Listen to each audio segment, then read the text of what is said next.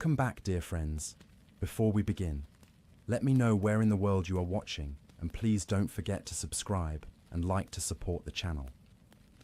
What if I told you that one of history's greatest minds spent his final night sleeping peacefully, knowing he would die the next morning, not tossing and turning, not bargaining with the gods, not overcome with terror or regret, just sleeping.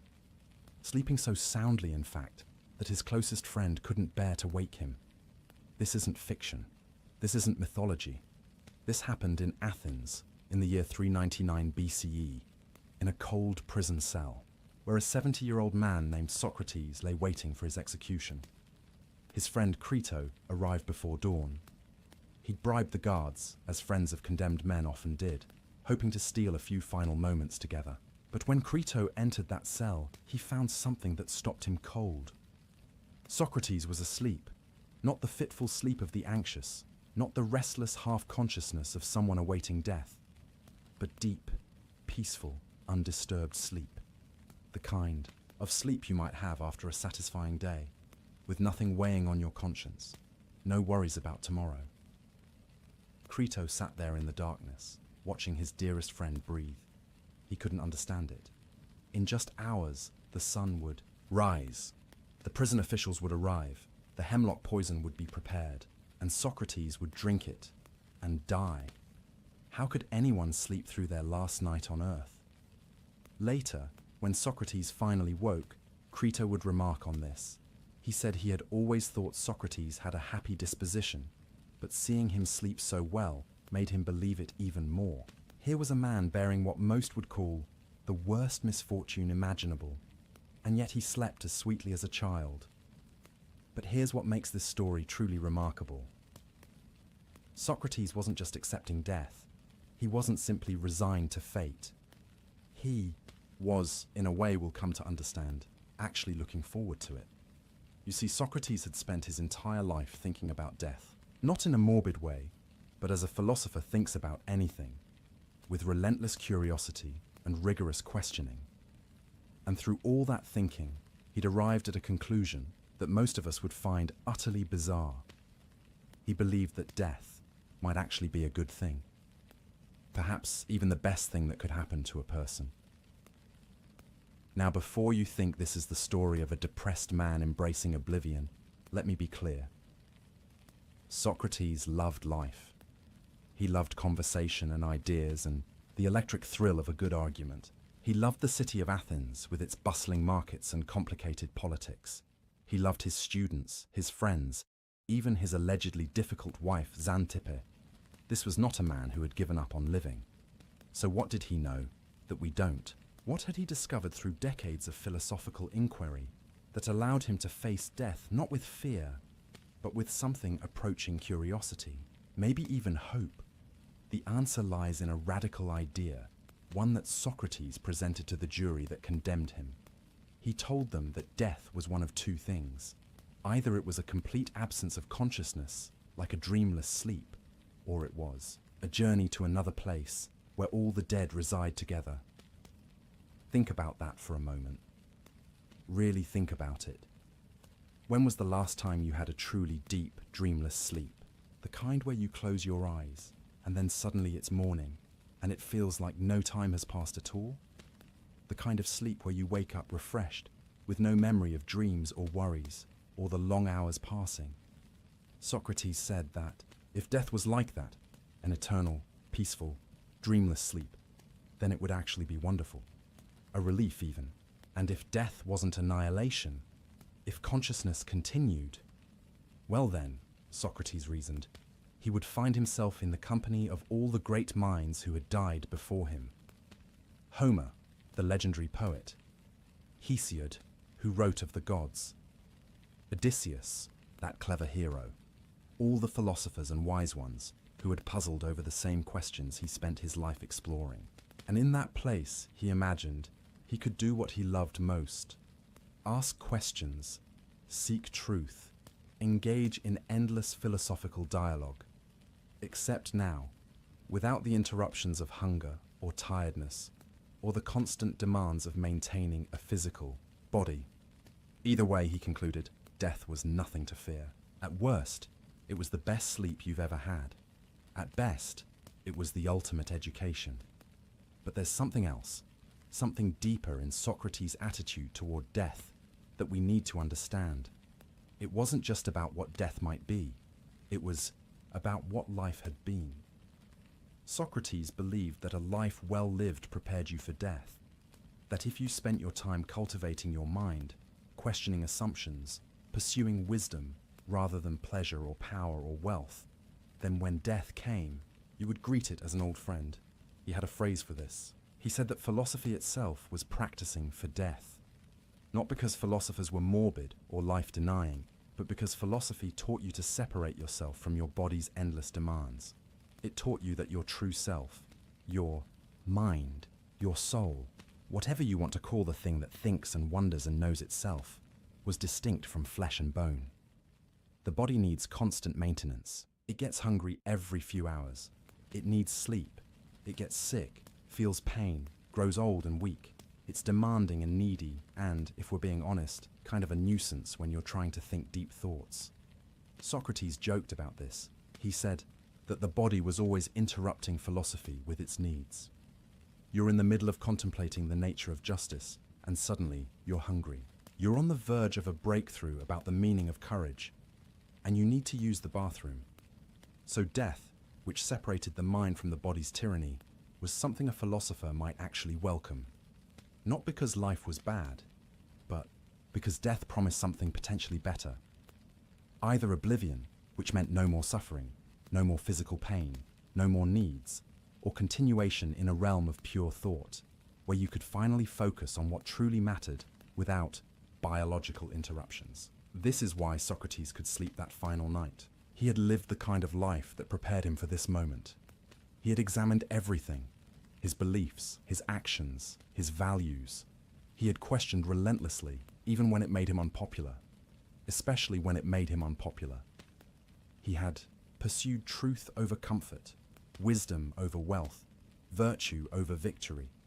And now, as he lay in that prison cell with dawn approaching, he was at peace. Not because he was giving up, but because he was ready. He had done the work. He had lived the examined life, and death, whatever it turned out to be, held no terror for a man who had spent 7 decades preparing for it. When Crito finally woke him, Socrates greeted the day calmly. They would talk. One final philosophical conversation about duty and justice and whether Socrates should escape, even though he had the chance. But we're getting ahead of ourselves. That conversation comes later. For now, I want you to hold on to this image, an old man, condemned to death, sleeping peacefully through his final night. And I want you to ask yourself, what would it take for you to sleep like that? What kind of life would you need to live? What kind of wisdom would you need to possess? What fears would you need to release? Because that's what this story is really about.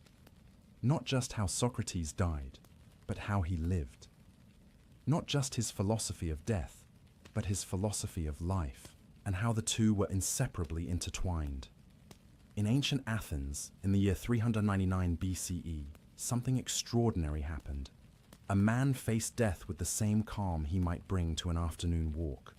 And in doing so, he left us with questions that still echo across 2,400 years. Questions about what matters, about what we should fear and what we shouldn't, about what it means to live well, and whether living well might actually be the secret to dying well. These are the questions we'll explore together tonight, and by the time we're done, you might find yourself thinking about death and life in ways you never have before. But first, we need to go back. Back before the trial, before the accusations, before the prison cell. Back to when Socrates was just a boy growing up in Athens, the son of a stonemason and a midwife, with no idea that he would become the most influential philosopher in Western history. We need to understand how he became the kind of man who could sleep peacefully before his execution. And that story begins, as so many great stories do, with a young person refusing to accept the answer he was given. It begins with a boy who questioned everything. Imagine Athens in the mid-5th century BCE. Not the ruins you might visit today, but a living, breathing city at the height of its power. The Parthenon is still being built, its marble gleaming white in the Mediterranean sun. The Agora, the great marketplace and public square, buzzes with merchants hawking olive oil and wine, politicians debating policy, artists selling their wares, and philosophers holding court on street corners. This is the world Socrates is born into, around 470 BCE. His father, Sophroniscus, is a stoneworker or sculptor. Sources differ, but we know he worked with his hands, shaping marble and limestone. His mother, Phaenarete, is a midwife. These are respectable professions, but not wealthy ones. Young Socrates grows up in a household that's comfortable enough, but far from the aristocratic circles that dominate Athenian politics and culture.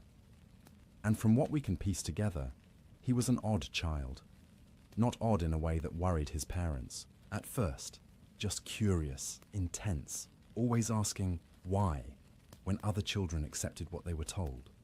While other boys played war games or practiced athletics, young Socrates seemed most content when he was thinking, or better yet, questioning.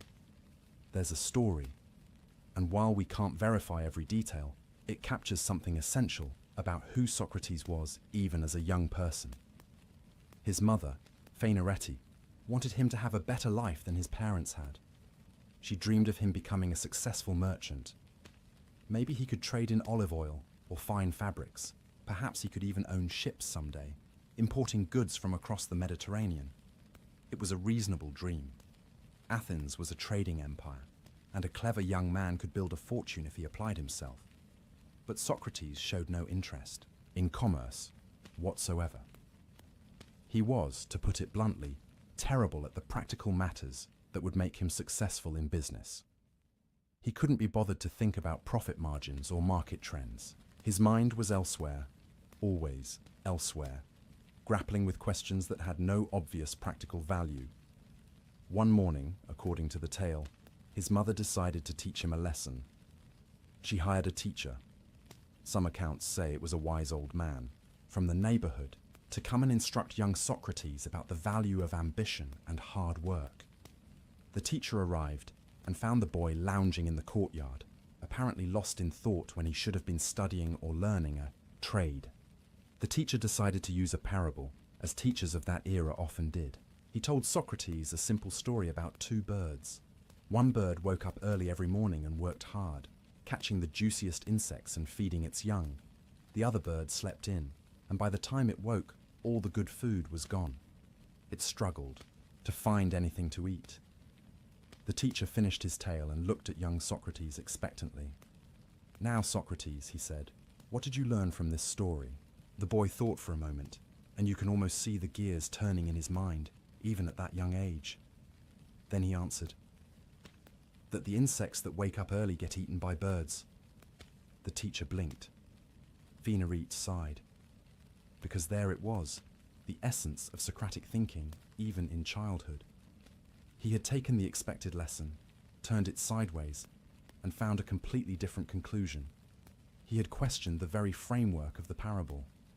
After all, from the insect's perspective, waking up early wasn't a virtue, it was a fatal mistake.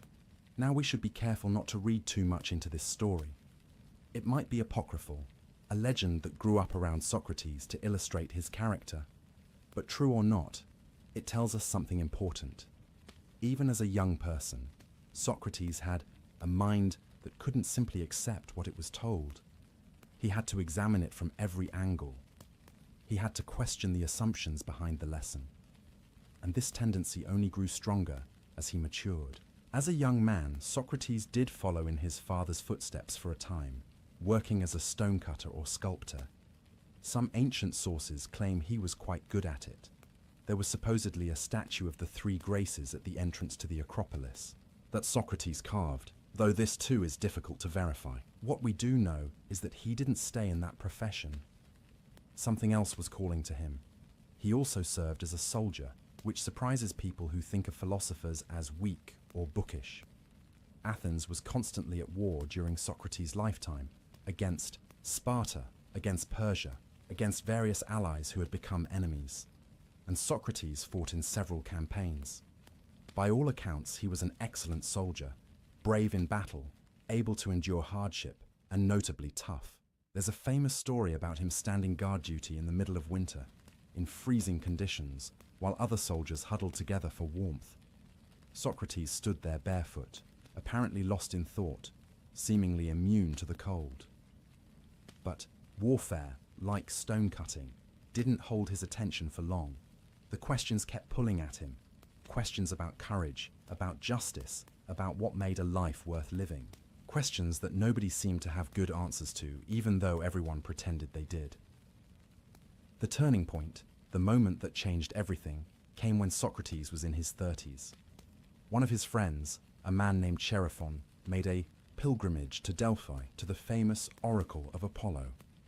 This was a common practice in ancient Greece. You would travel to Delphi, make an offering, and ask the oracle, a priestess who supposedly channeled the wisdom of the god Apollo, a question. Usually people asked about practical matters. Should I marry this person? Will my crops succeed? Should I start a new business venture? But Chaerephon, knowing his friend Socrates and his constant questioning and his obvious intelligence, asked the oracle something different. He asked, "Is anyone wiser than Socrates?" And the oracle gave an answer that would reverberate through a history. She said, "No one is wiser than Socrates." When Chaerephon returned to Athens and told Socrates what the oracle had said, Socrates was baffled, confused, even disturbed, because the one thing Socrates was absolutely certain of was that he wasn't wise. He didn't know the answers to the big questions.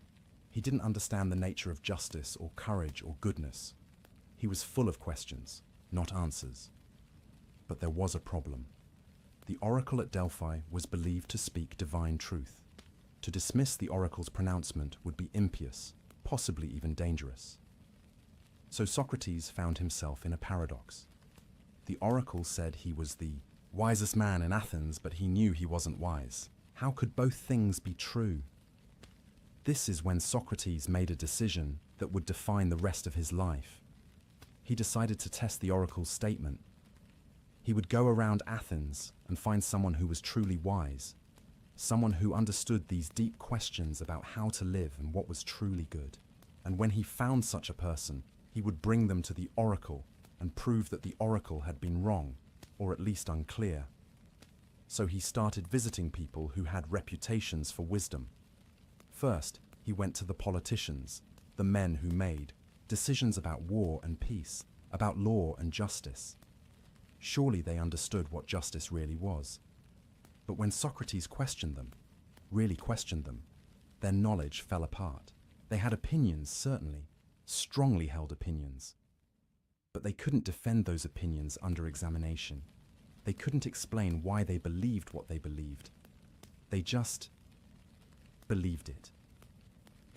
Then he tried the poets and artists, thinking perhaps wisdom lived there. These were men who created beautiful works, who seemed to understand human nature in their tragedies and comedies. But again, when questioned, they couldn't explain the wisdom they seemed to embody in their art.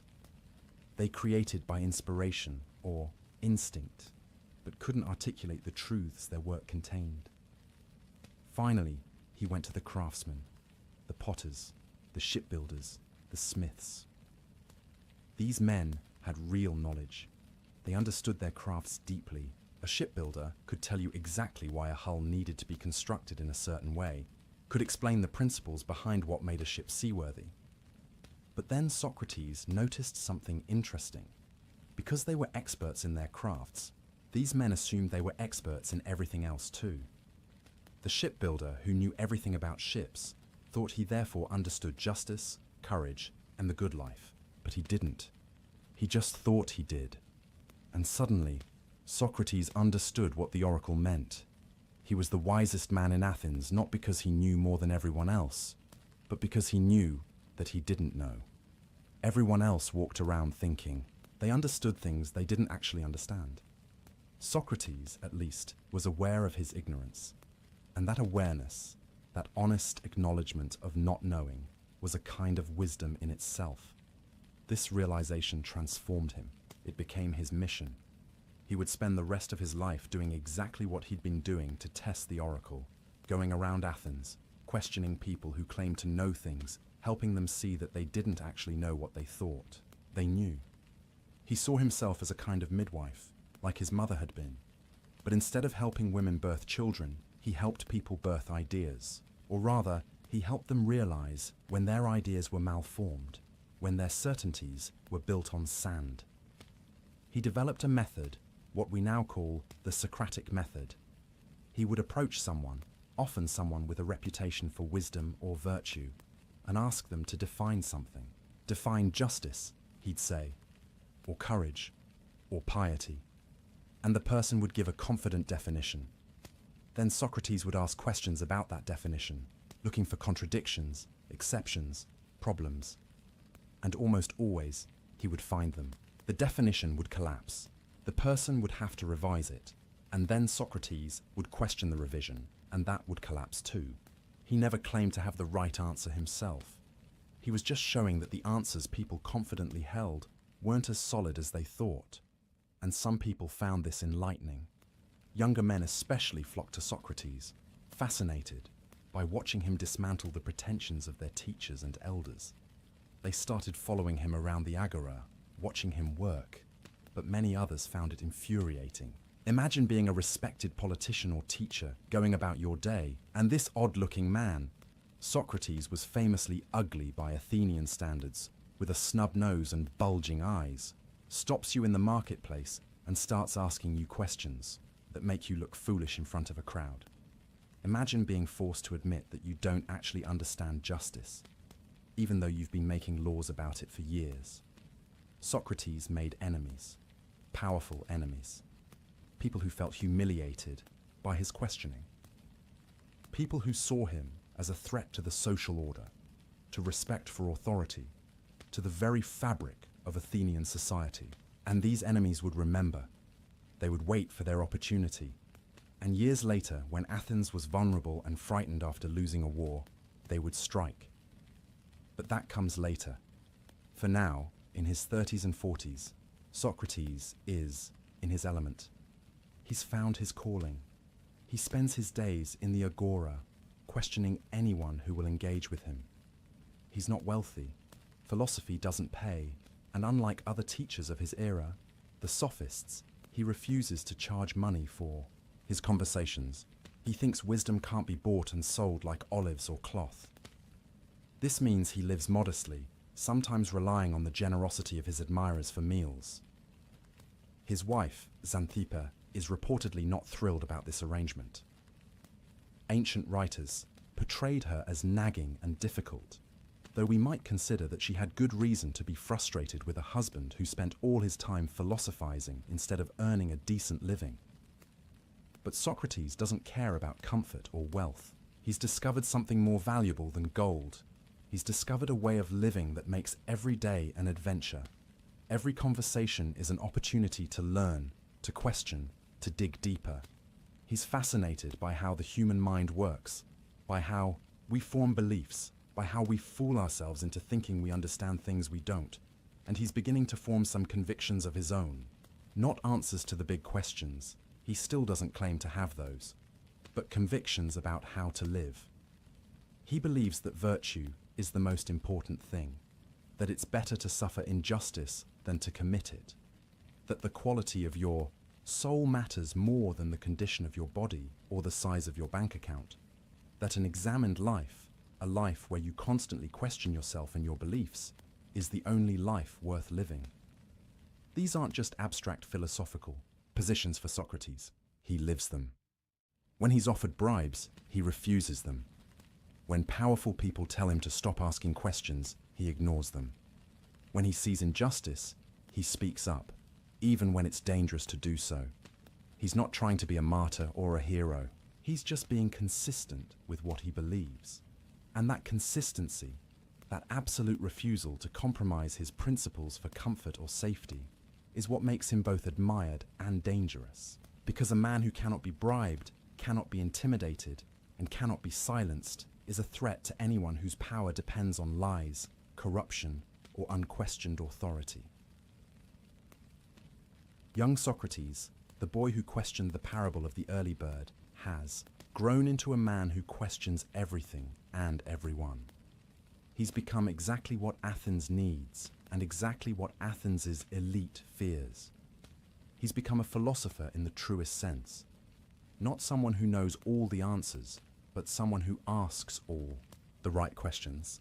And in asking those questions, he's challenging his fellow citizens to examine their own lives, to question their own beliefs, to wake up from the comfortable sleep of unthinking habit. He doesn't know it yet, but this mission will cost him everything. The same sharp mind that won him devoted followers will eventually bring him powerful enemies. The same integrity that made young men admire him will make old men fear him. The same questions that illuminated truth will be twisted into charges of impiety and corruption. But again, we're getting ahead of ourselves.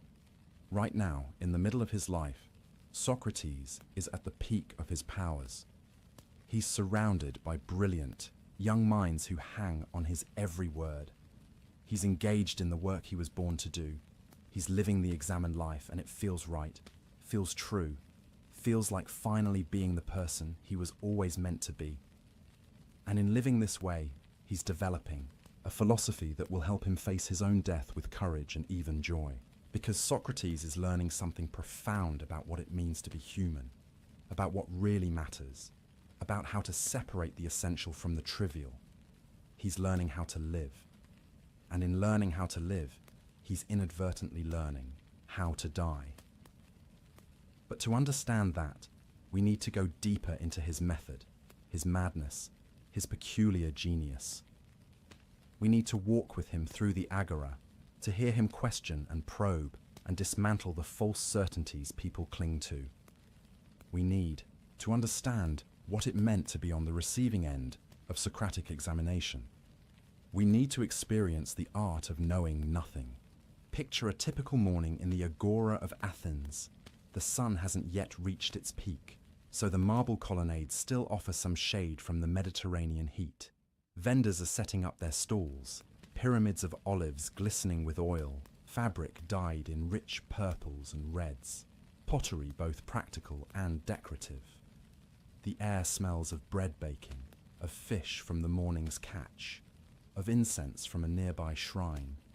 And there, near one of the columns, stands Socrates. He's in his 50s now, at the height of his powers.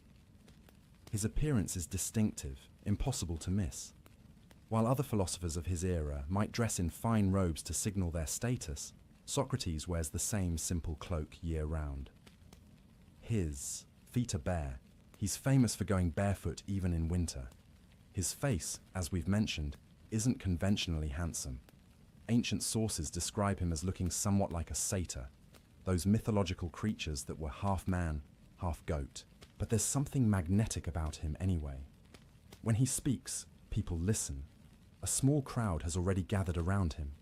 Some are his regular followers, young men from wealthy families who find traditional education boring, but find Socrates endlessly fascinating. Others are passers-by who've stopped out of curiosity. And approaching now is a man named Euthyphro, a religious expert who has a reputation for understanding the will of the gods. This is perfect for Socrates, because Euthyphro is on his way to the courthouse. He's prosecuting his own father for murder. It's a scandalous case that everyone in Athens is talking about. One of the father's workers killed a slave in a drunken rage, and the father bound the killer and threw him in a ditch while sending for religious guidance on what to do. The bound man died of exposure before the advice arrived.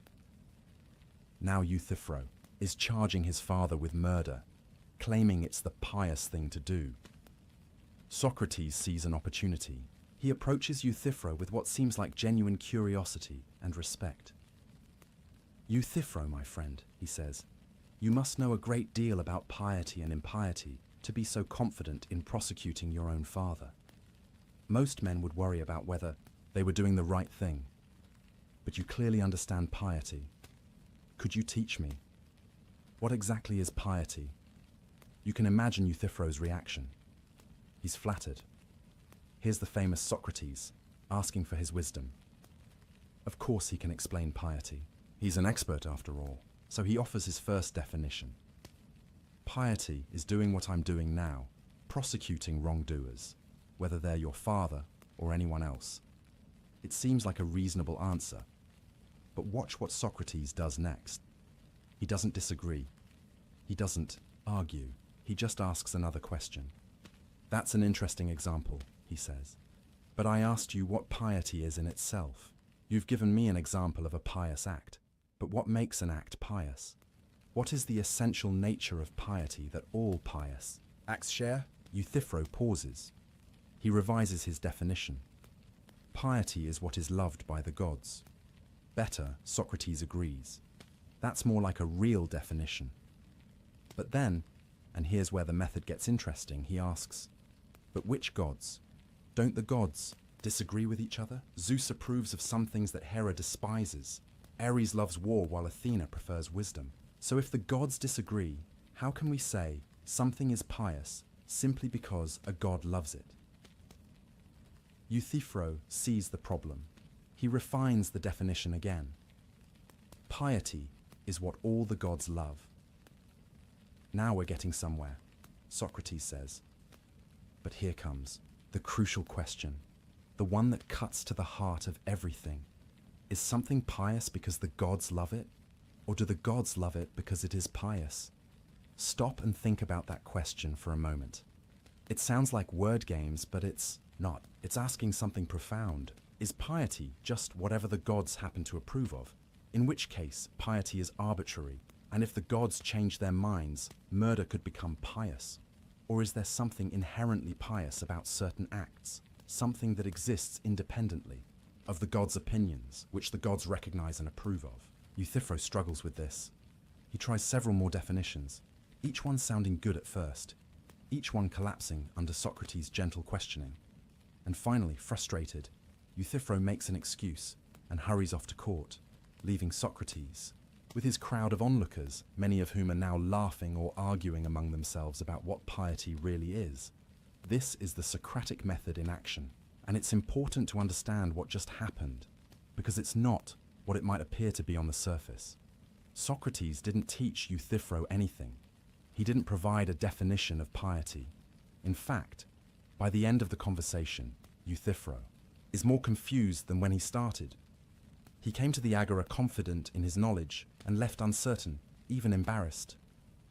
So what was the point? Was Socrates just being cruel? Was this intellectual bullying disguised as philosophy? No. This is where we need to understand something crucial about Socratic philosophy. Socrates believed that the first step toward wisdom was recognizing your own ignorance. Euthyphro thought he understood piety.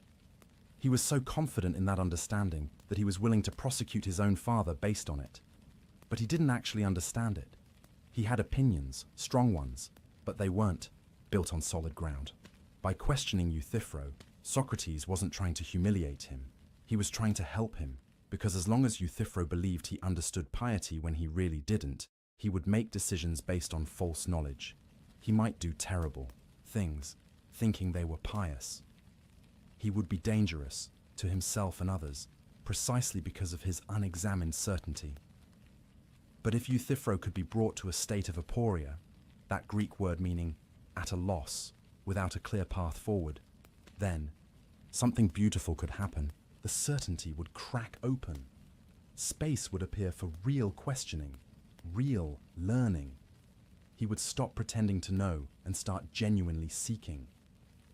This state of aporia, this experience of being at a loss, was essential to the Socratic method, and it wasn't comfortable. Imagine believing you understood something, building your life around that understanding, and then having someone show you through simple questions that you don't understand it at all. It's destabilizing, frightening even. This is why the young men loved Socrates.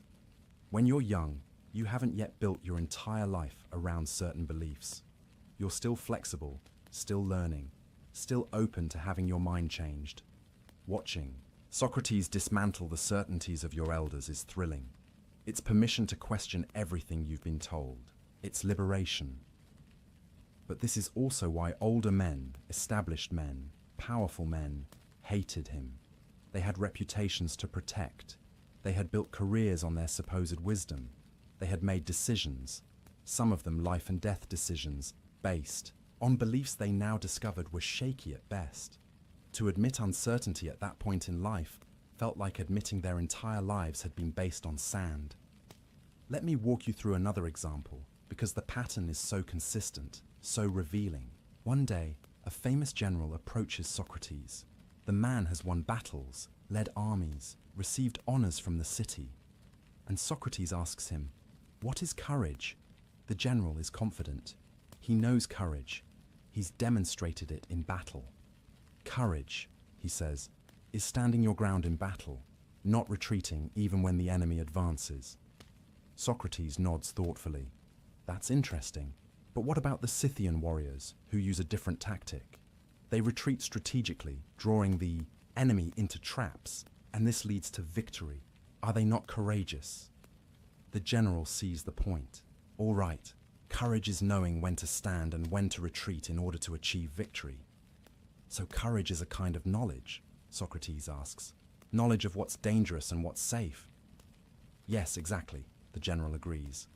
But then, Socrates continues, a doctor has knowledge of what's dangerous and safe for sick patients. Does that make the doctor courageous? Or a ship's captain knows what's dangerous at sea? Is he displaying courage simply by having that knowledge? The general pauses. No, that's different. Courage is specifically about dangers in war. But why only in war? Socrates presses. Can't someone be courageous in facing poverty, or in facing disease, or in facing temptation?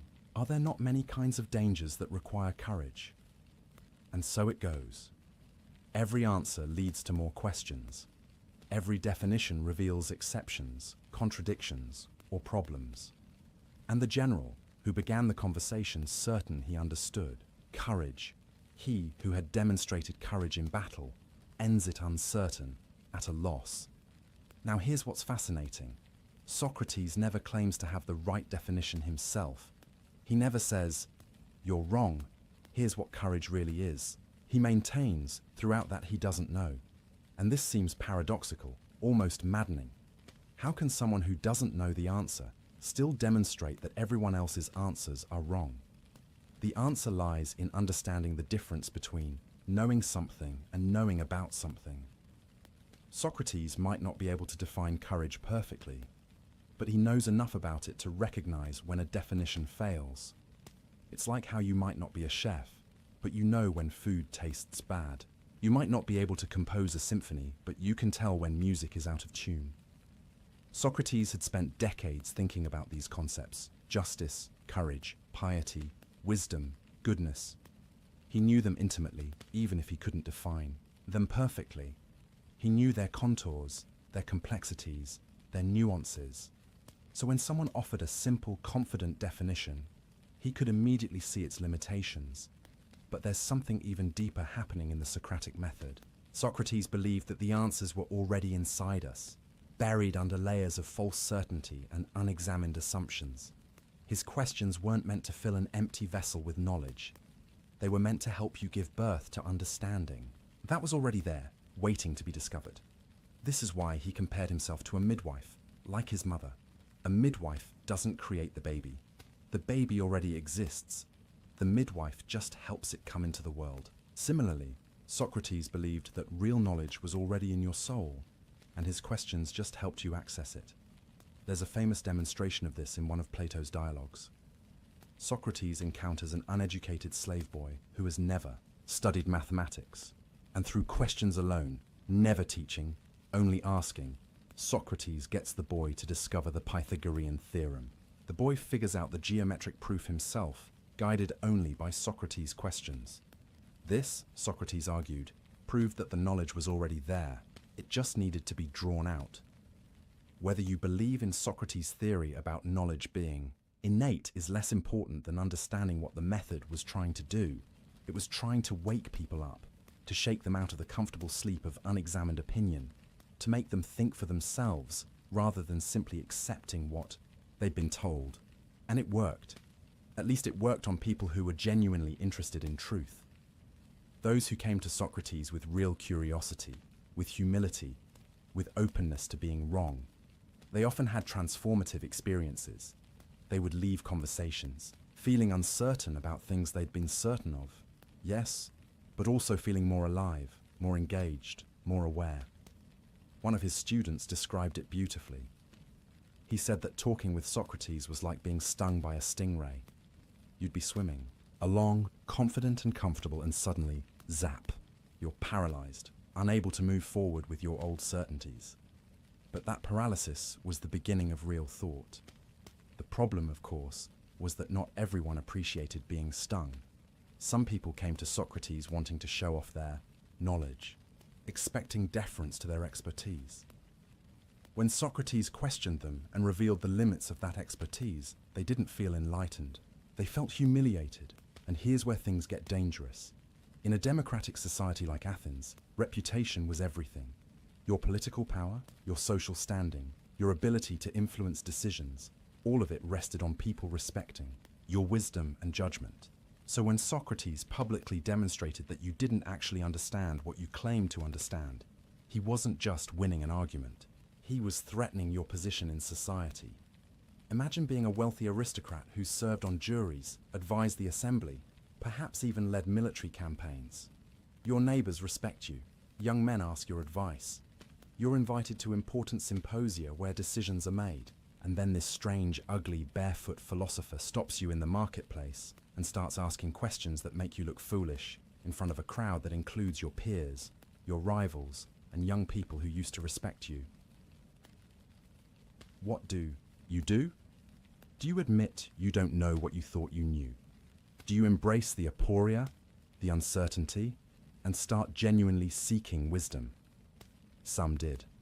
Those became Socrates' friends and followers. But others, perhaps most, did something else. They got angry. They dismissed Socrates as a sophist, a word twister, a corrupter of youth who taught young people to disrespect their elders. They began to see him not as a gadfly trying to wake Athens up, but as a threat to social order, to tradition, to everything that made Athens great. These men started gathering, started talking among themselves, started plotting. Because there's one thing powerful people hate more than being wrong. It's being publicly shown to be wrong. And Socrates had been publicly showing them to be wrong for decades. But Socrates didn't stop, couldn't stop. Because for him, the examined life was the only life worth living. To stop questioning, to accept easy answers, to let people walk around, confidently ignorant. That would be a betrayal of everything he'd learned from the oracle. He was the wisest man in Athens precisely because he kept asking questions, kept examining, kept pushing. He believed he was on a divine mission. The god, Apollo, had essentially told him, through the oracle, that his wisdom lay in recognizing his ignorance. And from that, Socrates had derived a calling. He was meant to go around Athens helping others recognize their ignorance too. He was meant to wake people up, even when it made him unpopular, even when it made him poor.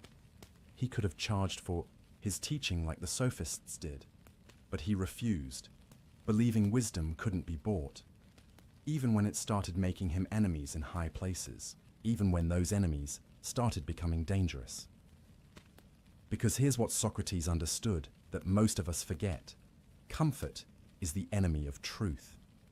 If you want to believe comfortable lies, you'll never face uncomfortable truths. If you want to keep your assumptions intact, you can't examine them too closely. If you want peace and prosperity and respect, you probably shouldn't spend your days challenging people's most deeply held beliefs.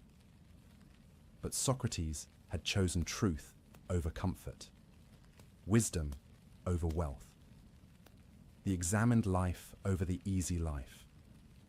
And that choice, that absolute commitment to questioning everything, was going to cost him everything. The powerful men he'd embarrassed were patient. They waited for the right moment, the right political climate, and it would come. Athens would suffer defeats, would become fearful and paranoid, would look for scapegoats, and when that moment came, they would strike. But we're not there yet. Right now, in the agora, Socrates is still free to question, still surrounded by devoted followers. still doing the work he was born to do. He's demonstrating day after day that wisdom begins with admitting you don't know.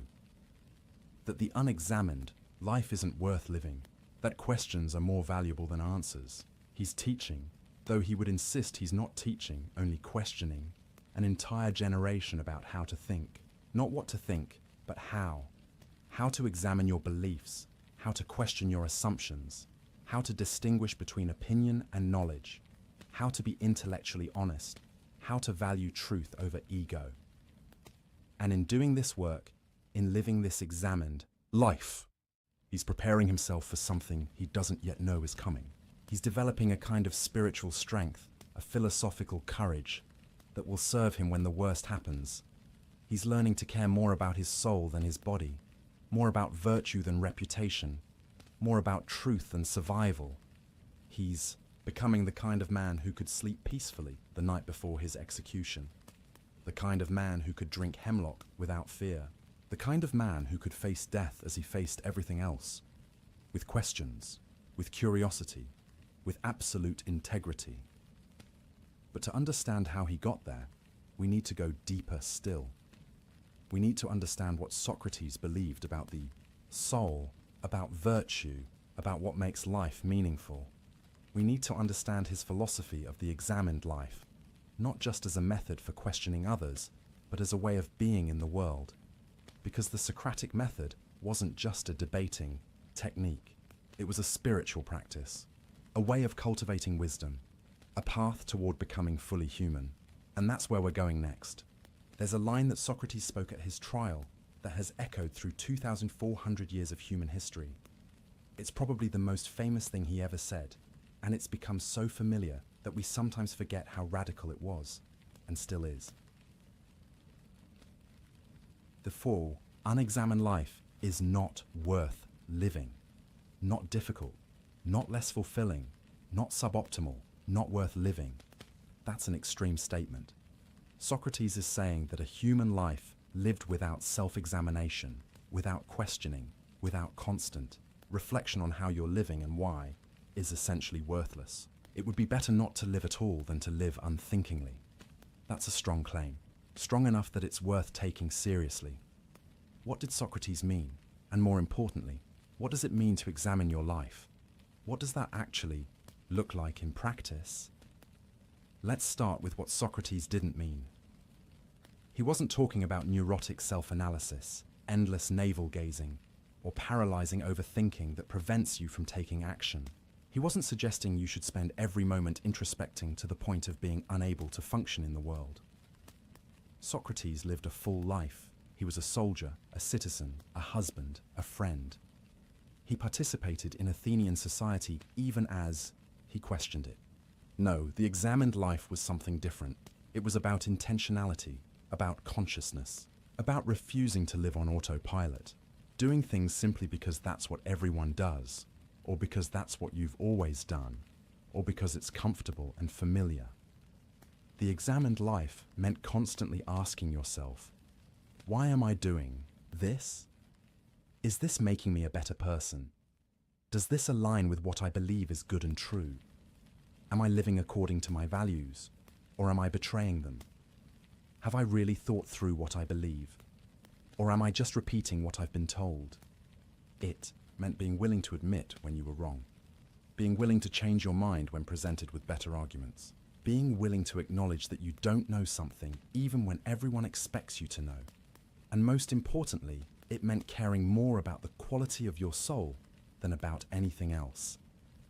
This concept, the soul, is central to understanding Socrates, but we need to be careful here.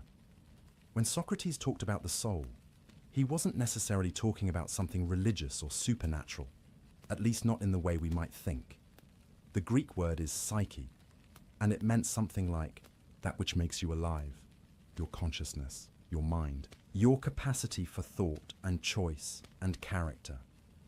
For Socrates, the soul was the real you. Your body was just the vehicle, the temporary housing. Your soul was what persisted, what mattered, what you should cultivate and care for above all else. Think about how we typically live. We spend enormous amounts of time energy, and money taking care of our bodies. We feed them, exercise them, rest them, dress them, groom them. We worry constantly about their health, their appearance, their comfort, and that's not wrong. Bodies need maintenance. But Socrates noticed that we almost never give the same attention to our souls. We don't feed our minds with the same care we feed our bodies. We don't exercise our capacity for wisdom and virtue. We don't examine whether our characters are healthy or diseased. We just assume that however we are is fine, that our beliefs and values and habits don't need the same kind of deliberate cultivation that our bodies do. And this, Socrates thought, was completely backwards, because your body is temporary. It's going to age, decay, and die no matter how well you take care of it. But your soul, your character, your wisdom, your virtue, that's what defines who you really are. That's what lasts. Whether you believe in an afterlife or not, your soul is what you contribute to the world, what you leave behind, what you really are when everything else is stripped away.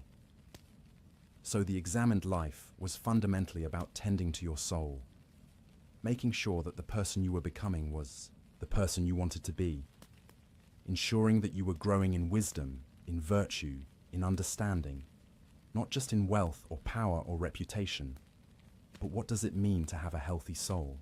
What does virtue actually look like? For Socrates, virtue wasn't about following rules or obeying commandments. It was about knowledge, real knowledge. He believed that if you truly understood what was good, you would naturally do it. Nobody does. Wrong willingly, he argued. People do wrong things because they're confused, because they mistake what's bad for what's good, because they don't really understand what they're doing. This might sound naive at first. Surely people sometimes knowingly do bad things. Don't we all have experiences of knowing something is wrong but doing it anyway? But Socrates would say, when you do something you know is wrong, it's because in that moment, you believe you're getting something good from it. You lie because you believe the benefit of the lie outweighs the cost. You cheat because you believe success gained through cheating is worth more than integrity. You're mistaking a lesser good, temporary pleasure, advantage, safety, for the greater good of having a virtuous soul. If you really understood, deeply understood, that harming your soul is the worst thing you can do to yourself, you wouldn't do it. If you viscerally felt the truth that it's better to suffer injustice than to commit it, you would never choose to be unjust, even when you could get away with it.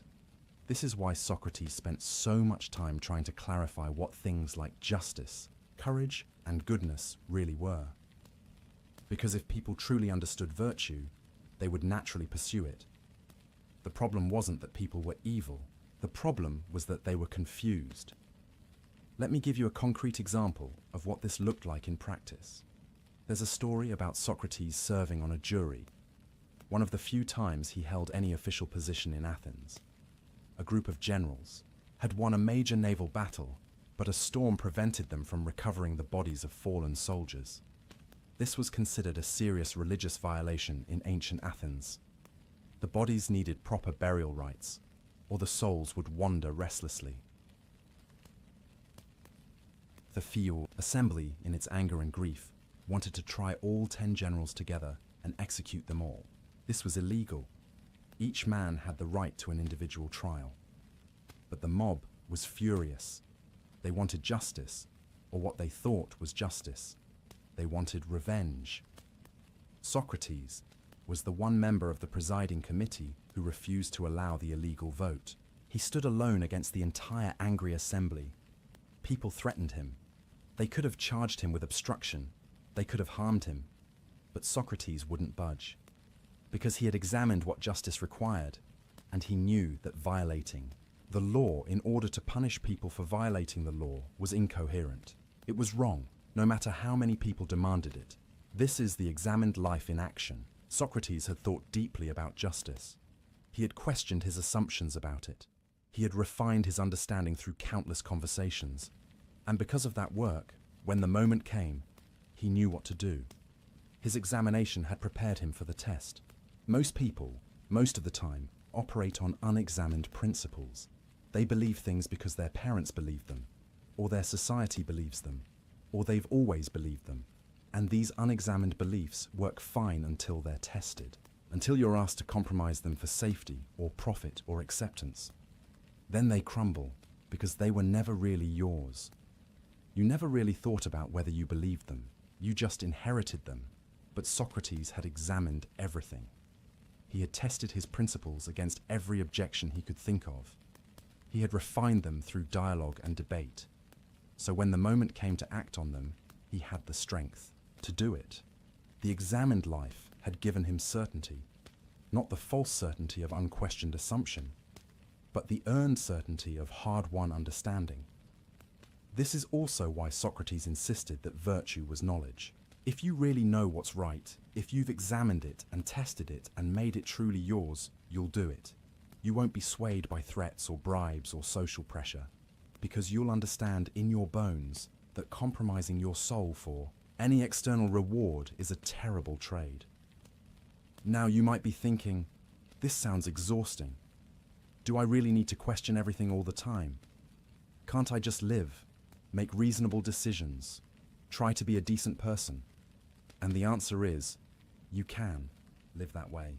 Most people do, but Socrates would ask you, is that really living? Or is that just existing on autopilot?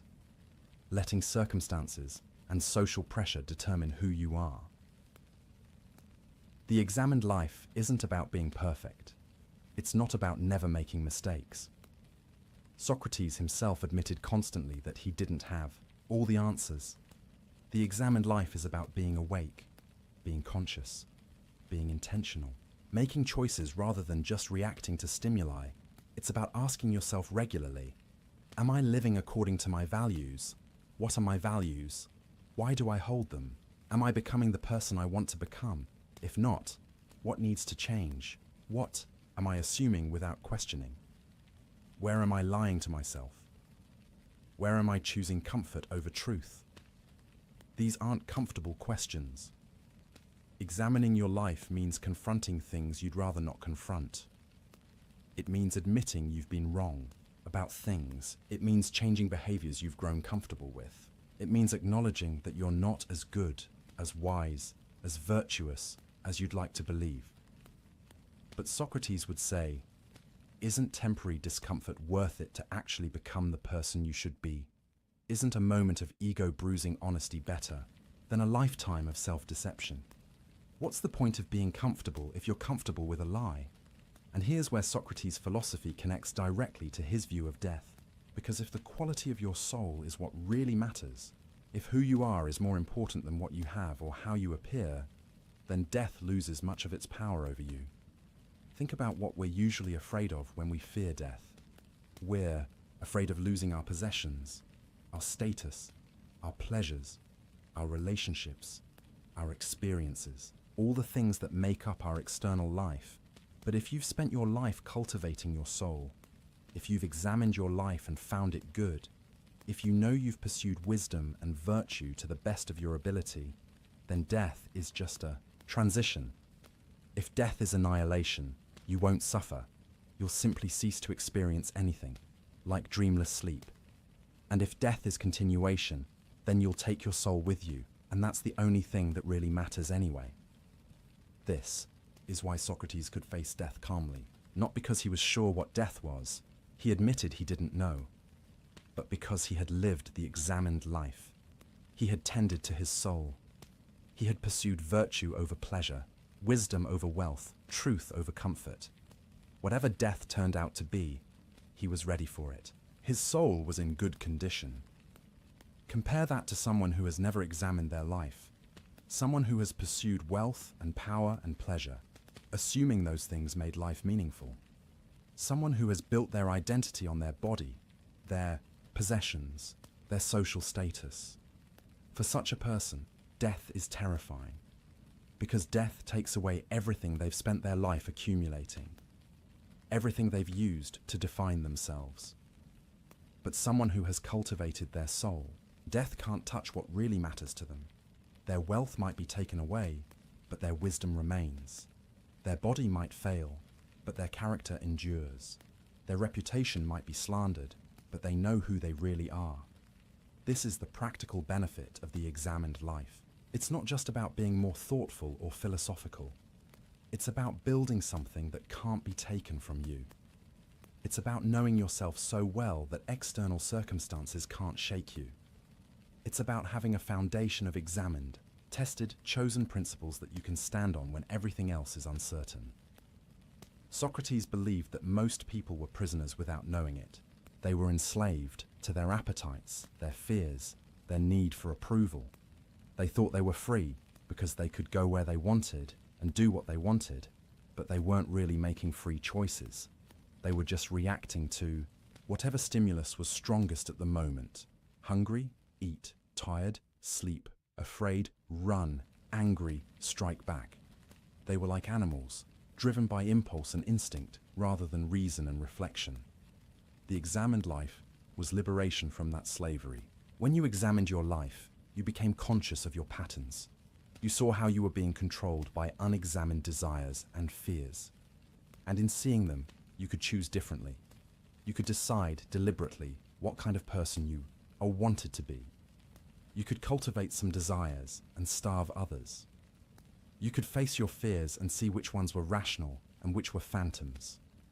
This is why Socrates said that the examined life was the only life worth living for a human being, because examination was what made you fully human. Without it, you were just a clever animal. With it, you became something more, a rational being, capable of self-determination, able to choose virtue over vice, even when virtue was harder. And Socrates lived this philosophy. Every story we have about him shows a man who had examined his life and found clarity. He was offered bribes and refused them, because he had examined whether wealth mattered more than integrity, and found it didn't. He was threatened with death if he continued teaching, and he continued anyway, because he had examined whether life was worth living without the freedom to pursue wisdom, and found it wasn't. He was given the chance to escape prison, and he refused, because he had examined what justice required, and found that he couldn't violate the laws he had lived under all his life just to save himself. These weren't easy choices. Socrates wasn't superhuman. He felt fear, discomfort, attachment to life just like anyone else. But his examination had given him something stronger than those feelings. It had given him conviction. Not blind faith, but examined, tested, chosen. Conviction about what really mattered and what didn't. And this conviction gave him peace. The kind of peace that let him sleep soundly the night before his execution. The kind of peace that let him comfort his grieving friends rather than needing comfort himself. The kind of peace that comes from knowing, really knowing, that you've lived well, that your soul is in good condition, that you've done what you could to become who you should be. This is what the examined life offers. Not easy answers, not comfortable, certainty, not a life free from difficulty or pain, but clarity, purpose, integrity, the knowledge that you're living deliberately, consciously, in accordance with principles you've chosen after real thought. And in Socrates' view, that was the only life worth living. Everything else, wealth, power, pleasure, even life itself, was secondary. The quality of your soul, the state of your character, the depth of your wisdom, that was what mattered. That was what you should examine, cultivate, protect. Because your soul is the only thing that's really yours. Everything else can be taken away. Your possessions can be stolen. Your reputation can be slandered. Your body can be imprisoned or killed. But your soul, who you really are, what you really believe, the wisdom you've gained, the virtue you've cultivated, that remains yours. That goes with you, wherever you go. That is you. And when you understand that, really understand it at a bone-deep level, then you're free in a way that most people never experience. Free from the fear of loss, because you can't lose what really matters. Free from the need for approval, because you know your own worth through examination, rather than through others' opinions. Free from the terror of death, because death can only take what was temporary anyway. This is what Socrates had achieved through his examined life. This is what allowed him to face his accusers with calm confidence. This is what let him sleep peacefully on his final night. But to understand how he got to that point, to really grasp the full story, we need to see how his examined life, his refusal to compromise, his insistence on questioning everything, eventually brought him into fatal conflict with Athens itself. We need to see what happens when the examined life collides with power, fear, and a city looking for someone to blame. We need to see the accusation. Athens in 404 BCE is not the Athens of Socrates' youth. The city that once led the Greek world, that built the Parthenon and pioneered democracy, that produced the great playwrights and thinkers, is broken. The Peloponnesian War, a brutal, decades-long conflict with Sparta, has finally ended, and Athens lost catastrophically. The long walls that protected the city from invasion have been torn down. The powerful navy that made Athens an empire has been reduced to a handful of ships. The democracy that Athenians were so proud of has been temporarily overthrown by a brutal oligarchy called the 30 Tyrants, sponsored by Sparta. The city is traumatized, defeated, humiliated, and deeply, deeply afraid. Fear makes people dangerous. Fear makes them look for enemies within. Fear makes them suspicious of anyone different, anyone questioning, anyone who doesn't fit neatly into the story the city tells itself. And there's one man in Athens who has spent his entire adult life questioning everything, who has made enemies among the powerful, who has an entire generation of young followers who learned from him to challenge authority. That man, of course, is Socrates, and his enemies have been waiting for this moment. Let's be clear about who these enemies were and why they hated him so much. There was Anytus, a wealthy leather merchant who had been prominent in the democratic resistance against the 30 Tyrants. He was a patriot by his own estimation, a defender of Athenian values, and his son had fallen under Socrates' influence, spending time with the philosopher instead of learning his father's business. Worse, the young man had apparently started questioning his father's beliefs, using Socratic methods to point out contradictions in Anytus's thinking. You can imagine how well that went over. Then there was Miletus, a poet, or someone who fancied himself one. Socrates had probably humiliated him in public at some point, as he had so many self-important artists who claimed their work came from divine inspiration, but couldn't explain what wisdom their poetry actually contained. Miletus wasn't particularly bright or influential, but he was angry and willing to be used as a tool. And there was Lycon, a rhetorician, representing a whole class of professional speakers and teachers whom Socrates had spent years demonstrating weren't as wise as they pretended to be. These men and others like them had been collecting grievances for years. Every time Socrates embarrassed someone in the agora, every time he made a politician look foolish, every time a young man questioned his father's authority after studying with Socrates, every time someone's reputation suffered because Socrates exposed their ignorance. All of it had been building, accumulating, like a debt that would eventually come due. But they needed the right moment. You couldn't just charge Socrates when Athens was confident and secure.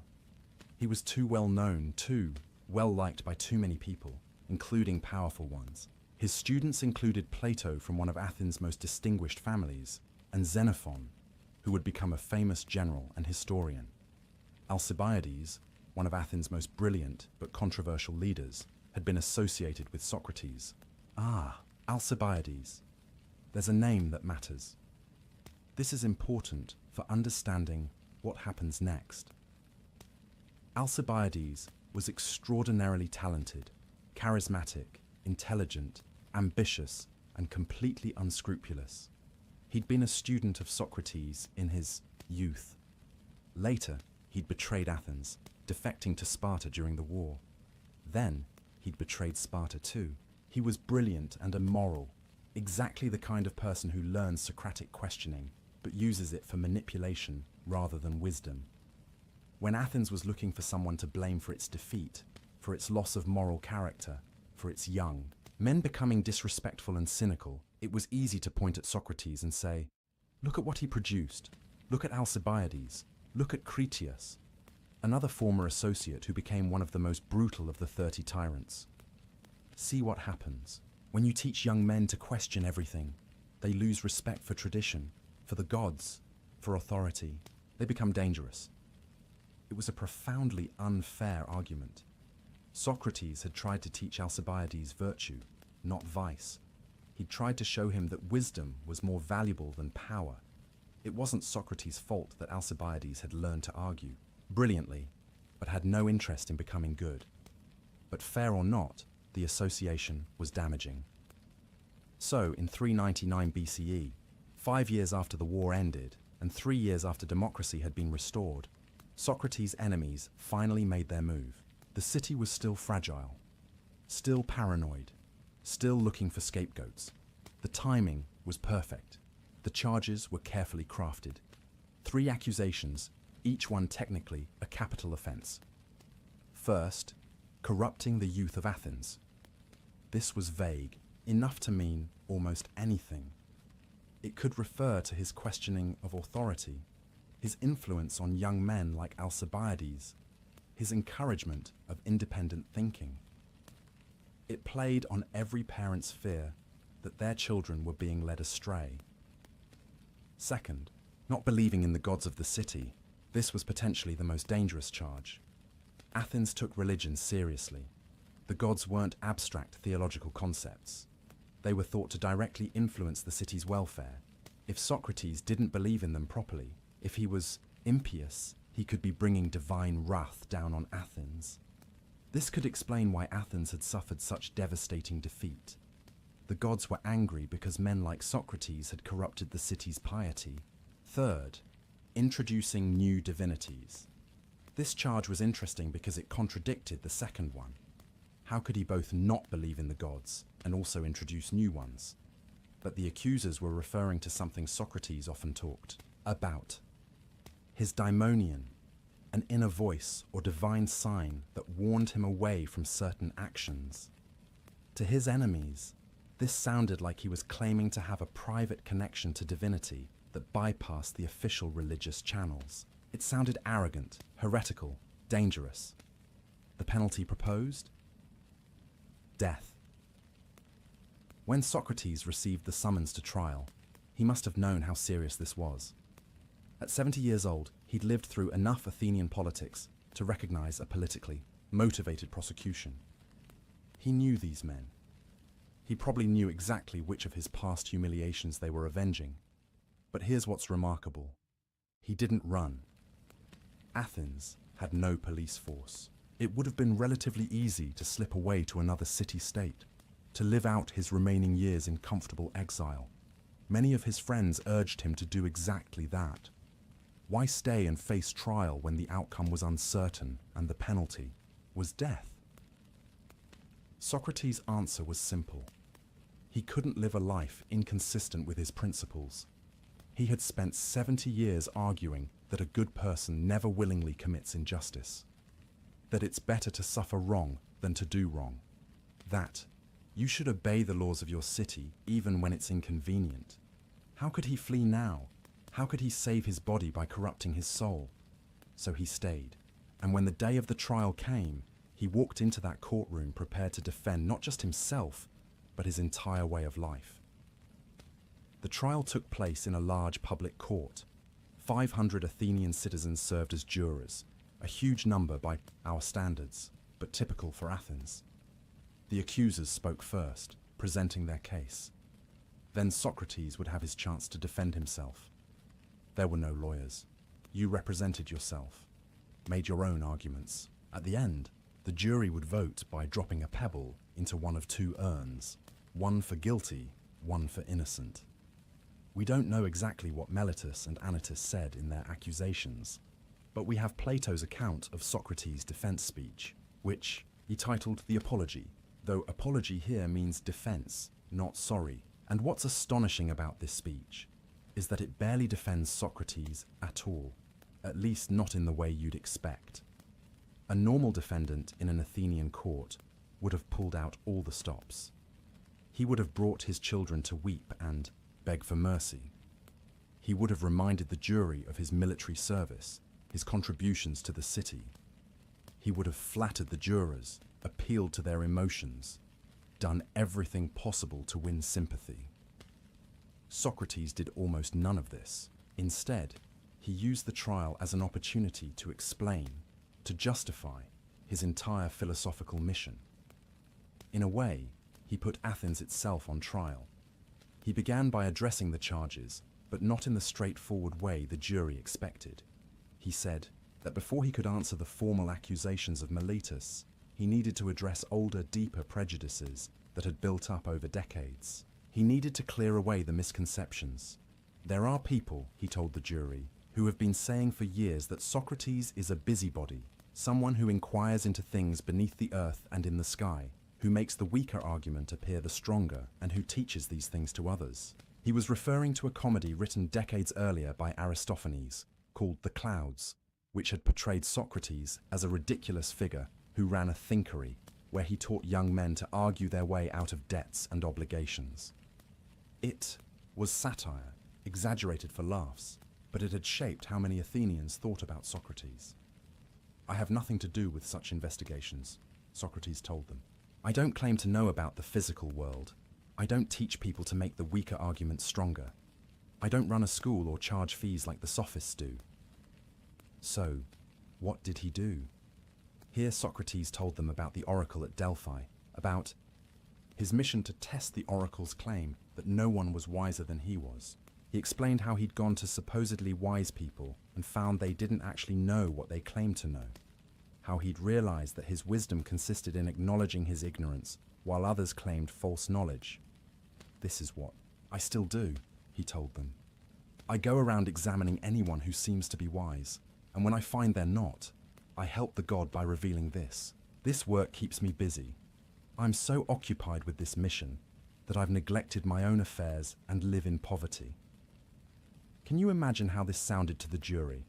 He's on trial for his life, and instead of begging for mercy, he's explaining that he's on a divine mission to expose people's ignorance. He's essentially admitting to the very behavior his accusers found so offensive, but framing it as a service to the god.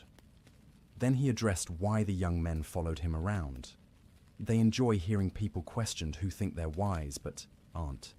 And they try to imitate me, examining others. And when they do, those who are exposed get angry, but not at themselves for being foolish. They get angry at Socrates for supposedly corrupting these young men. It's a brilliant rhetorical move. He's saying, "You don't really think I'm corrupting the youth. You're just angry because I and my students have exposed your ignorance." But then he did something extraordinary, something that probably sealed his fate. He turned to Meletus directly and began to cross-examine him, right there in court, using the Socratic method on his accuser.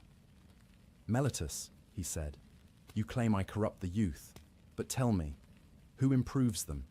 Who makes them better?" Meletus, probably not expecting this approach, fumbled a bit and said, "The laws." "No, I mean what person? Who has the knowledge to improve young people?" "The jurors," Meletus answered. "All of them?" "Yes." "What about the audience here, and the council members, and the assembly? Do they all improve the youth?" "Yes, all of them." "So according to you," Socrates said, "every Athenian improves the youth except me, and I alone corrupt them. Is that really what you're saying?"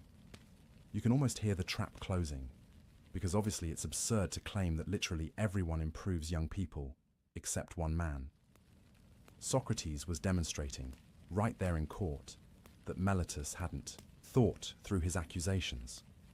He was revealing the prosecutor's ignorance the same way he'd done to countless people in the agora. Then Socrates pressed further.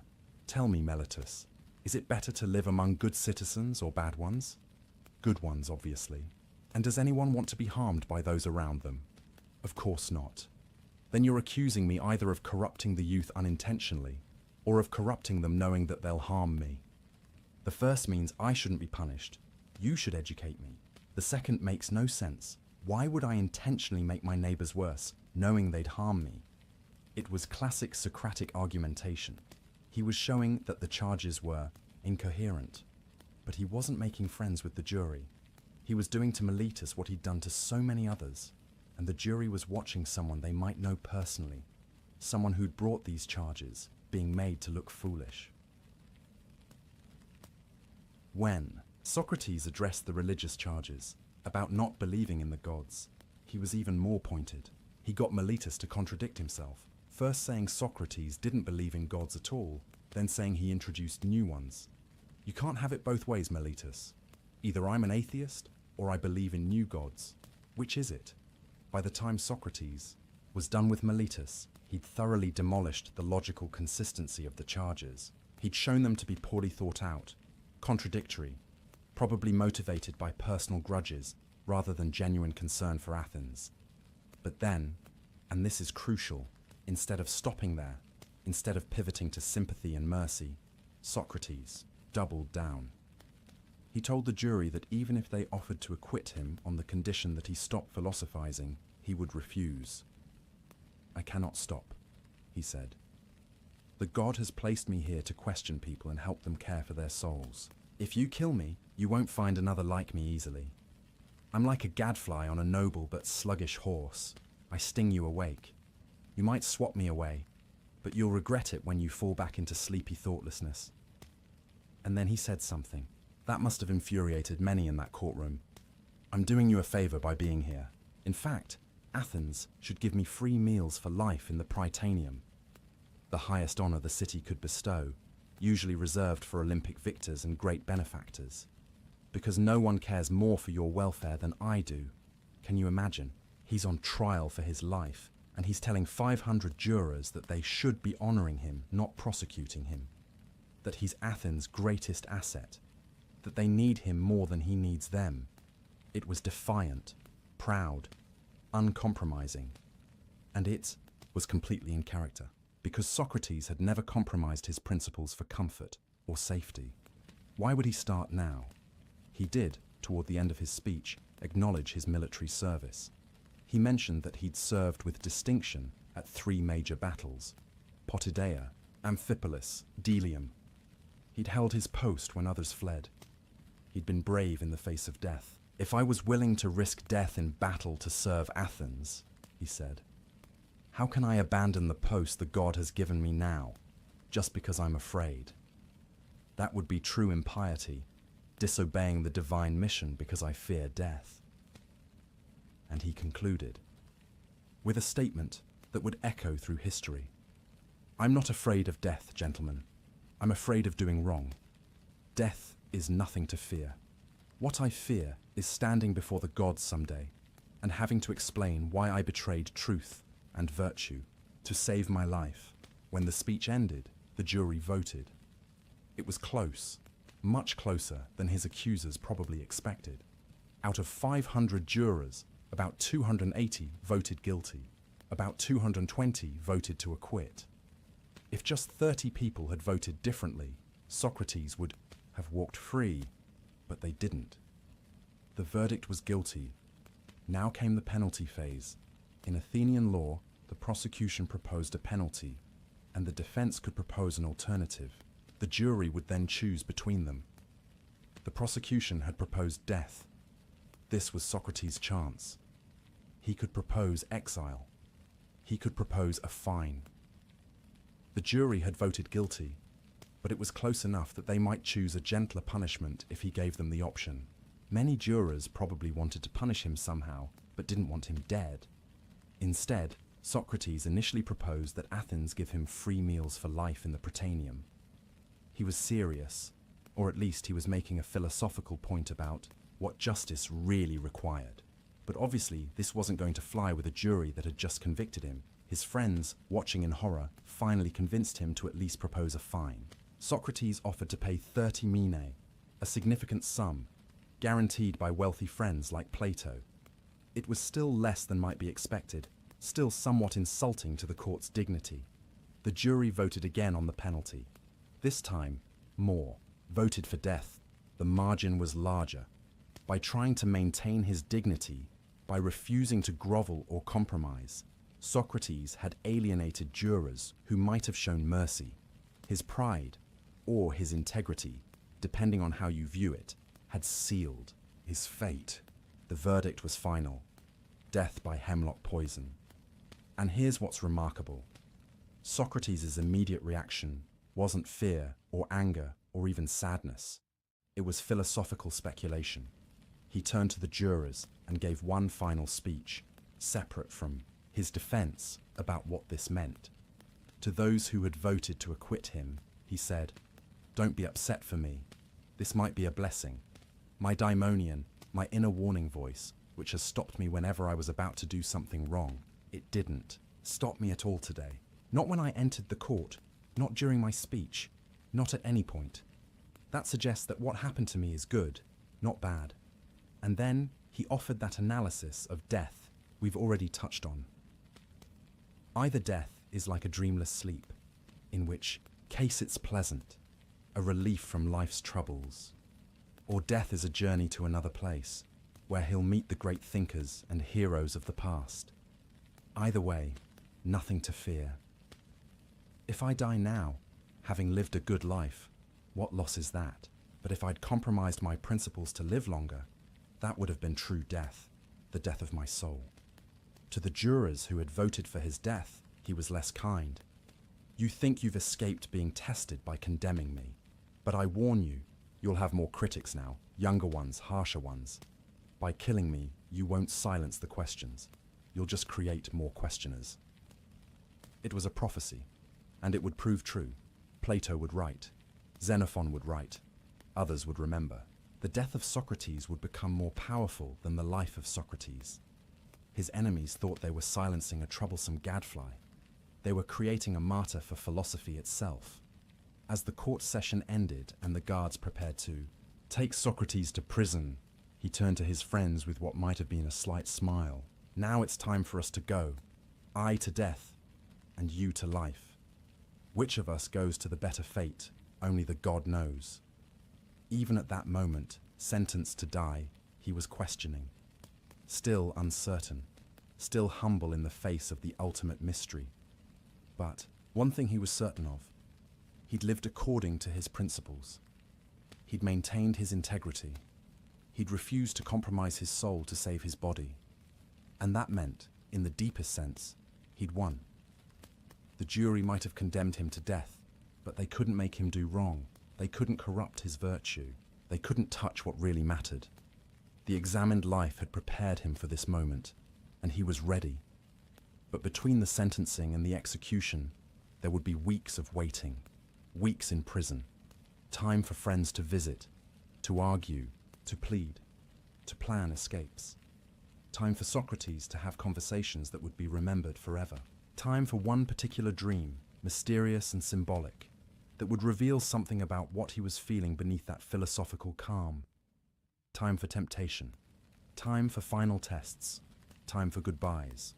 And time, on that last night, for the deepest sleep a condemned man had ever slept. The prison is quiet now. It's early morning, that liminal time between night and dawn, when the world holds its breath.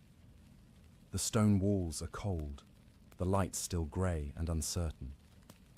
And in this silence, Socrates is asleep. His friend Crito sits, watching him, as we mentioned at the beginning of our story. But what we didn't tell you yet is what Socrates was dreaming. What vision came to him in that prison cell, in those weeks between his trial and his execution. Dreams fascinated the ancient Greeks in ways we might struggle to understand today. They weren't simply random firing of neurons, the brain processing daily events. Dreams were messages, prophecies, windows into a reality deeper than the waking world. The gods spoke through dreams. The dead visited in dreams. Your dreams could tell you the future, warn you of danger, reveal hidden truths. So when Socrates had a particular dream during his imprisonment, and when he chose to tell people about it, they paid attention. They tried to interpret it. And we should too, because this dream reveals something important about what Socrates was feeling beneath his philosophical composure. The dream was simple on the surface, but rich with symbolism. Socrates dreamed that a woman came to him. She was beautiful, dressed in white robes, and she spoke to him, quoting a line from Homer's Iliad. On the third day, you will reach fertile Phthia. That's it. That's the whole dream. A beautiful woman, in white, a quote from Homer, a mention of Phthia and the third day. But let's unpack what this meant, because every element carries weight. First, the woman in white. White was associated with purity, with the divine, with death. White robes were what you wore for religious ceremonies, for funerals. So already, the imagery suggests something sacred, something connected to the boundary between life and death. Then there's the quote itself, from the Iliad. It's what Achilles says, or at least what Homer imagines Achilles thinking, when he's angry at Agamemnon and considering abandoning the Greek army at Troy. Achilles is furious because Agamemnon has dishonored him, taken his war prize, treated him unjustly, and Achilles thinks, why should I stay here and fight for these people? I could go home. I could reach Phthia, his homeland, in 3 days if I left now. Phthia, in the geography of Homer's world, was Achilles' home. It was where he came from, where he belonged. It represented safety, comfort, the place where he was loved and valued rather than dishonored and disrespected. And the third day in Socrates' dream, well, that had an obvious interpretation. Socrates told Crito about this dream, and he interpreted it himself. It meant he would die in 3 days. That was when the sacred ship would return from Delos, ending the religious period during which no executions could be carried out. The third day would bring his death. But here's what's interesting. What's revealing about what might have been happening in Socrates' psyche. Why did his dreaming mind choose this particular quote? Why Achilles and Phthia? Why this image of going home? Because Achilles' situation in that moment has parallels to Socrates' situation. Achilles has been dishonored by the very people he's been serving. He's been fighting for the Greek army, risking his life, demonstrating his excellence in battle. And how do they repay him? By treating him unjustly, by taking what's rightfully his, by disrespecting him in front of everyone. Sound familiar?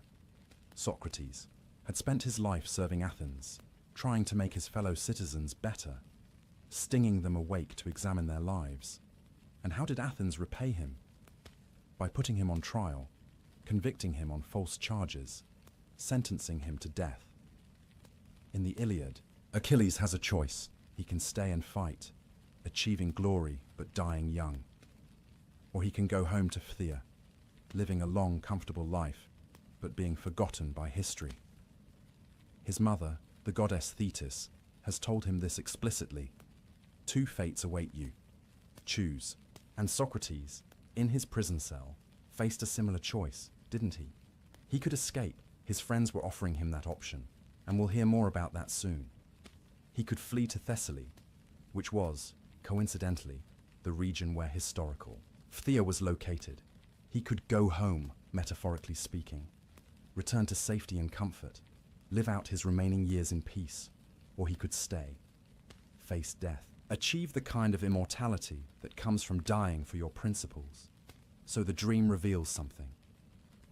Beneath Socrates' philosophical calm, beneath his rational arguments about why death is nothing to fear, there was a human being who felt what had been done to him, who felt dishonored, like Achilles, who thought about escape, about going somewhere safe, about leaving this whole unjust situation behind. The woman in white, was she calling him home? Was she death itself, beautiful and pure, promising relief? Or was she a vision of escape, of the life he could still have if he chose it?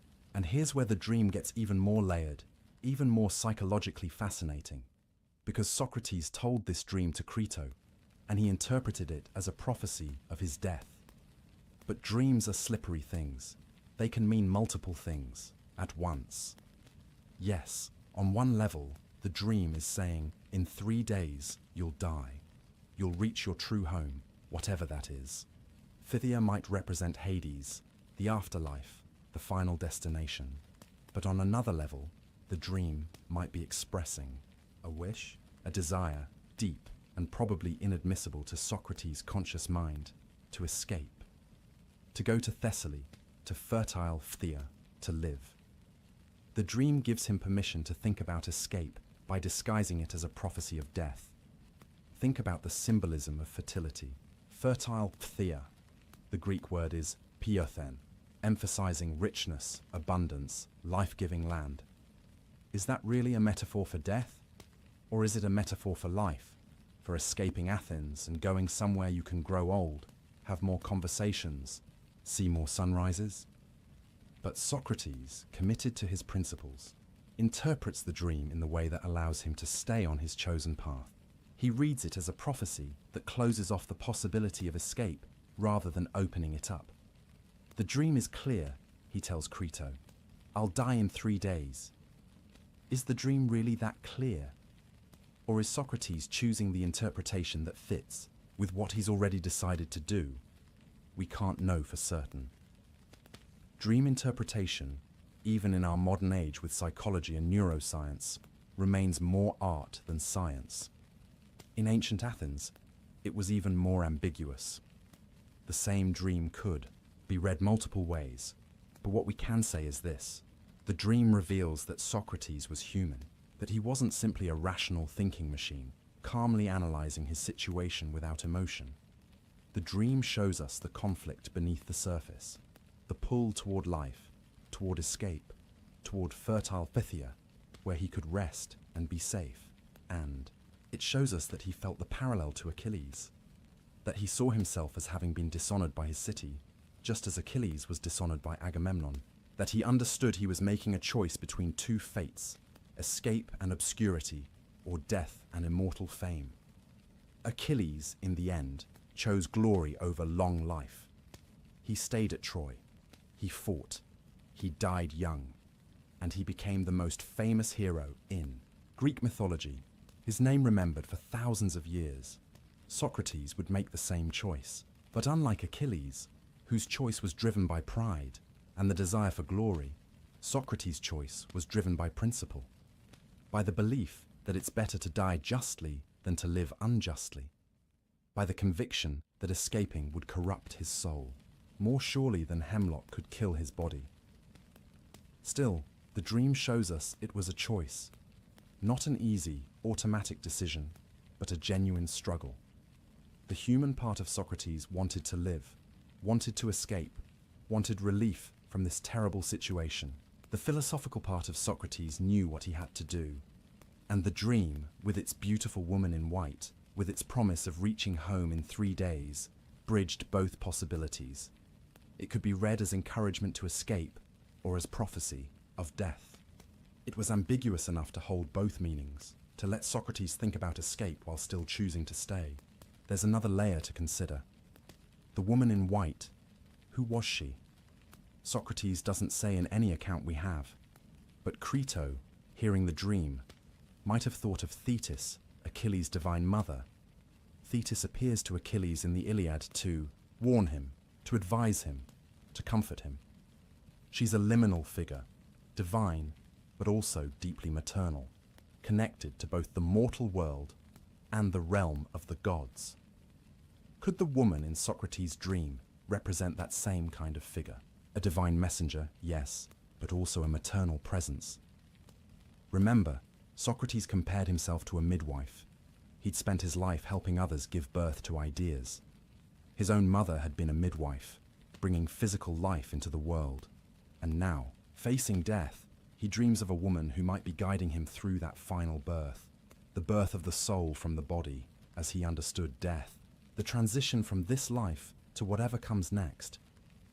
The woman in white isn't threatening. She's beautiful. She quotes poetry. She promises arrival at a fertile homeland. Whether that homeland is death or escape, it's portrayed as something to move toward, not something to fear. This is consistent with everything Socrates had said about death. He wasn't afraid of it. He was curious about it, and his dream reflects that. Death appears not as a monster or an ending, but as a beautiful guide promising to take him home. But there's a melancholy to it too, isn't there? The dream admits something Socrates rarely admitted consciously. He was tired. Fertile Phthia is a place of rest. After all his years of questioning, of fighting, of standing alone against the ignorance and hostility of his fellow citizens. Wouldn't it be nice to just stop, to rest, to go home, whether home meant Thessaly and continued life, or Hades and the afterlife, or simply the cessation of consciousness, dreamless sleep, as he described it? The dream suggests a longing for peace, for an end to struggle, and maybe that's part of why he could face death with such calm. Not just because of his philosophical arguments, but because he was, in a very human way, ready.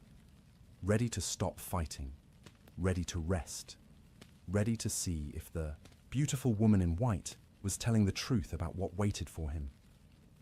The ancient Greeks believed dreams could be prophetic, but they also believed they could be deceptive. There were true dreams sent by the gods through the gate of horn, and there were false dreams sent through the gate of ivory, designed to mislead or confuse. Was Socrates' dream true or false? Did it really foretell his death in 3 days? Or did it offer him an escape he chose not to take? Both, perhaps.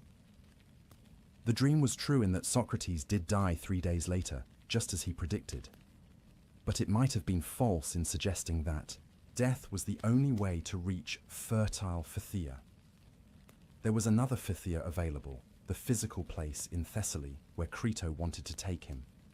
But Socrates chose to read the dream as prophecy rather than invitation. He chose to see the woman in white as psychopomp, a guide to the underworld, rather than as a call to escape. And in choosing that interpretation, he made it true. This is the power of interpretation, of the stories we tell ourselves about what things mean. Socrates could have used the dream as justification to escape. The gods are telling me to go to Phthia, to Thessaly. He could have read it that way. Many might have. Instead, he used it as confirmation of his chosen path. The dream became evidence that he was right to stay, right to face death, right to trust that whatever came next would be his true homecoming. And when Crito woke him, when they talked about the dream, Socrates was at peace with his interpretation. The dream is clear, Crito. In 3 days, I'll reach fertile Phthia. I'll go home. But Crito wasn't ready to accept that interpretation. Crito heard the dream and thought, 3 days. We have 3 days to save him. 3 days to convince him, to escape. 3 days before we lose the best man we've ever known. Because Crito had a different dream. Not a sleeping dream, but a waking one. A dream of getting Socrates out of Athens, safely away to Thessaly, where they could sit together and talk philosophy for a few more years. Where Socrates could live out his days in peace, respected and honored, far from the fear and pettiness of defeated Athens. And Crito was going to try one last time to make that dream real. He was going to present Socrates with an offer of escape, with arguments for why it was right and good, and what Socrates should do. The beautiful woman in white had appeared in a dream, ambiguous and mysterious. But Crito was real, present, pleading. And the choice between Socrates' interpretation of the dream and Crito's hope would become the subject of one of the most moving conversations in all of philosophy. A conversation about duty and friendship, about justice and survival, about whether it's ever right to break the law to save your own life. A conversation that would test everything Socrates believed about the examined life, about virtue, about what really matters when death is 3 days away and escape is possible. The dream of the woman in white was mysterious and symbolic, open to interpretation, dwelling in the ambiguous realm between waking and sleeping, between prophecy and wish fulfillment. But the conversation with Crito would be concrete, real, immediate, and far more difficult to navigate than any dream. Because in dreams, you're alone with your subconscious, your wishes, your fears. But when you wake up, you're confronted with the people who love you, who want you to live, who think they know what's best for you, even when you've chosen differently. And that's a test no philosophy can fully prepare you for. When Socrates finally wakes from his dream, the first thing he sees is Crito's face. His old friend has been sitting there for some time, watching him sleep, wrestling with what he's about to do. Crito is a wealthy man, one of Socrates' oldest friends. They grew up together in Athens. They're roughly the same age, though Crito has lived a more conventional life, managing his estates, raising his family, participating in civic affairs without making waves. He's always admired Socrates, perhaps even been a bit in awe of him, but he's also worried about him, worried that Socrates' principles will get him killed. And now those fears have come true. The trial is over. The sentence has been passed. In just a few days, 3 days, as Socrates' dream suggested, the ship will return from Delos and the execution will be carried out. But Crito has a plan, and he's been waiting for Socrates to wake up so he can present it. Socrates, he begins, and there's urgency in his voice, desperation even. I have bad news. The ship has been sighted. It will arrive today or tomorrow. When it does, you must die. But it doesn't have to be that way. Socrates sits up, probably running his hand through his hair, that same gesture of his when he's thinking. He's calm. Tell me what you're thinking, Crito. And so Crito makes his case. It's a carefully constructed argument, and it reveals a lot about how a normal, decent person thinks. Someone who loves his friend and wants to save him, but who doesn't quite understand why Socrates is so committed to staying. First, Crito appeals to reputation, his own reputation. Socrates, if you die, people will think I could have saved you but didn't want to spend the money. They'll think I valued my wealth more than my friend's life. My reputation will be ruined. It's an understandable concern. In Athens, your reputation was everything, and Crito is essentially saying, don't make me look bad by dying when I could have saved you. But Crito senses that this argument might not work on Socrates, who has never cared much about reputation. So he tries another angle. Besides, why should we care what the majority thinks? The people who matter, the ones whose opinions are worth. Considering we'll know the truth, that you refuse to escape, that I tried to save you. Socrates must have smiled at this. Crito is trying to use Socratic principles against him. You've always said we shouldn't care about popular opinion, only about what's actually right. So let the masses think what they want. But then Crito shifts to more practical concerns. You're worried that if you escape, your friends will get in trouble. Don't worry. We've arranged everything. I have money. Other friends have contributed. We can bribe the guards easily. They don't want much. We have contacts in Thessaly where you can live safely. You'll be welcomed there, protected. You can continue your philosophical work in peace. This is tempting, isn't it?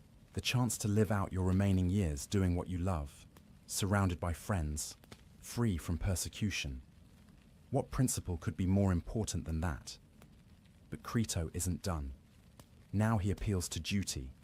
Not duty to the law, but duty to the people Socrates will leave behind. Think of your sons, Socrates. You have 3 boys. If you die, you abandon them. You'll leave them without a father, without guidance. You've always taught that we should care for our children, raise them properly. How can you do that if you're dead? This is a low blow, and Crito probably knows it. He's using Socrates' own values against him. You care about education, about helping the young become virtuous. But you're abandoning your own sons. And then Crito delivers what he thinks is his strongest argument. Besides, Socrates, your enemies want you to die.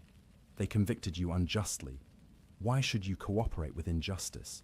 Why should you help your enemies achieve their unjust goals? By staying here and dying, you're making it easy for them. You're practically committing suicide, doing their work for them. Let that sink in. Crito is arguing that accepting an unjust death sentence is itself unjust, that Socrates has a duty to resist, to escape, to deny his enemies their victory. Please, Socrates, Crito concludes, and you can hear the emotion in his voice now, all the careful arguments giving way to simple human pleading. Please, don't choose death when you could choose life. Don't choose to orphan your sons. Don't abandon your friends. Don't give your enemies what they want. Save yourself. It's not too late. Imagine that moment, your oldest friend, a good man who loves you, begging you to save your own life, offering you an escape, a way out, a chance to continue doing what You love in safety and comfort, and all you have to do is walk out of this prison cell. What would you do? Socrates takes his time responding. This isn't a casual conversation in the agora with a stranger. This is his friend. These arguments deserve serious consideration. But as he begins to speak, it becomes clear that his mind is already made up. And what he's about to do is show Crito and us why principles matter more than life itself. Crito, my dear friend, he begins gently. Your eagerness to help me is admirable, but we can't decide this based on emotion or fear. We have to examine it rationally. We have to think it through using the same principles we've always held. And then, Socrates does something remarkable. He examines the question of whether he should escape using the very method he's used his whole life. He questions, he probes, he looks for contradictions and principles. First, he says, you mentioned reputation. You're worried about what people, will think. But Crito, when have we ever cared about majority opinion? The majority can't make us wise or foolish. They can't make us good or bad. They can kill us, yes, but they can't touch what really matters, our souls. So why should their opinion influence this decision? Crito nods. He can't argue with this. It's what Socrates has always taught. So we should only care about the opinions of people who understand these matters, people who understand justice and right action. And what do those people say? They say we should never do wrong, never under any circumstances. Agreed? Agreed, Crito says. And we've always believed that doing wrong is bad for the person who does it, yes? That injustice harms the soul of the unjust person more than anything else. Yes, we've always said that. And we've also agreed that we should never return wrong for wrong, never commit injustice even in response to injustice. Even if someone hurts us unjustly, we shouldn't hurt them back, because that would be doing wrong ourselves, right? Crito hesitates. This is harder to accept. It goes against every instinct for revenge, for justice as retaliation. But it's what Socrates has always taught. Yes, that's what we've said. Good. Then we agree on our principles. Now let's see if escaping would violate them. And here's where Socrates' argument becomes brilliant and strange. He asks Crito to imagine that the laws of Athens themselves could speak. Imagine that as he's about to escape, the laws appear before him personified, and they ask him, Socrates, what are you doing? Are you trying to destroy us? It's a rhetorical device, a thought experiment, but it's powerful. Socrates is about to give voice to the laws, to let them make their case for why he should stay and die. The laws speak. Socrates, we brought you into the world. Through us, your parents married legally and had you. We educated you. We gave you the framework within which you lived your entire life. We protected you. We gave you the freedom to pursue philosophy. We never forced you to stay in Athens. You could have left at any time if you disagreed with us. But you stayed. For 70 years you lived under our protection, raised your family here, did your work here. Doesn't that imply an agreement, a covenant? Socrates is essentially arguing that by living in Athens his whole life, by participating in its civic life, by raising his children there, he entered into an implicit contract with the city's laws. And that contract binds him even. Now, the laws continue. If you escape now, Socrates, you'll be breaking that agreement. You'll be saying that the laws apply to everyone except you. You participated in the trial. You had your chance to defend yourself. The jury voted. And now, because you don't like the outcome, you want to ignore the law and escape. How is that different from what you've spent your life arguing against, people who think the rules don't apply to them? It's a powerful argument. Socrates has spent his life insisting that virtue matters, that we should care about justice, that we should examine our actions. How can he now act unjustly by breaking the law, even an unjust law? But the law is unjust, Crito might interject. You were wrongly convicted, and here's Socrates' response. Yes, the jury applied the law unjustly. The men who accused me acted unjustly, but the law itself is not unjust. The law that requires a fair trial, that's just. The men who violated it in spirit are unjust, but I can't fix that injustice by committing another injustice. I can't break the law to protest how the law was broken in my case. Think about what Socrates is saying.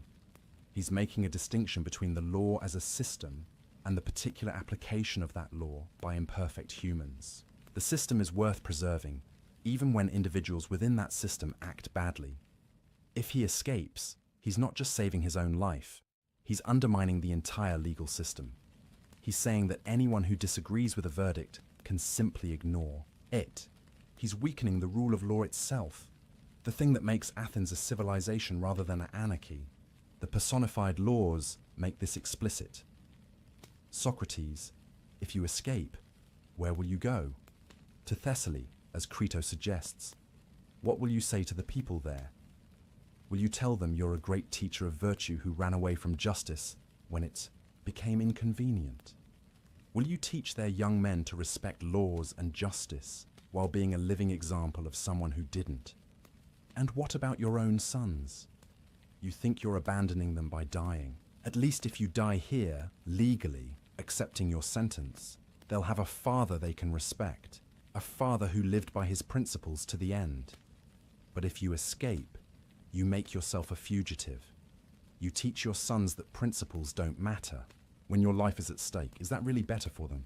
Crito is silent now. He can see where this is going, but he's hoping Socrates will find a way around it, some argument that allows him to live without compromising his integrity. But Socrates doesn't find that argument. Instead, he reinforces the original point. Crito, we agreed that we should never do wrong, that injustice harms our souls, that we shouldn't return wrong for wrong. Escaping would be doing wrong, breaking my covenant with the laws, undermining the legal system, acting as if the rules don't apply to me. But you'll die, Crito says, and now there's anguish in his voice, pure human grief at the thought of losing his friend. Yes, Socrates says quietly, I'll die, but I'll die with my soul intact. I'll die having lived according to my principles. Crito, what would be the point of a few more years of life if I lived them as a hypocrite? If I taught virtue for 70 years and then abandoned it to save my skin? There's a long silence. Crito has no answer to this. Besides, Socrates adds, and maybe there's a slight smile, we've talked about death. It might be the best sleep I've ever had, or it might be a journey to meet all the great thinkers of the past. Either way, it's nothing to fear. But Crito isn't comforted. You're thinking of yourself, of your principles. What about us? What about the people who love you? Don't we get a say? Don't our feelings matter? It's a fair question. Isn't there something selfish about Socrates' choice? He gets to die with his integrity intact, sure, but his friends have to live with the grief, the loss, the knowledge that they could have saved him, but he refused. Socrates softens. Crito, I know this is hard. I know you want me to live, and I love you for that. But you have to understand, if I escaped, I couldn't live with myself. Every day, I would know that I had betrayed everything I believed in. I would be a living lie. Would you really want me to survive that way? And then he offers one final image, one final argument. Crito, imagine we're about to escape, and the laws appear before us. They ask me, Socrates, after all we've done for you, after 70 years of protection and freedom, are you really going to betray us now? Are you going to destroy us by showing that anyone can ignore the law when it's inconvenient? What could I possibly say to justify that? How could I look at the laws and claim I'm acting virtuously? Crito has no response. He knows Socrates is right, at least according to Socrates' own principles. But that doesn't make it any easier to accept. The voice I hear, Socrates says finally, is like the sound of flutes in a religious ecstasy, drowning out all other arguments. I can't hear anything else, Crito. The laws are speaking to me, and I cannot disobey them. It's almost mystical, this language. Socrates, the great rationalist, the questioner of everything, is describing his moral certainty in religious terms. He hears voices, not his usual daimonian warning him away from wrong action, but the voice of the laws themselves, calling him to stay true to his covenant. And Crito, faced with this absolute conviction, this unshakable commitment to principle, can only surrender. If you say so, Socrates, then I have nothing more to say, but it breaks my heart. I know, dear friend, I know. They sit together in silence for a while. The conversation is over. The decision is made. There will be no escape. Socrates will face his execution with the same integrity he's shown his entire life. But what this conversation reveals, what Crito's temptation exposed, is just how strong Socrates' principles really were. It's one thing to talk about virtue and justice in the abstract, in the agora, when you're not facing death. It's another thing entirely to choose death over life, because escaping would require you to act unjustly. Most of us, if we're honest, would escape. We'd find a way to rationalize it. We'd say the law is unjust, so breaking it is justified. We'd say our lives matter more than abstract principles. We'd say our families need us. We'd find a reason, because the instinct for self-preservation is so strong. But Socrates didn't. He examined the question using the same rigorous method he'd always used, and he found that escaping would violate the principles he'd lived by for 70 years. So he stayed, not because he wanted to die, but because living as a hypocrite was worse than dying with integrity. This is what the examined life looks like when it's truly tested. This is what it means to care more about your soul than your body. This is the practical application of everything Socrates had been teaching. And Crito, even in his grief, must have understood that he was witnessing something extraordinary. His friend wasn't just talking about philosophy anymore. He was living it, demonstrating it, proving through his choice that the principles he'd taught were real and binding and worth dying for. The offer of escape had been genuine. The temptation was real. For a moment, Socrates could have chosen life, comfort, more years of philosophy, the chance to see his sons grow up. But he chose differently. He chose to stay, to drink the hemlock, to die according to law, rather than live as a fugitive from it. And in making that choice, he completed his life's work. He showed, once and for all, that virtue isn't just a nice idea for philosophical discussions. It's the most real thing there is. More real than self-preservation, more real than the love of friends, more real even than life itself. The conversation with Crito was over. The escape plan was refused. The beautiful woman in white from the dream was right. In 3 days, Socrates would reach fertile Phthia, not the Thessaly of exile, but the Hades of his imagination, or the dreamless sleep of annihilation, or whatever waited beyond death. But first, there would be one more night, one more deep, peaceful sleep. The sleep of someone whose conscience is clear, whose soul is in order, whose life has been lived well. And in the morning, he would face his final day with the same courage, the same integrity, the same commitment to truth that had defined all his days. Because that's what the examined life had given him, not the ability to escape death, but the ability to face it without fear, not the power to avoid suffering, but the strength to suffer justly rather than to survive unjustly. It was enough, more than enough. It was everything. After Crito leaves, after the conversation about escape has ended, after the decision has been made final, Socrates is alone in his cell. The stone walls are cold. The small window lets in the grey light of late afternoon. Tomorrow, the ship will arrive. Tomorrow he will die. What do you do with that knowledge? How do you spend your last night on earth when you know, with absolute certainty, that morning will bring your execution? Most of us can't really imagine it. We think about death in abstract terms, as something far off, something that happens to other people or to our future selves, but not to us, not now, not tomorrow morning. But Socrates knew. The countdown was definite. The hours were numbered, and what did he do with those hours? According to every account we have, he did something that still astounds people more than 2,000 years later. He slept. Not fitfully, tossing and turning with anxiety. Not sedated or exhausted into unconsciousness, but peacefully, deeply, soundly, the kind of sleep you have when your mind is at rest, when nothing is troubling your conscience, when you're at peace with yourself and the world. Crito, who had been visiting throughout the imprisonment and who came again early that final morning, found Socrates sleeping so peacefully that he couldn't bring himself to wake him. He sat there in the pre-dawn darkness, watching his friend breathe, marveling at the calmness of his face. How? How is this possible? How does someone sleep peacefully the night before their execution? Let's think about what keeps us awake at night in normal circumstances. Worry about the future, regret about the past, anxiety about things we can't control, guilt about things we've done wrong, fear of loss, pain, failure, death.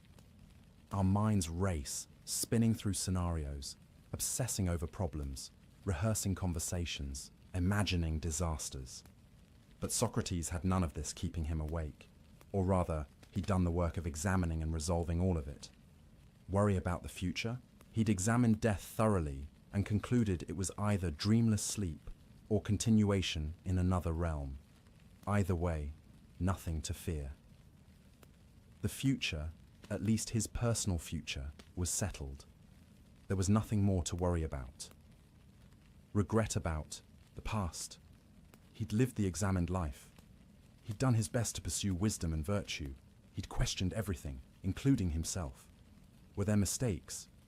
Certainly, but they were honest mistakes, made in good faith, not betrayals of his principles. There was nothing he needed to lie awake regretting. Guilt about wrong actions. This is key. Socrates hadn't compromised his principles to save himself. He'd refused to escape even when he could have. He was dying unjustly, yes, but he wasn't acting unjustly. His conscience was clear. There was no guilt gnawing at him, no voice saying, "You betrayed yourself. You're a hypocrite. You didn't live up to what you believed." Anxiety about things beyond his control. He'd long ago accepted that he couldn't control what other people did, their opinions, their judgments, their actions. He could only control himself, his own choices, his own soul, and he'd controlled that well. The rest was up to the gods, or fate, or chance, whatever you wanted to call it. Fear of the pain of death?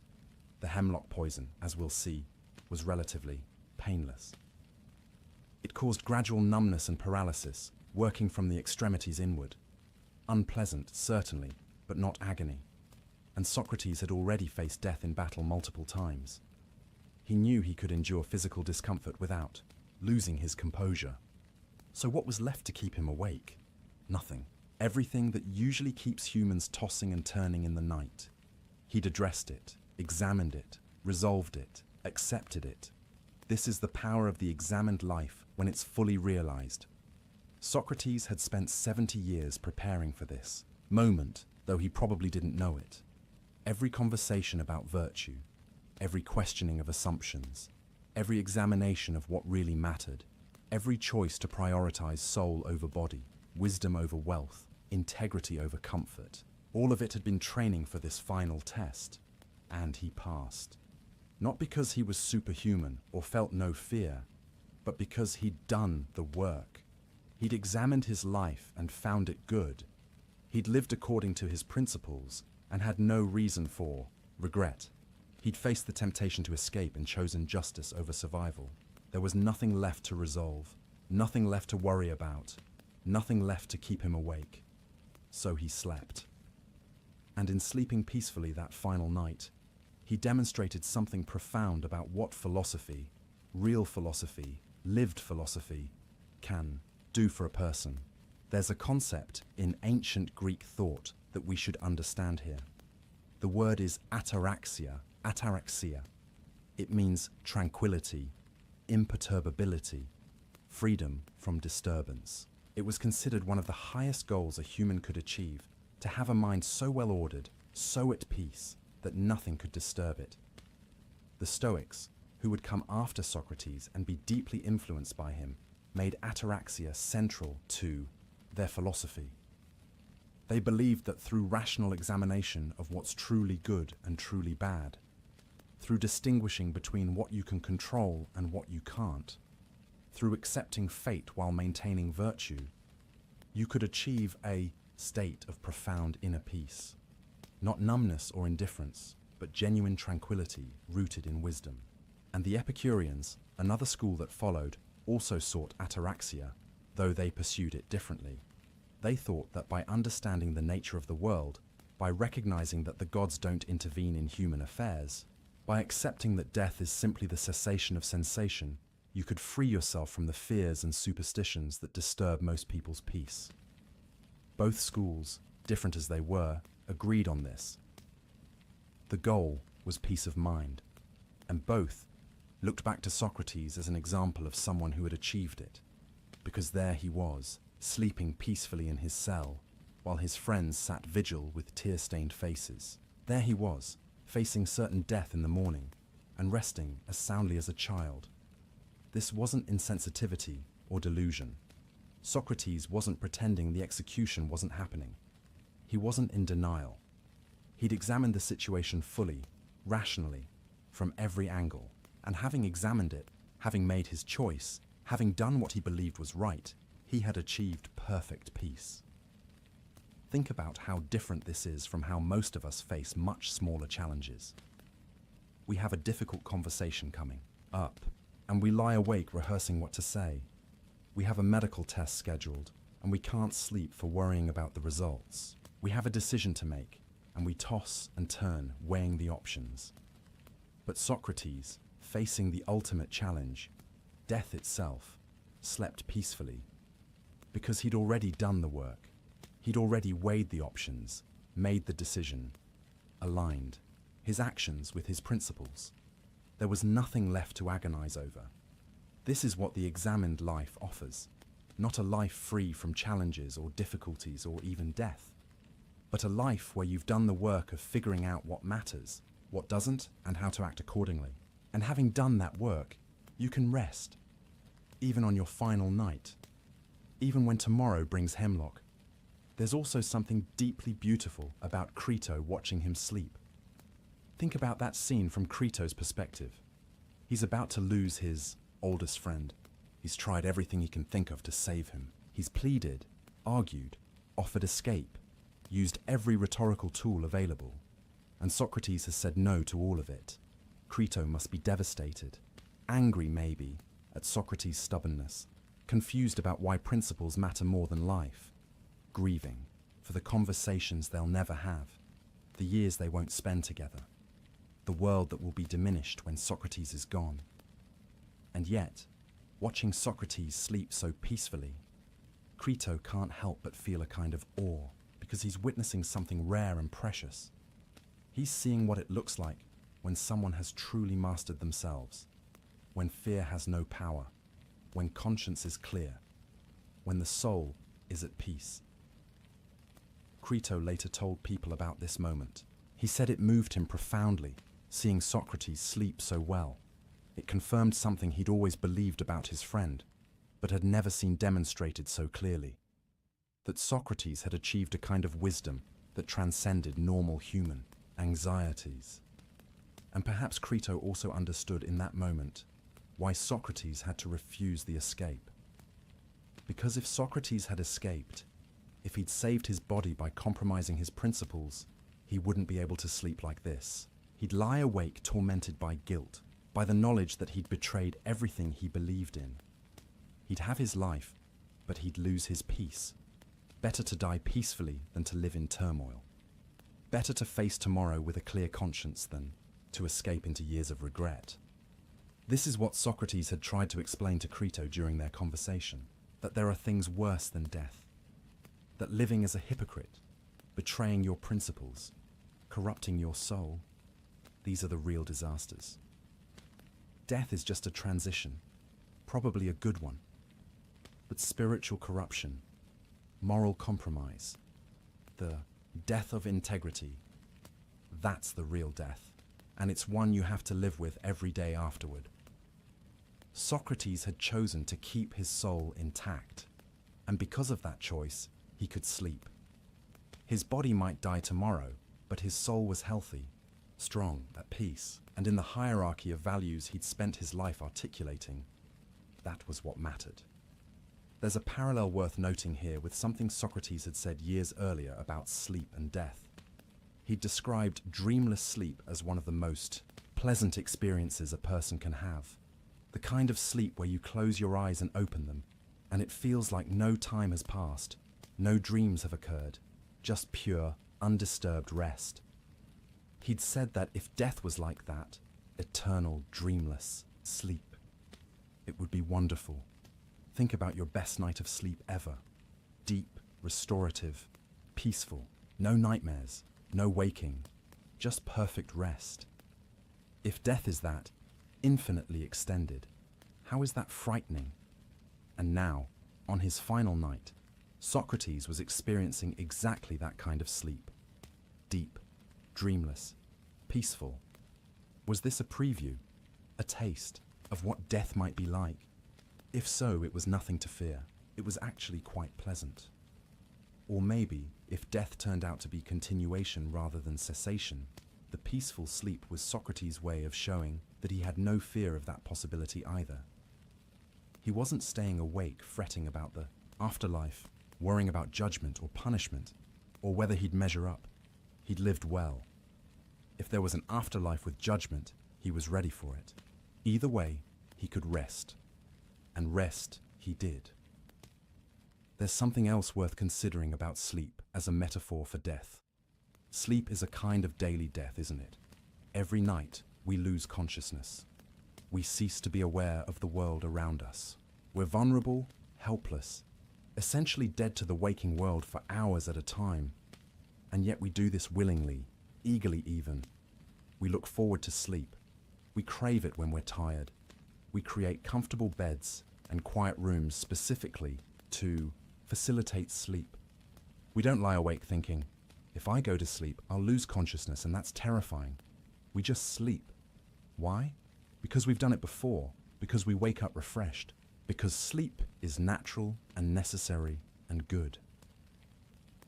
Socrates might have been thinking about this parallel. If we can trust sleep, this daily mini-death, why can't we trust death, the final sleep? If every night we surrender consciousness without fear, why should the final surrender be different? Unless, of course, death isn't sleep at all, but awakening. In which case, Socrates would wake from this final night into something even more interesting than another day in Athens. He'd wake into whatever reality lay beyond the physical world. And that prospect didn't frighten him either. It intrigued him, so he slept. Peacefully, deeply, without worry or fear or regret. The sleep of someone who has lived well and is ready for whatever comes next. And as the night passed, as the stars wheeled overhead and the moon set and the first grey light of dawn began to touch the horizon, Socrates slept on. His breathing steady, his face calm, no nightmares troubling him, no anxiety keeping him awake. Crito sat watching, perhaps dozing himself occasionally, then waking with a start to check if Socrates was still there, still breathing, still with him for a few more hours. And when the sun finally rose, when the light grew strong enough to fill the cell, when the sounds of Athens waking began to filter through the small window, Crito still couldn't bring himself to wake his friend. Let him have this last bit of peace, this final deep sleep. Let him rest as long as possible before the day's grim business begins. But eventually, sounds came from outside the cell. Footsteps, voices, the guards moving about, the prison official who would oversee the execution preparing for his duties. The morning was advancing. The ship from Delos must have arrived, or would arrive soon. It was time. Time for Socrates to wake. Time for the final conversations, the final preparations, the final hours. Crito leaned forward. He probably put his hand on Socrates' shoulder gently. "Socrates," he said quietly, "it's morning. It's time to wake up." And Socrates opened his eyes. not startled or disoriented, but calmly, as one wakes from a good night's sleep. He looked at Crito. Maybe he smiled slightly. "Good morning, my friend," he might have said. "Is it time?" "Yes," Crito answered, and his voice probably broke a little. "It's time." Socrates sat up, stretched perhaps, oriented himself to the day, his last day, and according to every account we have, he greeted it with the same calm he'd shown the night before. No panic, no last-minute regrets, no breakdown or crisis, just acceptance, readiness, peace. Because he'd slept well, he'd rested. His conscience was clear, his principles intact, his soul at peace. Whatever this day brought, he was ready for it. The examined life had given him this gift, the ability to face his final morning with tranquility, to wake from peaceful sleep into the day of his death without fear. And that gift, that profound, inner peace in the face of ultimate loss, was the culmination of everything he taught and lived. It was proof that philosophy wasn't just words, wasn't just clever arguments and abstract principles. It was something real, something powerful, something that could sustain you, even when everything else was being taken away. Socrates had slept peacefully on his final night.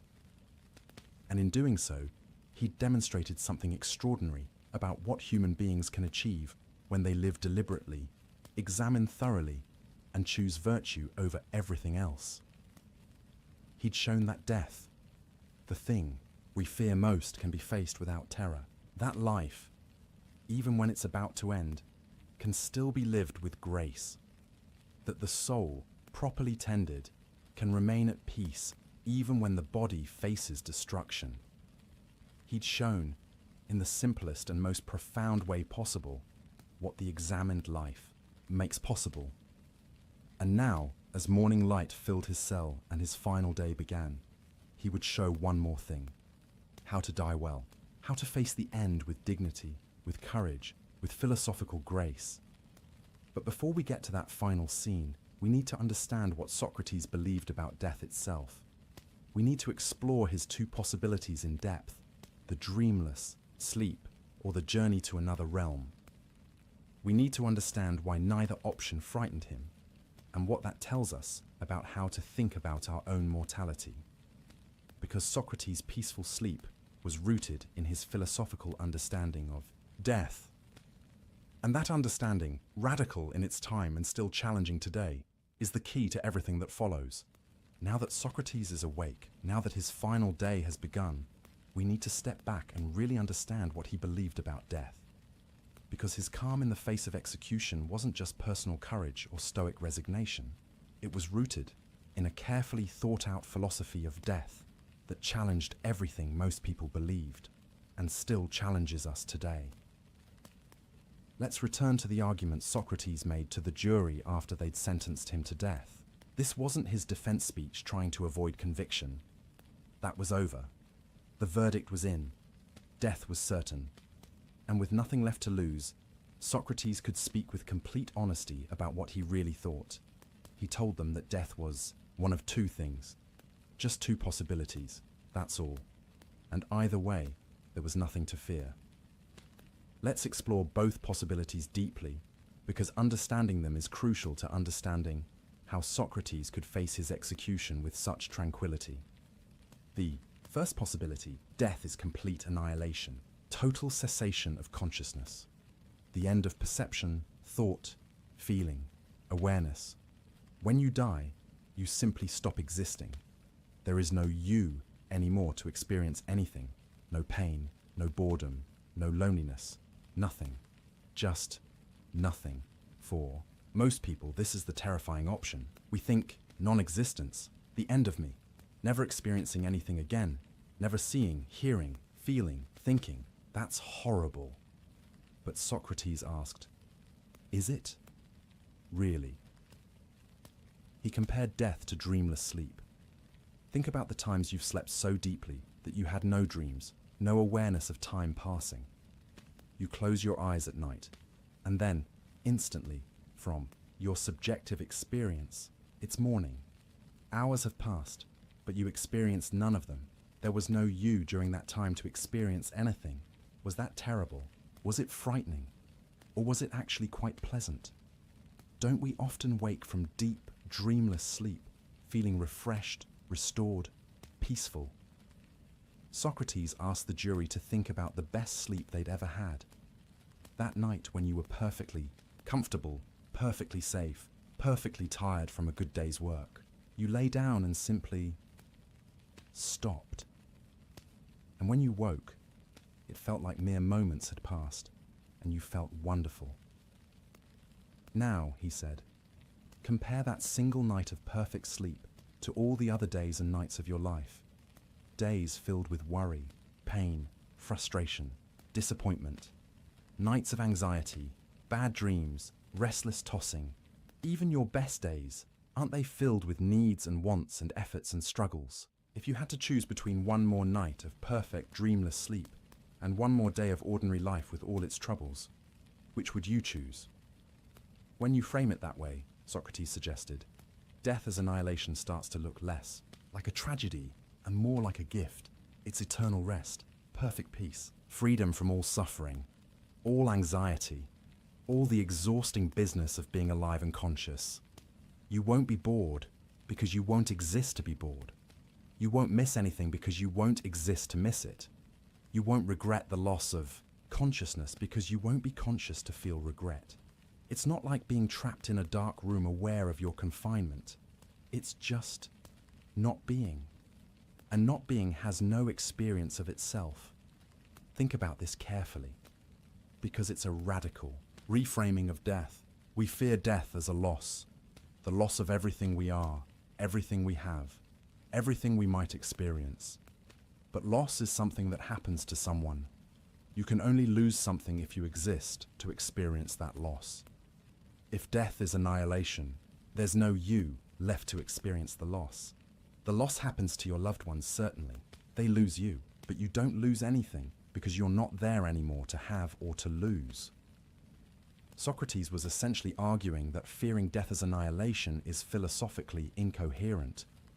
You're fearing a state in which you won't exist to experience fear or anything else. You're worried about a condition in which you won't be present to be worried. It's like being afraid of the time before you were born. Were you suffering during the millions of years before you existed? Were you anxious about not being alive yet?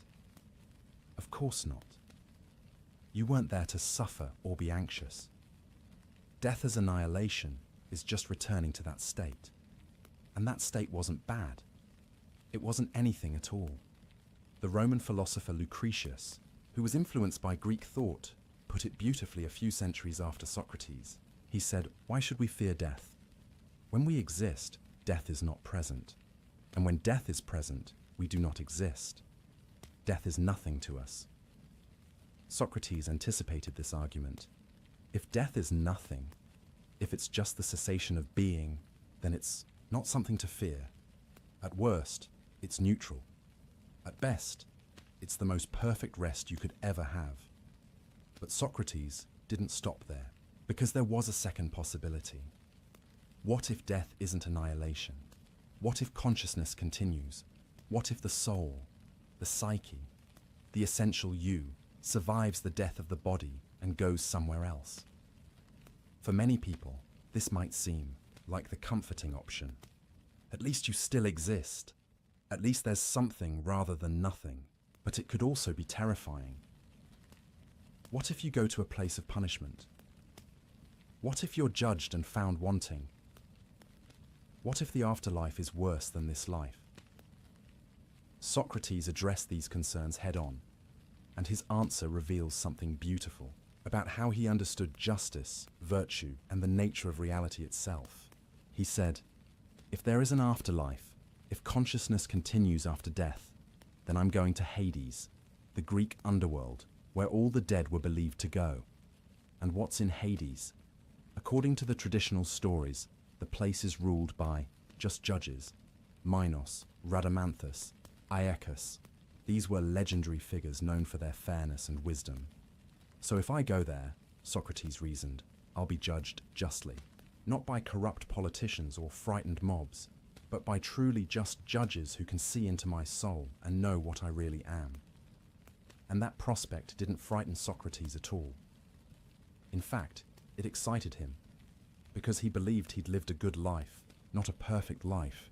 He never claimed perfection, but a life devoted to virtue, to truth-seeking, to helping others examine their lives. If his soul was going to be judged by truly just judges, he was confident the judgment would be fair. Think about what this reveals. Socrates wasn't afraid of divine judgment because he had examined his own life thoroughly. He knew himself. He'd spent 70 years questioning his own motives, examining his own actions, checking whether he was living according to his principles. He wasn't perfect, but he was honest, and he believed that genuine, examined honesty was what mattered. If you've spent your life lying to yourself, pretending to be virtuous while acting viciously, then yes, you should fear judgment, because judgment will reveal the truth you've been hiding from. But if you've lived the examined life, if you've been honest with yourself about your flaws and worked to improve, if you've tried genuinely to be good rather than merely to appear good, then judgment is nothing to fear. It's just truth-telling, and truth is what philosophers seek. So that was Socrates' first reason not to fear an afterlife with judgment. He'd lived well enough that he had nothing to hide from just judges. But there was more. There was something that excited him about the possibility of an afterlife, something that made him almost eager for death if this was what awaited him. All the dead are in Hades. All of them. Every person who ever lived and died before you, which means, and this is what made Socrates' eyes light up when he talked about it, he would get to meet all the great thinkers and heroes of the past. Homer, the legendary poet whose works defined Greek culture. Hesiod, who wrote about the origin of the gods. Odysseus, that clever hero who spent 10 years trying to get home from Troy. Agamemnon, who led the Greek army. Ajax, the great warrior. All the wise men and women who had puzzled over the same questions Socrates spent his life asking. Imagine being Socrates and thinking about this. You've spent your entire life seeking wisdom, asking questions, trying to understand virtue and justice and the good life. You've talked with thousands of people, but most of them didn't really understand what you were trying to do. They got defensive or confused or angry when you questioned them. But in Hades, you'd be surrounded by the greatest minds in history, and you'd have eternity to talk with them. No interruptions for meals or sleep or bodily needs, because you wouldn't have a body anymore. Just pure conversation, pure thought, pure philosophical inquiry, forever. For Socrates, this sounded like paradise. This was his idea of heaven, not harps and clouds, but endless philosophical dialogue with the most interesting people who ever lived. And here's the best part. According to Socrates, they don't execute you in Hades for asking annoying questions. He'd be free to do what got him killed in Athens. Question everyone, examine every claim, pursue truth relentlessly, without any risk of being silenced. He could ask Odysseus whether he really was as wise as Homer claimed.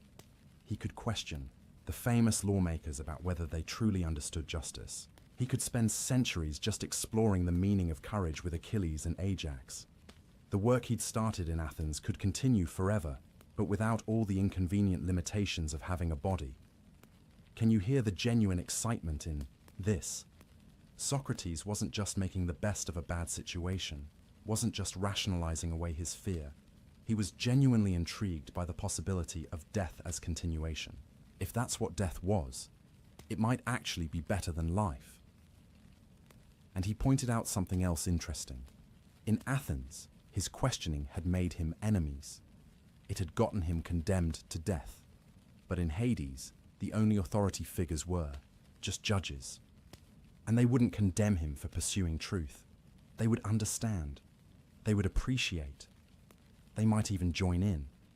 So if death was continuation, Socrates win-win. He'd either be with just judges who would recognize his virtue, or he'd be free to do what he loved most without fear of persecution. Either way, it was good. Do you see what Socrates did here?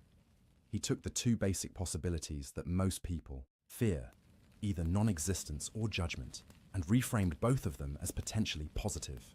Non-existence, that's perfect rest, dreamless sleep, freedom from all suffering. Judgment, that's finally being evaluated fairly by those who truly understand justice, plus the opportunity to pursue wisdom forever. Neither option is frightening, both could be good. Therefore, death itself is nothing to fear. But there's something even deeper in Socrates' argument that we need to understand. His lack of fear wasn't just based on abstract logical possibilities. It was rooted in something more fundamental, his understanding of what really matters. Remember what Socrates believed was most important: the quality of your soul. Not your body, not your possessions, not your reputation, your soul, your character, your virtue, your wisdom. That was what really mattered, what really defined who you were. And here's the crucial point: death can't touch that. If death is annihilation, then yes, your soul ceases to exist along with everything else. But in that case, there's no you left to regret it or suffer from it. And before you cease to exist, your soul was good. You lived well. The quality of your existence while it lasted was high. That's what mattered. If death is continuation, then your soul is literally all you take with you. Your body gets left behind. Your possessions stay in Athens. Your reputation is in the hands of whoever wants to gossip about you. But your soul, your character, your wisdom, everything you've cultivated through examination and effort that goes with you, that's yours forever. So either way, having invested in your soul rather than in external things, you're prepared. You've put your energy into the one thing that either doesn't matter if you cease to exist, or is all that matters if you continue to exist. This is why Socrates could say that a good person has nothing to fear from death. Not because good people get special treatment or divine protection, but because if you've cultivated your soul, if you've lived virtuously, if you've examined your life and found it good, then you've prepared for either possibility. The person who has spent their life accumulating wealth, death takes that away. The person who has invested everything in their body, their beauty, their strength, their physical pleasures, death destroys that. The person whose entire identity is wrapped up in their social status or their career or other people's opinions of them, death strips all of that away. But the person who has cultivated virtue, who has gained wisdom, who has developed their character, death can't touch any of that. It either preserves it eternally or ends everything, including the capacity to suffer, loss. This is the genius of Socrates' philosophy of death. It's not wishful thinking or blind faith. It's a careful analysis of possibilities combined with a clear understanding of what's valuable. If you value things that death can take away, you'll fear death. If you value the one thing death either preserves or makes irrelevant, you won't fear death. It's almost that simple. Of course, Socrates acknowledged that he didn't know which possibility was true. He couldn't know. No one who was alive could know for certain what happened after death. That was one of the few things he was absolutely certain of, his own ignorance about death's true nature. But that's the point. He didn't need to know. He'd examined both possibilities, thought them through carefully, and found that neither was frightening. So death itself, whatever it turned out to be, held no terror. This is the examined life applied to the ultimate question. Instead of just inheriting fears about death from culture or religion or other people, Socrates examined those fears. He looked at what death might actually be, thought through the implications of each possibility, and realized that there was nothing there that should frighten a person who had lived well. And this brings us back to why he could sleep peacefully that final night. He wasn't in denial about death. He wasn't pretending it wasn't happening or suppressing his fear. He had genuinely examined death, understood it as well as anyone could, and concluded that it was, at worst, nothing, and, at best, wonderful. So, why not sleep? Why lie awake worrying about something that might be perfect rest, or might be the greatest adventure? Why fear losing consciousness when that's either the end and thus not fearful, or the beginning of something better? The examined life had given him this gift. The ability to think clearly about death without panic, to analyze it rationally, to strip away the culturally inherited fears and see what was really there. And what was really there was either nothing or something good, not much to lose sleep over. But we need to be honest about something. This works if, and only if, you've lived well. Socrates' calm in the face of death was rooted in his confidence that he'd cultivated his soul, that he'd lived virtuously, that he had nothing to be ashamed of before just judges. What if you haven't? What if you've spent your life pursuing wealth and power and pleasure? What if you've betrayed your principles for comfort? What if you've harmed others for personal gain? What if you've lived unexamined, driven by appetites and fears rather than reason and virtue? Then death becomes terrifying. Because if it's annihilation, you've wasted the only existence you had. You spent your one life accumulating things that don't matter, neglecting the one thing that does, your soul. And if it's continuation with judgment, then you face an accounting that you're not prepared for. You've built a soul that's corrupt, weak, driven by base desires rather than wisdom. And that's what you take with you into eternity. Socrates' philosophy of death is comforting, but it's not cheap comfort. It's not, everyone goes to heaven regardless of how they lived. It's, if you live well, examining your life and cultivating virtue, then death holds no terror because you've invested in what matters. The comfort comes from the work. The peace comes from the examination. The fearlessness comes from the virtue. You can't fake it. You can't suddenly adopt this philosophy on your deathbed and expect it to work. It's the culmination of a lifetime of living examined, thinking clearly, choosing virtue over vice, soul over body, truth over comfort. Socrates could face death with calm because he'd spent 70 years preparing for it. Not intentionally preparing for this specific execution. He'd hoped to live longer, but preparing nonetheless, by living the kind of life that made death, whenever it came, nothing to fear. This is what the examined life offers. Not immortality, not escape from death, but the ability to face death without terror, to meet it with curiosity rather than dread, to see it as a friend rather than an enemy, because you've done the work. You've cultivated what matters, you've lived well, and whatever death brings, perfect rest or eternal conversation with the greatest minds in history, you're ready for it. That readiness, that peace, that freedom from fear, that's the gift of philosophy properly lived. That's what Socrates demonstrated in that prison cell. That's why he could sleep peacefully and wake calmly and face his final hours with grace. He'd examined death, found it good, and was ready to experience it. But before he would drink the hemlock, before the final moment came, there would be more conversations, more examinations, more demonstrations of how to live and die with wisdom. Because even in his final hours, Socrates had lessons to teach. There's an aspect of Socrates' philosophy that might seem strange to us, even troubling.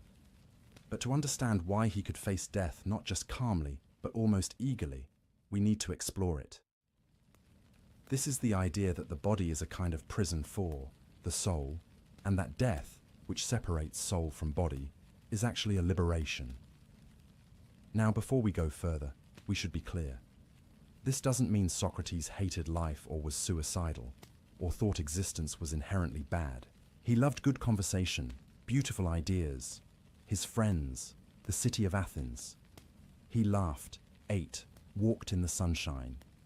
He appreciated life, but he also believed that the body was, in many ways, an obstacle to what he really wanted to do, and what he really wanted to do was think clearly, pursue wisdom, understand truth. Let's explore this idea carefully, because it's central to understanding his philosophy of death. Think about your typical day. How much of it is consumed by the needs of your body? You wake up and within an hour or so, you're hungry. You need breakfast. Then you need to clean yourself, shower, brush your teeth, attend to basic hygiene. You need to dress yourself appropriately for the weather and social situation. Then, a few hours later, you're hungry again. You need lunch, and you need to go to the bathroom. And maybe you're getting tired. Your body needs rest, even though you just woke up a few hours ago. Or you're getting stiff from sitting, so you need to move around. Or you're cold, or hot, or thirsty, or experiencing some discomfort that demands attention. Then you need dinner, more bathroom trips, more adjustments to your environment to keep your body comfortable. And eventually, whether you want to or not, you need to sleep. Your body shuts down for approximately a third of your life, and there's nothing you can do about it. This is every single day. Your body constantly interrupting. Your mind with demands. Feed me, rest me, warm me, cool me, empty me, scratch this itch, adjust this position. Pay attention to this pain. For most of us, this is just normal life. We don't think much about it. It's just how things are. But Socrates looked at it differently. He saw all these bodily needs as interruptions to what really mattered. Thinking, learning, pursuing wisdom. He'd be in the middle of a fascinating philosophical conversation, and someone would say, "Socrates, let's continue this over lunch, I'm starving." The body's needs would interrupt the mind's work. Or he'd be lying awake at night, turning over a difficult philosophical problem, and his body would demand sleep. The very moment when he might be on the verge of understanding something important, his body would force unconsciousness on him. Or he'd want to spend hours thinking about justice, but his body would get sick, or feel pain, or need to be somewhere else to earn money to feed itself. The body, from this perspective, is demanding and needy and constant. It requires maintenance the way a machine requires maintenance. Except, you can't just take a day off from maintaining your body. It needs attention every single day, multiple times per day, for your entire life. And that's when everything goes well. When your body is healthy and young and strong. As you age, the maintenance becomes even more demanding. Things hurt. Things stop working properly. You need more rest, more medical attention, more accommodation for increasing limitations. Socrates was 70 when he died, old by ancient standards, though not unheard of. He'd lived long enough to experience his body's decline, to feel things that used to be easy become difficult, to need more rest, to have less energy, to feel the body becoming less obedient to the will. And through all of this, his mind, his soul, remained sharp, still asking questions, still pursuing wisdom, still trying to understand, but increasingly trapped in a body that was wearing out. Now, contrast this with what Socrates imagined consciousness without a body would be like. In his vision of the afterlife, if there was one, souls existed as pure mind, no bodies, no physical needs, no hunger or thirst or tiredness or pain, which meant no interruptions to thinking. You could pursue a philosophical question for as long as you wanted without needing to stop for lunch. You could have a conversation with Homer or Hesiod that lasted centuries without anyone needing to sleep. You could focus completely on ideas without any bodily discomfort distracting you. From Socrates' perspective, this sounded wonderful. This was what philosophy had been training him for all along. Life as pure thought, pure reason, pure consciousness, without all the messy biological needs getting in the way. This is why he said that philosophy was practicing for death. Not because philosophers were morbid or death-obsessed, but because philosophical practice was essentially learning to separate your soul from your body's demands. Learning to think clearly despite physical discomfort. Learning to prioritize mental cultivation over physical pleasure. Learning to identify yourself with your mind rather than your body. Every time Socrates stood in the agora for hours, so absorbed in conversation that he forgot to eat, he was practicing this separation. every time he endured physical hardship, in military campaigns without complaint, he was strengthening his soul's independence from his body's discomfort. Every time he chose to live in poverty rather than abandon philosophy, he was demonstrating that his soul's health mattered more than his body's comfort. He was training himself to be essentially less attached to his body, less identified with it, less controlled by its needs and wants and demands. And this training, this lifelong practice, was what made death less frightening, because death was just the final and complete version of what he'd been practicing all along. The ultimate separation of soul from body, the final liberation from physical demands. Now, we need to be careful here. There's a version of this philosophy that can become unhealthy, the idea that the body is evil, that physical pleasure is wrong, that we should punish or deny our bodies. That's not what Socrates was teaching. He wasn't an ascetic who tortured his body or denied it all pleasure. He ate when he was hungry. He appreciated good food when it was offered. He had a family, which implies physical intimacy. He wore simple clothes, but he wore clothes. He went barefoot, but not because he thought feet were evil, more likely because it was comfortable for him, and he didn't care about social conventions. The point wasn't that bodies are bad. The point was that bodies are temporary and demanding, while souls can be permanent and self-sufficient. So if you have to choose where to invest your limited time and energy, invest in your soul. Think of it this way. Imagine you're renting an apartment temporarily. You know you'll only be there for a year, maybe less. How much time and money do you put into renovating it? Probably not much. You keep it clean and functional, but you don't invest heavily in improving something you'll have to leave soon. But if you're building a house you'll live in for decades, or that you'll pass on to your children, you invest differently. You put in the time and effort to make it strong and beautiful and lasting. For Socrates, the body was like the rental apartment, temporary housing. You maintain it sufficiently, but you don't mistake it for your real home. Your real home is your soul. That's what you invest in, what you improve, what you cultivate with care. And death was just moving day. Time to leave the temporary housing and either move to a permanent home if there's an afterlife, or simply end the lease if death is annihilation. Either way, you weren't supposed to be overly attached to the apartment. It was never really yours.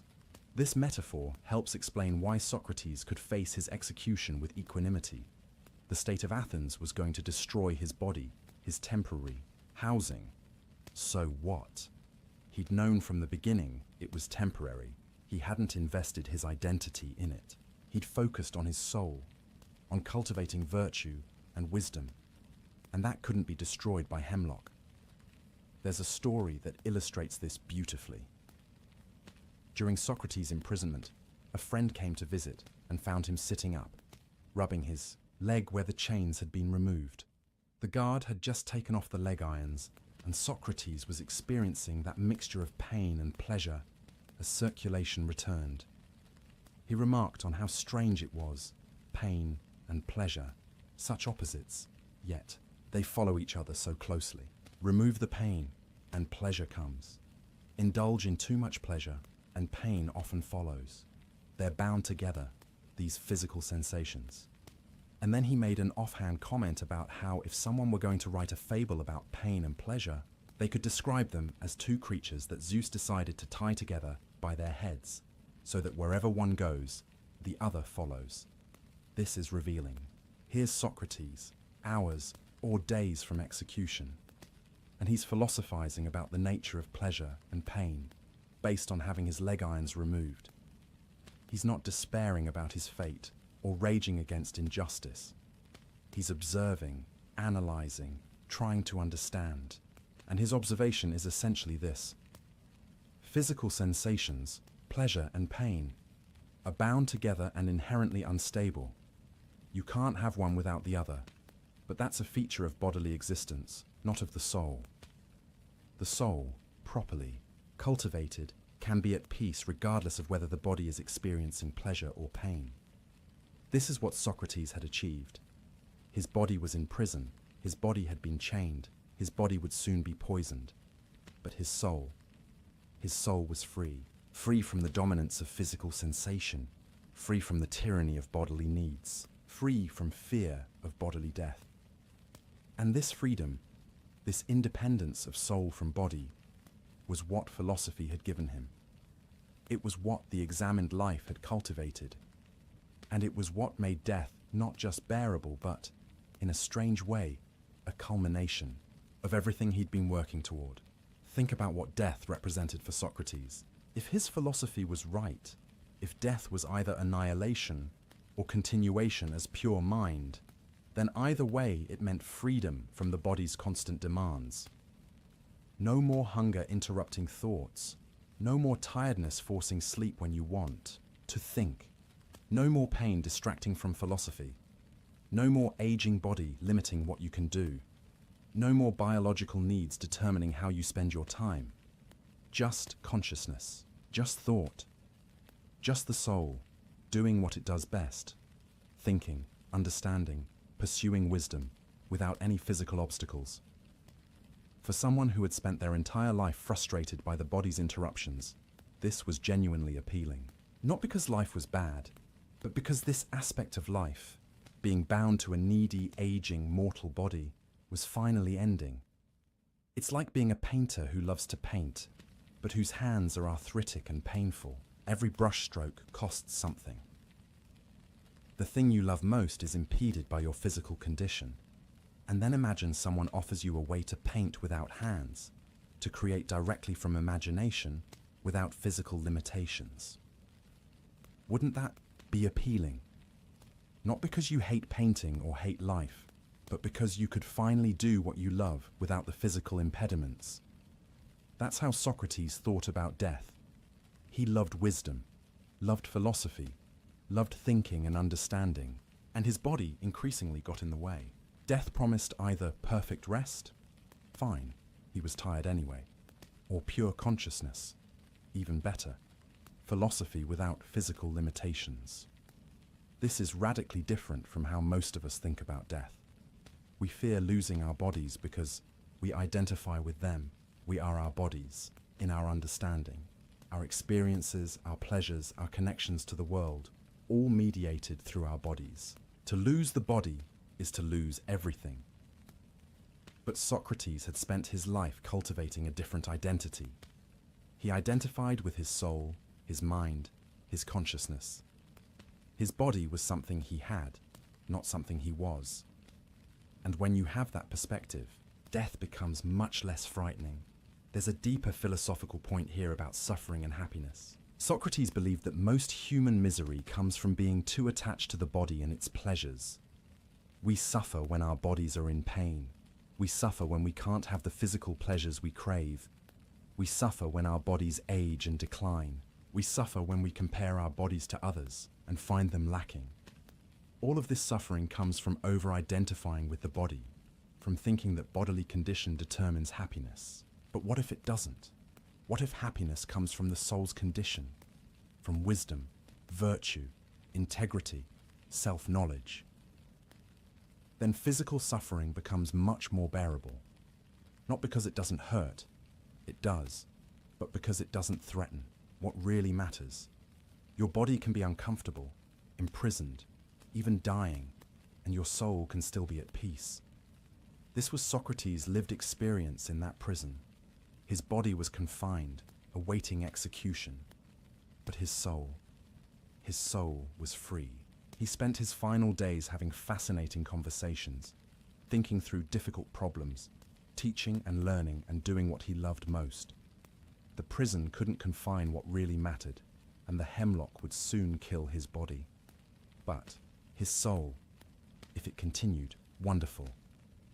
If it didn't, he wouldn't be there to regret it. Either way, the hemlock was powerless against what truly mattered. This is the ultimate freedom that Socrates' philosophy offered. Freedom from the fear of bodily death, because you've learned to distinguish yourself from your body. Freedom from dependence on physical circumstances for happiness, because you've cultivated something interior that circumstances can't touch. It's not easy to achieve. It takes a lifetime of practice, of examination, of choosing soul over body, again and again. But for someone who does achieve it, death loses its sting. The body might be a prison, but the soul can be free. And death? Death was just the prison door opening. Socrates was ready to walk through that door. Not because he hated the prison, but because he'd never really been imprisoned in the first place. His soul had been free all along, and death would just make that freedom complete and obvious. In a few hours, he would demonstrate this one final time. He would show his friends that a man who has cultivated his soul can face bodily death with grace, with calm, with philosophical clarity. He would prove that the body's death is not the person's death, or at least not the death of what really matters. But we're not quite there yet. We have a few more things to understand about those final hours, about the people who gathered to say goodbye, about the conversations that happened, and the children who came to see their father one last time. Because even as Socrates prepared to demonstrate his philosophy of death, he remained fully human, a father, a friend, a teacher, a man saying farewell to the life he had loved, even as he welcomed what came next. The sun is climbing higher now. Morning has fully arrived, and with it comes the certainty. Today is the day. The ship from Delos has been sighted. The sacred period is over. There are no more delays, no more waiting, no more maybe tomorrow. Today, Socrates will die. His friends have been arriving at the prison since early morning. Not just Crito, but others, many others. They've come to spend these final hours with him, to say goodbye, to be present for whatever wisdom he might offer in his last moments. Plato would later write down the names he remembered. Apollodorus, who was emotional and dramatic, prone to tears. Critobulus and his father Crito, of course. Hermogenes, Epigenes, Aeschines, Antisthenes, Ctesippus, Menexenus, and others, about 18 or 20 men in total, crowding into that prison cell. Plato himself was sick that day, he tells us. He wasn't there, but he heard about it from those who were, and he reconstructed it as best he could. So what we know about Socrates' final hours comes to us filtered through the memories of grieving friends and the literary artistry of Plato. But even accounting for that, the basic story seems reliable, and it's extraordinary. When his friends enter, they find Socrates sitting up on his cot. His wife Xanthippe is there, holding their youngest son. She's been allowed to visit, but when she sees all the friends arriving, when she realizes this is it, this is the final day, she breaks down. "Socrates," she cries out, "this is the last time your friends will speak to you, and you to them." It's a raw, human moment of grief. Whatever their relationship had been over the years, ancient sources suggest it was complicated. She's losing her husband today. Her sons are losing their father, and she can't contain the anguish of that. Socrates looks at Crito and gently asks him to have someone take Xanthippe home. Not because he doesn't care, not because he's cold, but probably because he can see this is too much for her. And maybe because he knows that if he lets himself fully feel her grief, fully acknowledge what he's doing to his family, it will be harder to maintain his philosophical composure. So Xanthippe is led away weeping, holding their child, and Socrates turns to his friends, his philosophical companions. The men who have followed him through the agora, listened to his questions, tried to learn his methods. These are the people he'll spend his final hours with. And what does he do? What would you do if you knew you had only a few hours left to live? Socrates does what he's always done. He philosophizes. He asks questions. He pursues truth. Even now, especially now, he demonstrates what it means to live the examined life until the very end. They talk about the soul, about whether it's immortal, about what happens after death. The conversation goes deep. Plato reconstructed it later as the dialogue called Phaedo, and it's one of the most beautiful and philosophically rich texts we have. Socrates presents arguments for why the soul might be immortal. Not with certainty. He never claims certainty about what he doesn't know. but with reasonable arguments that give hope and comfort to his friends. He talks about how the soul might be like a harmony, or perhaps not like a harmony. He considers whether opposites come from opposites, whether life comes from death as death comes from life. He discusses the theory of recollection, the idea that learning is really remembering what the soul knew before birth. His friends raise objections. They question his arguments. And Socrates welcomes this, encourages it. Even in his final hours, he wants genuine philosophical inquiry, not just comfort or agreement. He wants to pursue truth, or at least pursue it as far as they can go. At one point, the conversation gets particularly intense. A friend named Cebes raises a powerful objection to Socrates' arguments about immortality, and the whole room goes quiet, uncertain. Has Cebes found a flaw in Socrates' reasoning? Does the soul's immortality rest on shaky ground after all?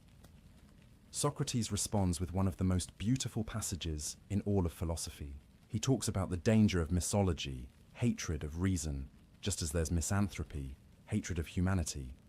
He says that misology happens when you trust reasoning too much without examining it carefully, and then when that reasoning fails, you lose faith in reason itself.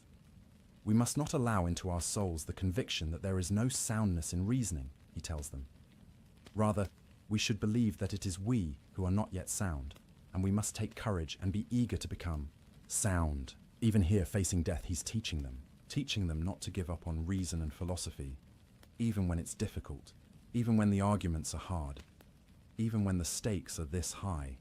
They continue talking. The sun moves across the sky. Hours pass.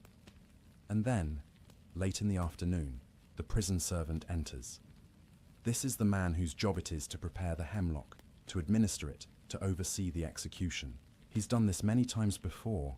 It's his duty, but he stops when he sees Socrates, and he starts to cry. "Socrates," he says, struggling to maintain his composure, "I know you won't be angry with me. You know I'm not responsible for this. Others are to blame. You've been the noblest, gentlest, best man who has ever come to this place. I know you won't rage at me, but at those who are responsible." And then he breaks down completely. "Farewell," he manages to say through his tears. "Try to bear what must be borne as easily as you can." This moment is heartbreaking. This prison servant who has seen countless executions, who has learned to be professional and detached, cannot maintain that detachment with Socrates. He's moved by something he's witnessed in these final weeks. The grace, the calm, the kindness of this condemned man. Socrates responds with characteristic gentleness. "Farewell to you too," he says. "I'll do as you say." Then he turns to his friends. "What a gracious man. Throughout my time here, he's visited me and talked with me, and now see how generously he weeps for me. Come, let's obey him. Let someone bring the poison if it's ready. If not, let the servant prepare it." Crito, still hoping for delay, suggests waiting. "The sun is still on the mountains, Socrates. It hasn't set yet.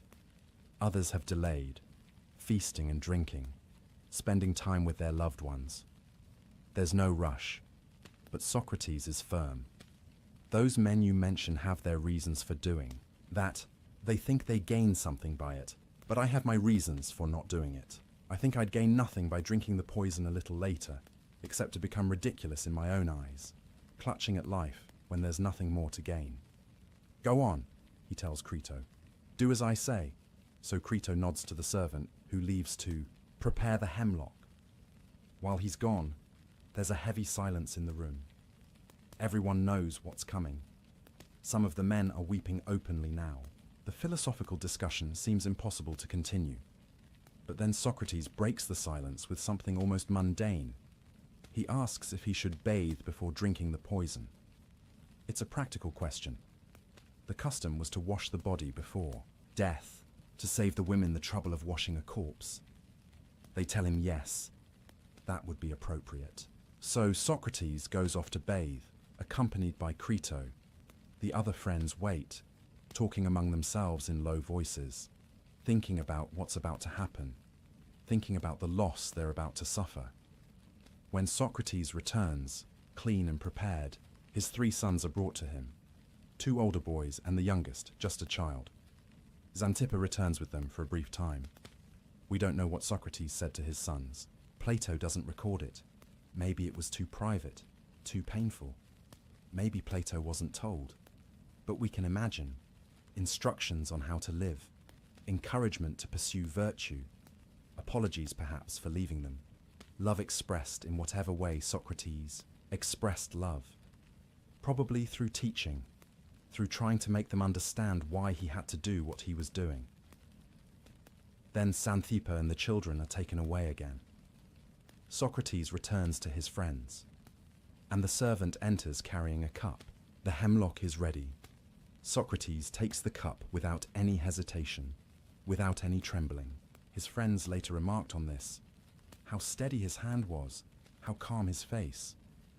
He asked the servant, with apparent genuine curiosity, "What do I need to do? Can I pour a libation from this to some god? Or not?" The servant explains that they've prepared only enough for the required dose, no extra for religious ritual. But, he adds, after you drink it, you should walk around until your legs feel heavy, then lie down. The poison will do its work. Socrates nods. Then he says something that reveals his true feelings beneath the philosophical calm. "But surely, it's permitted to pray to the gods that my journey from this world to the next will be fortunate. That's my prayer. May it be so." And he raises the cup and drinks it. Drinks it, according to Plato's account, cheerfully and easily, without tremor or change of color or expression. This is the moment his friends have been dreading. Up until now, it's been theoretical, impending, soon, but not yet. Now it's happening. Socrates has drunk the poison. There's no reversing it. In minutes, he'll be dead. Most of them have been holding back tears, trying to be strong for Socrates' sake. But now they can't hold back anymore. The weeping starts.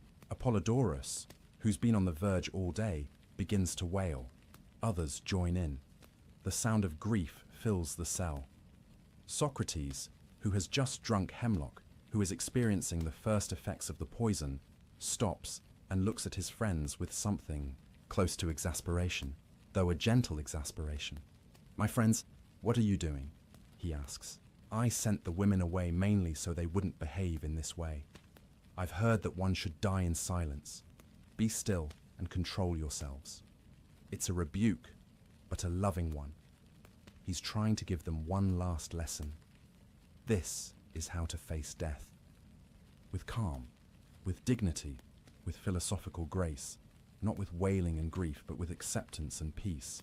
Ashamed, the men try to control their tears. The room grows quieter, though you can hear stifled sobs, see wet faces. Socrates begins walking around, as the servant instructed. He's talking, still teaching, still present. But then he says his legs are getting heavy. He lies down on his back. The servant who gave him the poison comes over and begins checking his feet, his legs, pressing them, testing for sensation. The poison is working. Starting from the extremities and moving inward, the servant presses Socrates' foot and asks if he can feel it. Socrates says no. The numbness is spreading. The servant keeps checking, moving up the legs. Still no feeling.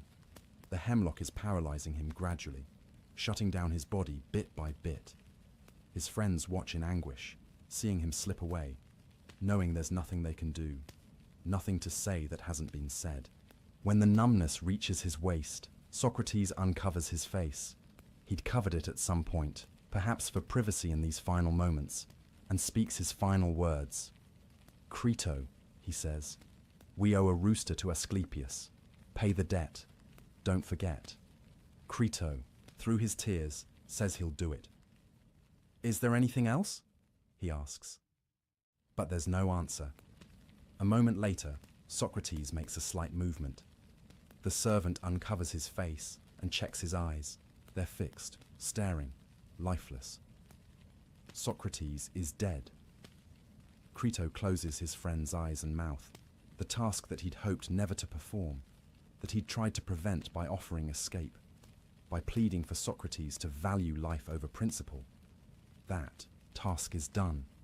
His friend is gone. Plato, writing about this years later, having heard the story from those who were there, concluded his account with words that still resonate. Such was the end of our friend, a man who, we would say, was of all those we have known the best, and also the wisest and most just. The prison cell was quiet now, except for the sound of men weeping. The greatest philosopher Athens had produced lay dead on a cot, his body still, his final words, a cryptic instruction about paying a debt to the god of healing. What did he mean, owing a rooster to Asclepius? Scholars have debated this for centuries. Asclepius was the god of medicine and healing. You sacrificed to him when you recovered from illness. So was Socrates saying that death was a healing, a cure for the disease of life? Was he suggesting that life itself was an illness, and death the recovery, or was it simpler?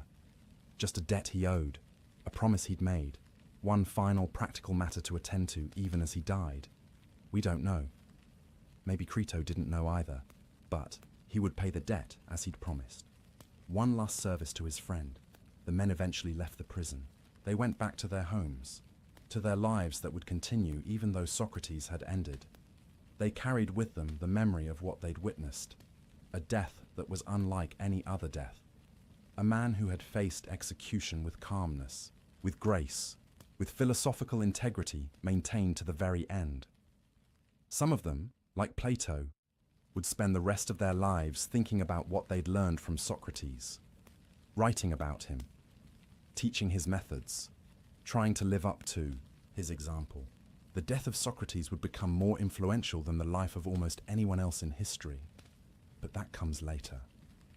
Right now, in this prison cell on this afternoon in Athens in 399 BCE, there's just the quiet after death, the body of an old man who drank poison rather than betray his principles, the grief of friends who loved him and couldn't save him, the end of a life that had been devoted to examining life itself, and the question that would haunt everyone who heard the story. Could I do that? Could I face death with such calm? Could I value my principles more than my survival? Could I drink the hemlock without trembling? For most of us, the honest answer is probably no. We couldn't. We aren't Socrates. We haven't spent 70 years preparing for this moment. We haven't examined our lives so thoroughly, cultivated our souls so completely, achieved such clarity about what matters and what doesn't. But maybe that's the point. Maybe the death of Socrates isn't meant to make us feel guilty about our fear of death. Maybe it's meant to show us what's possible, what a human being can achieve through examination, through philosophy, through living deliberately and consciously. Maybe it's meant to inspire us to start our own examination, to ask our own questions, to cultivate our own souls. Not so we can face death without fear, though that would be nice, but so we can live our lives more fully, more consciously, more truly. Because Socrates didn't spend 70 years preparing to die well.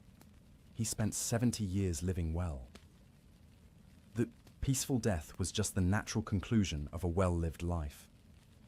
The final demonstration that all the philosophy, all the questioning, all the examination actually worked, that it actually delivered what it promised: freedom from fear, peace of mind, a life worth living, and a death worth dying. The body lay still on the cot. But the ideas, the questions, the methods, the philosophy that Socrates had lived and died for, those were just beginning their journey through history.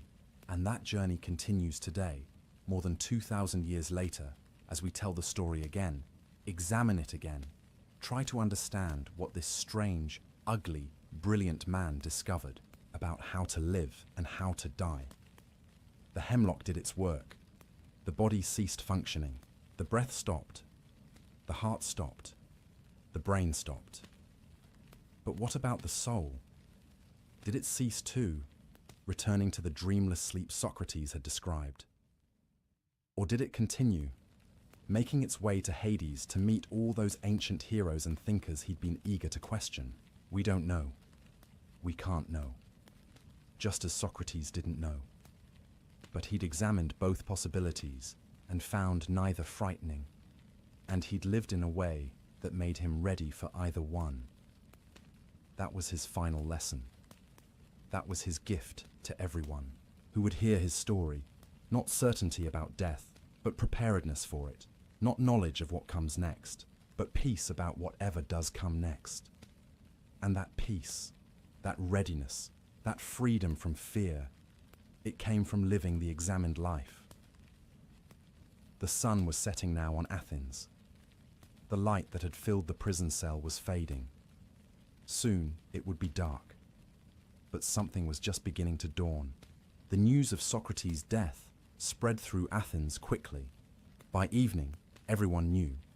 The strange old philosopher who questioned everyone, who had been convicted of corrupting the youth and disrespecting the gods, had drunk the hemlock. He was dead. For his enemies, it must have been a relief. The gadfly was finally silenced. The questioner who had made them look foolish, who had exposed their ignorance, who had turned young men against traditional values. He was gone. Athens could return to normal now. But they were wrong, profoundly wrong, because Socrates' death didn't end his influence. In many ways, it was just the beginning. Think about what would have happened if Socrates had escaped, if he'd fled to Thessaly, as Crito had begged him to do. He would have lived a few more years, perhaps. He could have continued teaching in exile. Some students might have followed him, but he would have been diminished.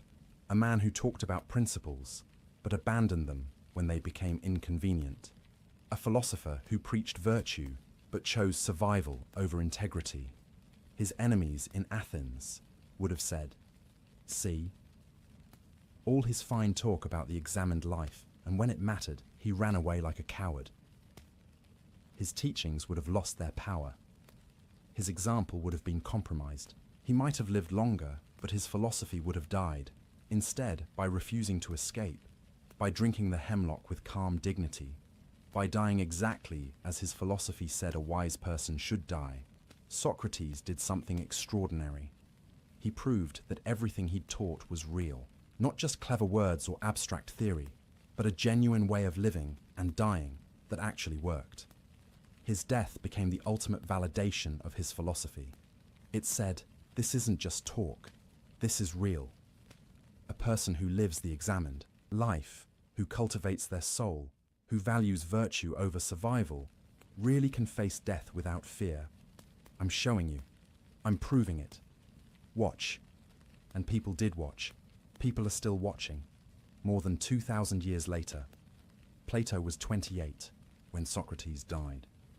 He'd been studying with him for 8 years or so. He was devastated by the death. So devastated that he left Athens for a while, traveling, processing his grief, trying to make sense of what had happened. But then he came back, and he began to write. Not abstract philosophical treatises, but dialogues, conversations, dramatized recreations of Socrates in action, questioning, examining, pursuing wisdom. He wrote about the trial, about the prison conversations, about the death scene. He wrote dialogue after dialogue, always with Socrates as the central character, the questioner, the searcher for truth. Through Plato's writings, Socrates became immortal. Not just remembered, but present. Anyone who read Plato's dialogues could meet Socrates, hear his voice, see him at work. The man was dead, but the method lived on, and Plato wasn't the only one. Xenophon wrote about Socrates too. Other students wrote, taught, founded schools based on what they'd learned from him. Within a generation, Socrates was famous not just in Athens, but throughout the Greek world. And the philosophers who came after, the Stoics, the Cynics, the Skeptics, various schools with different interpretations, almost all of them looked back to Socrates as the founder, the exemplar, the one who showed what philosophy really was.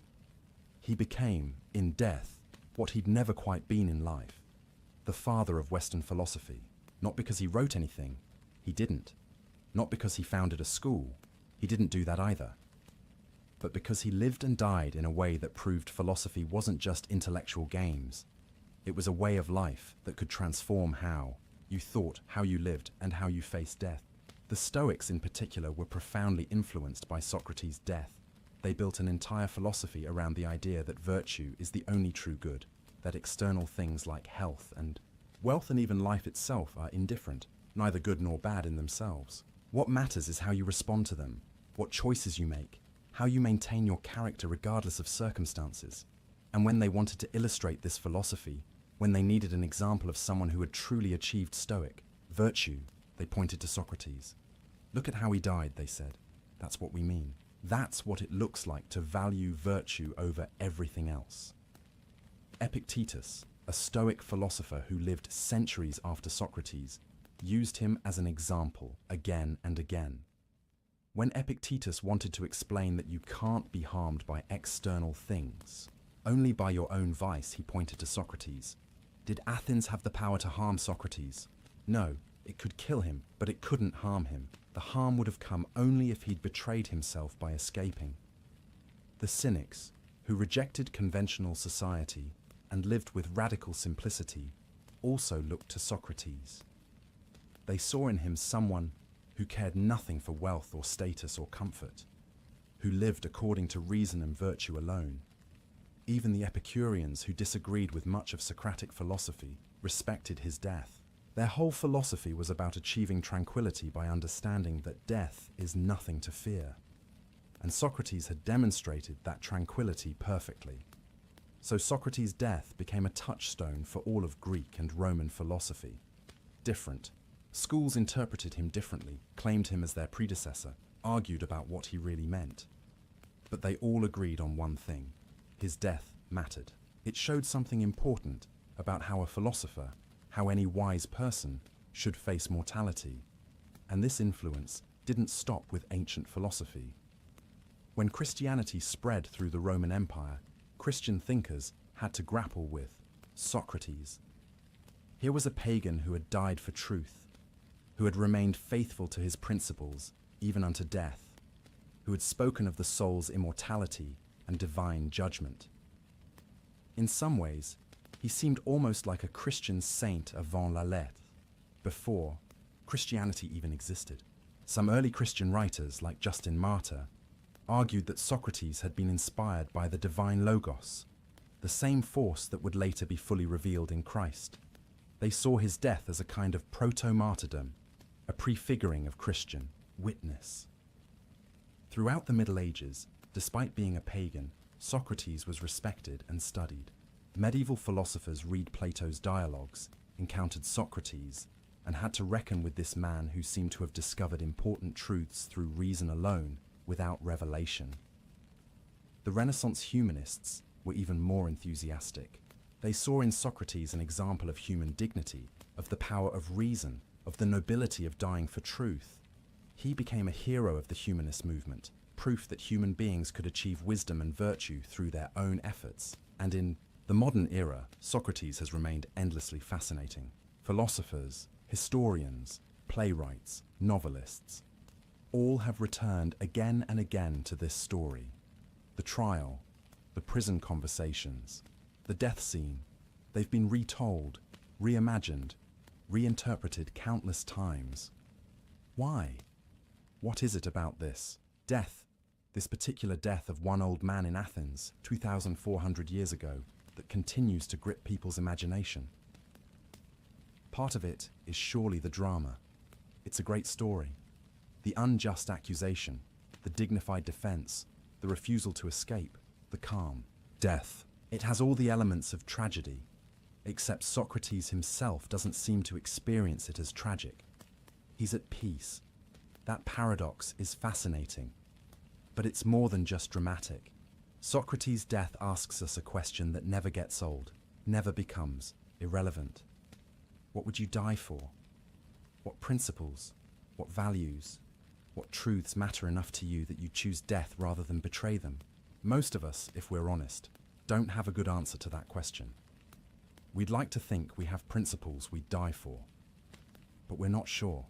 We haven't been tested. we hope we never will be. Socrates shows us what it looks like when someone actually faces that test and passes, when someone really does value their soul more than their body, truth more than survival, integrity more than life itself. And in showing us that, he forces us to examine our own lives. Would we drink the hemlock? Could we? What would it take for us to develop the kind of wisdom, the kind of courage, the kind of clarity that Socrates had? This is why the death of Socrates is still taught in philosophy classes, still referenced in ethical discussions, still appearing in books and films and plays, because it represents something we aspire to, even if we doubt we could achieve it. It represents the examined life taken to its logical conclusion.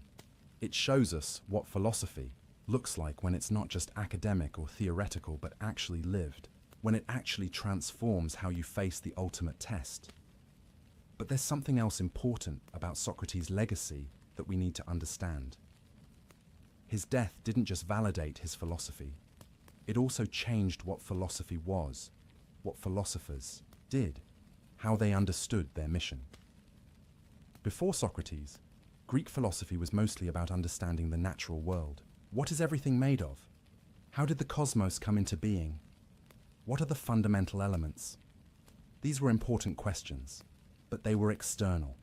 They were about the world out there. Socrates changed the focus.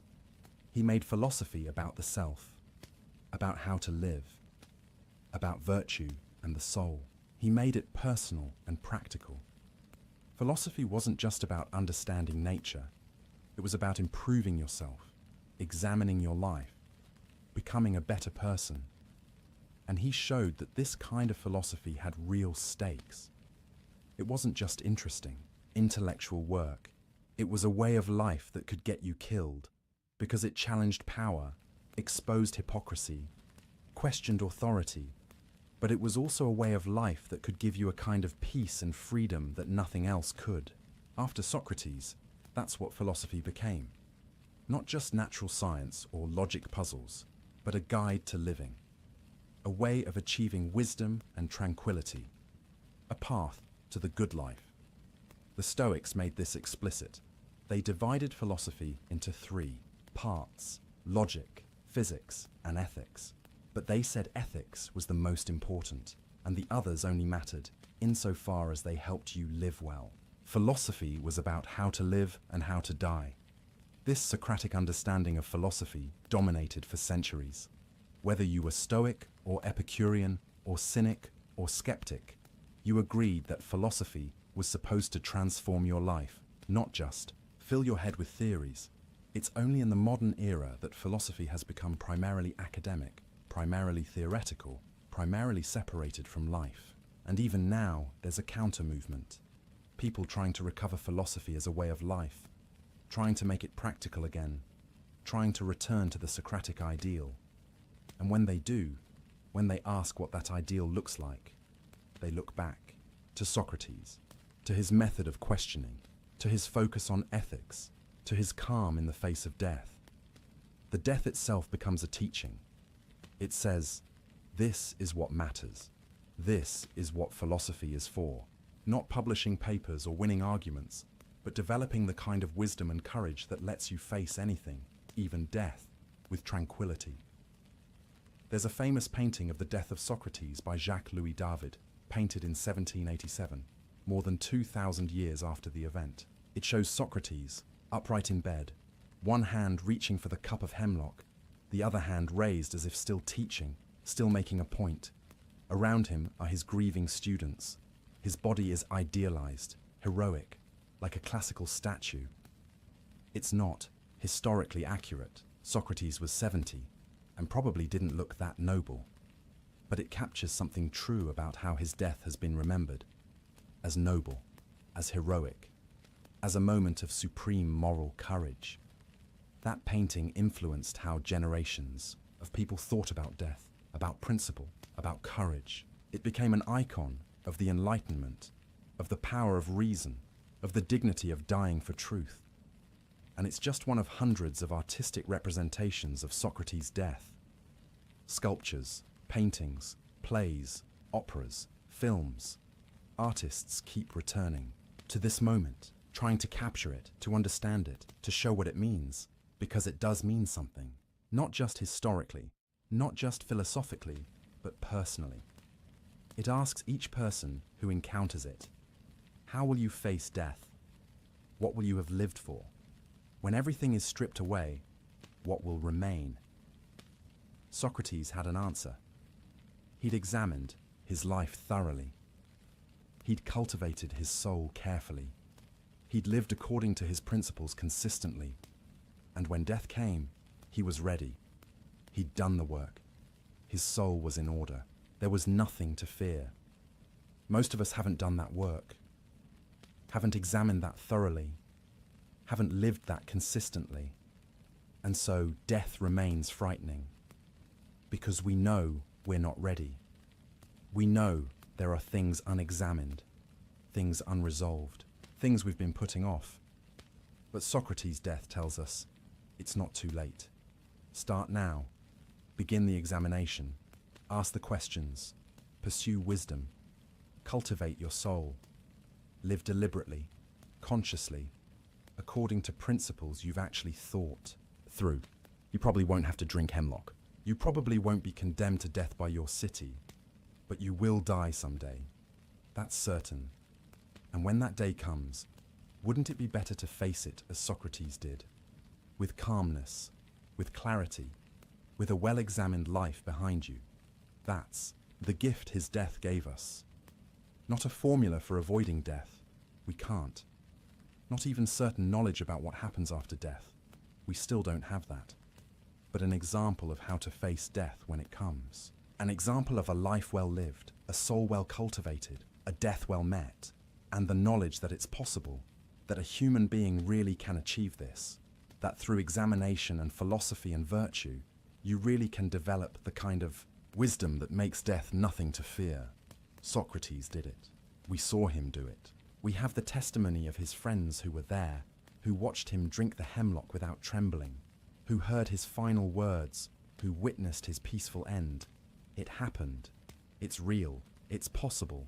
And that possibility has been inspiring people for 2,400 years, inspiring them to examine their own lives, to question their assumptions, to pursue wisdom over wealth, to value their souls over their bodies, to live deliberately, to prepare, not just for death, but for life, for living it fully, consciously. Well, the hemlock killed the man, but the example, the teaching, that can never die, it lives in every person who hears the story and asks, could I do that? Should I try to live that way? What would the examined life look like for me? Those questions keep Socrates alive. Those questions are his immortality, far more certain than any afterlife in Hades. He wanted to spend eternity questioning the great thinkers of the past.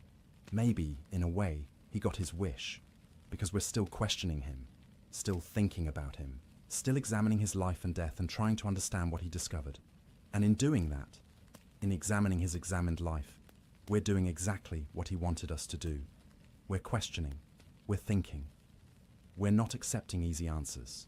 We're living more consciously. That's the legacy. That's what his death taught us about life. Not that death is nothing, it's real and it matters, but that a life well lived makes death bearable, maybe even beautiful. That wisdom is real and achievable. That courage isn't the absence of fear, but the ability to act rightly despite fear. That the soul really is more valuable than the body, if by soul we mean character, wisdom, virtue, everything that makes you who you truly are. 2,400 years, that's how long Socrates has been dead. But his death is still teaching, still challenging, still asking each of us, will you examine your life? Will you cultivate your soul? Will you live deliberately? Will you face death with wisdom rather than terror? The answer is up to each of us. But we have an example, we have a teacher. We have the story of a man who did it, who showed it was possible, who proved that philosophy isn't just words, but a real way of transforming how you live and die. That's what death taught us about life. That's what Socrates gave us. That's his gift to every generation that comes after him, including ours. The body has been dead for millennia, but the soul, the teaching, the example, the questions, that's immortal. Just as Socrates hoped it would be. So we've traveled with Socrates from his questioning youth to his peaceful death. We've examined his philosophy, understood his courage, witnessed his final moments. But now we need to ask, what does this mean for us? How do we actually live? With these insights, how do we practice what Socrates taught? Because that's what it is, a practice, not a belief system you adopt once and forget about, not a philosophy you agree with intellectually, but never apply. A practice, something you do regularly, intentionally, as a way of life. Let's talk about what it means to live with death in mind, not morbidly, not obsessively, but consciously, the way Socrates did. The Stoics, who learned so much from Socrates, had a specific practice for this. They called it memento mori. Remember that you will die. It sounds grim, it sounds depressing, but they didn't mean it that way at all. The point of remembering death isn't to make you sad or fearful. The point is to wake you up, to help you see what matters and what doesn't, to give you perspective on all the trivial things that consume your attention and energy. Think about how we normally live. We act as if we have infinite time. We put off important conversations until later. We waste years in jobs we hate, planning, to do what we really want someday. We hold grudges, nurse resentments, avoid difficult but necessary actions because, well, there's always tomorrow. Except there isn't always tomorrow, not infinitely. We know this intellectually, but we don't live like we know it. We live like we're immortal. But what if you really internalize the truth that you will die? Not just believed it abstractly, but felt it, knew it, lived with that awareness present. You'd probably waste less time on trivial things. That argument about nothing important, maybe not worth having, that grudge you've been holding. Maybe time to let it go. That thing you keep putting off that you know you should do. Maybe you should do it now. This is what memento mori does. It doesn't make you depressed. It makes you focused, clear, intentional. It helps you distinguish between what matters and what doesn't. Socrates lived this way naturally.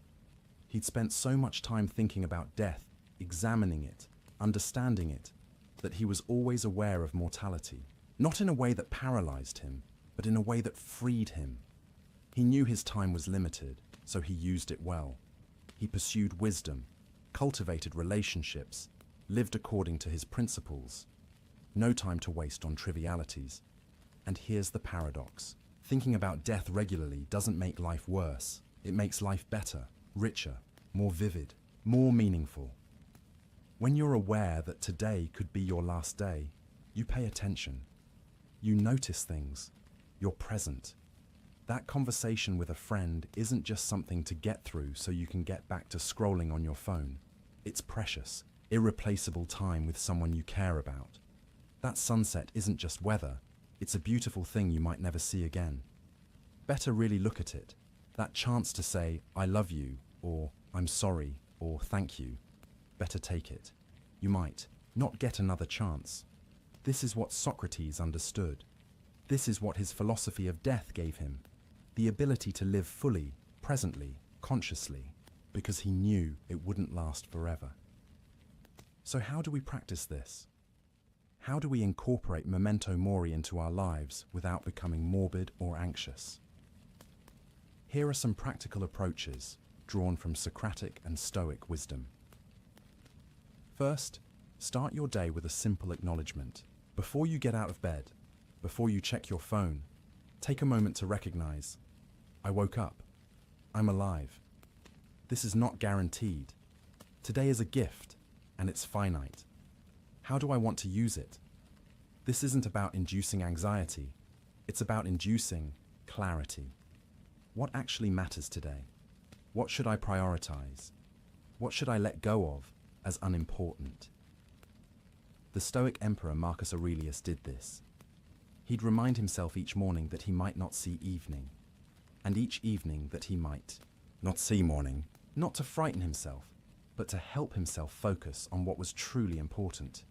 Second, practice the evening examination that Socrates would have approved of. Before you sleep, review your day. Not to beat yourself up over mistakes, that's not productive, but to examine. Did I live according to my values today? Did I act with wisdom, courage, justice, temperance? Where did I do well? Where did I fall short? What can I learn? This is the examined life in practice. Daily examination, regular reflection, constant course correction. You're not trying to be perfect. You're trying to be conscious, to be intentional, to be improving. Seneca, the Stoic philosopher, described doing this every night. He'd review his day's actions, his words, his thoughts, not harshly, but honestly. What did I do well? What could I have done better? How can I be wiser tomorrow? This practice, done regularly, compounds over time. You become more self-aware, more conscious of your patterns, better able to catch yourself when you're about to make a mistake, more aligned with your actual values rather than just reacting to circumstances. Third, and this is crucial, identify what you value most. Really examine this.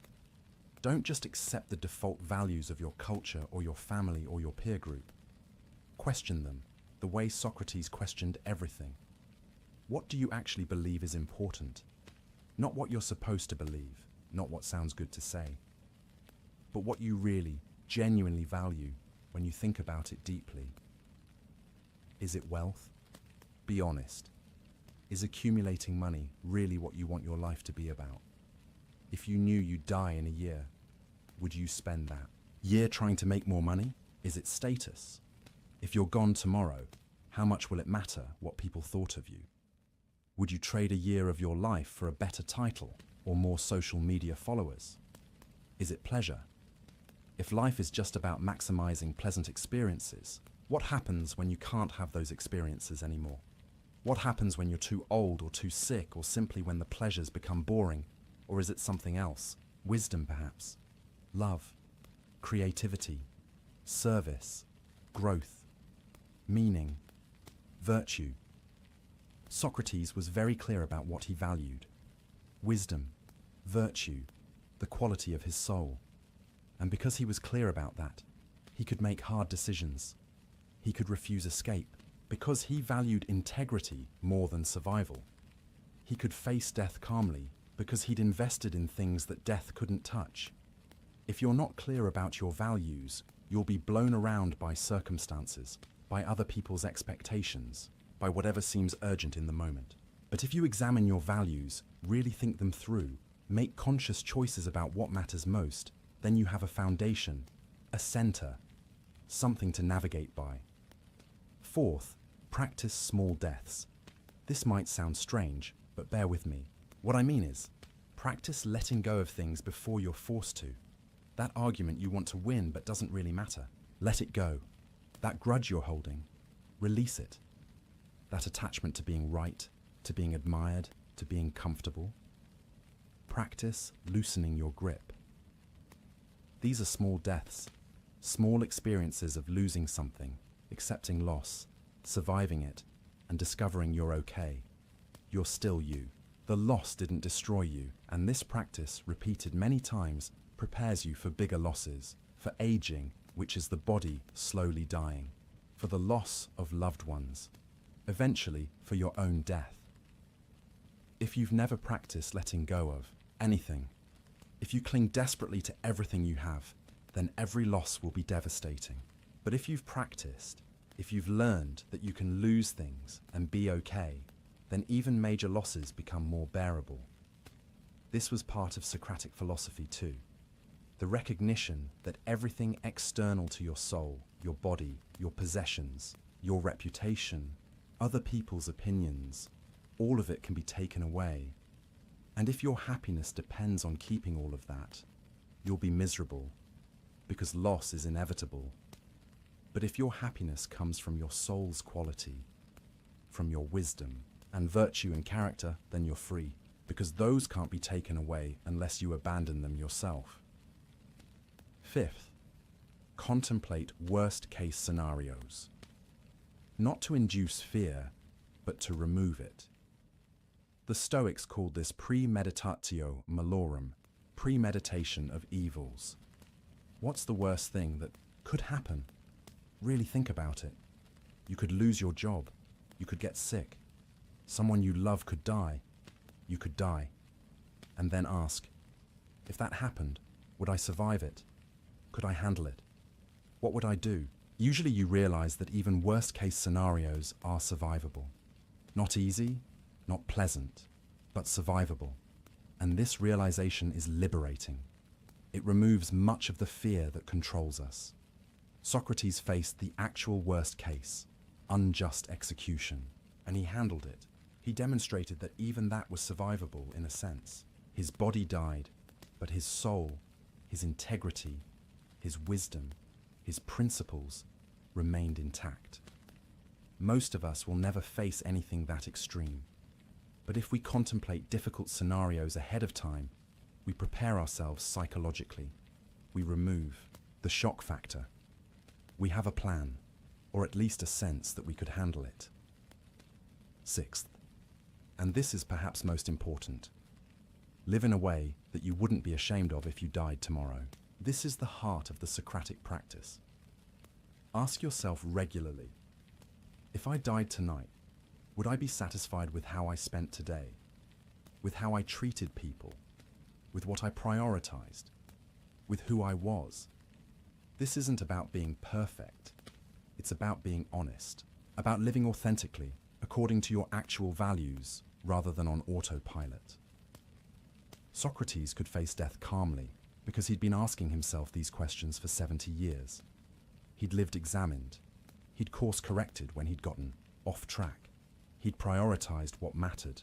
So when death came, he was ready. His life had been what he wanted it to be. There was nothing major left undone. Most of us can't say that. Most of us are putting off important things, compromising our values for convenience, living unconsciously, planning to really live someday when circumstances are better. But someday might not come. And even if it does, the habit of postponing, of compromising, of living unconsciously, those habits get stronger with practice. They don't magically disappear when circumstances change. So start now, today, this moment. Live as if this were your last day, not frantically, not desperately, but intentionally, consciously, according to your examined values. Say the things that need saying. Do the things that matter. Let go of the grudges and petty concerns. Be present with the people you're with. Create what you want to create. Love who you want to love. Become who you want to become. Not tomorrow, not someday, now. This is what living with death in mind really means. Not being obsessed with dying, but being committed to living. Really living. Consciously, intentionally, according to examined principles. And here's the beautiful thing. If you live this way, if you really practice this, then death loses much of its power over you. Not because you stop caring about life, you care more, not less. But because you're living so fully, so consciously, that death becomes just a transition rather than a tragedy. You've done the work. You've examined your life and found it good. You've cultivated your soul. You've lived according to your principles. Whatever death brings, you're as ready as a person can be. This doesn't mean you'll never fear death.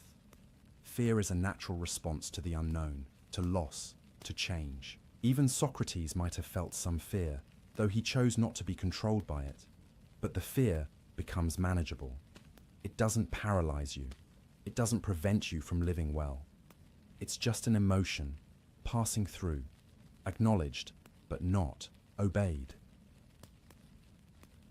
The practice of living with death in mind, the Socratic practice, gives you this freedom. Freedom from the tyranny of unconscious living. Freedom from being controlled by trivialities. Freedom from wasting your precious, finite time on things that don't matter. And it gives you something else too. Gratitude. When you really know that today might be your last, you stop taking things for granted. The ordinary becomes precious. Another sunrise, another conversation, another moment of being alive and conscious. Socrates experienced this. You can hear it in how he talked about simple pleasures, how he appreciated good conversation, how he valued his friends. He wasn't jaded or bored with life. He was grateful for it, right up until the end. That's what the practice offers. Not depression or anxiety, but clarity and gratitude. Not a worse life, but a better one. Not more fear of death, but less and more appreciation for life. So start today. Practice a little examination. Acknowledge your mortality. Consider your values. Let go of something unimportant. Live a bit more consciously, a bit more intentionally. You don't have to be Socrates.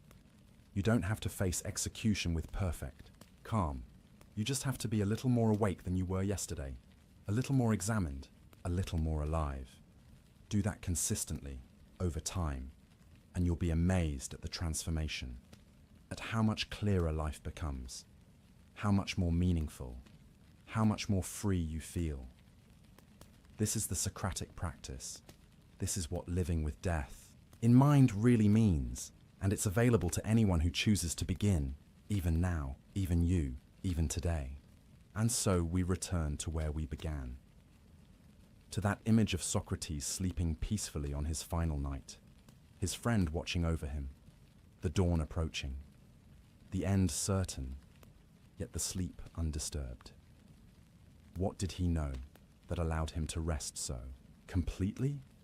What had he discovered in his 70 years of questioning, examining, seeking wisdom? Perhaps it was simply this: that the unknown is not the same as the terrible. That uncertainty is not the same as fear. That not knowing what comes after death doesn't mean what comes after death is bad. We spend so much of our lives demanding certainty. We want to know what will happen. We want guarantees. We want the future mapped out so we can feel safe. And when we can't have that certainty, especially about death, we fill the void with fear. But Socrates took a different approach. He examined the unknown. He looked at what death might be, thought through the possibilities, and found that none of them were necessarily frightening. And then he let go. He accepted that he couldn't know for certain, and he found peace in that acceptance. This is a profound lesson, one we can carry with us not just about death, but about all the uncertainties in life. You don't know what tomorrow will bring. You can't know. But does that mean tomorrow will be terrible?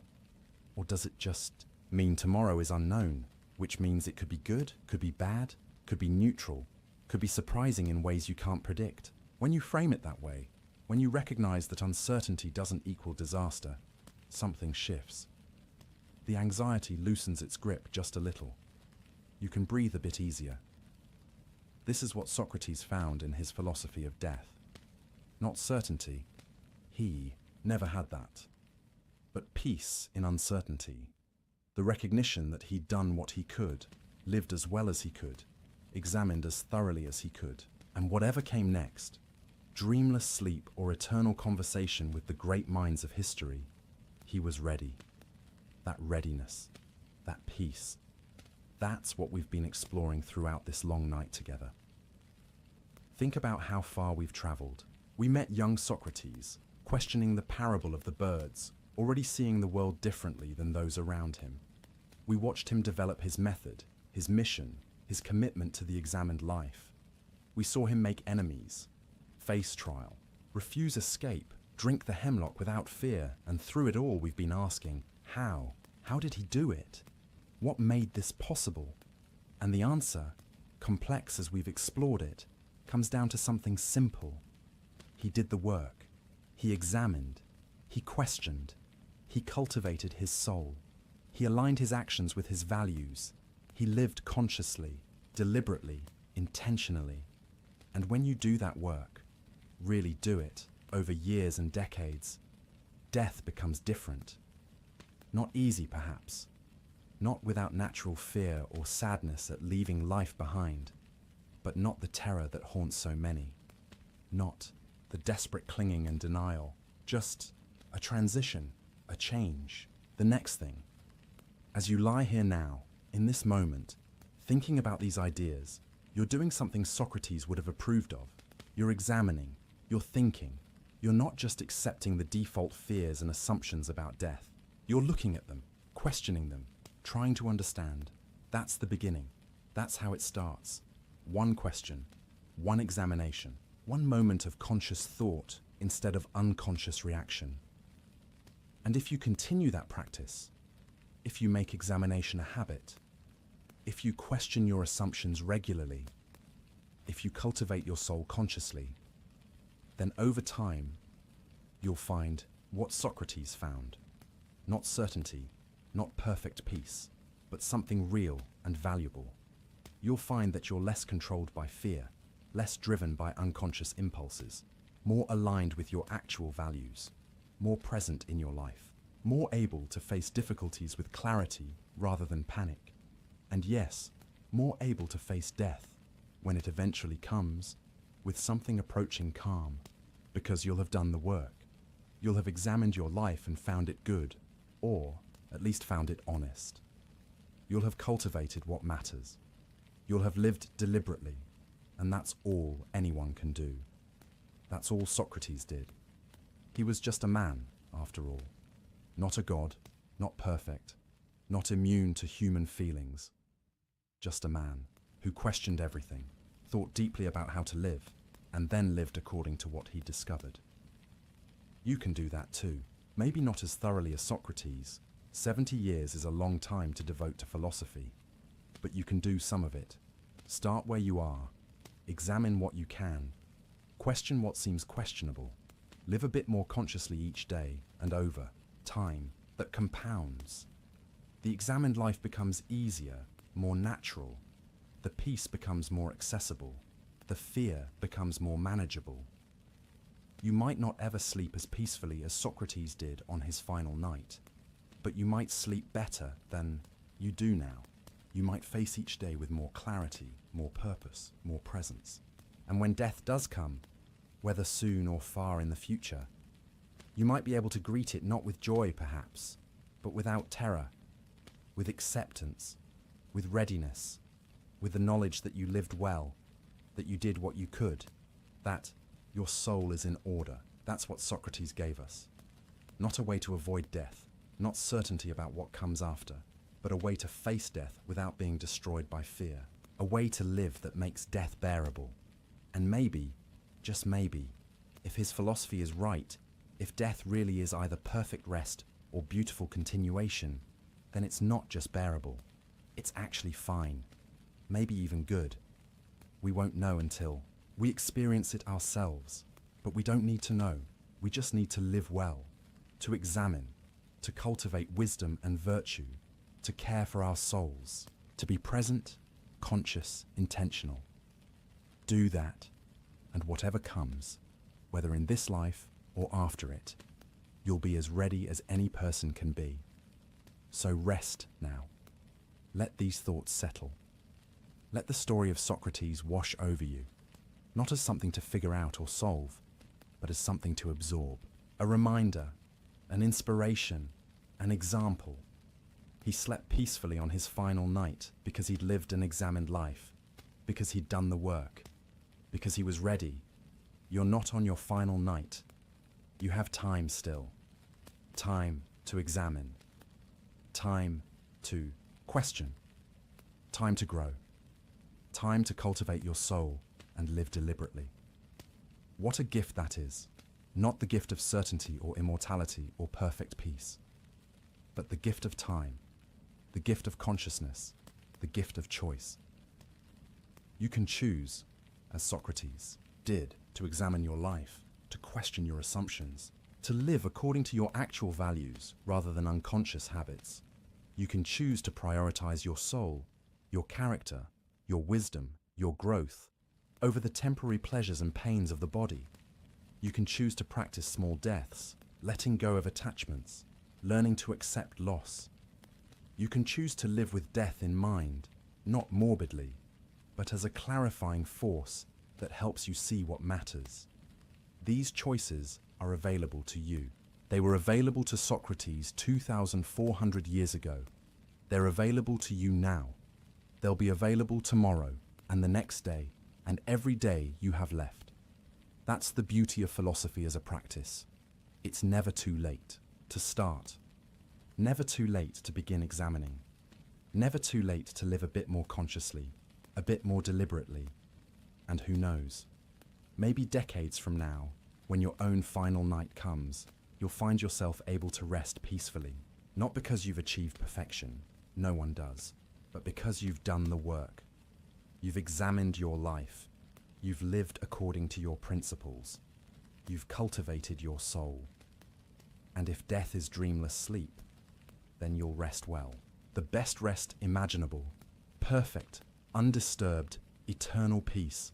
And if death is continuation, if consciousness goes on, if there's something after, well, then you'll have taken the best of yourself with you, your wisdom, your character, your virtue, the things that really matter, the things that really are you. Either way, you'll be ready as Socrates was, as ready as any examined life makes possible. That's the promise. That's what this philosophy offers. Not certainty, but readiness. Not the elimination of death, but the ability to face it without terror. Not a perfect life, but a conscious one, an examined one, a meaningful one. So sleep now. Rest. Let your mind settle. Let your body relax. Tomorrow you'll wake and you'll have another day to examine, to question, to grow. But tonight, for these remaining hours, just rest. Rest as Socrates rested. Not because everything is certain, but because you've done what you could today. Because you're working on examining your life. Because you're cultivating your soul, even if imperfectly. That's enough. More than enough. The unknown still lies ahead. Death still waits in the future for all of us.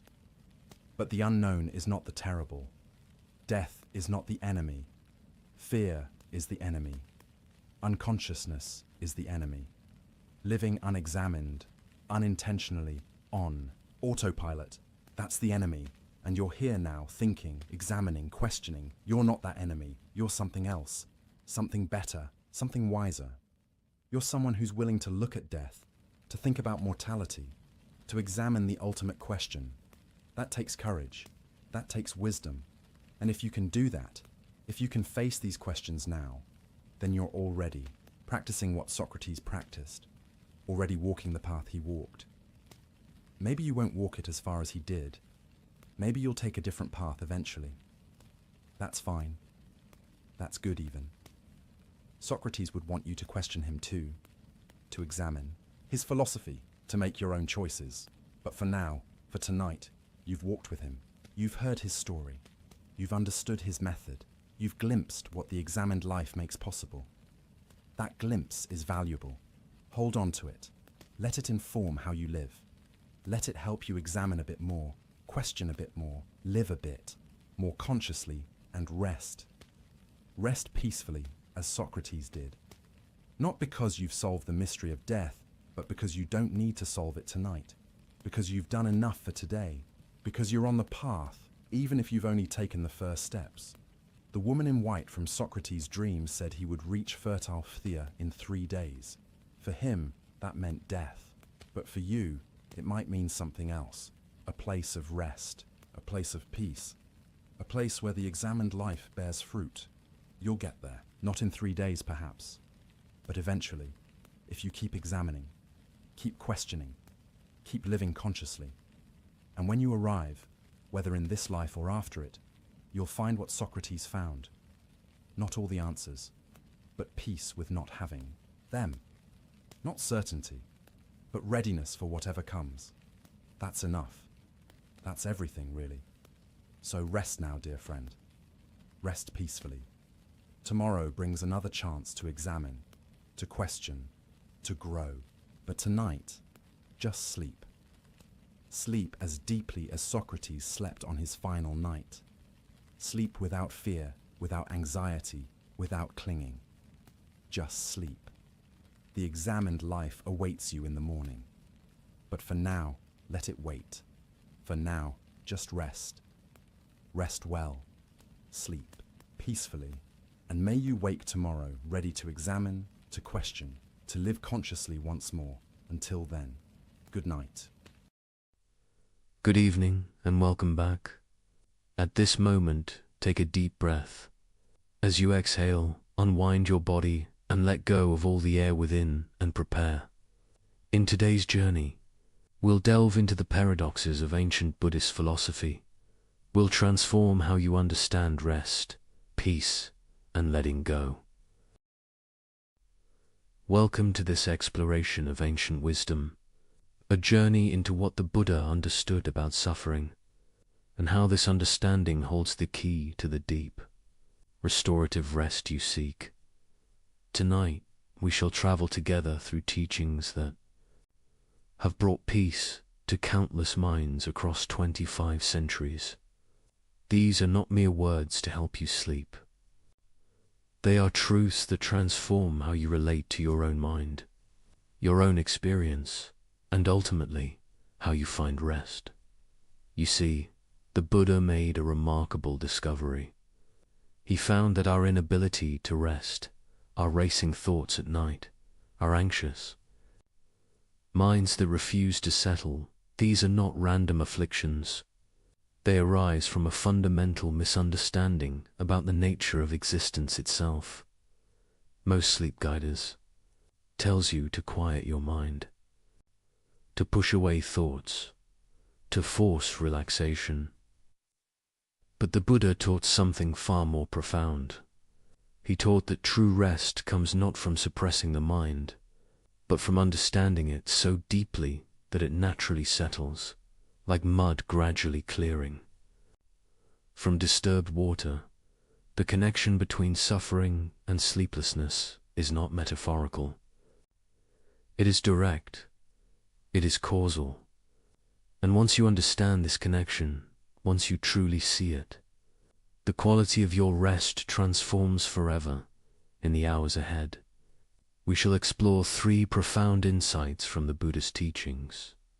First, we will examine the first noble truth, the truth of suffering, or, as the Buddha called it in Pali, dukkha. But this is not merely about pain or sadness. It is about the fundamental unsatisfactoriness that pervades human existence when we do not see clearly.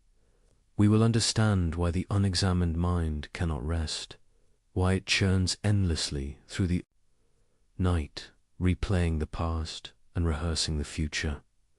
Second, we will explore the origin of this suffering, what the Buddha called tanha, craving or thirst. We will see how our constant reaching, our endless wanting, our desperate clinging to what we desire, and our fierce rejection of what we fear creates the very turbulence that prevents sleep. The mind that grasps cannot settle. The mind that pushes away cannot rest. And third, we will discover the cessation of suffering, the path of letting go. We will understand anicca, impermanence, and how truly seeing the flowing, changing nature of all things allows the mind to release its grip. This is not philosophical theory. This is the direct path to the peace you seek. Throughout this journey, we shall draw upon the Buddha's own words from the ancient Pali Canon, the earliest recorded teachings.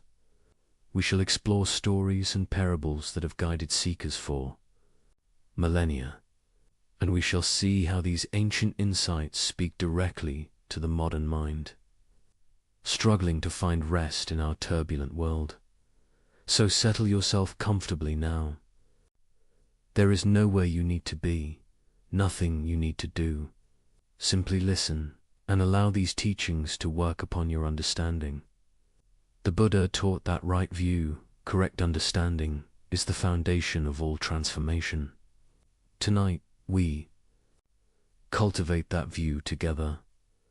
Let us begin with the first great truth that the Buddha proclaimed upon his awakening, the truth that opens the door to all liberation.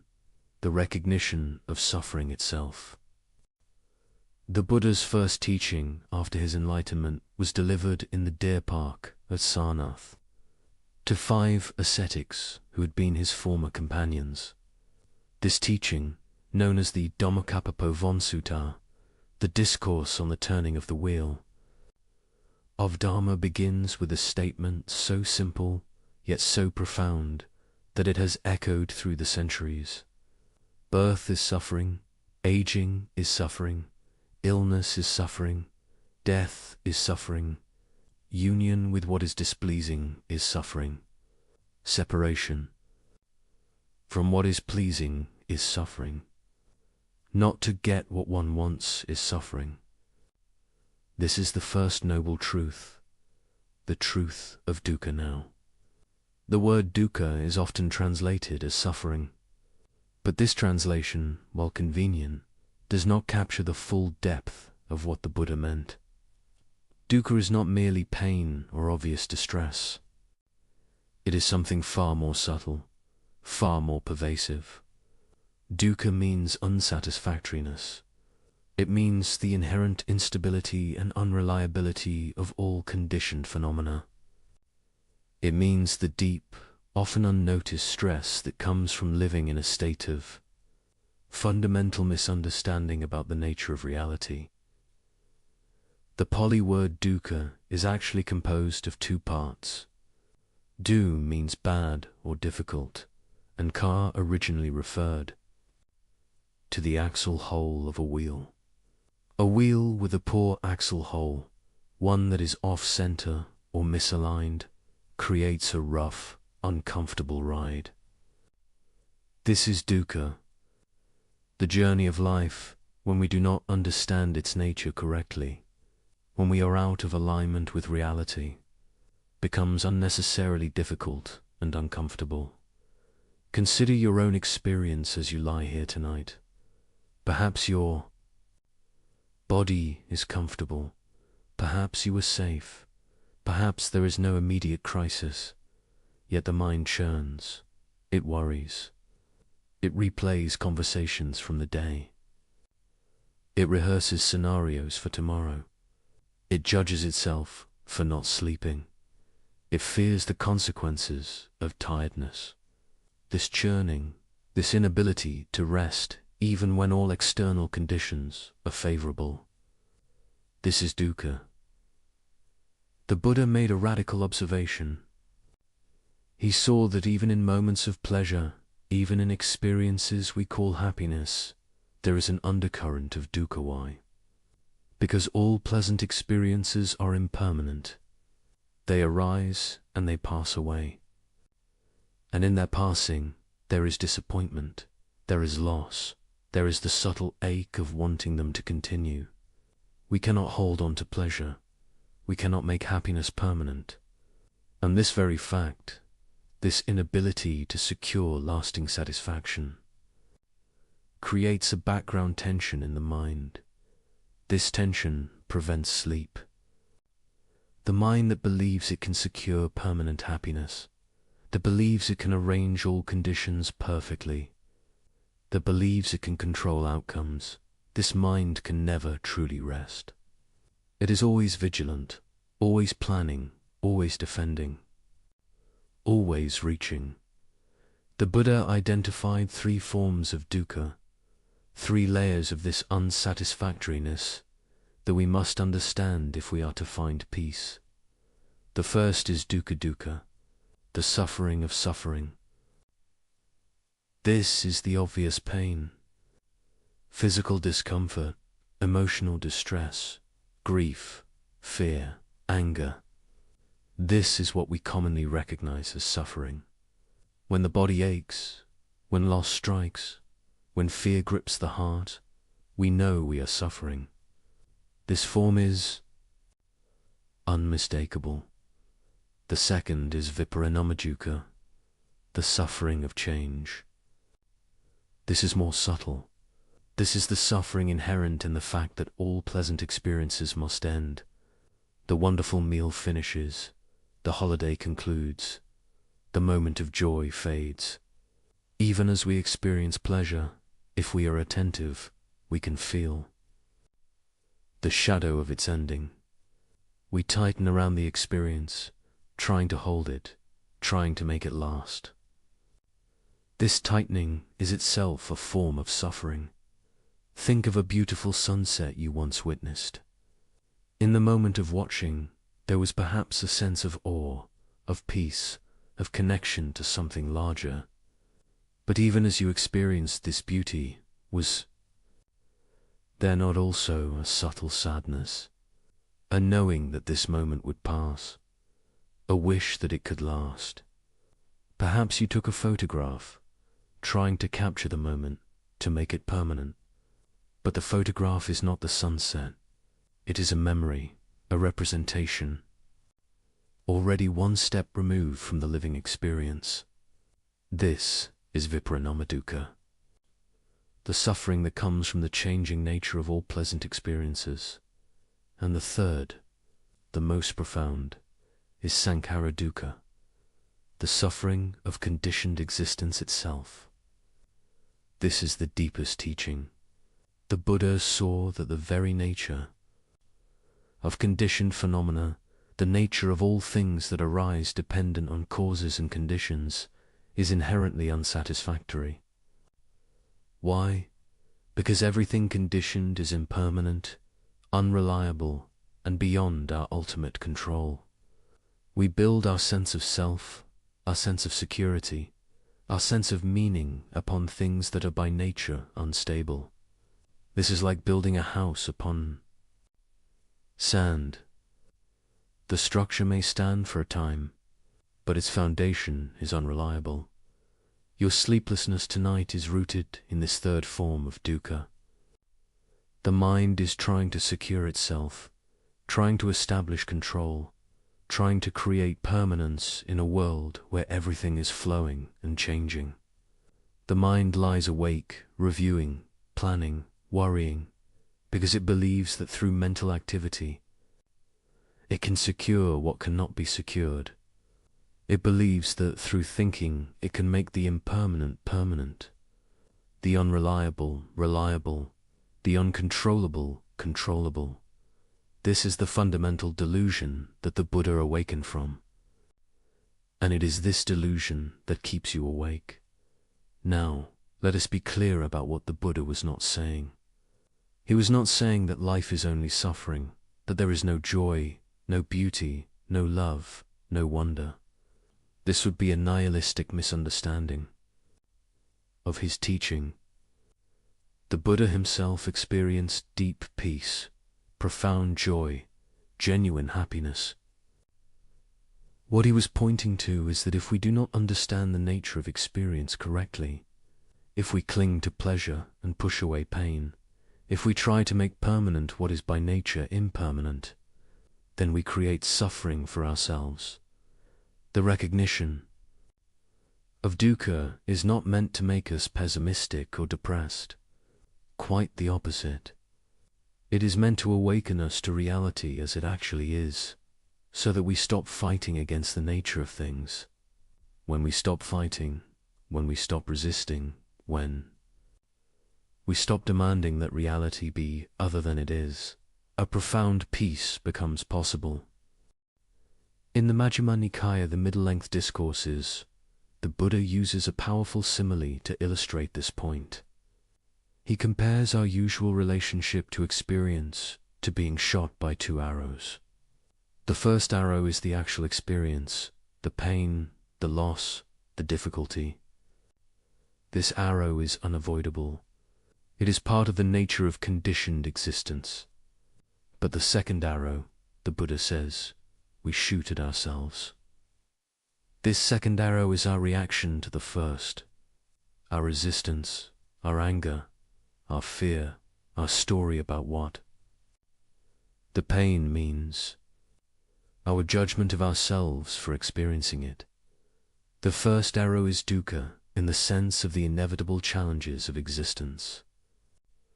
The second arrow is dukkha in the sense of the suffering we create through our misunderstanding and reactivity. The Buddha's teaching is aimed at helping us avoid shooting that second arrow. We cannot always prevent the first arrow. Life brings pain, loss, change, uncertainty. But we can learn not to compound that pain with our reactivity. As you lie here tonight, unable to sleep, consider this teaching. Perhaps there is a genuine difficulty in your life right now, a challenge at work, a strain in a relationship, a concern about health or finances. This is the first arrow. It is real. It requires your attention and skillful response. But notice how the mind multiplies this difficulty. It worries not just about the actual situation, but about all the terrible things that might happen. It judges you for having the problem. It compares you to others who seem to have it easier. It tells stories about inadequacy or unfairness.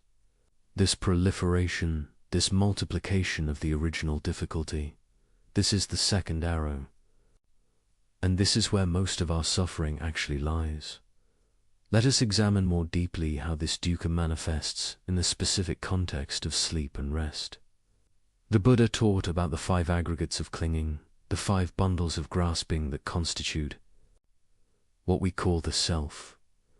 These are form, feeling, perception, mental formations, and consciousness.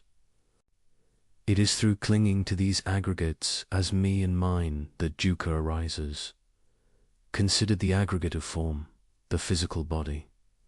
As you lie here, perhaps you notice discomfort, a tension in the shoulders, an ache in the back, the body's temperature, feeling not quite right. The mind immediately identifies with this discomfort. This is my pain. My body is not comfortable. I need it to be different. This identification, this claiming of the body's sensations as mine, as something I must fix or control, creates agitation. The body simply has sensations arising and passing. It is the mind's relationship to these sensations, the claiming of them, the resistance to them, that creates suffering. The Buddha taught a practice of observing the body with what he called kyanupassana, contemplation of the body. Not thinking about the body, but directly observing it. Feeling the sensations as they actually are, without the overlay of judgment or story. When you observe the body in this way, you begin to notice something remarkable. The sensations are constantly changing. That ache in the back is not a solid, unchanging thing. It is a flow of sensations, appearing and disappearing, intensifying and softening, moving and shifting.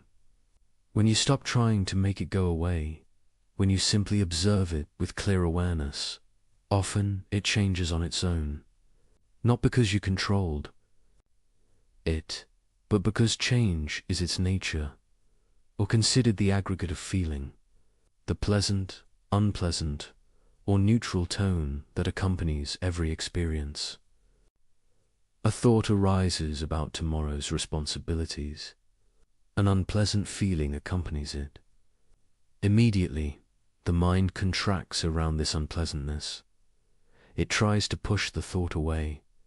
It judges itself for having the thought. It worries about the worry.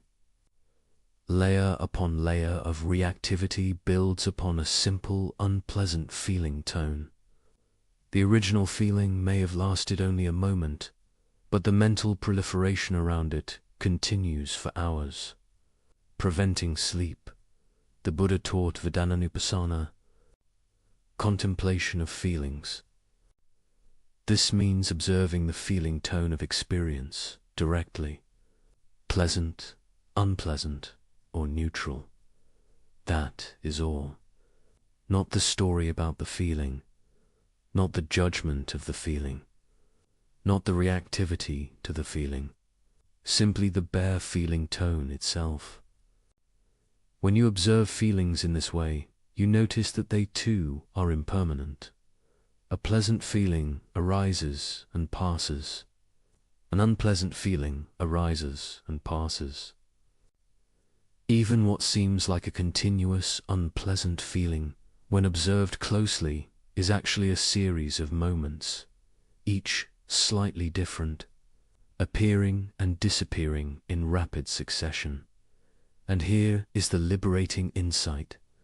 If you do not grasp at pleasant feelings, trying to make them last, they arise and pass naturally without creating the suffering of clinging. If you do not push away unpleasant feelings, resisting their presence, they arise and pass naturally without creating the suffering of aversion. The feelings themselves are not the problem. Your relationship to them, your grasping and pushing, this is where dukkha is created. The aggregate of perception labels and categorizes experience. This is good, this is bad. This thought means I am anxious.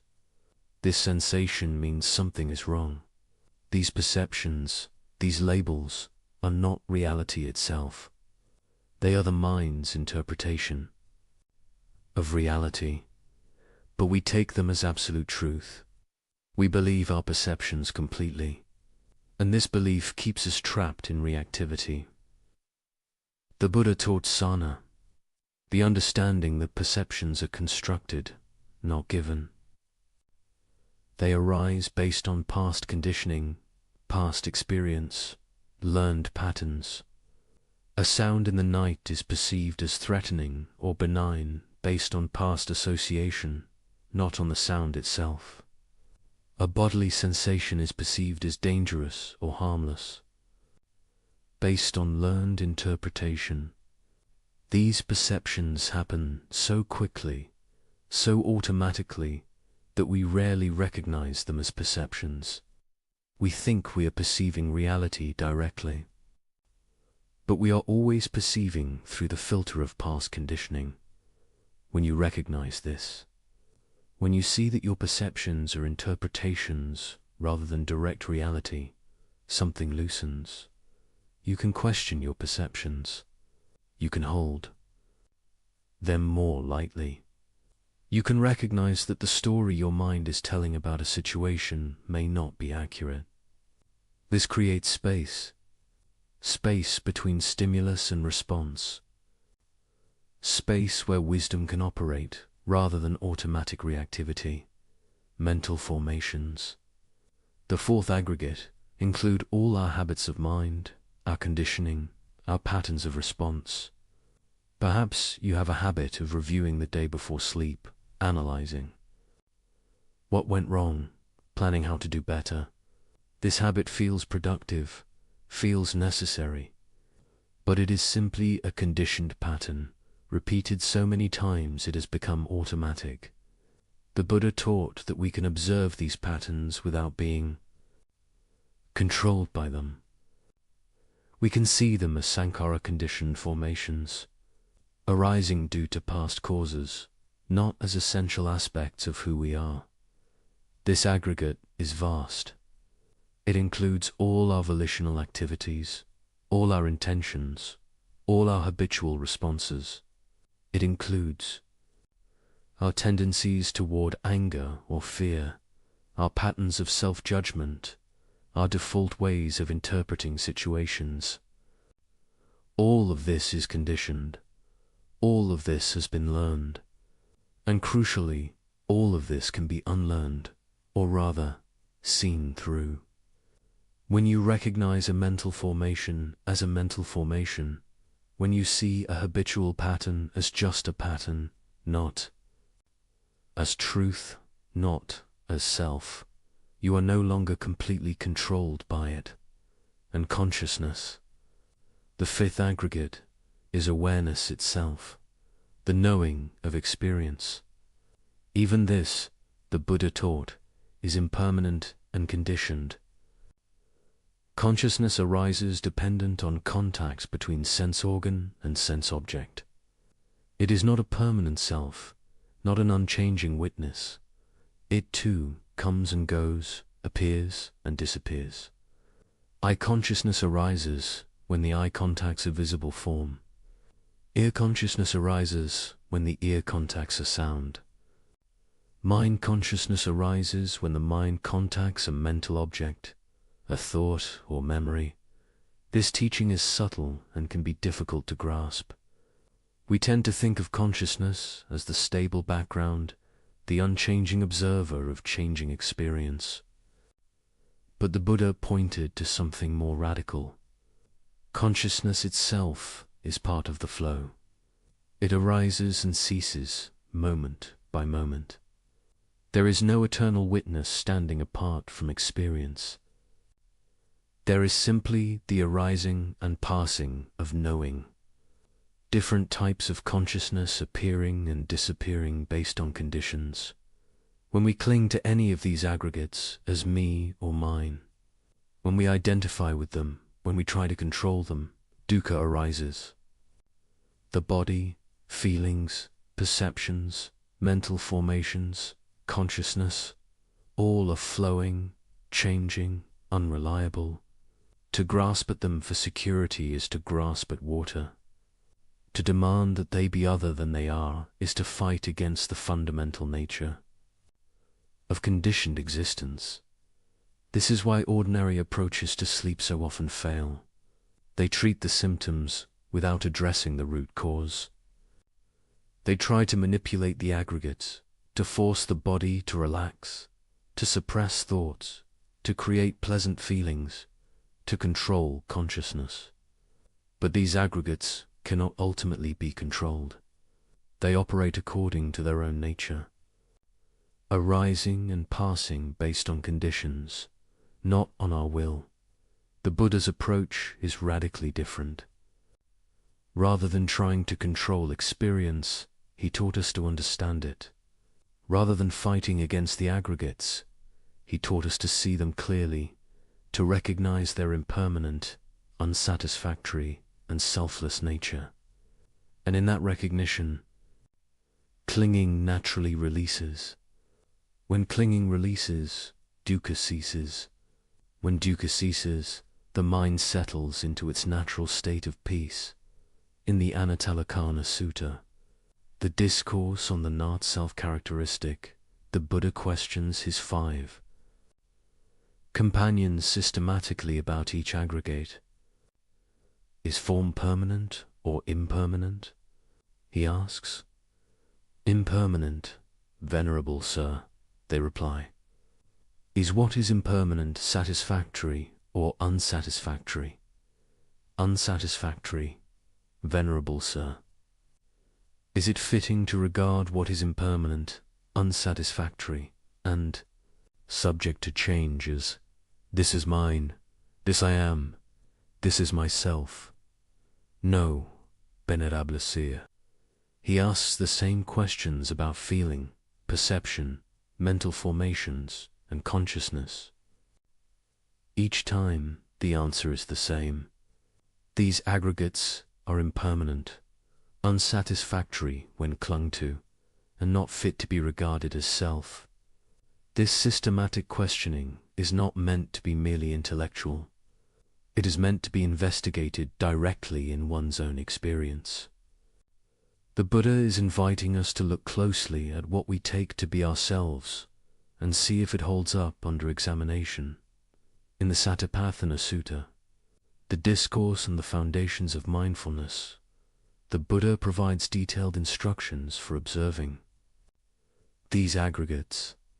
He teaches us to observe the body in the body, feelings in feelings, mind in mind, mental phenomena in mental phenomena. Not observing from outside, but observing directly, intimately, within experience itself. When observing the body, he says, know the in-breath as the in-breath, know the out-breath as the out-breath, know the body walking, standing, sitting, lying, down, know all positions and movements of the body, and in this knowing, understand, This is simply body, not my body. Not I am the body. Simply body, a collection of elements, temporarily configured, arising and passing according to conditions. He teaches contemplation of the body's elements. This body is composed of the earth element, the solidity and resistance in bones and flesh. It is composed of the water element, the fluidity in blood and lymph. It is composed of the fire element, the temperature and metabolism that maintain life. It is composed of the air element, the movement in breath and circulation. These four elements come together temporarily to form what we call a body. They will separate again at death, returning to the greater field of elements from which they came. This is not morbid contemplation. It is realistic understanding. It is seeing the body as it actually is, not as we wish it to be. When observing feelings, know a pleasant feeling as pleasant, an unpleasant feeling as unpleasant, a neutral feeling as neutral. And understand, these feelings are impermanent. They arise and pass. They are not to be grasped or rejected. They are simply the natural response of organism to conditions. In this understanding, the reactivity to feelings lessens. The mind does not chase after pleasant feelings or run from unpleasant ones. It simply observes the feeling tone, recognizes its impermanent nature, and remains equanimous. The Buddha further distinguishes between worldly and unworldly feelings. A worldly pleasant feeling is one based on sensual experience. An unworldly pleasant feeling is one based on renunciation or on meditative joy. A worldly unpleasant feeling is one based on attachment to sensual experience. An unworldly, unpleasant feeling is one based on the sincere wish for liberation, the healthy discontent with the unsatisfactory nature of conditioned existence. These distinctions help us understand our feelings more subtly, more accurately, when observing the mind. Know a mind with desire as a mind with desire, a mind with aversion as a mind with aversion, a mind with delusion as a mind with delusion. Know a concentrated mind as concentrated, a scattered mind as scattered. Know a great mind as great, a small mind as small. Know a surpassable mind as surpassable, an unsurpassable mind as unsurpassable. Know a concentrated mind as concentrated, an unconcentrated mind as unconcentrated. Know a liberated mind as liberated, an unliberated mind as unliberated. This is not judgment, it is recognition. The mind has many states, constantly changing. By knowing each state as it arises, by recognizing its characteristics, we stop identifying with the state. We see that these are visitors, temporary conditions of mind, not who we are. The mind that is scattered now may be concentrated later. The mind with desire now may be free of desire later. None of these states are permanent. None define us absolutely. And when observing mental phenomena, understand the hindrances when they arise. No sensory desire, ill will, sloth and torpor, restlessness and worry, doubt. Understand how they arise, how they are sustained, how they cease. These hindrances are what prevent meditation, what prevent concentration, what prevent clear seeing. And significantly for our purposes tonight, these hindrances are what prevent sleep. Restlessness and worry, uthaka kukuka, is particularly relevant. The mind that cannot settle, that jumps from thought to thought, that worries about past and future, This is the restless mind. The Buddha taught specific antidotes to this hindrance. One is concentration practice, gathering the mind to a single object. Another is calming the bodily formation, relaxing the body to help calm the mind. Another is reflecting on the teachings, bringing wise attention to bear on the worried thoughts to see their impermanent, insubstantial nature. Observe also the factors of awakening when they arise. Know mindfulness, investigation, energy, joy, tranquility, concentration, equanimity. Understand their conditions, their development, their maturation. These 7 factors, when cultivated, lead to awakening, to the direct realization of the truth the Buddha taught. Mindfulness is the foundation. Investigation examines experience closely. Energy sustains the practice. Joy arises from skillful practice. Tranquility is the calming of body and mind. Concentration is the collected, unified mind. Equanimity is the balanced, non-reactive awareness that sees all phenomena with the same clear gaze. This is the Buddha's medicine for dukkha. Not positive thinking, not distraction, not suppression, but clear, direct, unflinching observation of experience as it actually is. And in this observation, wisdom arises, the wisdom that sees impermanence directly, the wisdom that recognizes the unsatisfactory nature of clinging, the wisdom that understands there is no permanent, unchanging self to be found in these flowing aggregates. This wisdom does not come from belief. It does not come from faith. It comes from direct observation. The Buddha famously said in the Kalama Sutta, "Do not believe something simply because it has been passed down through tradition, or because it has been said many times, or because it is written in scriptures, or because it accords with your beliefs, or because it seems logical, or because it accords with your philosophy, or because it appears true after consideration, or because the speaker appears trustworthy, or out of respect for a teacher. When you know for yourselves that these things are wholesome, blameless, praised by the wise, and when undertaken and observed led to benefit and happiness, then you should enter and dwell in them." This is an extraordinary statement for a religious teacher. The Buddha is telling us not to believe him on authority, but to test his teachings in our own direct experience. If you find them to be true, leading to benefit, to welfare, to happiness, then accept them and live by them. If not, abandon them. So even now, as you listen, you can test this teaching. Observe your own experience. Notice the thoughts that arise and pass. Are they permanent or impermanent? Notice the sensations in the body constantly changing. Are they permanent or impermanent? Notice feelings appearing and disappearing. Are they permanent or impermanent? Is there anything in your experience right now that is truly permanent? Is there anything that is completely satisfactory when grasped?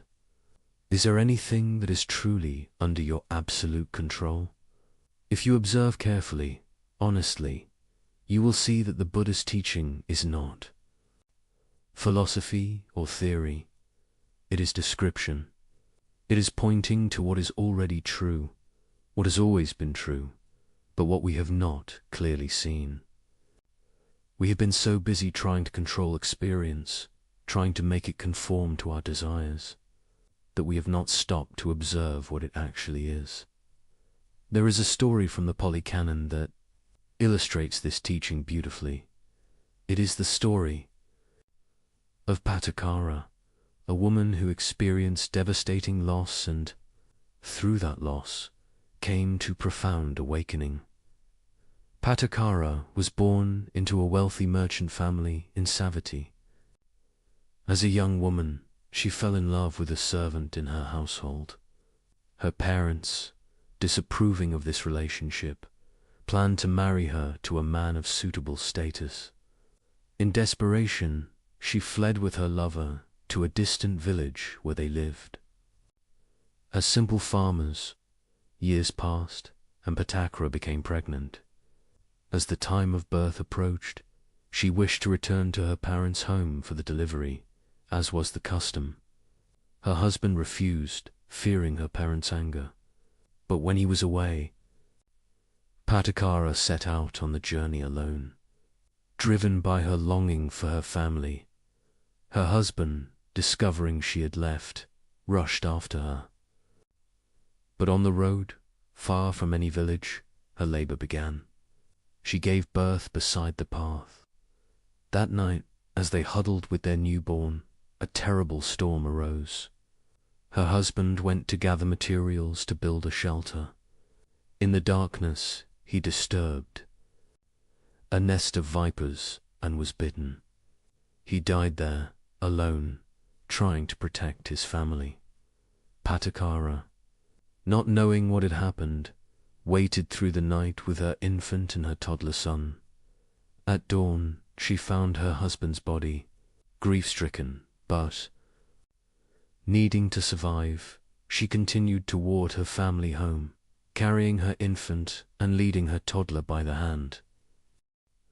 They came to a river, swollen by the storm.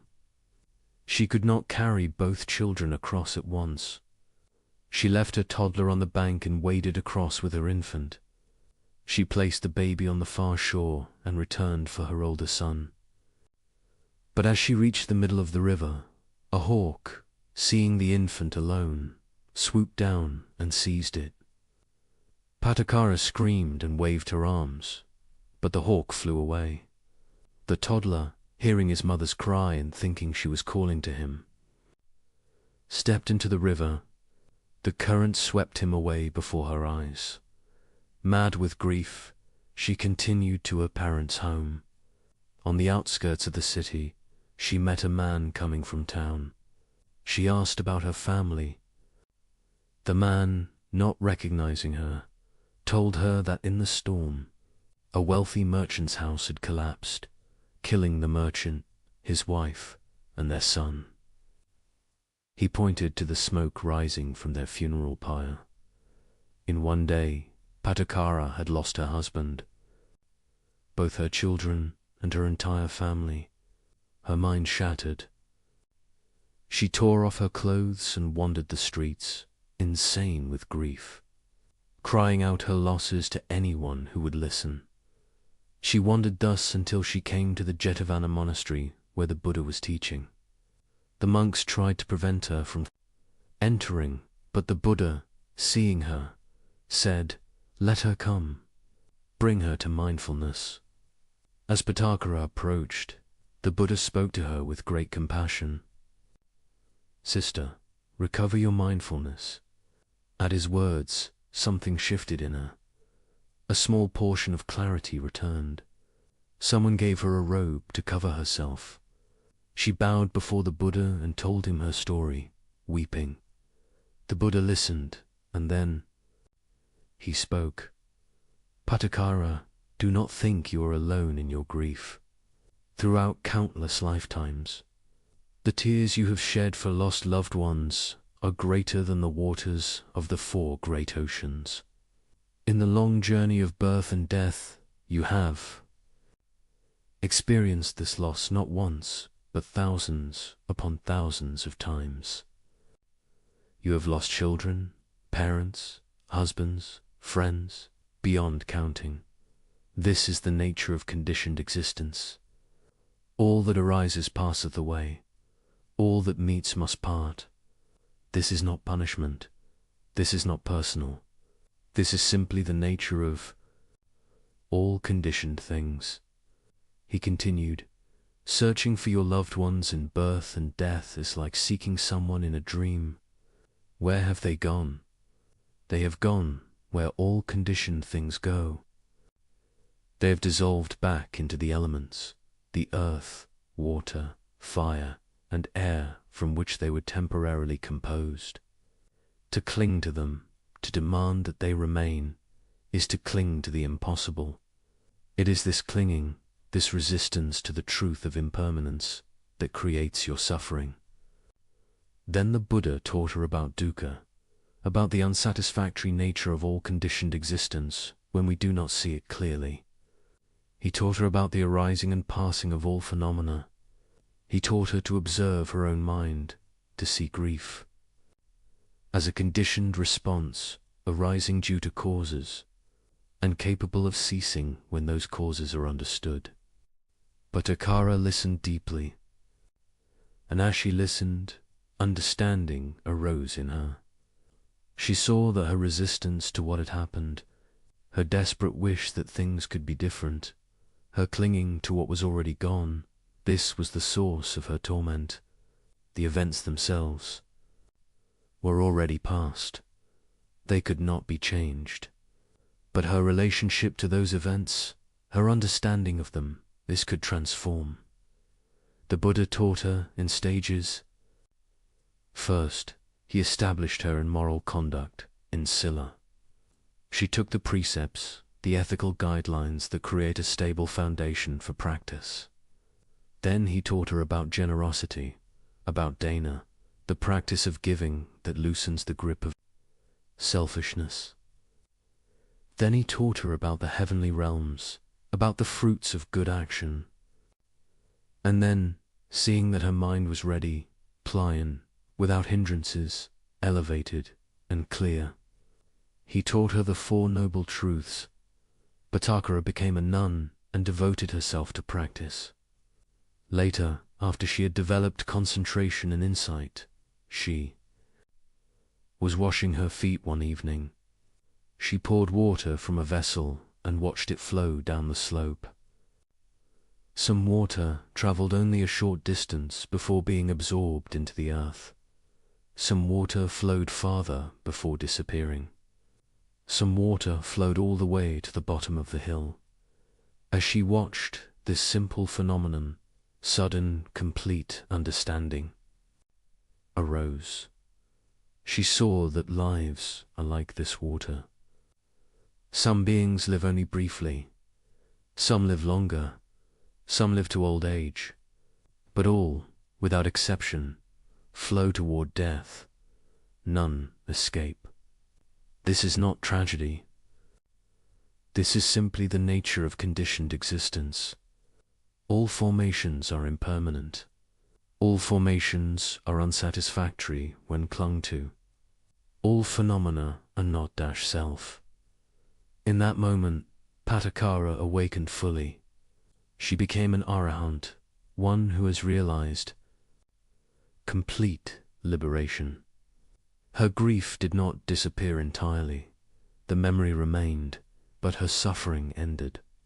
She could remember her loved ones with tenderness, but without the tearing pain of resistance. She had stopped fighting against reality. She had stopped demanding that impermanent things be permanent. And in that stopping, she found unshakable peace. The Buddha later spoke a verse about her realization.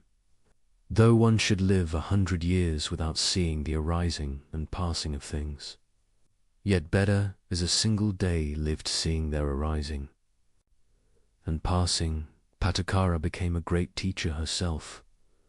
Many women came to her to be ordained, drawn by her wisdom and compassion. She understood suffering intimately, and she understood liberation intimately.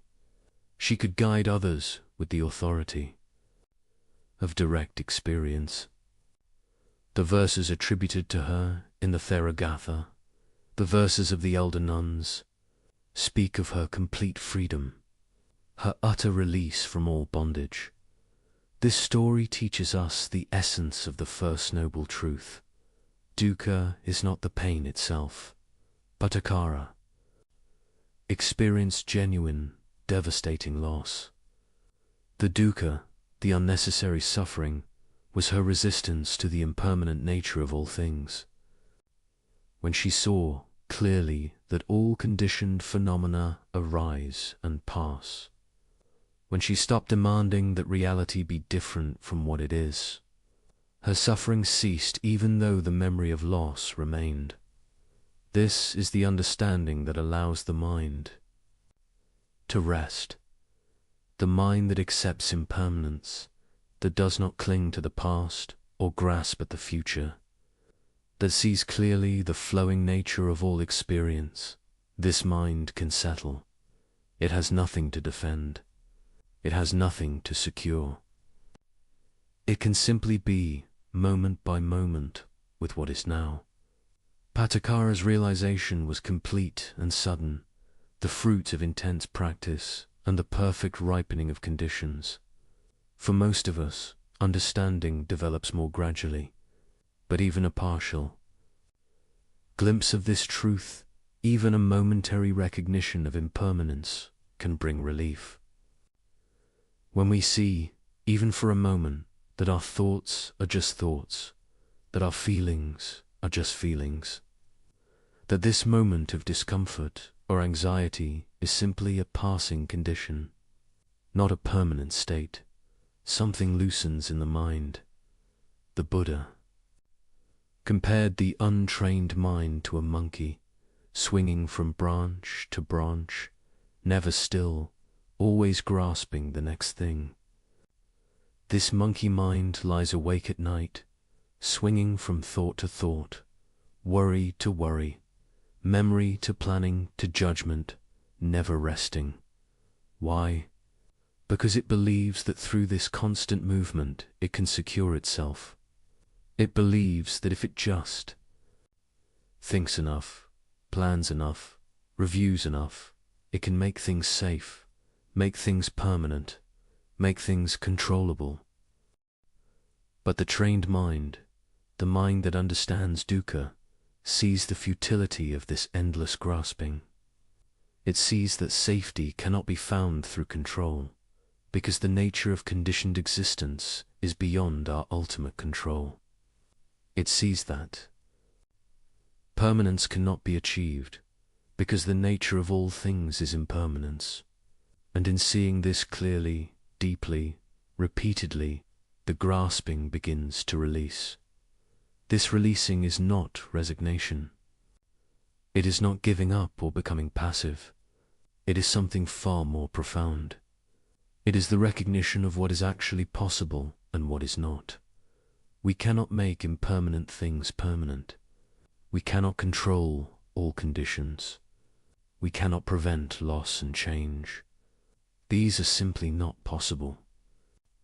To exhaust ourselves trying to achieve the impossible is suffering. But what is possible? It is possible to understand our experience clearly. It is possible to observe our reactions without being controlled by them. It is possible to meet each moment with awareness rather than with automatic reactivity.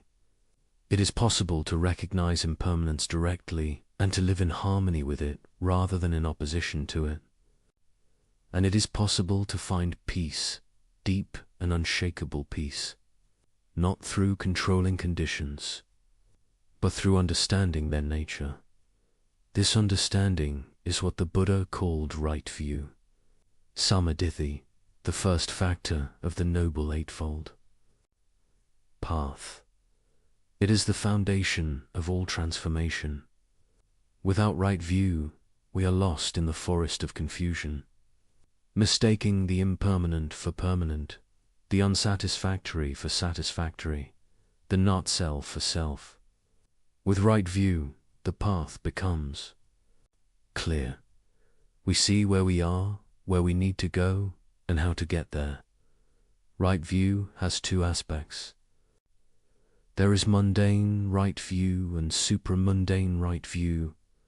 Mundane right view is the understanding of karma, of cause and effect in the moral realm. It is the understanding that wholesome actions lead to happiness and unwholesome actions lead to suffering. This view motivates ethical conduct and creates the conditions for deeper practice. Supramundane right view is the direct penetration of the Four Noble Truths, the seeing of things as they actually are. This is the view that liberates, the view that cuts through delusion at its root. This is the view that Patakara realized as she watched the water flowing down the hill. This is the view that ends suffering completely and finally. But even before full liberation, even in the development of practice, right view transforms our experience. When we understand, even intellectually at first, that clinging causes suffering, we begin to notice our clinging. We catch ourselves grasping at pleasant experience, pushing away unpleasant experience. And in that noticing, in that awareness, the grip loosens slightly. We are no longer completely identified with the craving or aversion. We see it happening, and what can be seen can eventually be released. As you lie here tonight, perhaps you can begin to sense this truth in your own experience. Notice the thoughts that prevent sleep. Are they not thoughts of resistance? Resistance to how the day went. Resistance to how you feel. Resistance to the uncertainty of tomorrow. The mind churns because it is fighting against what is, or what might be. What if, just for this moment, you stopped fighting? Not giving up, not becoming passive, but simply ceasing the internal war against reality. What if you allowed this moment to be exactly as it is, with all its uncertainty, all its incompleteness, all its imperfection? What if you recognized that your sleeplessness itself is an impermanent condition, arising due to causes, and capable of ceasing when those causes are understood? This is the beginning of wisdom. This is the first noble truth. Not a pessimistic declaration that life is suffering, but a realistic recognition that when we misunderstand the nature of existence, when we cling to what cannot be held, when we resist what cannot be prevented, we create suffering for ourselves. The good news, the profoundly liberating news, is that this suffering is not necessary. It arises from ignorance, and therefore it can cease through understanding. This understanding is what we are cultivating together tonight. The Buddha did not merely diagnose the disease. He provided the complete cure. But to understand the cure, we must first understand more deeply the cause of the disease. The first noble truth shows us that dukkha exists. That unsatisfactoriness pervades conditioned existence when we relate to it incorrectly. But why? What is the root cause? What is the mechanism by which this suffering arises? This is what we must explore next. We must investigate what the Buddha called the second noble truth, the origin of suffering. We must examine tanha, the thirst, the craving, the endless wanting, that drives the mind's restless pursuit and prevents its peace. For it is not enough to recognize suffering. We must understand its source. A physician does not merely identify symptoms. He traces them to their cause, their origin. Only then can effective treatment be prescribed. The Buddha was often called the great physician, and his teaching follows this medical model precisely. First, the diagnosis. Dukkha exists. Second, the etiology. This is its cause. Third, the prognosis. It can be cured. Fourth, the treatment. This is the path to its ending. We have examined the diagnosis thoroughly. Now we turn to the cause. What is it that keeps the mind turning, churning, unable to rest? What is the engine that drives this endless becoming? This constant dissatisfaction, this perpetual seeking that finds no lasting fulfillment. The Buddha pointed to something both simple and profound. He pointed to craving, to tanha, to the mind's constant thirst for something other than what is. Let us turn now to this exploration, to the second noble truth, to understanding the very root of our restlessness. The second noble truth, Samudaya, speaks to the origin of suffering. In the Dhammacappavan Sutta, the Buddha states it clearly and directly. This is the noble truth of the origin of suffering. It is this craving tanha which leads to repeated existence, accompanied by delight and lust, seeking delight here and there. That is, craving for sensual pleasures, craving for existence, craving for extermination. Tanha. This single word in Pali encompasses the entire mechanism by which suffering arises. It is usually translated as craving or thirst, and both translations point to something essential. Thirst implies an urgent need, a driving compulsion, a state of lack that demands to be filled. Craving suggests a reaching toward, a grasping at, an inability to rest content with what is.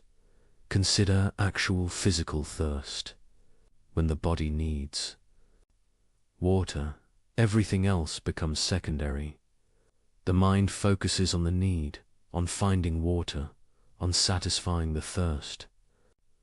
There is a tension, an incompleteness, a state of non-rest.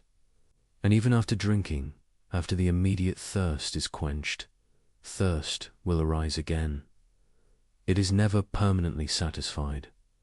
This is the nature of tanha.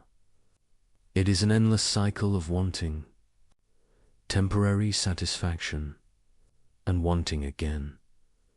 But the Buddha was not speaking merely of physical thirst or even of obvious desires. He was pointing to something far more subtle and pervasive. He was pointing to the fundamental orientation of the unawakened mind, the mind that has not understood the nature of reality.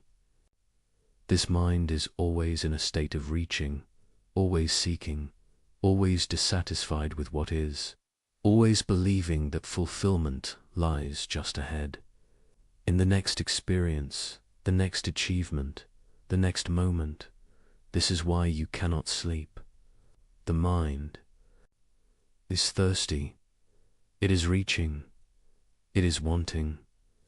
It wants tomorrow to go well. It wants yesterday to have been different. It wants this moment of wakefulness to end.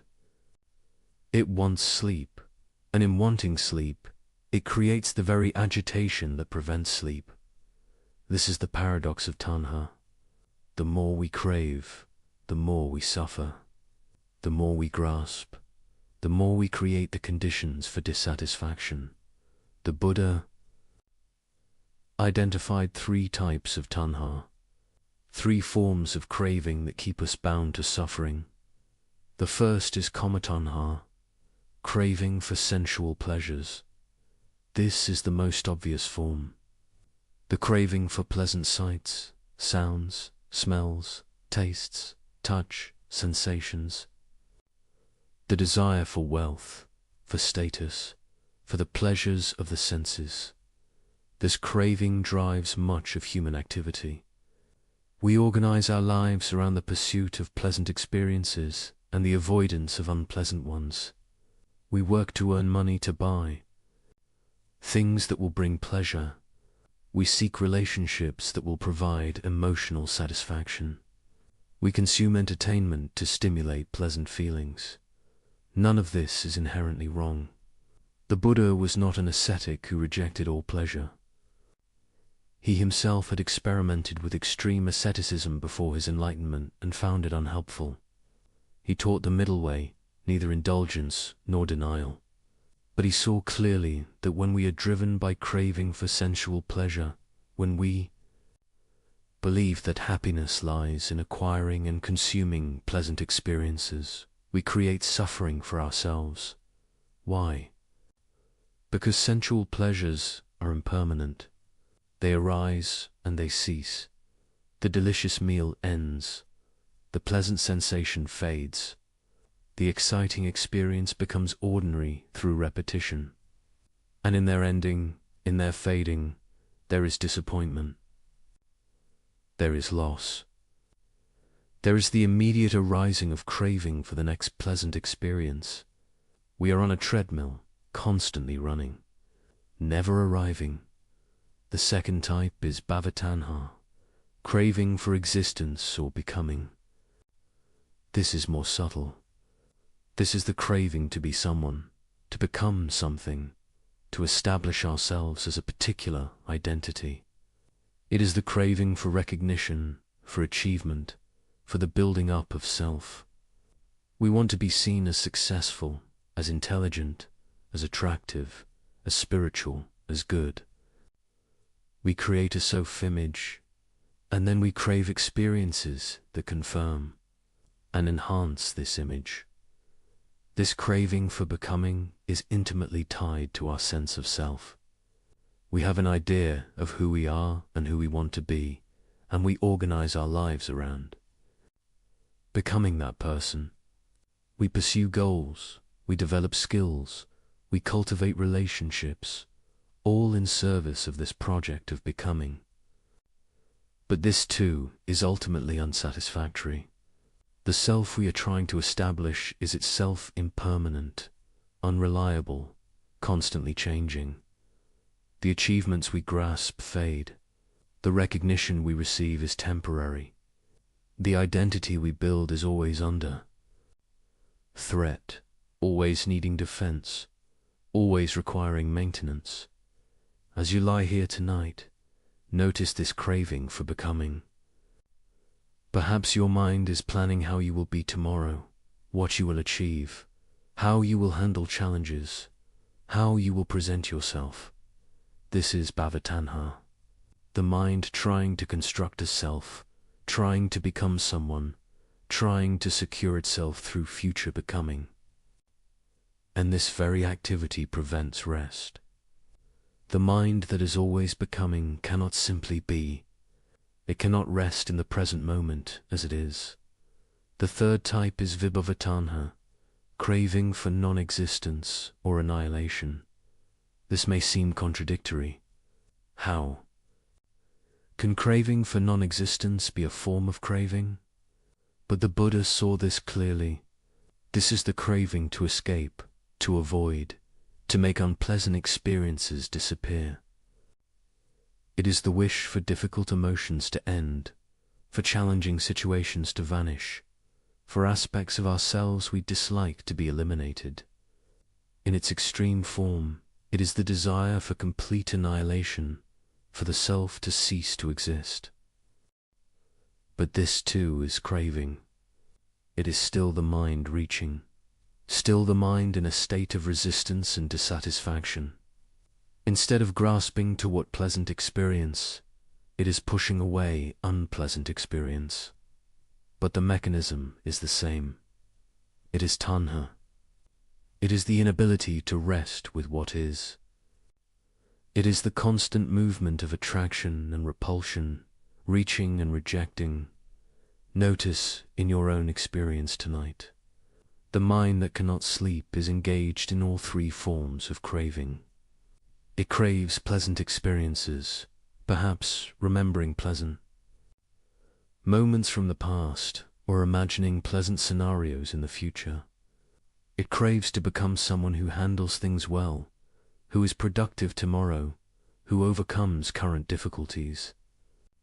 And it craves for unpleasant experiences to end, for worries to disappear, for this state of wakefulness itself to be annihilated and replaced with sleep.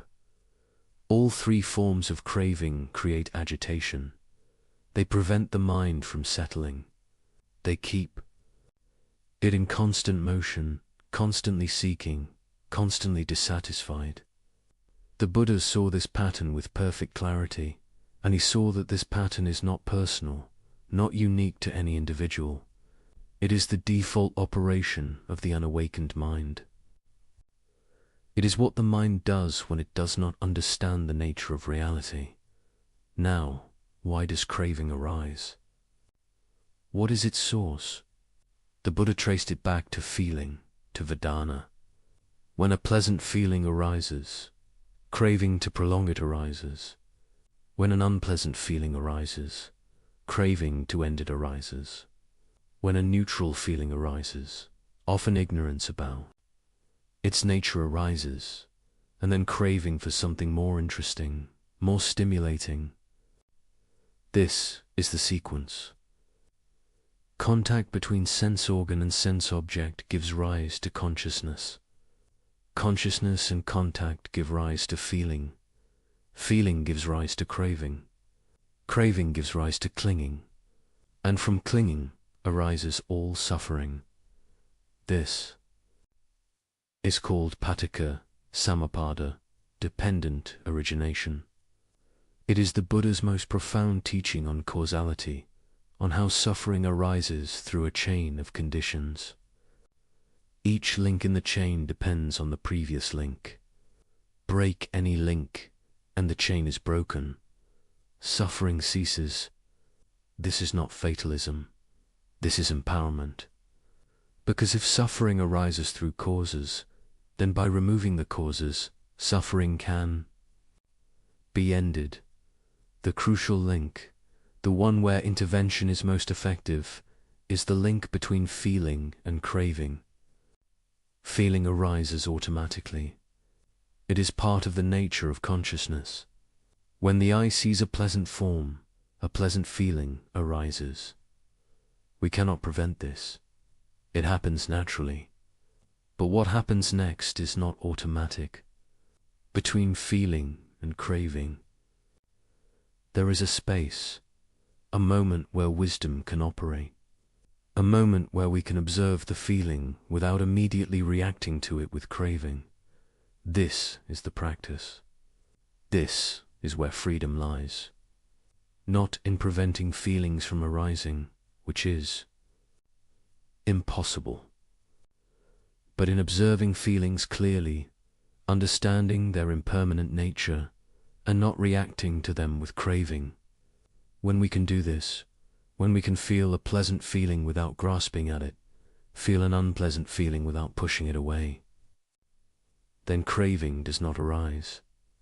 And when craving does not arise, clinging does not arise. And when clinging does not arise, suffering does not arise. This is the promise of the Buddha's teaching. Complete freedom from suffering is possible, not by arranging external conditions perfectly, not by achieving all our goals, not by acquiring everything we desire, but by understanding the mechanism of suffering and ceasing to perpetuate it. Let us examine more closely how craving operates in the mind. The Pali texts describe it with the term perupa saturupa, that which is agreeable and pleasing. The mind surveys experience looking for what is agreeable, what is pleasing. When it finds it, it grasps. When it finds what is disagreeable, it rejects. This is happening constantly, mostly below the threshold of conscious awareness. The mind is evaluating, judging, categorizing, reaching, rejecting, all in a continuous stream.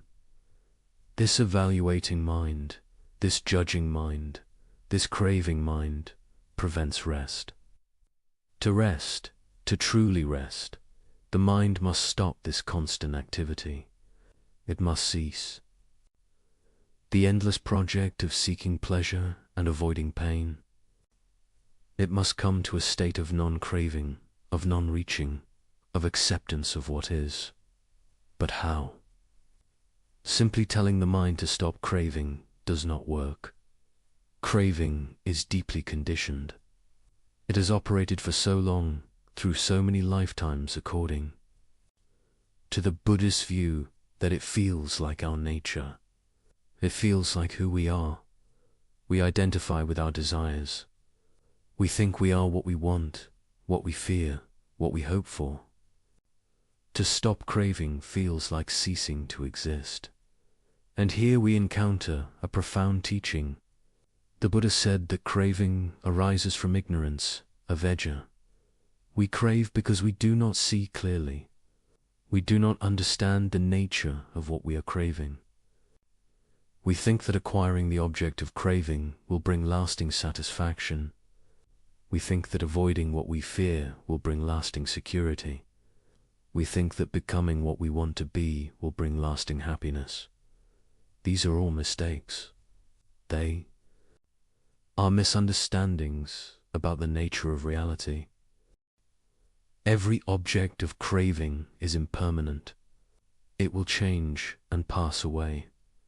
Every state we hope to avoid will arise again under the right conditions. Every identity we try to establish is unreliable and constantly shifting. We are craving after things that cannot deliver what we hope they will deliver. This is the fundamental ignorance that drives craving. When we see this clearly, when we understand directly through our own experience that no conditioned thing can provide lasting satisfaction, then craving naturally weakens. Not through suppression, not through force, but through understanding. The mind that sees clearly loses interest in chasing after what it now knows to be unsatisfying. There is a famous simile in the texts. The Buddha compares craving to the taste of honey on the blade of a knife. A child, seeing the honey, licks the blade, attracted by the sweetness. But in licking the blade, the tongue is cut. There is both pleasure and pain mixed together. The pleasure is temporary, superficial. The pain is real and lasting. This is the nature of all experience driven by craving. There may be temporary satisfaction, but it is always mixed with suffering, always leading to more craving, always cutting even as it sweetens. The wise person sees this and no longer licks the blade. Not because they suppress desire, not because they grit their teeth and resist, but because they see clearly that this leads to harm. The seeing itself is the freedom. When you truly see that something leads to suffering, you naturally stop doing it. You do not need to force yourself. The clarity itself protects you.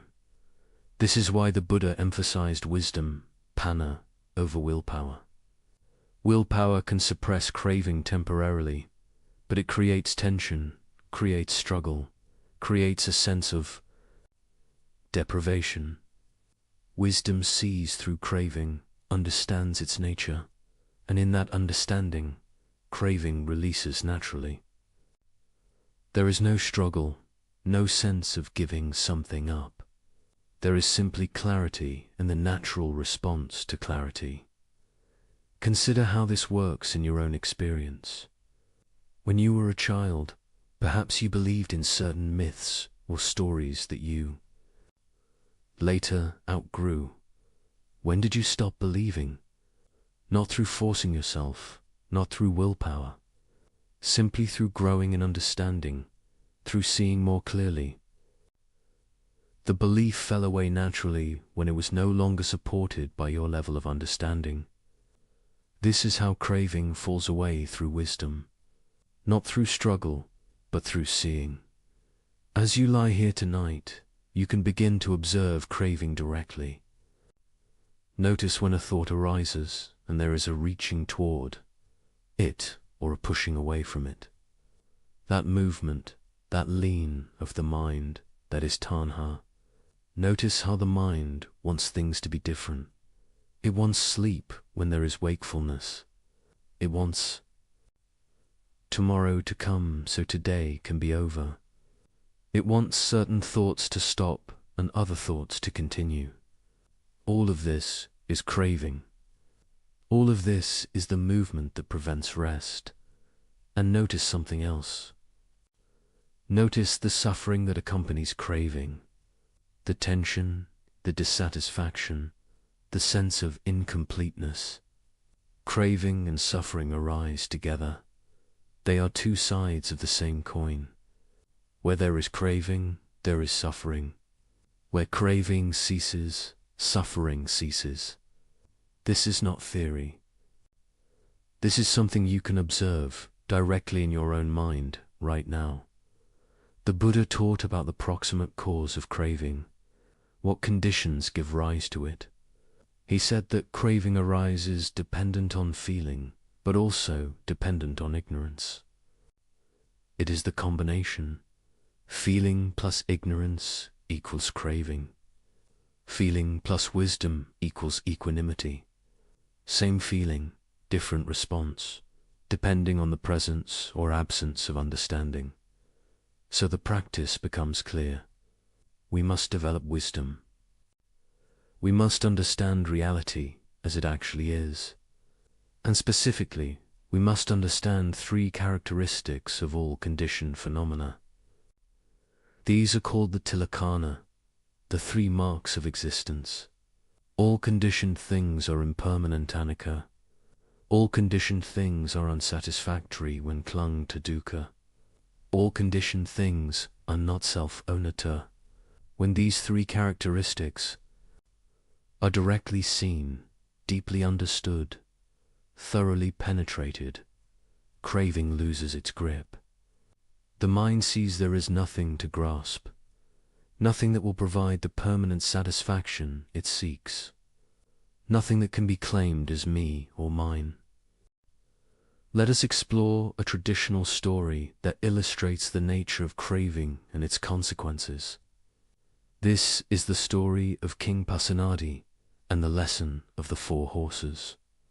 Found in the Samyutta Nikaya, King Pasenadi of Kosala was a devoted lay follower of the Buddha and often visited him for teachings. One day, the king came to the Buddha and asked about the different types of practitioners on the spiritual path. The Buddha responded with a simile about 4 types of excellent thoroughbred horses.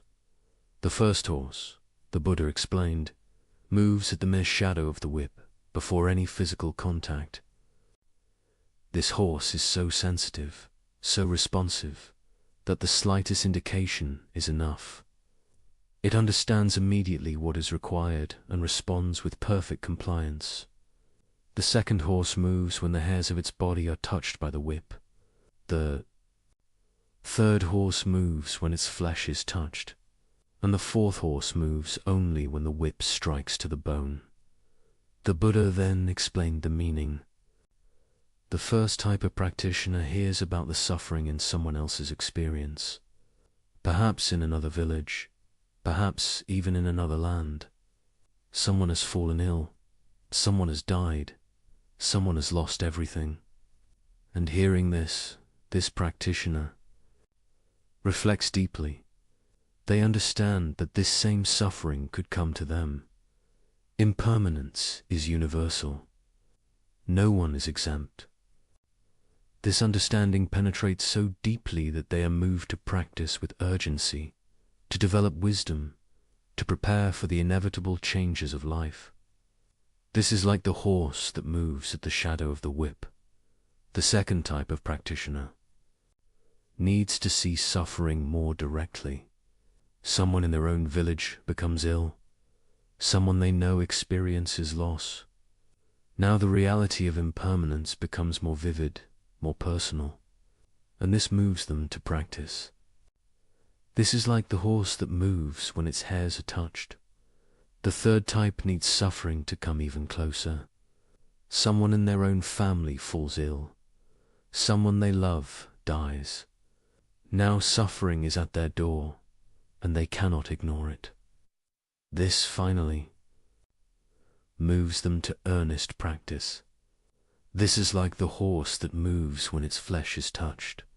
And the fourth type, the Buddha said with compassion, does not practice until they themselves are experiencing acute suffering, until they themselves are sick, grieving, facing death. Only then do they turn to the teachings, seeking relief. This is like the horse that moves only when struck to the bone. The Buddha did not criticize any of these types. He simply observed that people awaken at different rates, with different degrees of sensitivity to the truth of suffering. But he encouraged his listeners to be like the first horse, to learn from the universal truth of impermanence without needing to wait for her personal disaster to motivate practice. This story teaches us about craving in a subtle way. What keeps the second, third, and fourth horses from responding earlier? What keeps them from seeing the truth that is already evident? It is craving. Craving for existence to continue as it is. Craving for the pleasant illusion that we are somehow exempt from universal laws. Craving to avoid the uncomfortable truth of impermanence and suffering. We want to believe that things will stay the same, that the people we love will always be here, that our health will last, that our circumstances will not change dramatically. This wanting, this craving for stability in an unstable world blinds us to reality. It keeps us from responding to the truth that is already apparent if we would only look. King Pasenadi himself provides another teaching about craving. The texts record that he struggled with overeating. He loved food and ate to excess, which caused him discomfort and made him drowsy during the Buddha's teachings.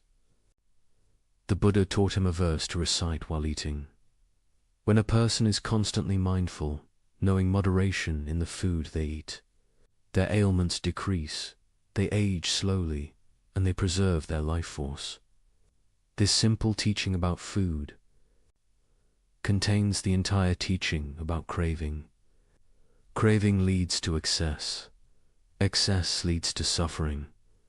Mindfulness and understanding of moderation lead to well-being.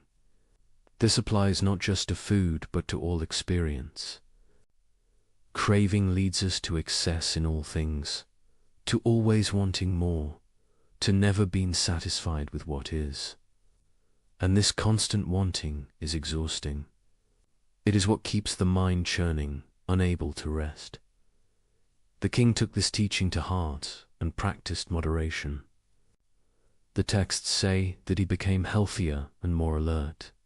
He experienced directly how reducing craving reduced suffering. This is not asceticism. This is not denial. This is simply understanding what is enough, what is appropriate, what leads to well-being rather than to excess and suffering. As you lie here, consider your own relationship to craving. What are you craving right now? Perhaps sleep itself has become an object of craving. You want it so badly that the wanting creates tension, and the tension prevents the very sleep you crave. This is the paradox of craving. It creates the obstacle to its own fulfillment. Or perhaps you are craving for tomorrow to go a certain way, for a problem to resolve, for a relationship to improve, for circumstances to change. All of this craving creates tension in the mind. The mind that craves cannot rest because it is always reaching toward something that is not yet present, always dissatisfied with what is. The Buddha taught a practice specifically for working with craving. It is called the contemplation of the unattractive asubha bhava. This does not mean making things ugly or cultivating aversion. It means seeing clearly the nature of what we crave, seeing through the superficial attractiveness to the reality beneath. When we crave sensual pleasure, we see only the pleasure, not the impermanence, not the ultimate unsatisfactoriness, not the suffering of change. We are enchanted, captivated by the surface appearance. The contemplation of the unattractive breaks this enchantment, not by making things ugly, but by seeing them completely, by seeing all aspects, including the aspects we normally ignore. The beautiful flower is also dying from the moment it blooms. The delicious food will become waste matter in hours. The praised achievement will be forgotten. The comfortable circumstance will inevitably change. This is not pessimism. This is realism. This is seeing the whole truth rather than only the pleasing part. When we see the whole truth, craving naturally lessens. We are no longer chasing after illusions. We see things as they are, and this seeing brings a natural equanimity. We can enjoy beauty without clinging to it. We can experience pleasure without craving for it to last. We can accept comfort without demanding that it remain. This is the freedom that comes from understanding. Another teaching the Buddha gave about craving is found in the discourse on the simile of the snake. He taught that there are two ways of grasping things. One is like grasping a snake incorrectly, by the tail or the middle of the body. The snake, feeling threatened, will bite. The bite brings suffering. The other way is like grasping a snake correctly, with a forked stick behind its head. The snake cannot bite. It can be held safely. The same is true of the teachings and of experience itself. If we grasp the teachings or experiences incorrectly, through the lens of craving and clinging, we will suffer. If we hold them correctly, with wisdom and non-attachment, they will not cause suffering. The problem is not the teaching or the experience. The problem is how we hold it, how we relate to it. This is crucial for understanding craving. Craving is a way of relating to experience. It is not the experience itself. You can have the same experience with craving or without craving, and the result will be completely different. With craving, there is tension, dissatisfaction, suffering. Without craving, there can be peace, contentment, ease. The Buddha also taught about the gratification, danger, and escape regarding sense pleasures. The gratification is the pleasure we experience, the satisfaction, the temporary happiness. This is real. The Buddha did not deny it, but he said we must also see the danger. The danger is the impermanence, the bondage, the way pleasure binds us to the cycle of craving. And the escape is the renunciation, not of pleasure itself, but of craving for pleasure, of dependence on pleasure for our well-being. When we see all three, clearly gratification, danger, and escape, then we are no longer enslaved by sense pleasures. We can experience them without being controlled by them. We can enjoy them without needing them. This is mature renunciation, not the forced denial of the beginner, but the natural no-note attachment of one who sees clearly. Consider the relationship between craving and identity. Much of our craving is tied to our sense of self. We crave things that confirm our identity, that make us feel real, that establish us as someone. If we identify as successful, we crave recognition and achievement. If we identify as attractive, we crave admiration. If we identify as spiritual, we crave peaceful experiences and progress on the path. All of this is craving in service of self-construction. But the Buddha taught unnata, not self. He taught that there is no permanent, unchanging self to be found. In the five aggregates, this teaching directly undermines the basis of craving. If there is no self, who is doing the craving? What is being protected? What needs to be established? When this teaching is deeply understood, when it is directly seen, craving loses much of its power. There is no one to crave, no one to satisfy, no identity to establish or defend. This is not nihilism. It is not saying that nothing exists or that we don't exist. It is saying that what we take to be a solid, permanent self is actually a process, a flow, a series of conditions arising and passing. And when we see this clearly, we stop trying to solidify what is by nature fluid. We stop trying to make permanent what is by nature impermanent. And this stopping is the cessation of craving. The mind that does not crave has no need to remain awake, vigilantly seeking, constantly evaluating. It can rest. It has nowhere to go, nothing to protect, nothing to acquire, nothing to become. This is the peace the Buddha pointed to. This is the peace that makes deep rest possible. Now, the Buddha was very practical in his teachings. He did not just present lofty philosophy. He gave specific practices for working with craving in daily life. One of these is sense restraint, guarding the sense doors. This means being mindful at the moment of sense contact, when the eye sees a form, when the ear hears a sound, when the mind encounters a thought. We are present with awareness. We observe the feeling tone that arises. We observe the movement toward craving or aversion. And in that observation, we have a choice. We can follow the habitual reaction, or we can simply observe without reacting. This is not suppression. We are not trying to stop feeling from arising. We are not trying to prevent perception. We are simply bringing awareness to the process, observing how craving arises, how it operates, how it leads to further mental proliferation. And in this observation, gradually, craving loses its compulsive quality.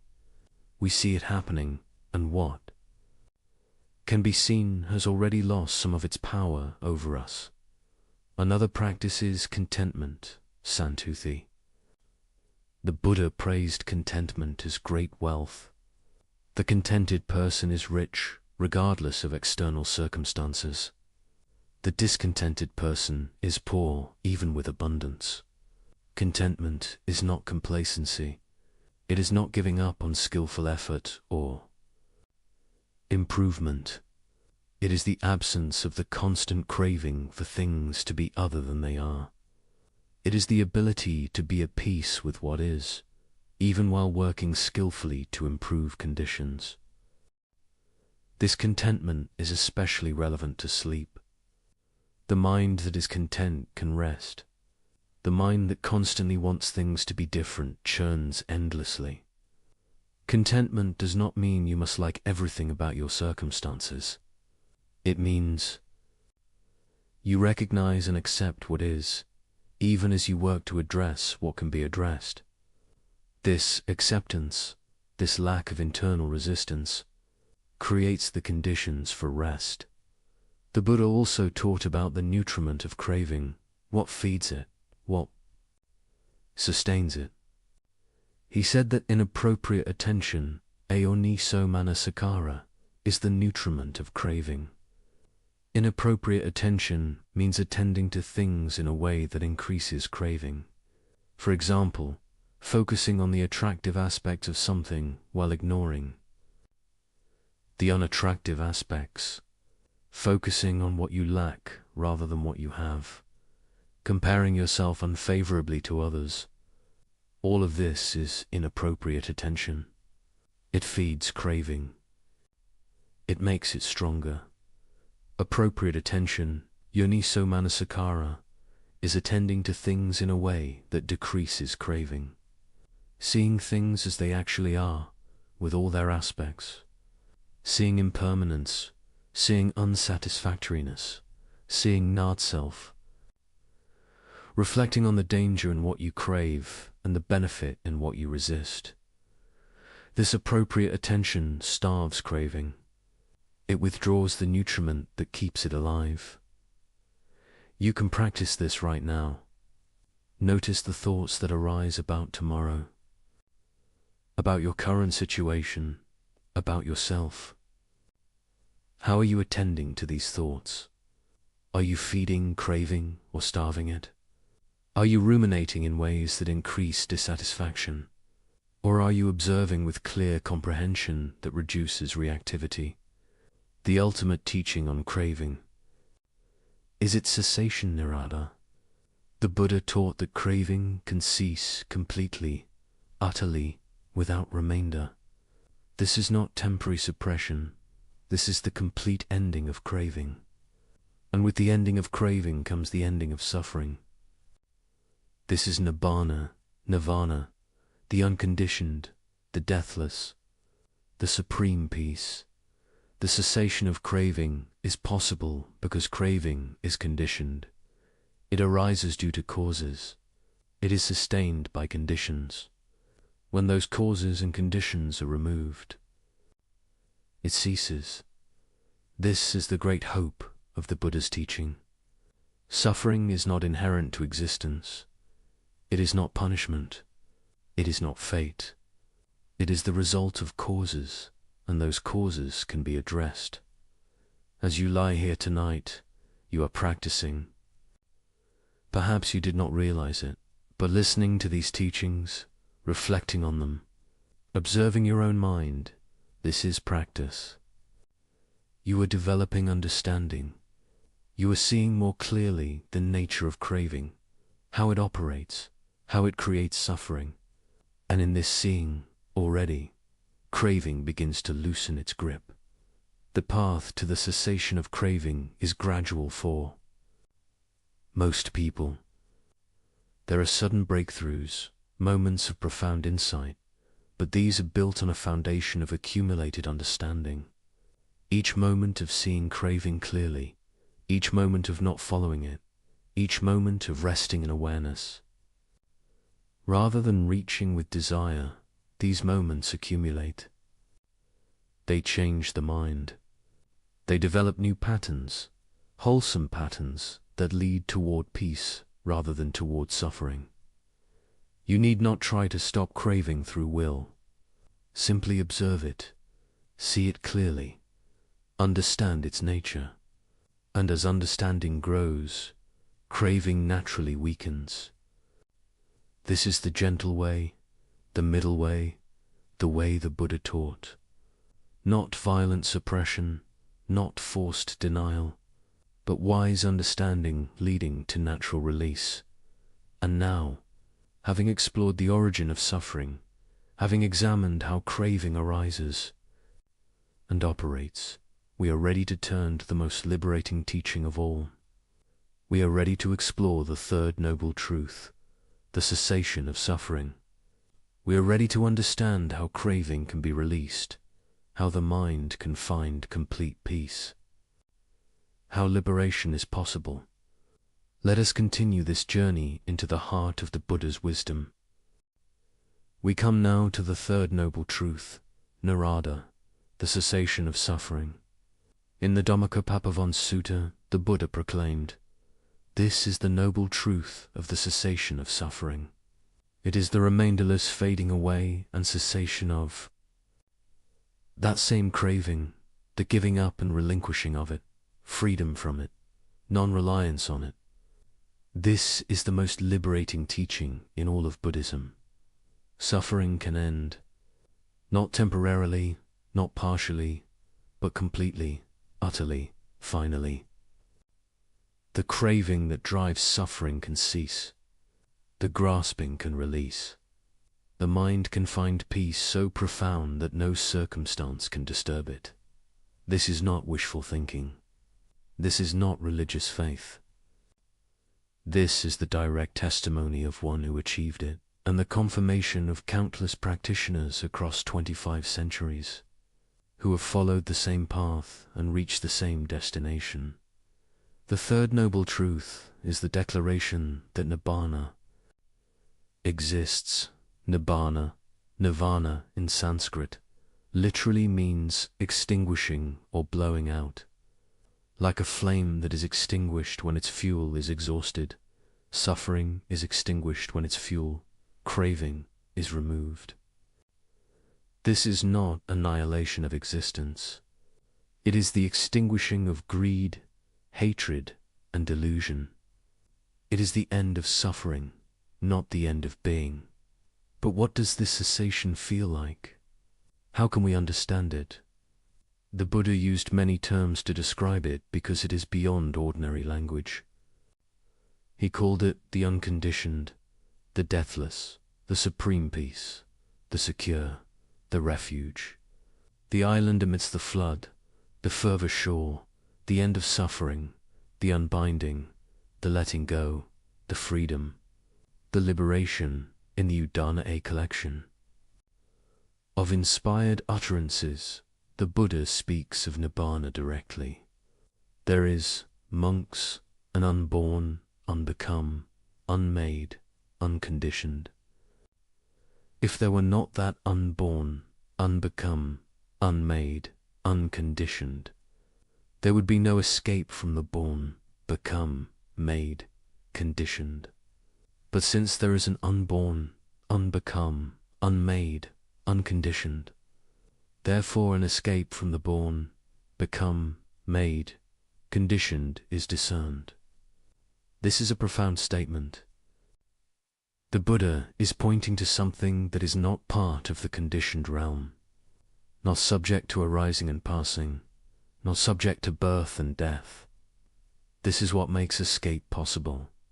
If everything were conditioned, if everything was subject to arising and passing, then suffering would be inevitable and inescapable. But there is the unconditioned, there is Nibbana, and therefore liberation is possible. Now the experience of Nibbana is said to be ineffable beyond words. But the Buddha did describe its characteristics to give practitioners direction. He said it is permanent, unlike all conditioned phenomena.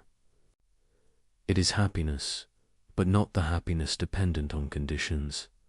It is peace beyond understanding. It is the complete absence of greed, hatred, and delusion. It is the cessation of craving.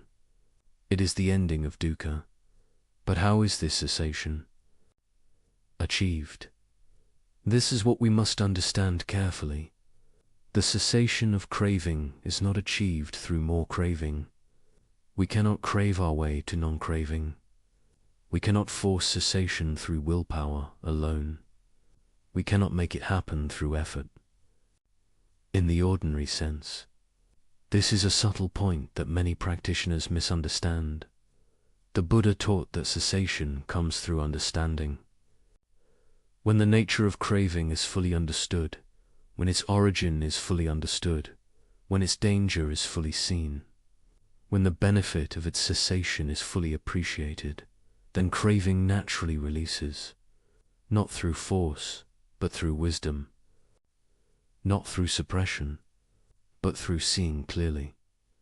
This is why the Buddha emphasized right view as the first factor of the Noble Eightfold Path. Right view is the understanding of the Four Noble Truths. It is seeing suffering, seeing its origin in craving, seeing that cessation is possible, and seeing the path to that cessation. This right view is what makes all other progress possible. Without it, we are lost. With it, we have direction. Let us understand more deeply what cessation means in practical terms. It means the ending of the constant reaching, the constant dissatisfaction, the constant sense of incompleteness. It means the mind no longer leans into experience with grasping or away from experience with aversion. It means perfect equanimity, perfect balance, perfect peace with whatever arises. This does not mean the mind becomes blank or unresponsive. Quite the opposite. The liberated mind is fully alive, fully aware, fully responsive, but it responds with wisdom rather than with reactivity. It meets experience with clarity rather than with confusion. It acts skillfully without being driven by compulsion. Imagine a mind that has no fear because it is not clinging to anything that can be lost. Imagine a mind that has no anxiety because it is not trying to control what cannot be controlled. Imagine a mind that has no disappointment because it is not expecting impermanent things to be permanent. This is not imagination. This is description of the liberated mind. This is what becomes possible when craving ceases. As you lie here tonight, you might wonder, how can I experience even a taste of this cessation? How can I move toward this liberation? The Buddha's answer is clear, through the Noble Eightfold Path. But even before systematic practice of the full path, there are moments when cessation can be glimpsed. Moments when craving temporarily releases and the mind touches peace. These moments often come unexpectedly.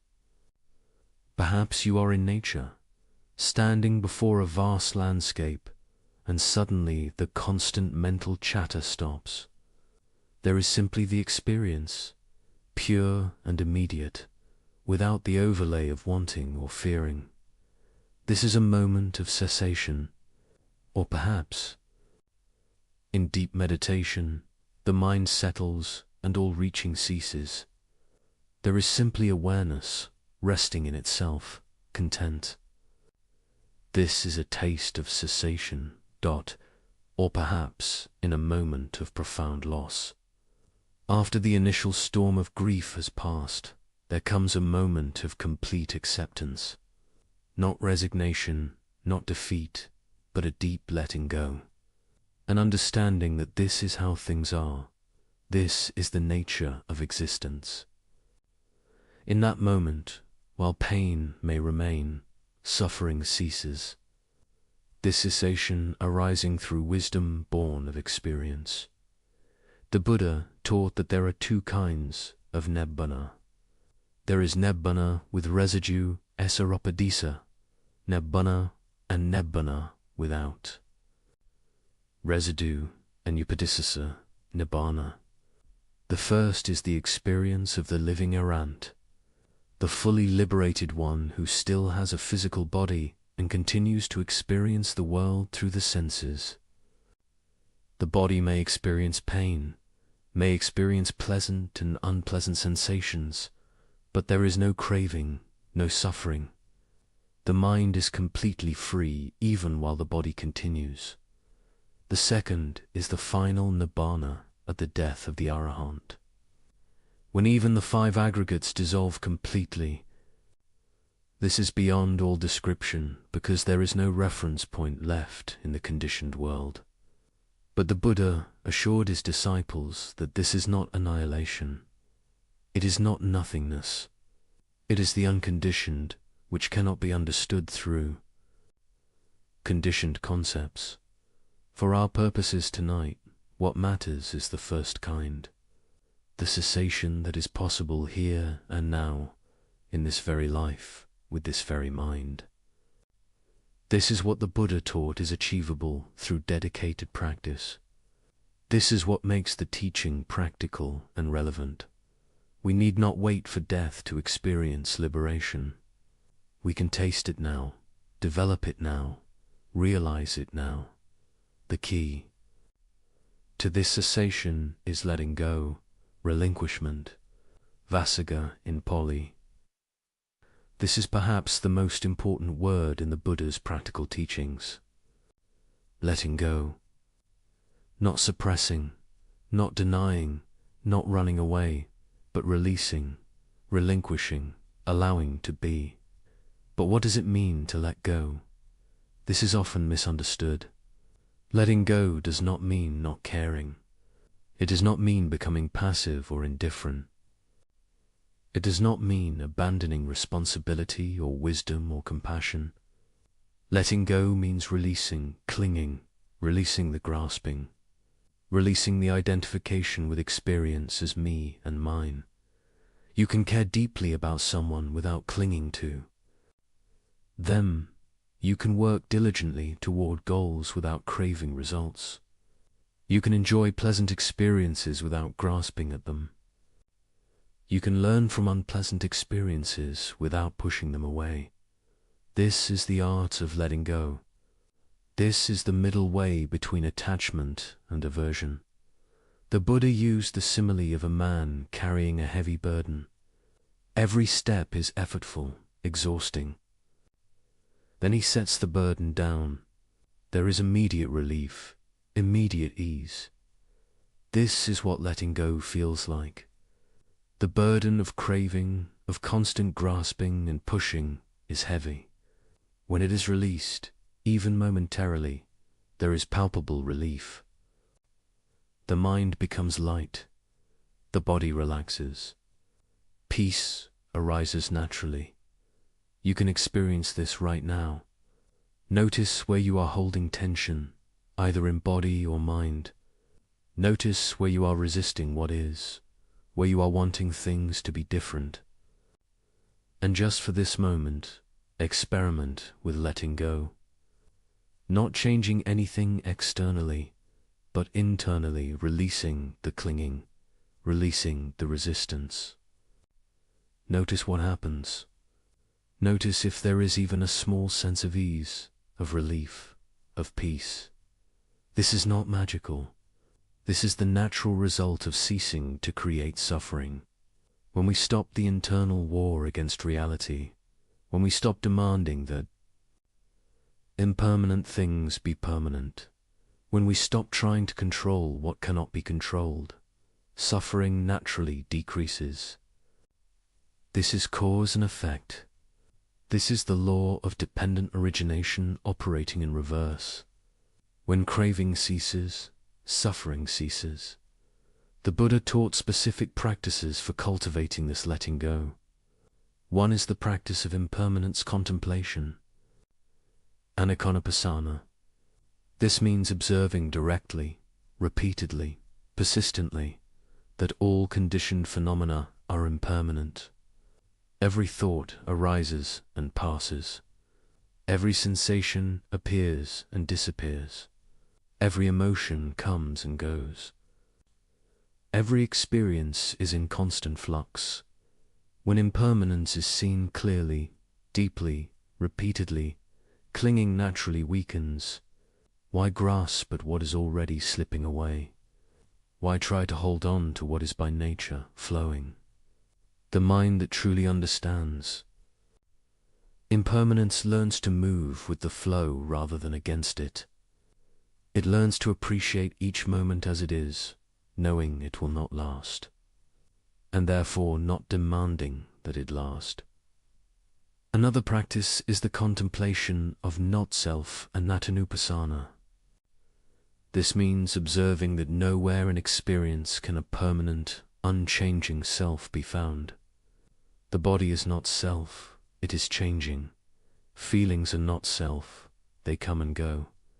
Perceptions are not self, they are constructed.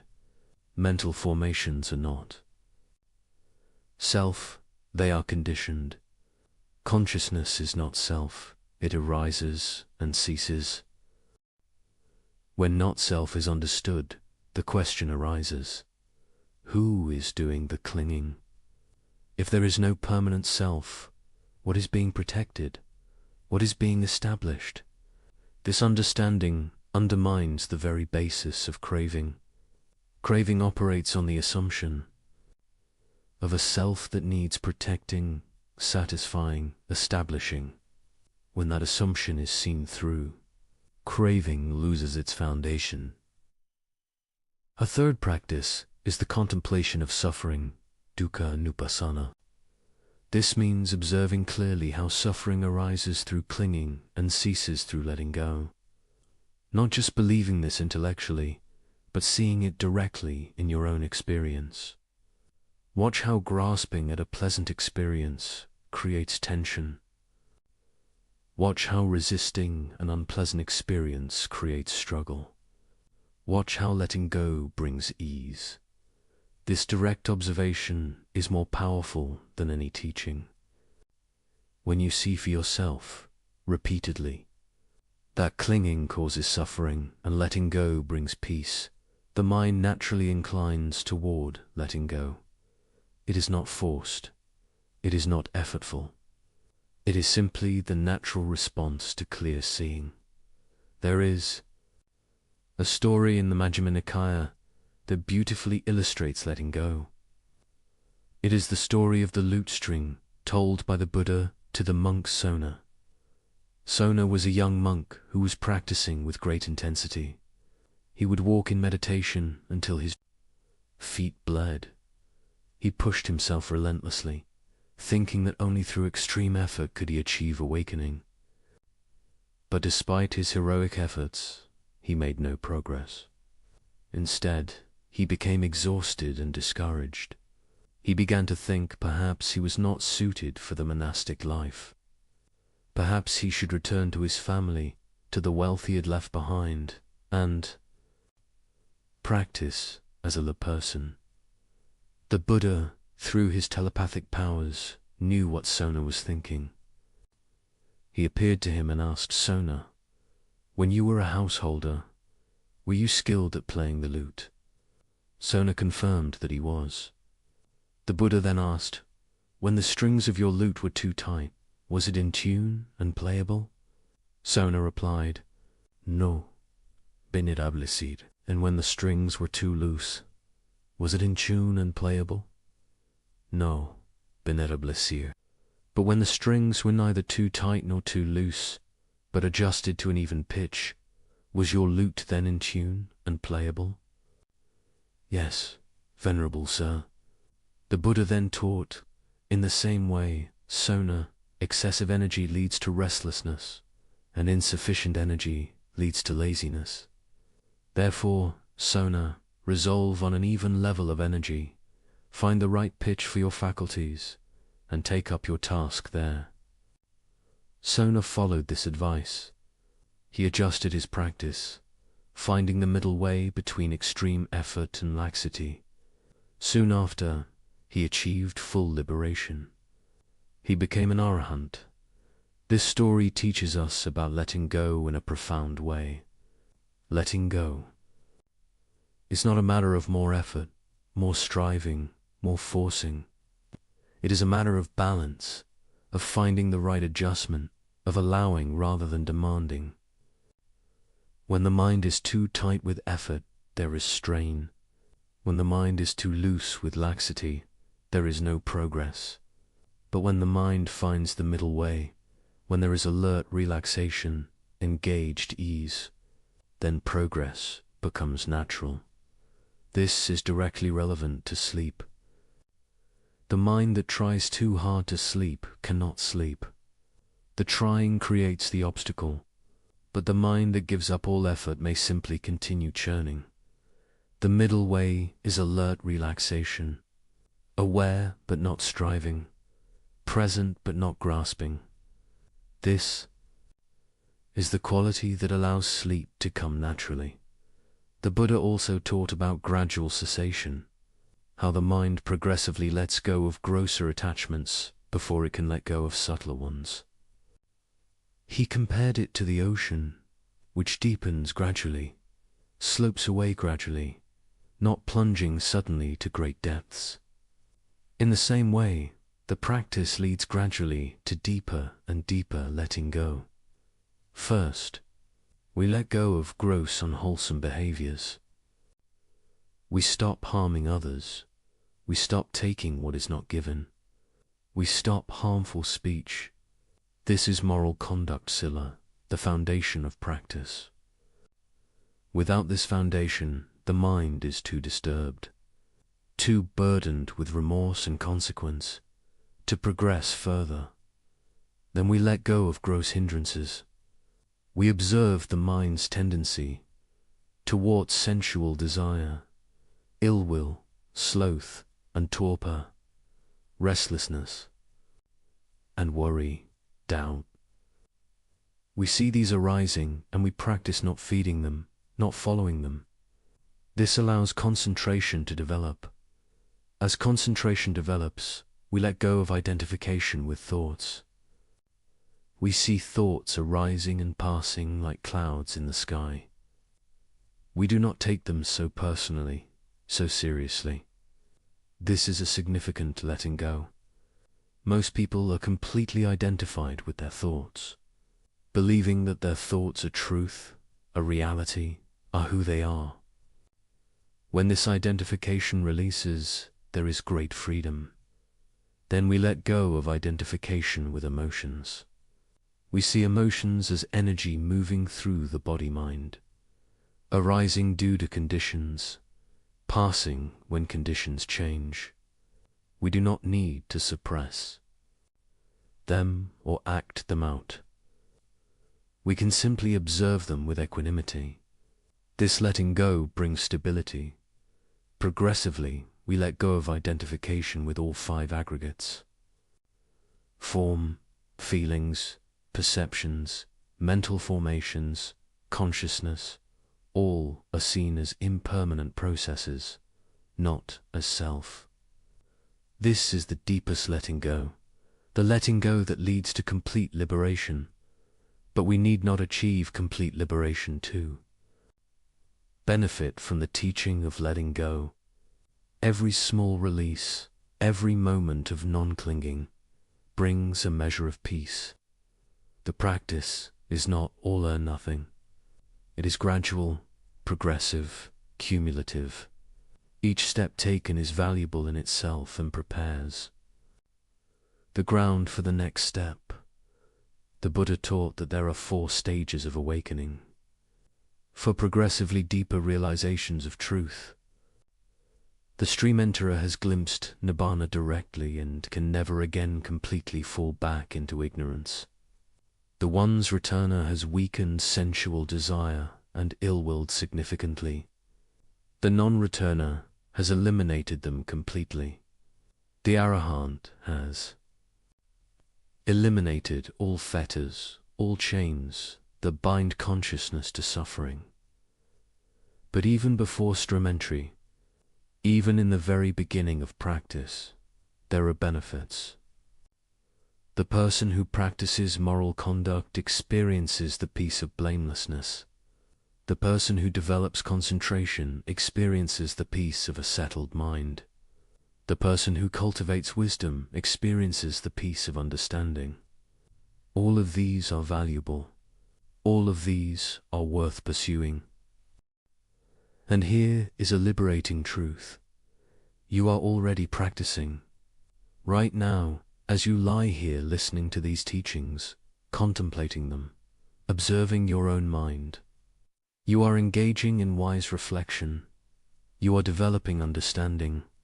You are planting seeds of wisdom that will bear fruit. The Buddha said that there are 3 ways of making merit, of creating positive karma: dana, giving sila, moral conduct, and bhavana, mental development through meditation and study. You are engaging in bhavana. Right now, you are developing your mind. This is powerful. This has consequences. This is changing you in subtle but real ways. Let us explore more deeply the relationship between letting go and impermanence. The Buddha taught that truly understanding impermanence is the direct path to cessation. Why? Because when impermanence is deeply seen, directly experienced, thoroughly penetrated, clinging becomes impossible. You cannot cling to what you truly know is flowing away. You cannot grasp what you see is by nature ungrasping-able. Most of us know, intellectually, that things are impermanent. We know people die. We know circumstances change. We know our bodies age. But this knowing is superficial. It has not penetrated deeply. We live as if things are permanent. We make plans assuming continuity. We cling to relationships as if they will last forever. We identify with our body as if it is stable. This is the ignorance the Buddha pointed to. True understanding of impermanence comes through direct observation. Watch the breath. Each inhalation is unique, never to be repeated. Each exhalation dissolves into space. The breath of this moment is not the breath of the last moment. It is constantly new, constantly dying, constantly being born. This is impermanence. Not as concept, but as lived reality. Watch sensations in the body, that ache in the back. Is it constant? Look closely. Is it not a flow of sensations, sometimes sharp, sometimes dull, sometimes spreading, sometimes concentrated, appearing, disappearing, changing moment by moment? Where is the solid, unchanging ache? It cannot be found. There is only flow. Watch. Emotions. Anger arises, seems overwhelming, appears as if it will last forever. But watch it carefully without feeding it with thoughts. See how it changes. See how it has a peak and then begins to subside. See how it is made of components, body sensations, mental images, evaluative thoughts. See how these components themselves are changing. The anger that seems so solid reveals itself as a process, a flow, empty of permanent essence. This seeing, this direct observation, is what the Buddha called vipassana, insight. It is not thinking about impermanence. It is seeing it directly, and in seeing it, understanding arises. Not intellectual understanding, but experiential understanding. Understanding that transforms because it changes how we relate to experience. When impermanence is truly seen, three insights naturally follow. First, if all things are impermanent, they cannot provide lasting satisfaction. This is the insight into dukkha, unsatisfactoriness. Second, if all things are impermanent and unsatisfactory when clung to, they are not suitable to be regarded as me or mine. This is the insight into unicca, not self. These three characteristics, impermanence, unsatisfactoriness, and not self, are called the three marks of existence. To see them clearly is to see reality as it is. The Buddha taught a specific meditation for deep insight into impermanence. It is called the contemplation of death, Marananusati. This is not morbid, it is realistic. Death is certain. The time of death is uncertain. This is true for everyone without exception. Contemplating this focuses the mind wonderfully. What becomes important when death is clearly understood? What attachments seem worth maintaining? What conflicts seem worth perpetuating? Ajahn Chah, a great Thai forest master of the 20th century, used to encourage his students to contemplate death regularly. He would say, if you are not sure whether you are practicing correctly, ask yourself, am I prepared to die right now? If the answer is no, your practice needs adjustment. This is not meant to create fear, but to create urgency, to help us use our time wisely, to encourage letting go of what is not essential. Another practice for cultivating letting go is the practice of generosity, dana. Generosity is literally the practice of letting go. You have something, and you give it away. You release your hold on it. You practice non-clinging in a very concrete way.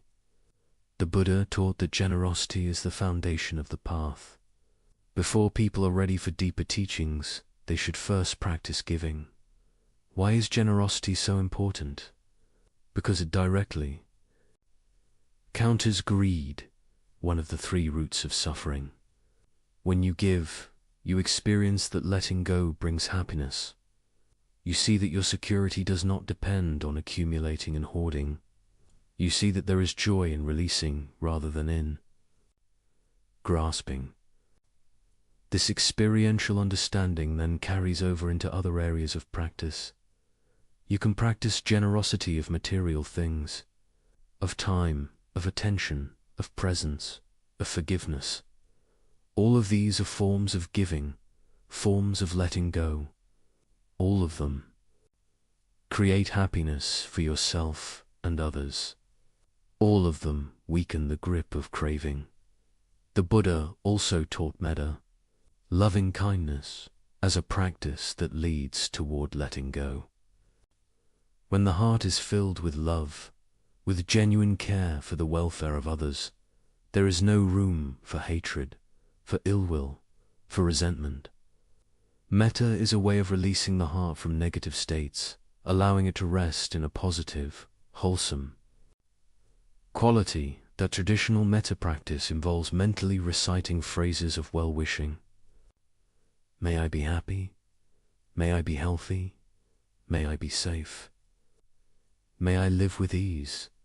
Then extending these wishes to others, to loved ones, to neutral people, to difficult people, to all beings.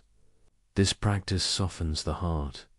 It reduces the sense of separation between self and other. It cultivates a quality of openness and care that naturally reduces clinging. As you lie here, you might practice metta for yourself. You might recognize that you deserve kindness, you deserve care, you deserve peace. The mind that is harsh with itself, that judges and criticizes, cannot rest. But the mind that meets itself with friendliness, with compassion, can settle. May you be at peace. May you be free from suffering. May you rest easily. These are not just nice words. They are powerful intentions that shape the quality of mind. Let us return to the central question. How does cessation actually occur? The Buddha described it as the fading away of passion, viraga. Viraga means dispassion, but not in the sense of becoming cold or unfeeling. It means the ending of feverish craving, the cooling of the burning of desire. When passion fades, when craving lessens, when grasping releases, cessation naturally occurs. This fading happens through seeing clearly. When you see the danger in what you crave, when you see the benefit in letting go, when you see the impermanent nature of all objects of craving, passion naturally fades. Not through force, but through understanding. The mind that sees clearly loses interest in what it previously craved. Not because it suppresses desire, but because it sees the futility of pursuing what cannot satisfy. Think of how you might have craved certain things as a child that you no longer crave as an adult. Perhaps toys, perhaps games, perhaps foods. These cravings do not end through willpower. They ended through growing in understanding, through seeing that these things no longer satisfy in the way you need. This is natural maturation. The spiritual path is the same process, but applied to all cravings, even the subtlest ones.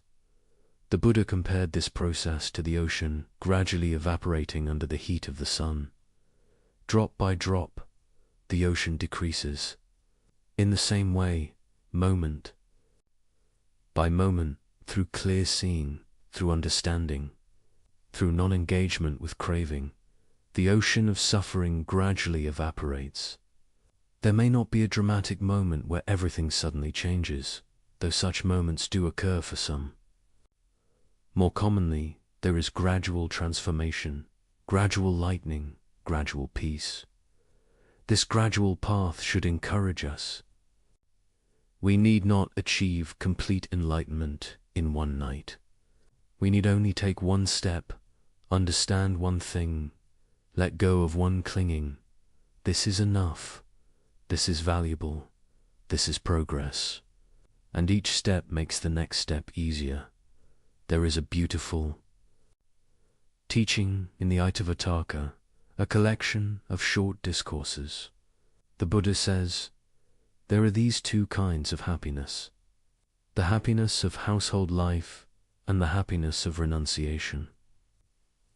Of these two, the happiness of renunciation is supreme.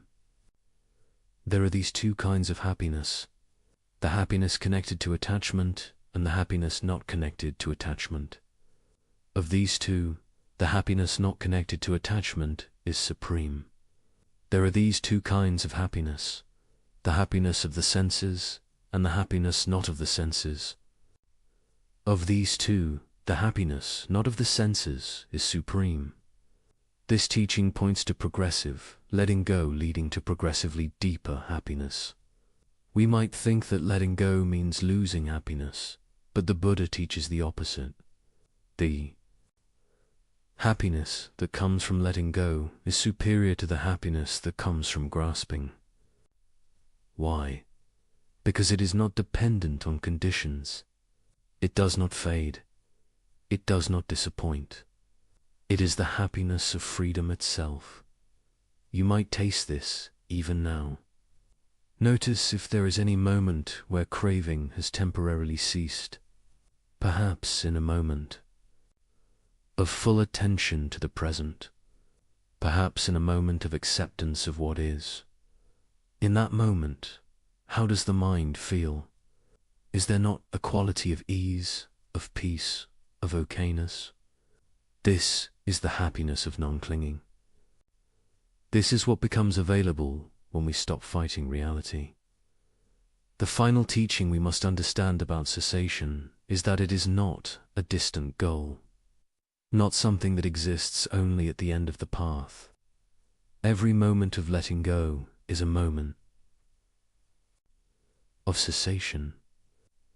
Every moment of non-craving is a moment of peace. The practice is not about achieving some future state. It is about this moment, this breath, this experience, met with wisdom and non-clinging. The Buddha taught about two kinds of release: release through wisdom and release through concentration.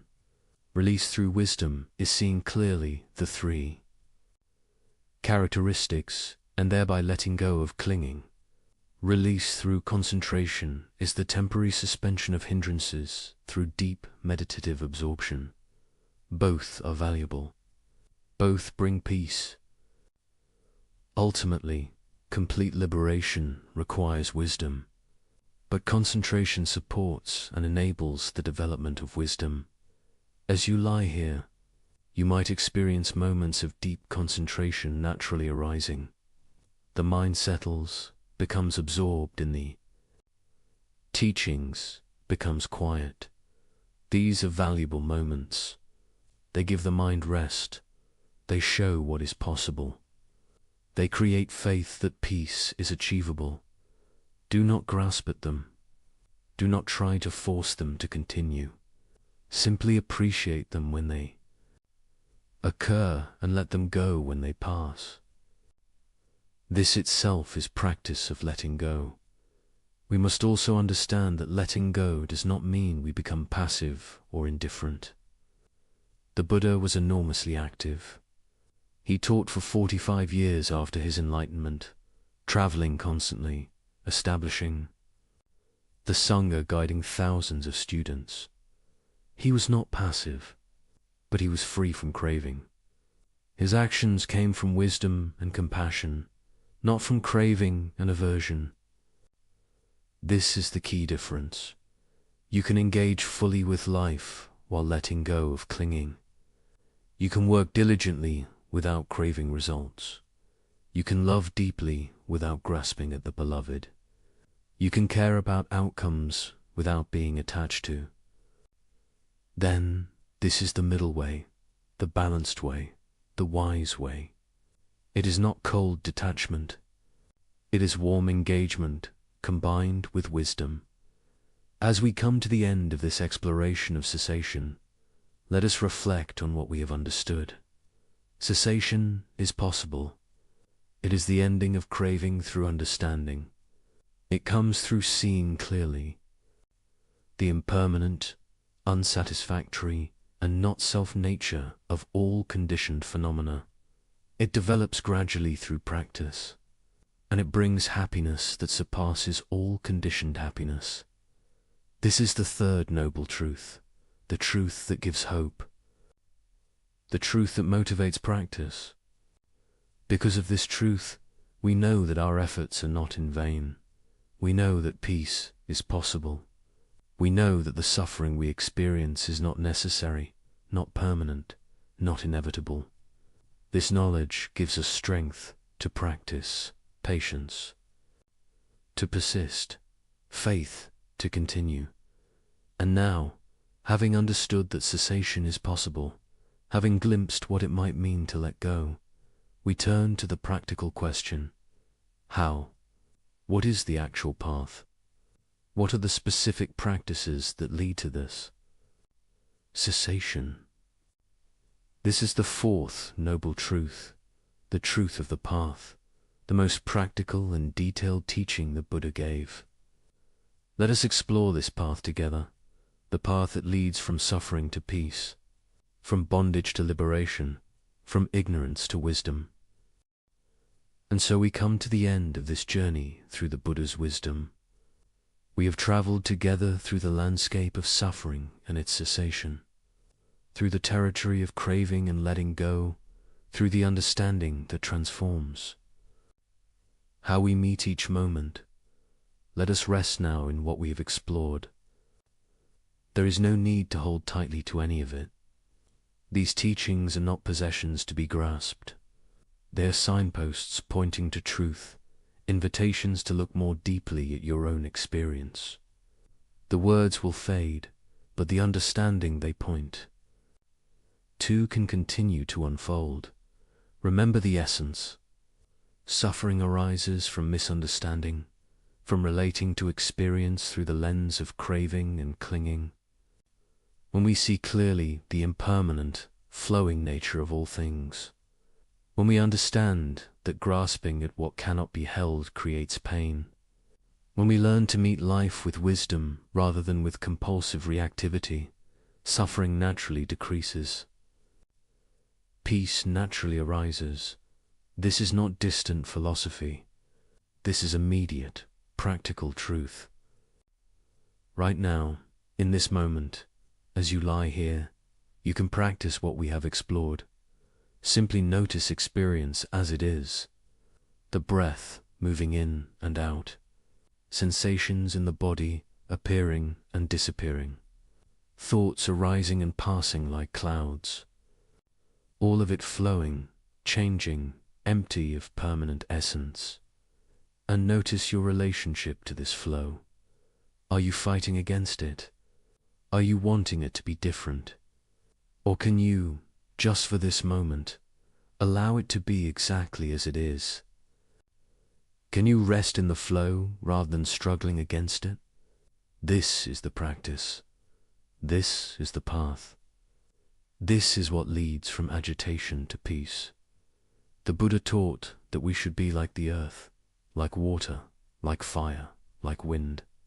The earth receives all things, pleasant and unpleasant, clean and dirty, without preference, without rejection. Water flows around obstacles, adapting to conditions without resistance. Fire burns all things equally, transforming without attachment. Wind moves through space freely, unobstructed. This is the quality of the awakened mind, receptive, flowing, transforming, free. You need not achieve this perfectly.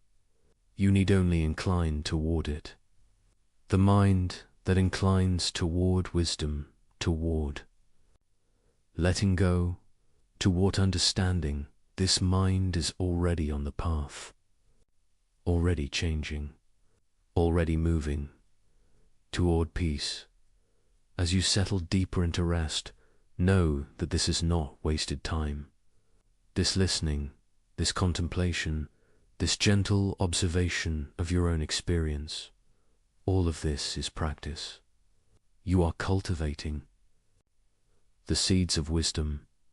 These seeds will grow in their own time, according to their own nature. Your task is simply to plant them, to water them with attention, to provide the conditions for growth. The growing itself happens naturally. Let go now of any effort to understand completely, to remember everything, to achieve anything. Let these teachings settle into the deeper levels of mind where they can work silently, transforming from within. Trust the process. Trust the wisdom of the Buddha who walked this path before you. Trust your own capacity for understanding, for letting go, for finding peace. The Buddha's final words to his disciples were these: all conditioned things are subject to decay. Strive with diligence. This is not a harsh command. It is a gentle encouragement. Everything changes. This moment will pass.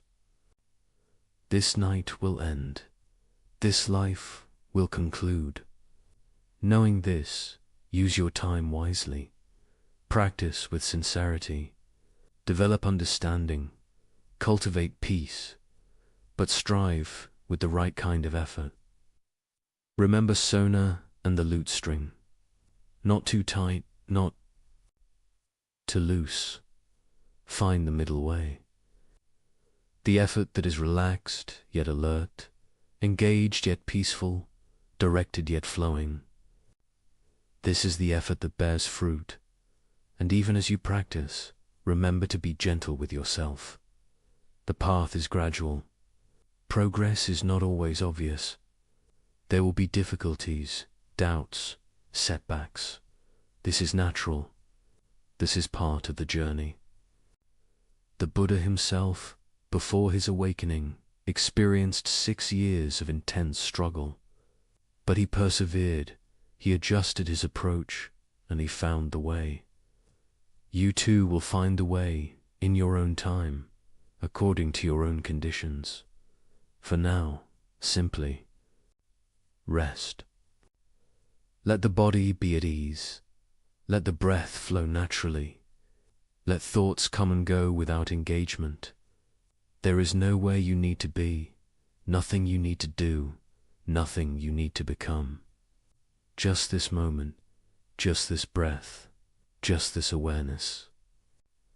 Simple, natural, complete. That wisdom you have touched tonight will continue to work within you. In dreams, in the space between sleeping and waking, in the quiet moments of tomorrow, insights will arise. Understandings will deepen. Peace will grow. Trust this process. It is the nature of wisdom to unfold, to reveal itself progressively, to transform the mind gradually but surely. May you rest in peace. May you awaken with clarity. May you move through your days with the wisdom of impermanence, lighting your path. May you find the freedom that comes from letting go. May you know the happiness that does not depend on conditions. May you be well. May you be at ease. May you be free from suffering. These teachings have been offered by countless awakened beings across the centuries, transmitted from teacher to student in an unbroken lineage of wisdom. You are part of this lineage now. You have received the teachings. You have contemplated them. You have begun to understand. This connects you to all who have walked this path before, and to all who will walk it after. Rest now in this connection. Rest in the timeless truth that the Buddha discovered. Rest in your own capacity for awakening.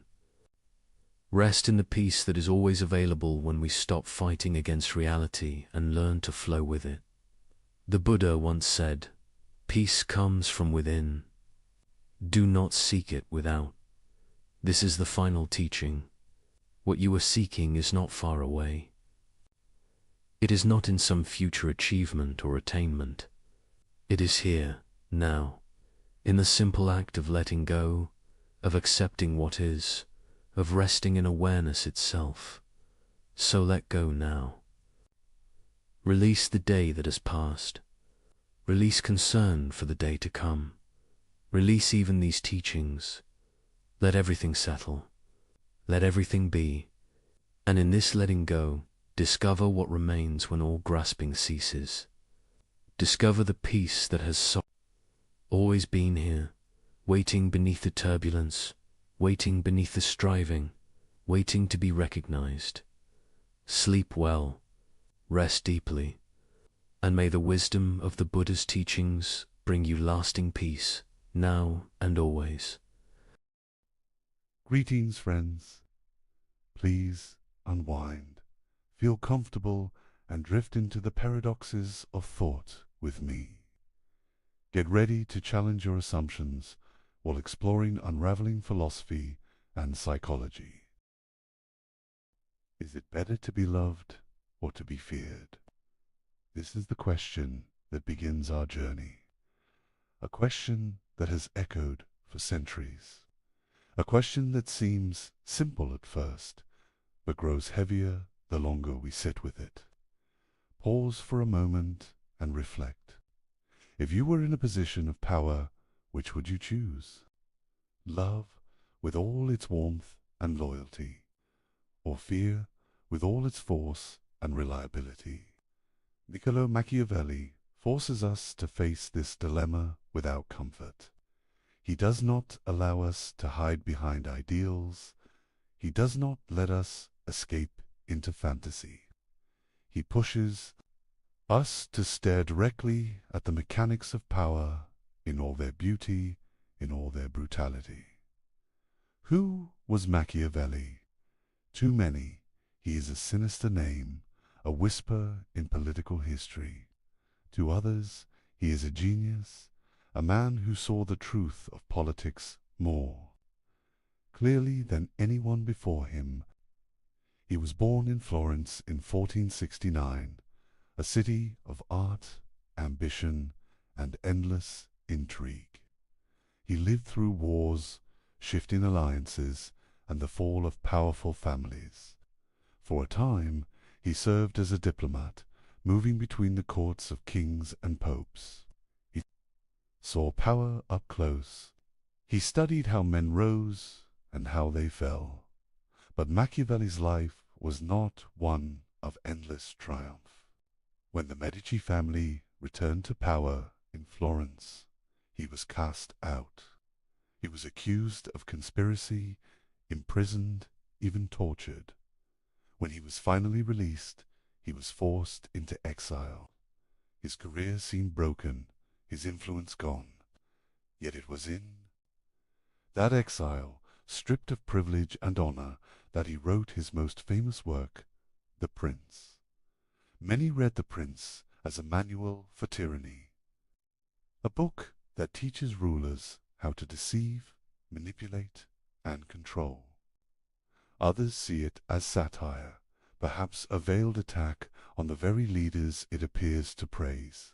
Some read it as a desperate plea from a man trying to win back his position. Whatever the case, it remains one of the most controversial books ever written. It is both admired and despised. It is quoted and condemned, and it is still alive in political thought today. But tonight, we are not here to simply read The Prince as a historical artifact. We are here to open Machiavelli's entire playbook, to move through his writings, his ideas, his warnings, to understand not only what he wrote, but why his words still matter. Machiavelli does not give us a clean theory of government. He does not build grand systems like Plato. He does not argue for natural law like Aristotle. Instead, he studies the battlefield of politics as it really is. He watches men seize power, and he asks why some succeed while others fail. He pulls apart the myths that rulers tell, and he exposes the machinery beneath. This is why he unsettles us.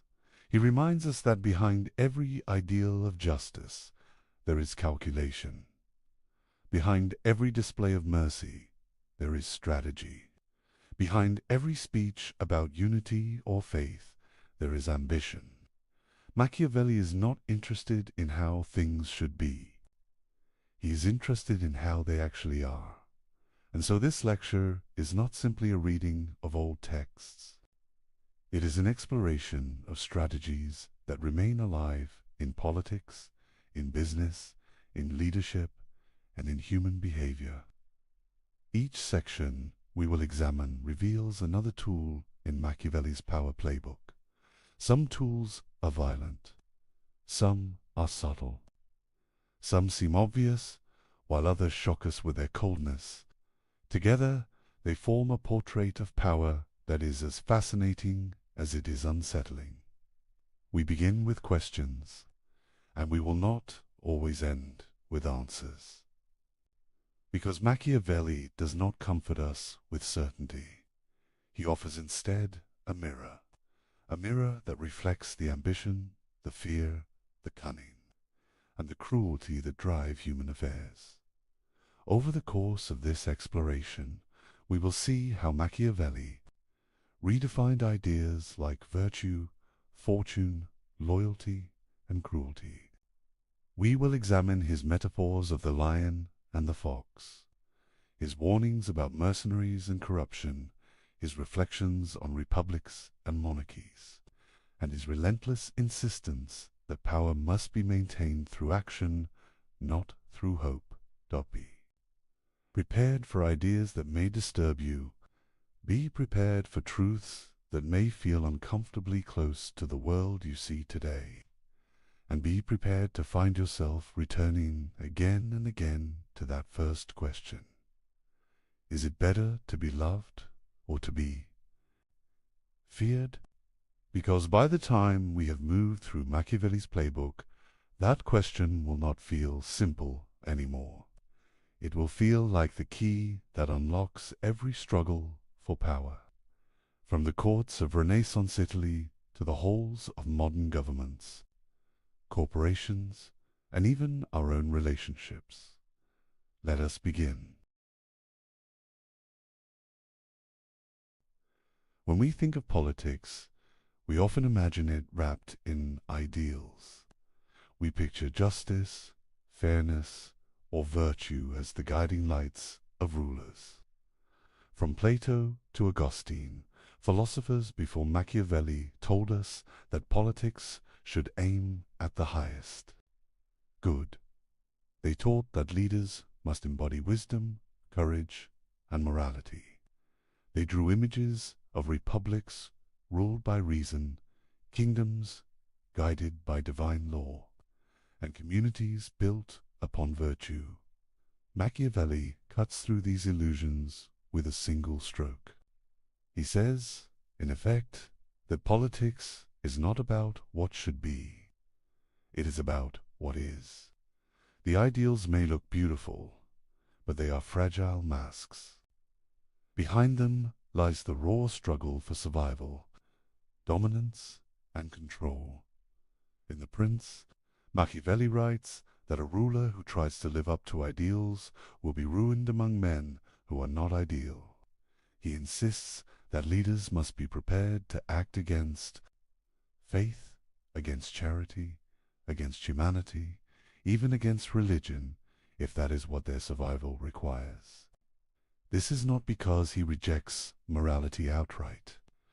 It is because he believes that morality alone cannot withstand the forces of fortune, ambition, and conflict. This view shocked his contemporaries. They had been taught that rulers must serve God and justice first. Yet Machiavelli observed rulers who acted in pious ways often lost their states. Meanwhile, those who betrayed promises, deceived rivals, and used cruelty effectively survived and thrived. He concluded that power abates its own laws. To ignore those laws is to invite collapse. We must understand the context of his time to appreciate the force of his argument. Florence and the Italian peninsula were not peaceful lands. They were fractured into city-states, each with its own ambitions. The French invaded, the Spanish interfered, and the papacy itself played politics like a prince. Alliances shifted weekly, armies burned towns, families rose and fell in sudden turns of fortune. In this setting, a ruler who clung to ideals without flexibility was not admired. He was destroyed. Machiavelli observed that men judge more by appearances than by reality. People will believe a ruler is good if he appears to act morally, even if he is ruthless behind the scenes. This creates a tension. The illusion of morality can be useful, even necessary. But the pursuit of morality itself, without calculation, can be fatal. Here we see the first layer of Machiavelli's power playbook. Do not confuse appearance with reality. Appearances must be carefully managed, but the reality of decision-making must remain grounded in necessity. If mercy preserves stability, then mercy is chosen. If cruelty is required, then cruelty must be applied. What matters is not whether an act is good or evil in the abstract, but whether it secures the state and preserves authority. This raises uncomfortable questions. Are moral systems then only tools of control if rulers pretend to be just, kind, or faithful while acting with cunning? Is morality anything more than theater? Machiavelli does not answer directly. Instead, he turns the question back to us. Do we prefer a ruler who clings to ideals and loses the kingdom, or a ruler who bends morality and keeps the kingdom alive? He points to history for answers. Consider the Roman Republic, which he admired in his discourses on Livy. Rome expanded, not by living as a model of peace and charity, but through discipline, cunning, and often harsh measures. Its leaders pretended to honor traditions and gods, but behind that veil they made ruthless decisions for survival. Machiavelli's lesson is clear. Stability requires more than ideals. It requires cold, practical calculation. Let us pause and reflect. Imagine two leaders facing the same crisis. One refuses to break his promises because he believes in absolute honesty. The other breaks his word when it serves his interest. Who survives? Machiavelli would say the second. Why? Because men are fickle, promises are fragile, and power rests on force and cunning more than on trust. This does not mean Machiavelli denies all value in morality. He sees its utility. He urges rulers to appear merciful, faithful, and upright. He insists that people must see their leader as virtuous, yet he separates this appearance from reality. A wise ruler is skilled in performance. He puts on the mask of virtue while keeping the hands of strategy free. This duality between appearance and reality is one of Machiavelli's most unsettling contributions to philosophy. It strips away comforting illusions. It tells us that rulers succeed not because they are moral, but because they understand when to use morality and when to discard it. Think again of Plato. In the Republic, Plato describes the philosopher king as one who rules with wisdom and justice, guided by eternal truth. Machiavelli turns this image upside down. For him, the successful ruler is not the philosopher who contemplates ideals. It is the strategist who adapts, deceives, and seizes opportunity. Where Plato sought harmony between justice and power, Machiavelli separates them. The contrast extends further.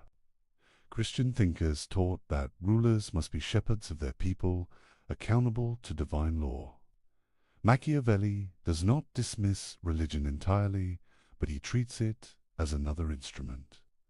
A ruler may use religion to inspire loyalty or to justify decisions, but he must never allow religious ideals to dictate choices that threaten survival.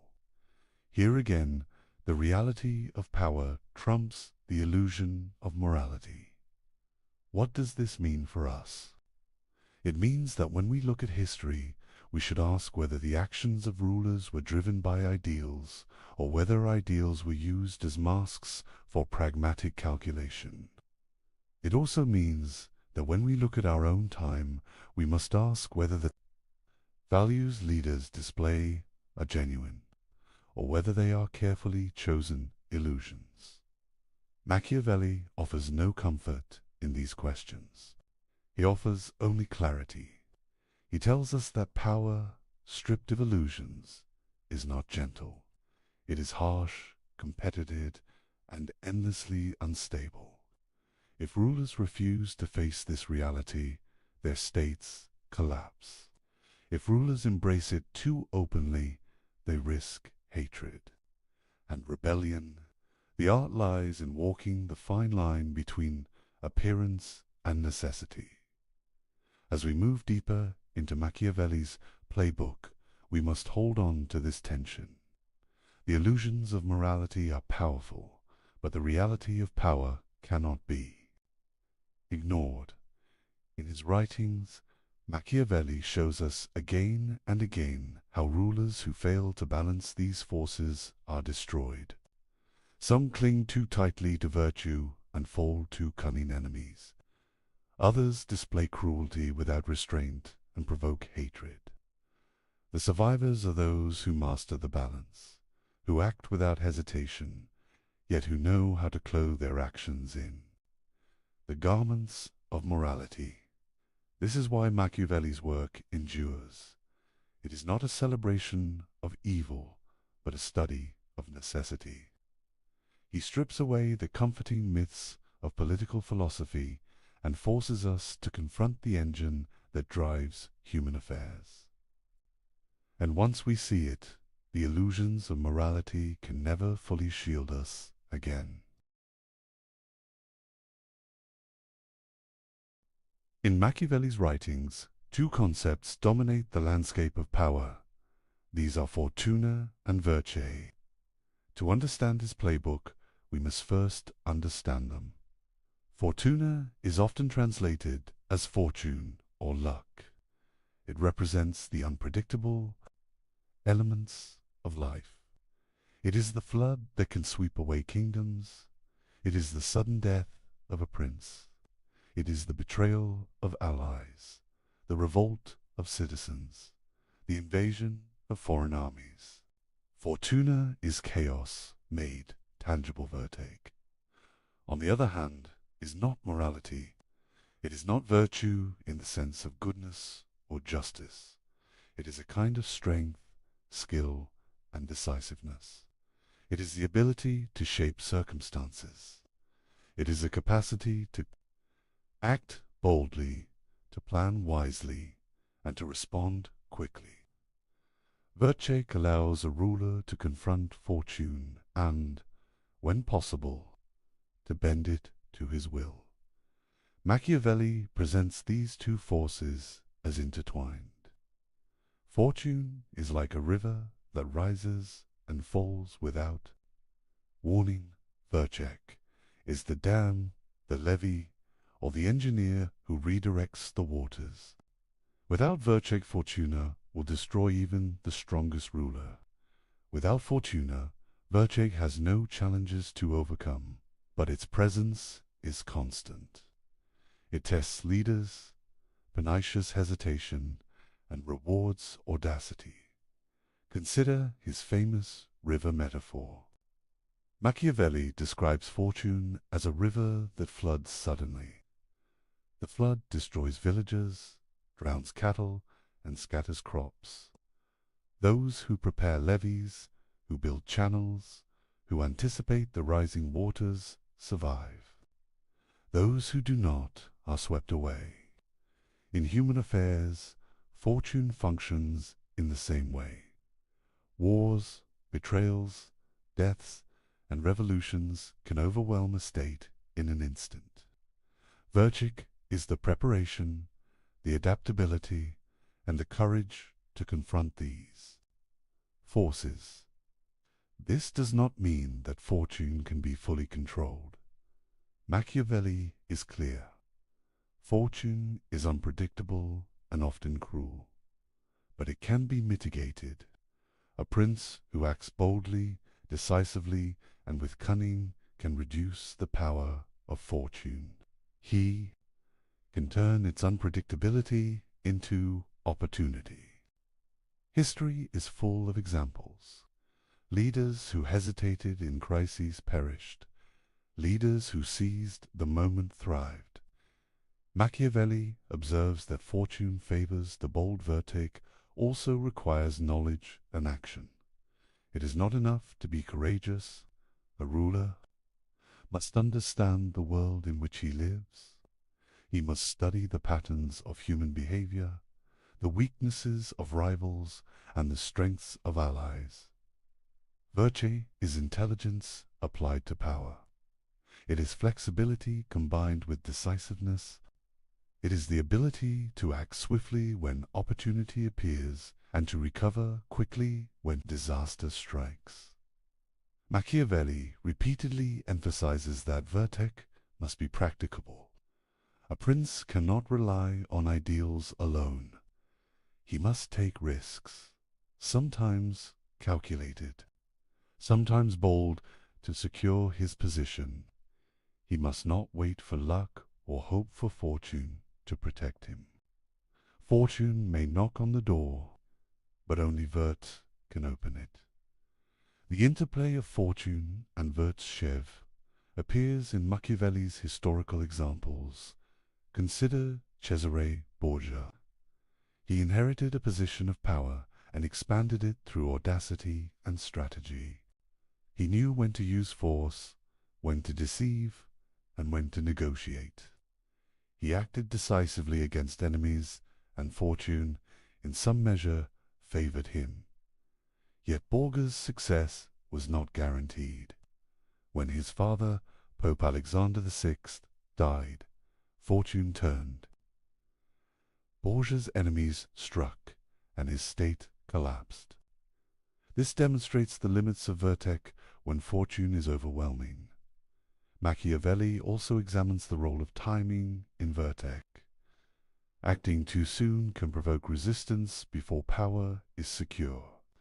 Acting too late can allow enemies to consolidate their strength. A wise ruler observes carefully, prepares meticulously, and strikes with precision. Virtue is the skill of timing. It is the combination of preparation, courage, and intelligence. We must also consider the human dimension. Virtue is not only strategic, it is psychological. A ruler must inspire confidence, command respect, and manage fear.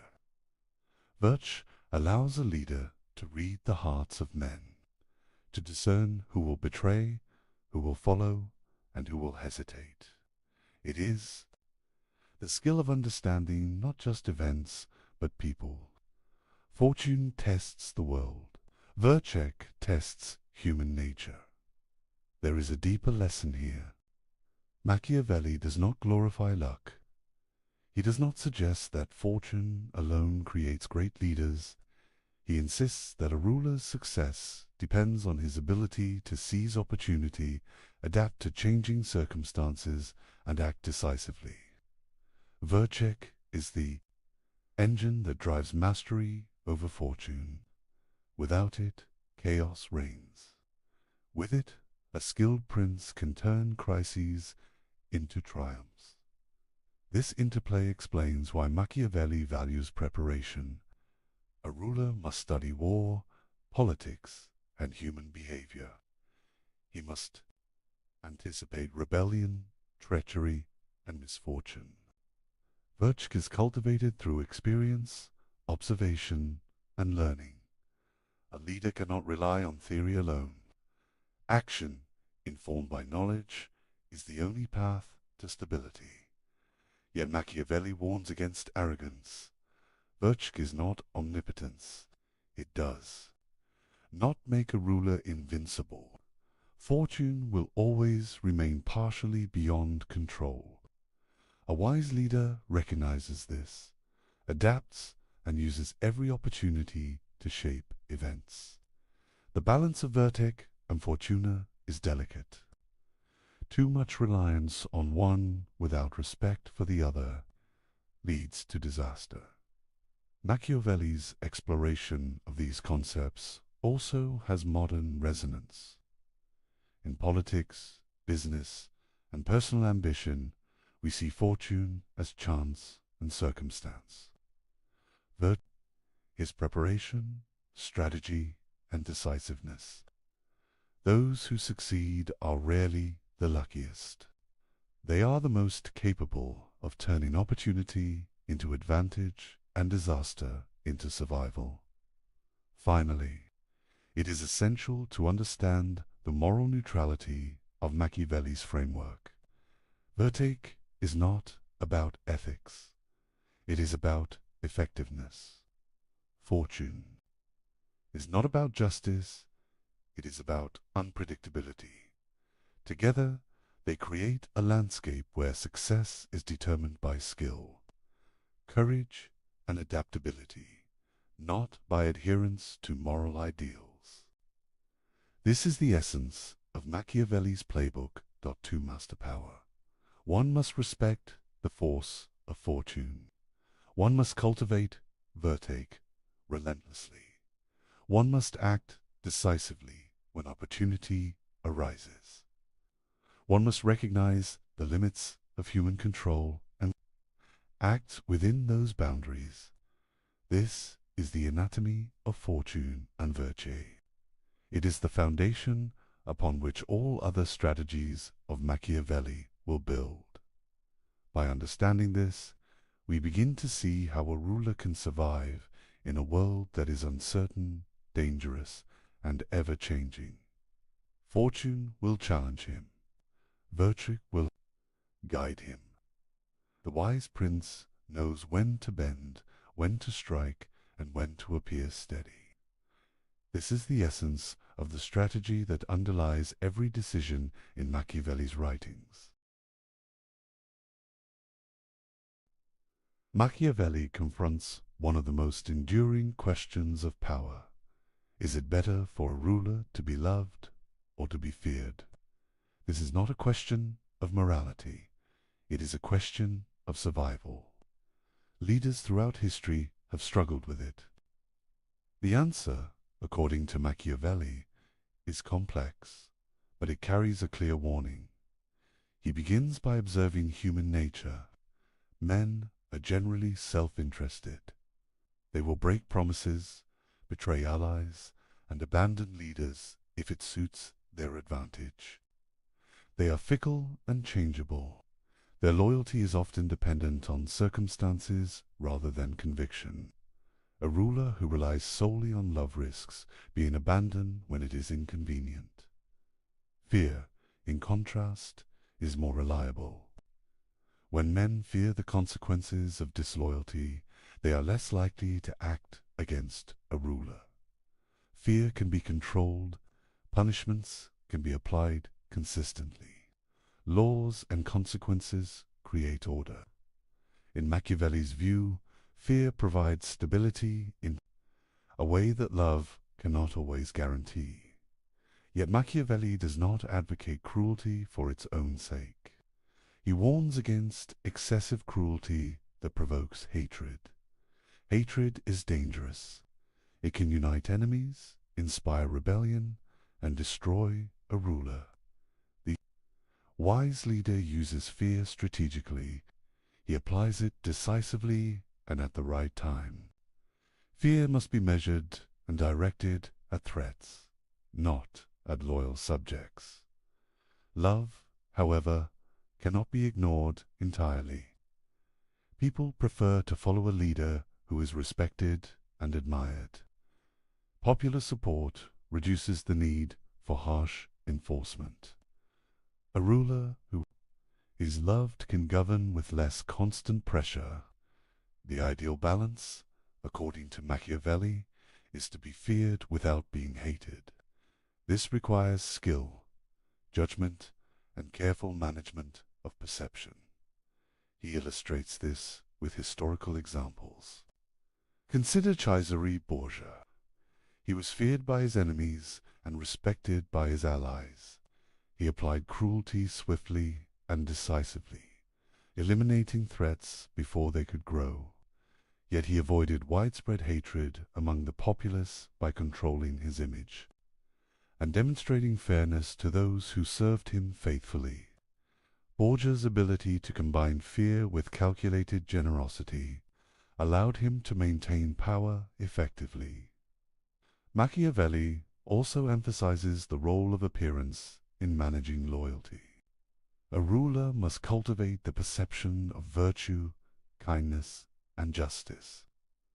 People must believe in his good intentions even if they know he acts with calculation.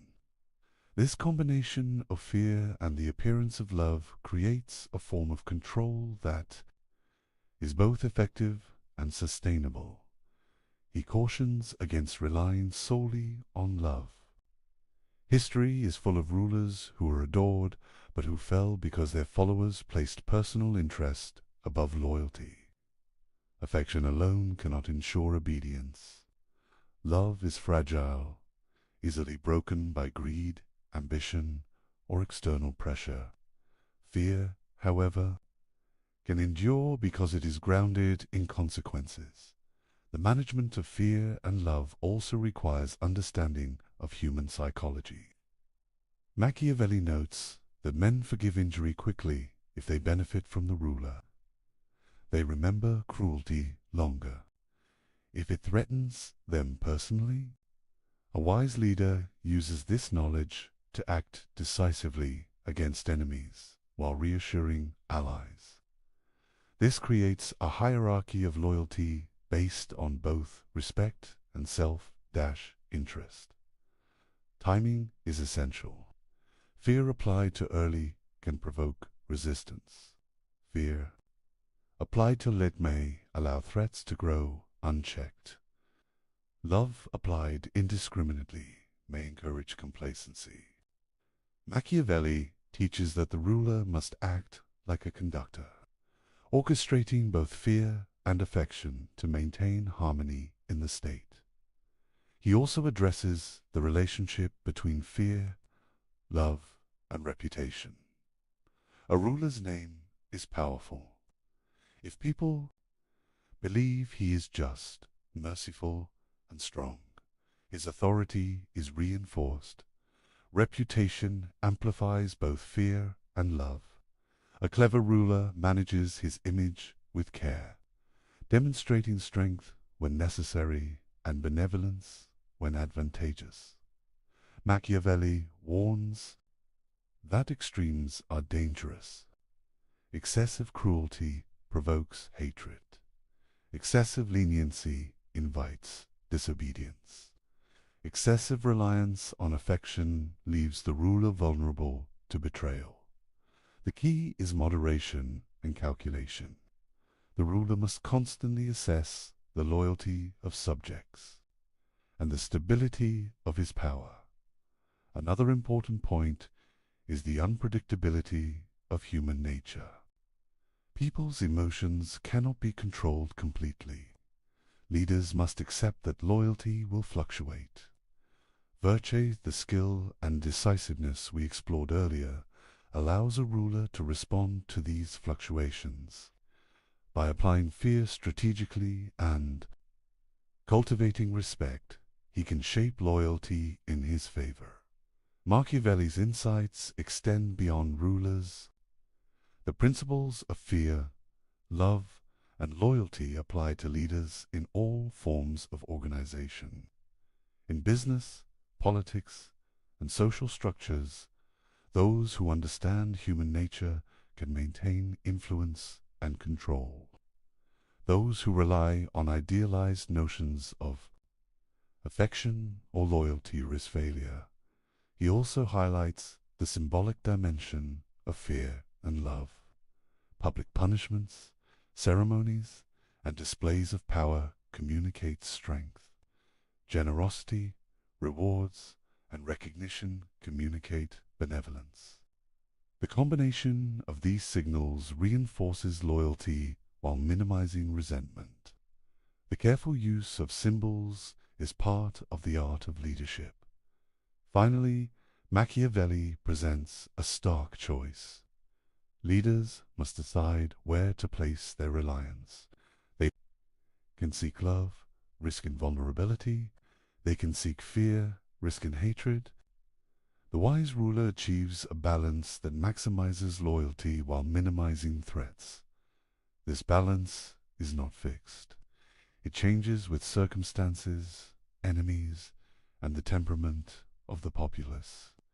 Constant attention and adaptation are required.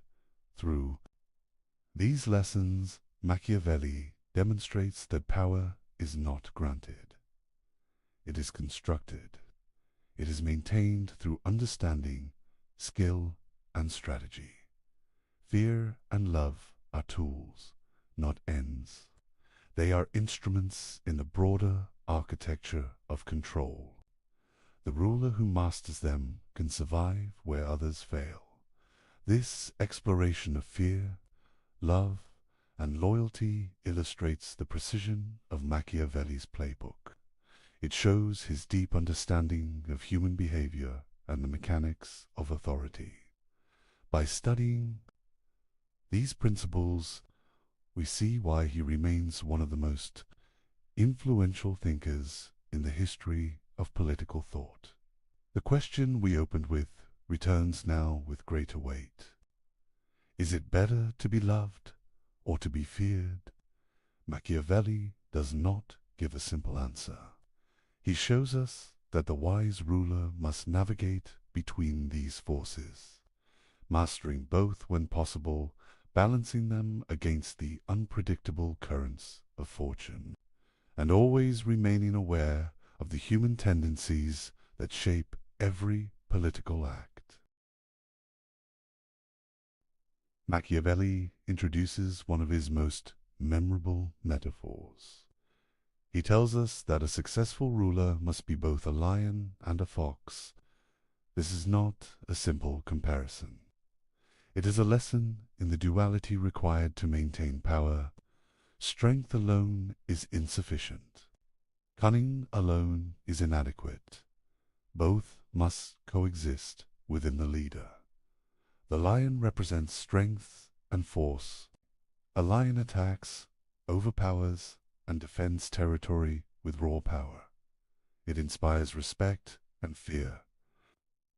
In human affairs, this symbolizes the use of direct action, military might, and authority to overcome obstacles. A ruler must know when to strike. Decisively, strength is necessary to confront enemies, suppress rebellion, and establish control. Without it, the state is vulnerable to internal and external threats. The fox, in contrast, represents cunning, intelligence, and deception. A fox senses traps and avoids danger. It uses strategy rather than brute force. In leadership, the fox symbolizes subtlety, manipulation, and foresight. A ruler must be able to recognize hidden threats, negotiate effectively, and manipulate appearances. Without cunning, even the strongest leader can be outmaneuvered. Machiavelli emphasizes that one quality without the other leads to failure. A ruler who relies only on strength may crush enemies, but he will be blind to subtler dangers. He may be betrayed by those he trusted or undermined by those he underestimated. A ruler who relies only on cunning may deceive allies and opponents. but he may lack the force to defend his power when open conflict arises. Survival requires a combination of both. He illustrates this through historical examples. Consider Cesare Borgia once again. Borgia combined military skill with political cunning. He knew when to fight directly and when to manipulate alliances. His ability to assess both open threats and hidden dangers allowed him to expand his influence quickly. When one element failed, his dual approach often compensated, demonstrating the importance of flexibility. The metaphor also highlights the adaptability required of a leader. The world is unpredictable. Enemies change tactics. Allies shift loyalties. Fortune intervenes. A ruler who is rigid, relying solely on force or solely on deception, risks destruction. The lion and the fox symbolize the capacity to switch strategies depending on circumstances. This adaptability is a cornerstone of Machiavelli's philosophy. Machiavelli warns that deception is often necessary. The fox allows the ruler to recognize traps, to anticipate betrayal, and to use appearances to maintain stability. A ruler may need to present mercy while acting ruthlessly, or appear weak while preparing to strike. The cunning use of perception enables a leader to shape events before they become crises. Strength, however, cannot be neglected. The lion ensures that the ruler can enforce decisions, command armies, and eliminate threats decisively. Without strength, cunning alone cannot secure power. A deceptive strategy without the capacity to enforce it fails. The world tests the ruler physically, and he must respond with force when required. This duality is not only practical, it is psychological. Subjects respond differently to strength and cunning. Fear of force demands respect. Awareness of cunning generates uncertainty in opponents, preventing them from acting impulsively. Loyalty, obedience, and alliance are shaped by both elements. The ruler who embodies both is unpredictable and therefore secure.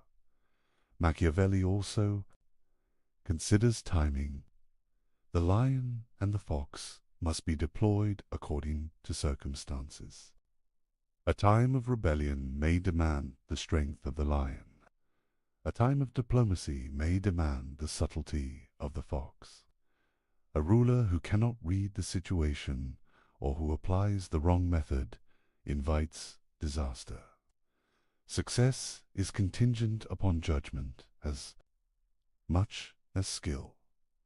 The duality extends to internal governance as well.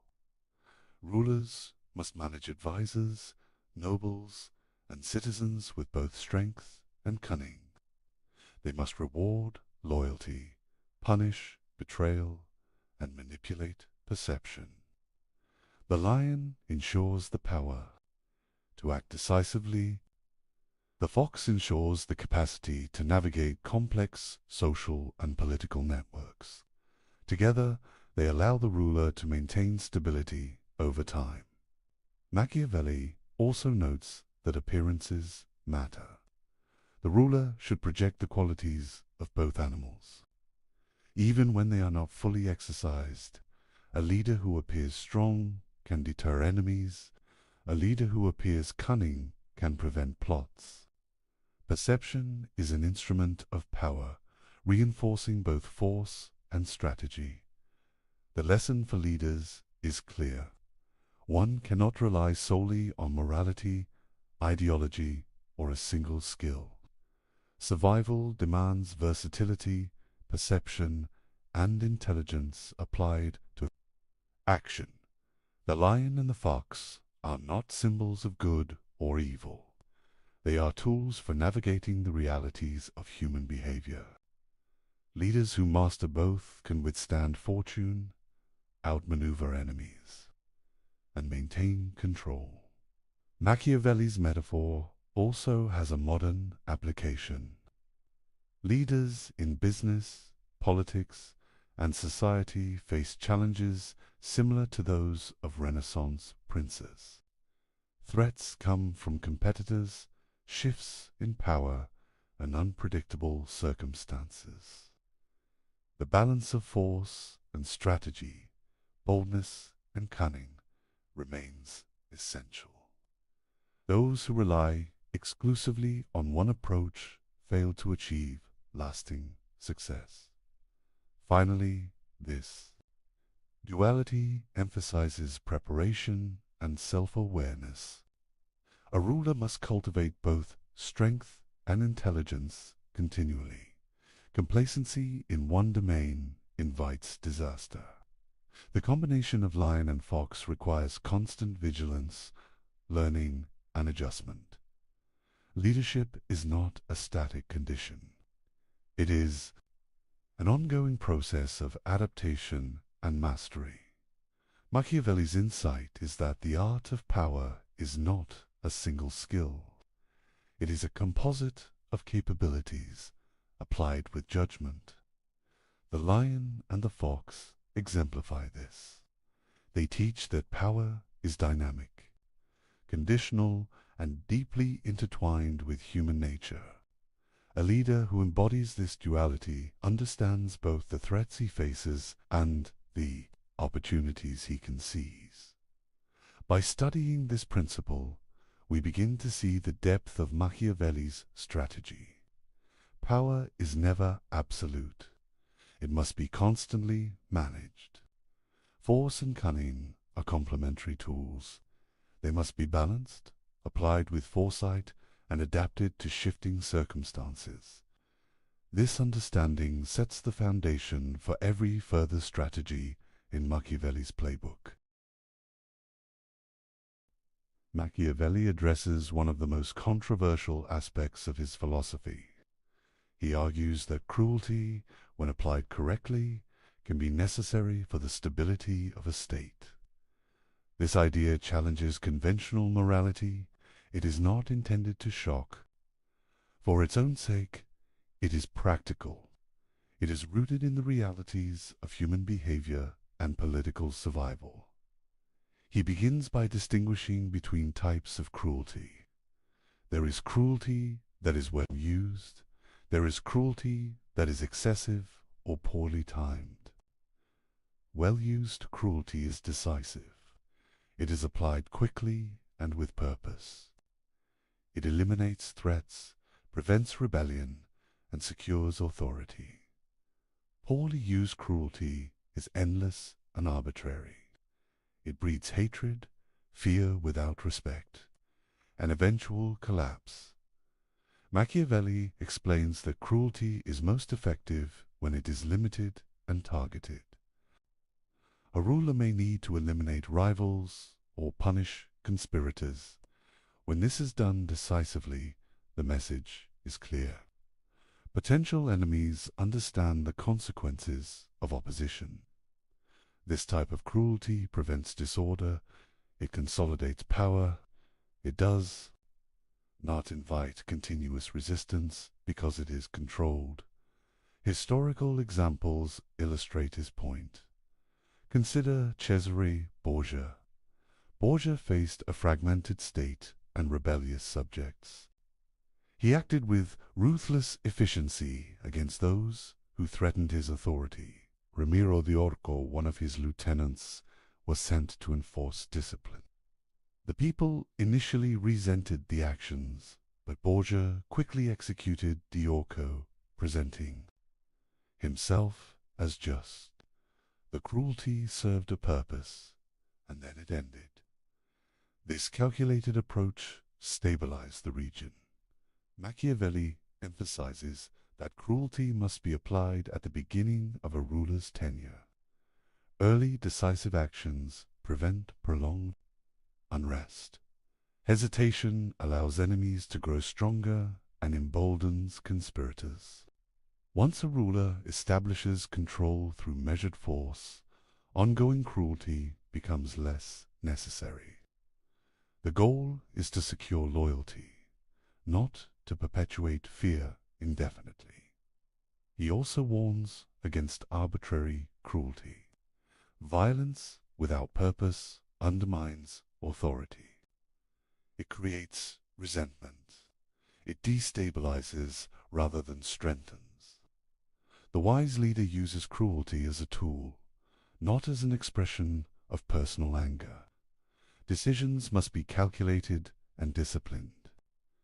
Emotion alone is insufficient and dangerous. Machiavelli extends his analysis to the broader principle of necessity. Rulers exist in a world of danger. Enemies plot, allies betray, and fortune is unpredictable. In this context, cruelty is often unavoidable. It is the means by which order is maintained and the state preserved.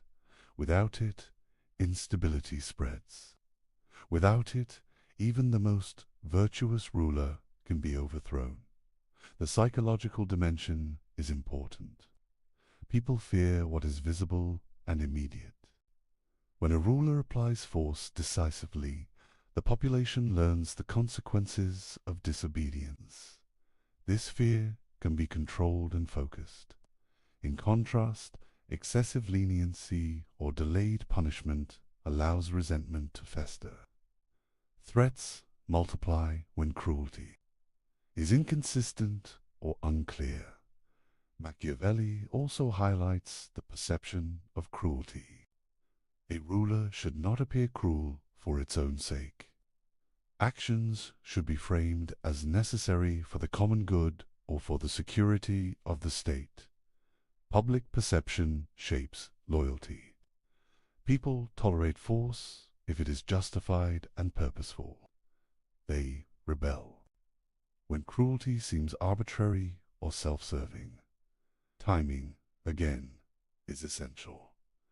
Initial acts of cruelty secure authority.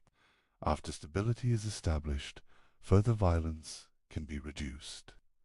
The ruler can shift focus to appearances of mercy, justice, and virtue.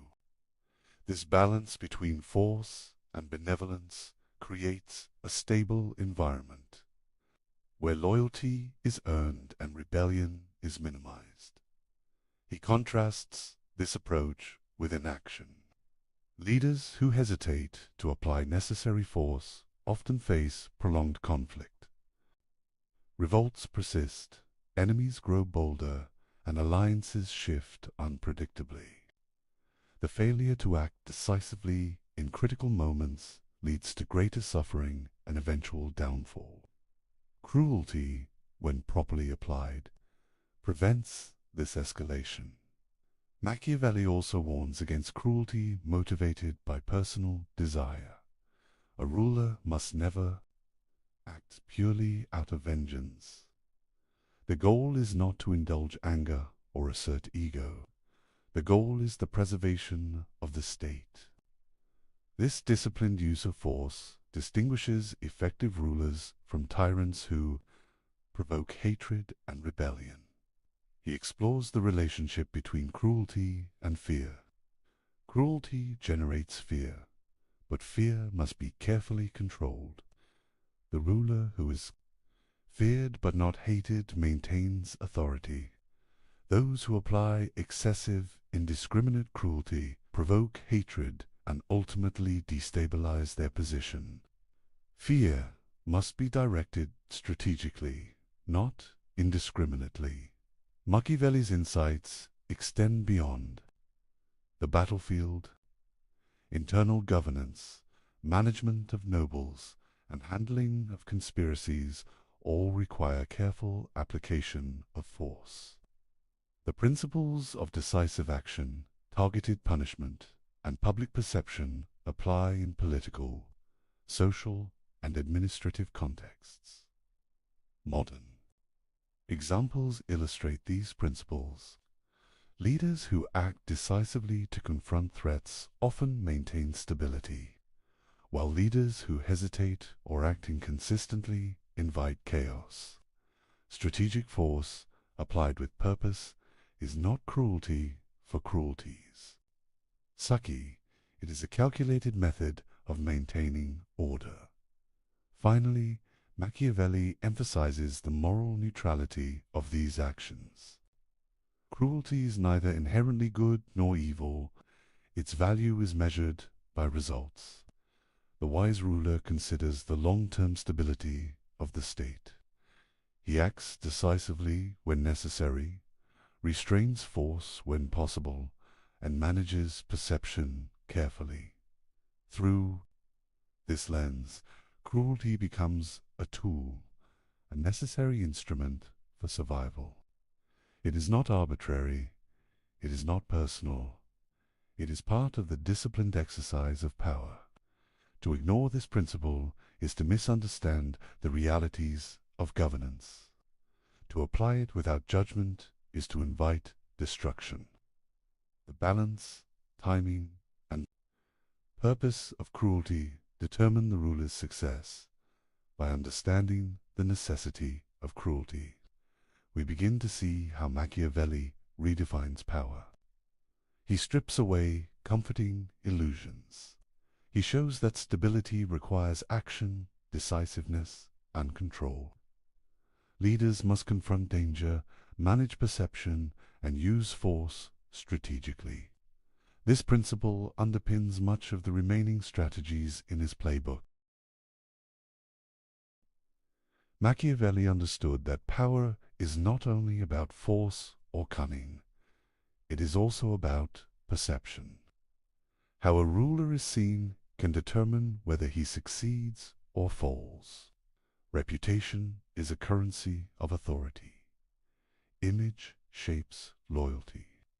The theater of power is the stage on which a ruler performs to maintain control. He begins by emphasizing that appearances matter more than reality in the eyes of the public.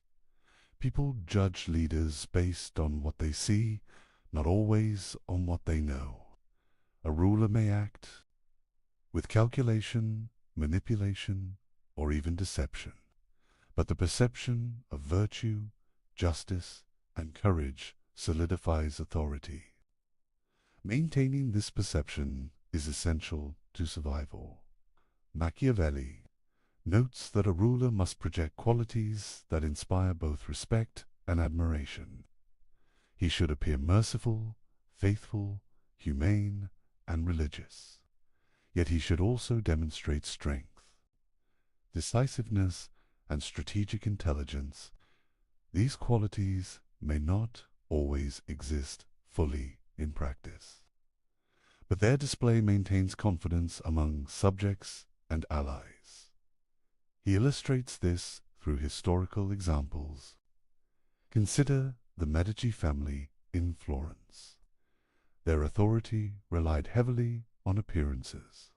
They cultivated images of piety, patronage, and civic responsibility, even while engaging in ruthless political maneuvers. The perception of virtue protected their power and allowed them to govern effectively. Public ceremonies and symbolic actions are central to the theater of power. Processions, proclamations, and displays of generosity communicate a ruler's qualities. These rituals reinforce authority and shape public opinion. A wise ruler uses symbolism strategically to complement practical governance. Actions and appearances together create stability and influence. Machiavelli warns against inconsistency between image and action. If a ruler is perceived as just but acts cruelly without explanation, trust erodes. If he appears merciful but fails to act decisively when necessary, fear and respect diminish. The alignment of perception and action is delicate. Leaders must cultivate both carefully. He also emphasizes that reputation affects both allies and enemies. Allies are more likely to support a ruler who is respected and admired.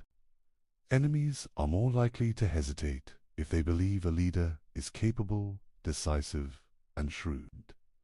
Reputation amplifies the impact of both fear and love.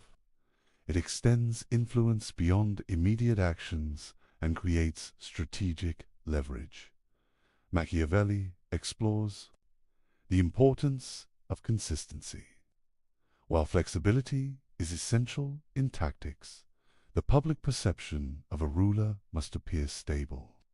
Sudden changes in behavior or values can create uncertainty and doubt. A stable image fosters loyalty, trust, and deference. A reputation for strength, wisdom, or justice protects a ruler from instability. He examines how rulers can manipulate perception deliberately. Deception is not inherently evil in this context. It is a tool. A ruler may appear merciful while acting decisively or appear humble while exercising authority firmly.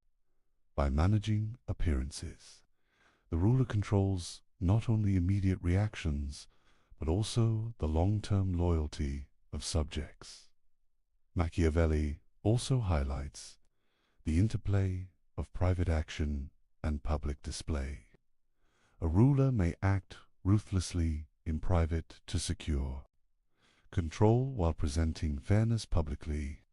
The effectiveness of power often depends on this duality. The public cannot witness every act. What they perceive shapes their behavior. Clever leaders leverage this to maintain order. Historical examples extend to military leaders as well. A general who appears disciplined, courageous, and strategic inspires confidence among troops. Soldiers follow not only because of orders, but also because of belief in competence. Reputation reinforces obedience and enhances effectiveness in both governance and warfare. Machiavelli also considers the fragility of reputation. A single scandal or misstep can undermine decades of careful cultivation. Leaders must guard against false reports, betrayal, and rumor. Information management is essential. The theater of power includes not only actions, but the narrative that surrounds them. He emphasizes that reputation is cumulative. Small acts of courage, fairness, or generosity build perception over time. Strategic displays amplify influence. Similarly, repeated acts of cruelty or indecision erode credibility. The ruler must understand the long-term effects of each decision. On public perception, Machiavelli also examines the use of storytelling and legacy. Leaders often shape their image through narratives that highlight successes and obscure failures. Propaganda, public records, and controlled accounts of events all contribute to the theater of power. The ruler who controls the story controls the memory of his rule. He warns that relying solely on appearances without substance is dangerous. A ruler may deceive temporarily, but if underlying weaknesses exist, fortune will expose them. Strength, cunning, and decisiveness must underpin image. Reputation amplifies power, but cannot replace competence. Modern parallels are clear. In politics, business, and society, leaders manage public perception constantly. Media, communication, and symbolic actions influence loyalty, respect, and obedience. The principles Machiavelli outlined centuries ago remain relevant. Reputation shapes decisions, alliances, and opportunities. Finally, Machiavelli emphasizes the integration of all elements of power. Reputation, force, cunning, cruelty, and appearance are not separate. They interact. A wise ruler balances them to maintain authority. Perception enhances action. Action reinforces perception. Together, they create a resilient, adaptive, and effective system of governance. Through understanding the theater of power, we see that leadership is both practical and performative. A ruler must master not only the mechanics of control, but also the art of influence. Every gesture, decision, and public appearance contributes to the stability of the state. Reputation is the stage upon which all other strategies unfold. By studying these lessons, we begin to see Machiavelli not as a promoter of immorality, but as an analyst of survival and influence. Leaders who understand perception and cultivate their image can navigate challenges, inspire loyalty, and maintain power in ways that are both strategic and enduring. Machiavelli understood that power does not exist in isolation. A ruler is surrounded by allies, adversaries, and opportunists. Success depends on the careful management of relationships. Friendships, loyalties, and enmities are tools to be understood and used wisely. He begins by emphasizing the impermanence of alliances. People are motivated by self-interest. Allies today may become enemies tomorrow. Shared goals are often temporary. The wise ruler anticipates these shifts. He maintains awareness of the intentions and ambitions of those around him. Trust, Machiavelli argues, must be strategic. Blind faith in allies is dangerous. A ruler cannot assume loyalty based solely on past favors or friendship. Those who seem most devoted may betray at the moment of greatest opportunity. Conversely, apparent rivals may be managed or even converted into useful allies if their ambitions align temporarily with the ruler's objectives. He provides historical examples to illustrate these points. Florence, Venice, and other Italian city-states were constantly shifting in alliances. Leaders who relied too heavily on external support often found themselves abandoned when foreign powers pursued their own interests. Survival required vigilance and flexibility. Alliances must be nurtured, tested, and sometimes replaced. Machiavelli emphasizes the importance of understanding human motivation. People act primarily out of self-interest, fear, or ambition. A ruler who misreads the desires and incentives of allies risks being manipulated. He must study the character and behavior of those around him carefully. Observing actions is often more revealing than listening to words. He also addresses betrayal. It is inevitable in human affairs. Rulers must plan for it.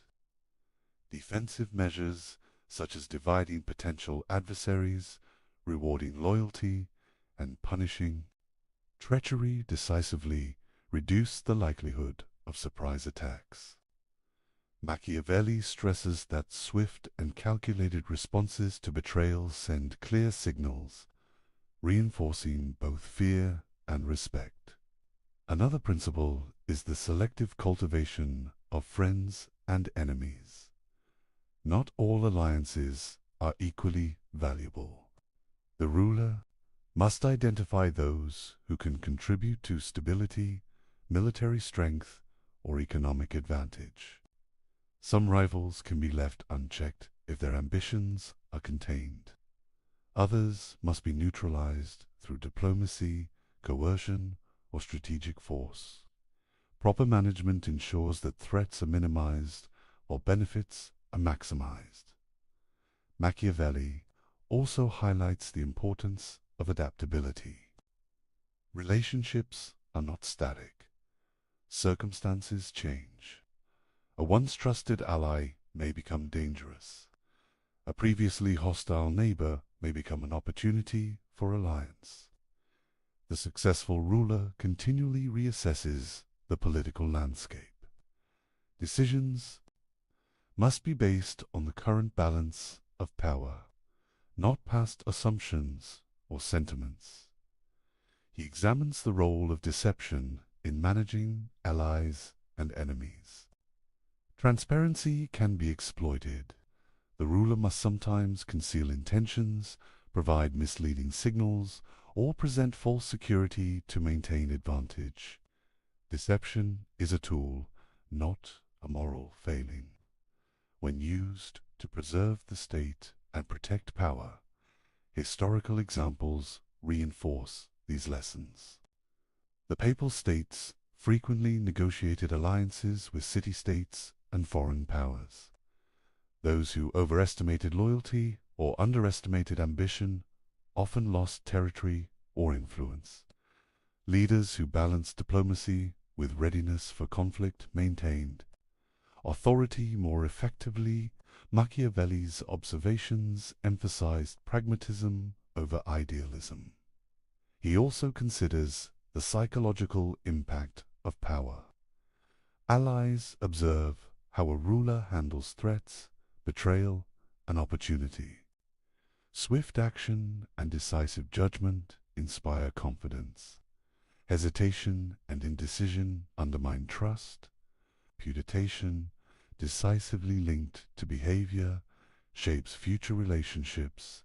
Allies and enemies alike adjust their strategies based on perceived strength and intelligence. Machiavelli warns against over-reliance on any single ally. Dependence creates vulnerability. The ruler must cultivate multiple connections, balancing relationships to prevent any one party from gaining excessive influence. This approach reduces the risk of betrayal and maintains freedom of action. Conversely, the management of enemies requires both caution and initiative. Enemies left unchecked grow stronger. They form alliances, exploit weaknesses, and may strike unexpectedly. A prudent ruler observes potential adversaries, predicts their moves, and acts preemptively when necessary. Timing and decisiveness are essential. He further distinguishes between permanent and temporary alliances. Temporary alliances serve immediate goals. Permanent alliances require trust, compatibility, and ongoing management. A ruler must recognize the difference and treat each relationship accordingly. Mismanaging this distinction can lead to catastrophic failures. Machiavelli also emphasizes the value of balance. The ruler must reward loyalty, punish betrayal, and maintain the perception of fairness. Allies who feel secure are more likely to support the ruler. Enemies who see strength may hesitate or retreat. The art of maintaining equilibrium between friends and foes is central to stability. The chapter also explores contingency planning. The ruler must anticipate shifts in loyalty and the emergence of new threats.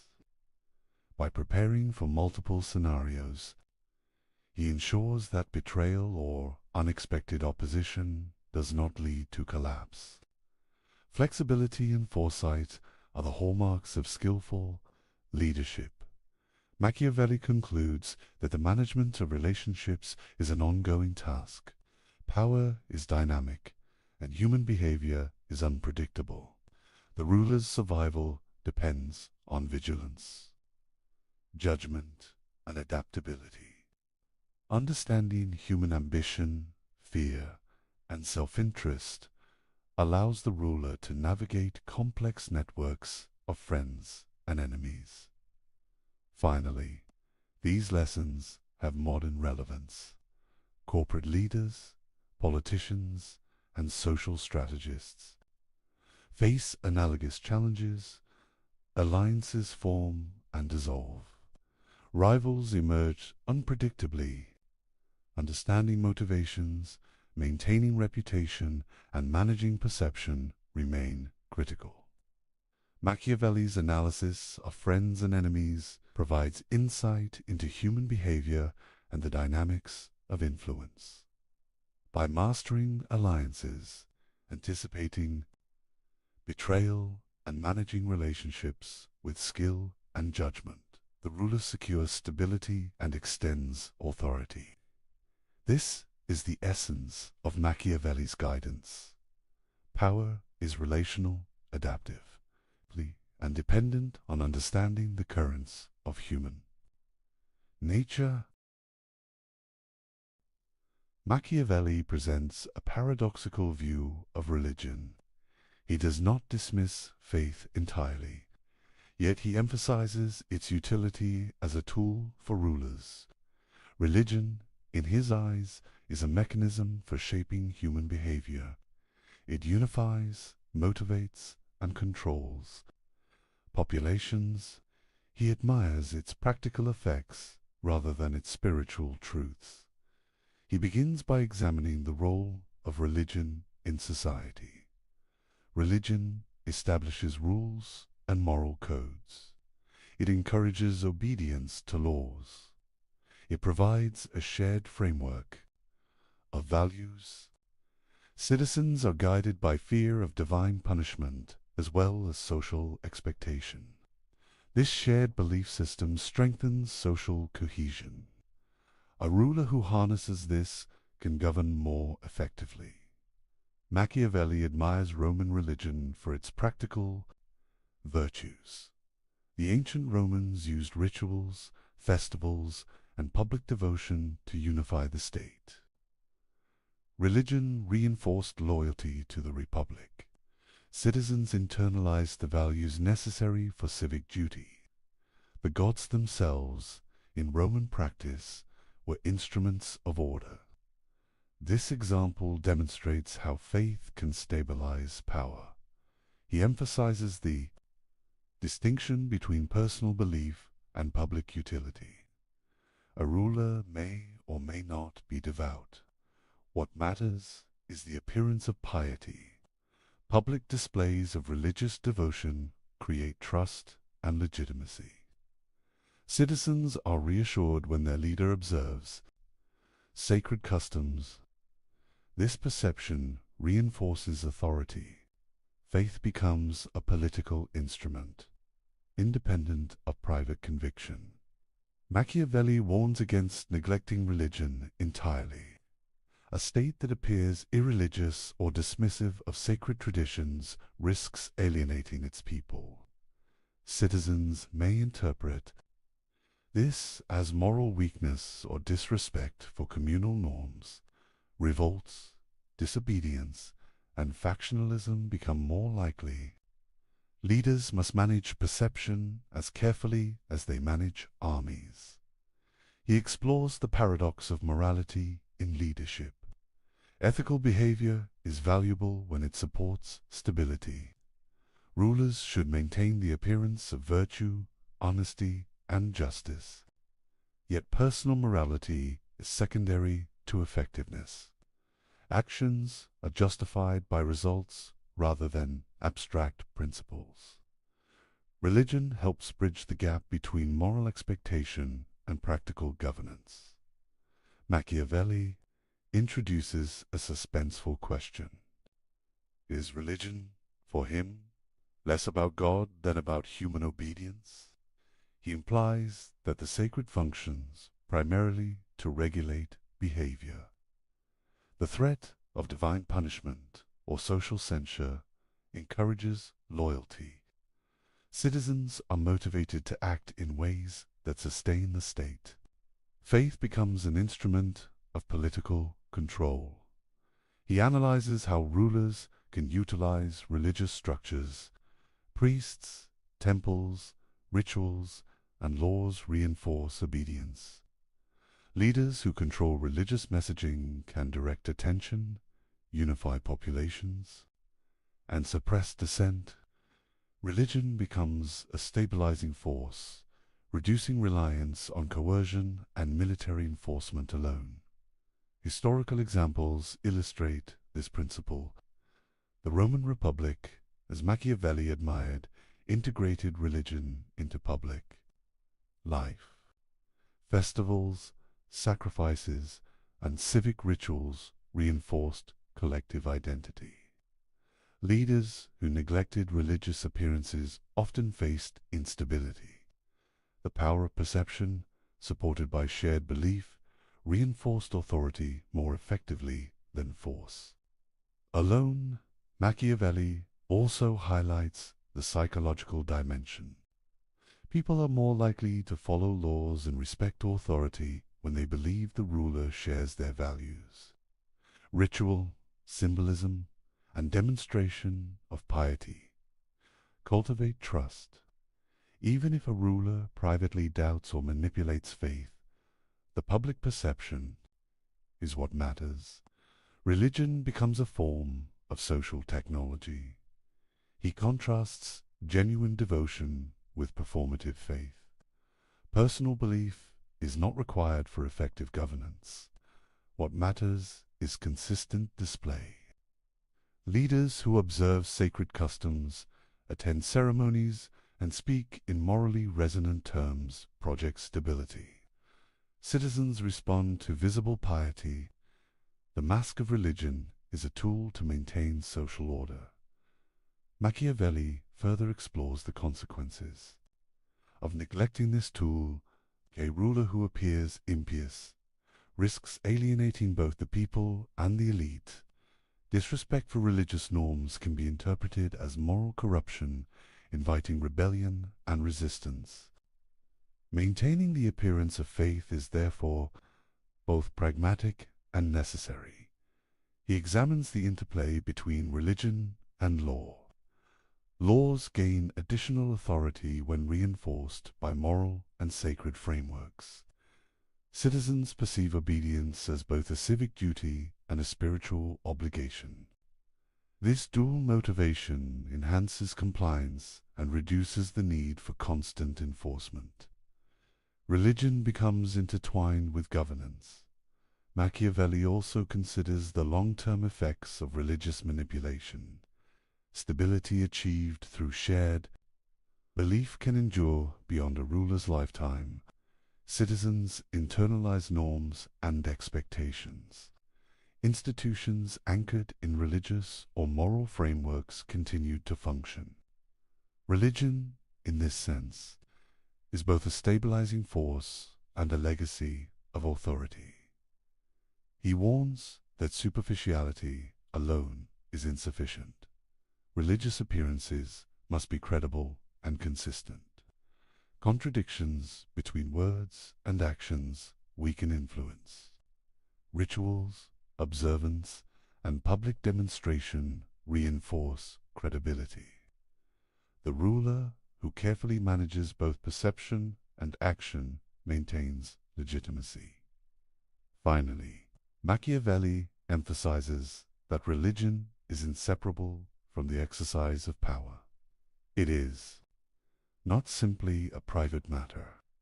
It functions as a tool, a mechanism for obedience, and a means of reinforcing social cohesion. The prudent ruler integrates faith into the architecture of authority, using it to stabilize the state while pursuing pragmatic objectives. By studying Machiavelli's approach, we see a ruler who understands human behavior deeply. Religion is valued not for spiritual enlightenment, but for its capacity to unify, motivate, and control.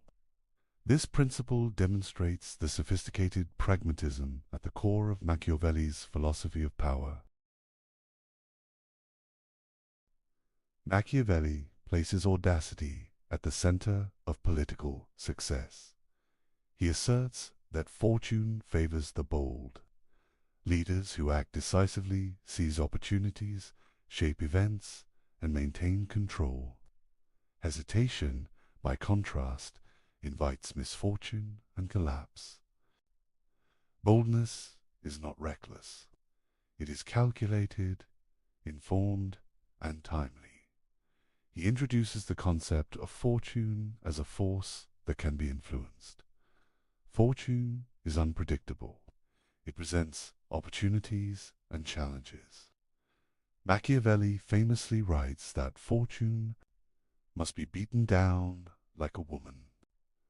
This brutal metaphor reflects his view that fortune yields to strength, courage, and action. It does not act on its own. Leaders must impose their will upon it. Bold action is closely linked to ambition. Leaders must pursue goals with energy and determination. Passive rulers wait for events to unfold. They react rather than shape outcome. Machiavelli argues that ambition combined with audacity allows a ruler to convert opportunity into lasting power. Hesitation, even in favorable circumstances, often leads to failure. He contrasts decisive leaders with hesitant ones. Hesitant rulers analyze endlessly, delay action, and overvalue caution. They often miss fleeting opportunities. Bold leaders, by contrast, take calculated risks. They act swiftly, exploit weaknesses in rivals, and adapt as circumstances change. History demonstrates that fortune rewards initiative. Cesare Borgia serves as a prime example. Borgia confronted a fractured Italy with energy, strategy, and decisiveness. He combined military skill with cunning diplomacy. He acted rapidly against rivals and exploited every opportunity. His boldness allowed him to consolidate power and extend influence where more cautious leaders might have failed.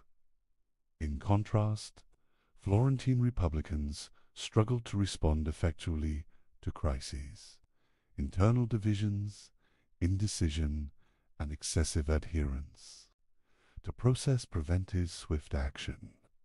They failed to capitalize on opportunities and were often outmaneuvered by more audacious opponents. Machiavelli observes that hesitation is deadlier than bold failure. Taking risks may fail, but inaction guarantees vulnerability. He emphasizes that boldness must be tempered with judgment. Reckless action without strategy is dangerous. Audacity is effective only when informed by knowledge, observation, and assessment of risks. Leaders must weigh consequences, anticipate responses, and act with precision.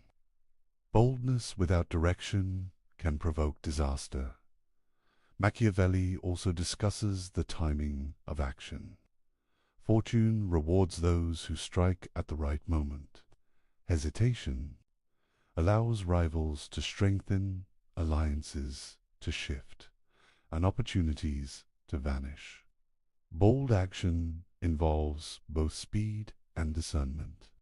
The capacity to recognize the decisive moment separates effective leaders from indecisive ones.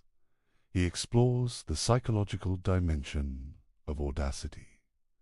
Bold leaders inspire confidence and fear. Subjects respect decisiveness. Rivals hesitate in the face of initiative. Ambition, when demonstrated through action, conveys authority. In contrast, hesitation signals weakness and invites challenges. Boldness is both practical and symbolic. Historical examples reinforce these principles. Leaders who seize power during crises often achieve lasting authority. Those who delay, even with superior resources, risk being overtaken by rivals. Machiavelli repeatedly emphasizes that fortune favors those willing to act decisively and courageously. He also examines the interplay of risk and reward.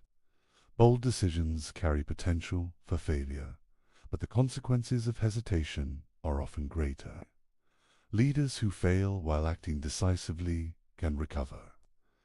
Leaders who hesitate frequently lose control entirely. Risk, when calculated and embraced, becomes a tool for power.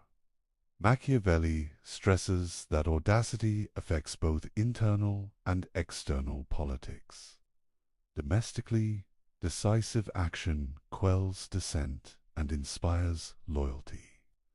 Externally, it deters aggression and exploits weaknesses in rivals. Boldness establishes initiative. Hesitation surrenders it. Maintaining momentum is central to sustaining authority. The metaphor of fortune as a woman underscores the active role leaders must play. Fortune does not yield passively. It responds to courage, energy, and assertive effort. Leaders shape their destiny by imposing their will upon circumstances. This principle highlights the dynamic relationship between human action and unpredictable events. He further explores the cumulative effect of boldness. A leader who consistently acts decisively builds reputation and credibility. Subjects and allies observe audacity as competence. Rivals perceive a pattern of strength and initiative. Over time, bold action creates a self-reinforcing cycle of authority and influence. Machiavelli also examines failures of audacity. Leaders who act boldly without preparation, intelligence, or strategy invite disaster. Success requires both courage and competence. Boldness is a necessary condition for power, but it is not sufficient alone. Knowledge, skill, and foresight are equally essential. He concludes with the central lesson: hesitation is deadlier than bold failure. Inaction allows rivals to advance, fortune to shift, and opportunities to disappear. Bold, calculated action may encounter setbacks, but it preserves initiative and maximizes the possibility of success. Hesitation guarantees loss. Through this analysis, Machiavelli emphasizes a core principle of his philosophy. Ambition, courage, and decisive action define effective leadership. Fortune favors those who confront uncertainty actively, shape events strategically, and refuse to be paralyzed by risk. Boldness is both a weapon and a shield in the machinery of power. Machiavelli admired the Roman Republic. He saw in it a model of political strength, resilience, and adaptability. Unlike principalities ruled by a single prince, republics distributed power. Authority was shared among institutions, citizens, and elites. This structure created stability, accountability, and long-term endurance. He begins by contrasting republics with monarchies. Principalities concentrate power in one individual. Decision-making is rapid but highly dependent on the ruler's abilities. The state is vulnerable if the prince is weak, indecisive, or corrupt. Republics, by contrast, distribute authority across councils, assemblies, and magistrates. This diffusion limits the impact of individual failings and strengthens institutions. Machiavelli praises the capacity of republics to harness civic virtue. Citizens are motivated to participate in governance because they have a stake in the states. Survival, engagement fosters loyalty, accountability, and shared responsibility. By contrast, subjects of principalities often lack initiative or investment in the welfare of the state. Civic participation strengthens resilience. He emphasizes that republics are not without challenges. Managing factions, competing interests, and popular ambitions requires skill. Balancing the influence of elites and the broader population is essential. The state must allow freedom while maintaining order. Too much liberty invites chaos. Too much control breeds resentment. The art of governance is in finding this balance. Machiavelli presents suspenseful insight. He is not simply a cynic focused on manipulation. He also values liberty when it is managed wisely. Freedom, in his philosophy, is not chaotic license. It is structured participation. Laws, institutions, and disciplined civic engagement enable citizens to exercise influence without undermining stability. Liberty, when harnessed, strengthens power. He analyzes Rome's example. The Roman Republic maintained equilibrium between the Senate, magistrates, and the people. Elites provided experience and strategic oversight. Citizens offered legitimacy, manpower, and engagement. This balance preserved stability, allowed flexibility, and mitigated risks posed by individual weaknesses. Machiavelli admires the synergy of collective governance. By contrast, principalities often rely on fear, coercion, or personal charisma to maintain authority. Stability is contingent on the ruler's competence and the loyalty of a few elites. This makes principalities more vulnerable to fortune, internal conspiracy, and rebellion. Republics, by dispersing power and fostering civic responsibility, are better equipped to endure crises. Machiavelli also examines the role of laws in republics.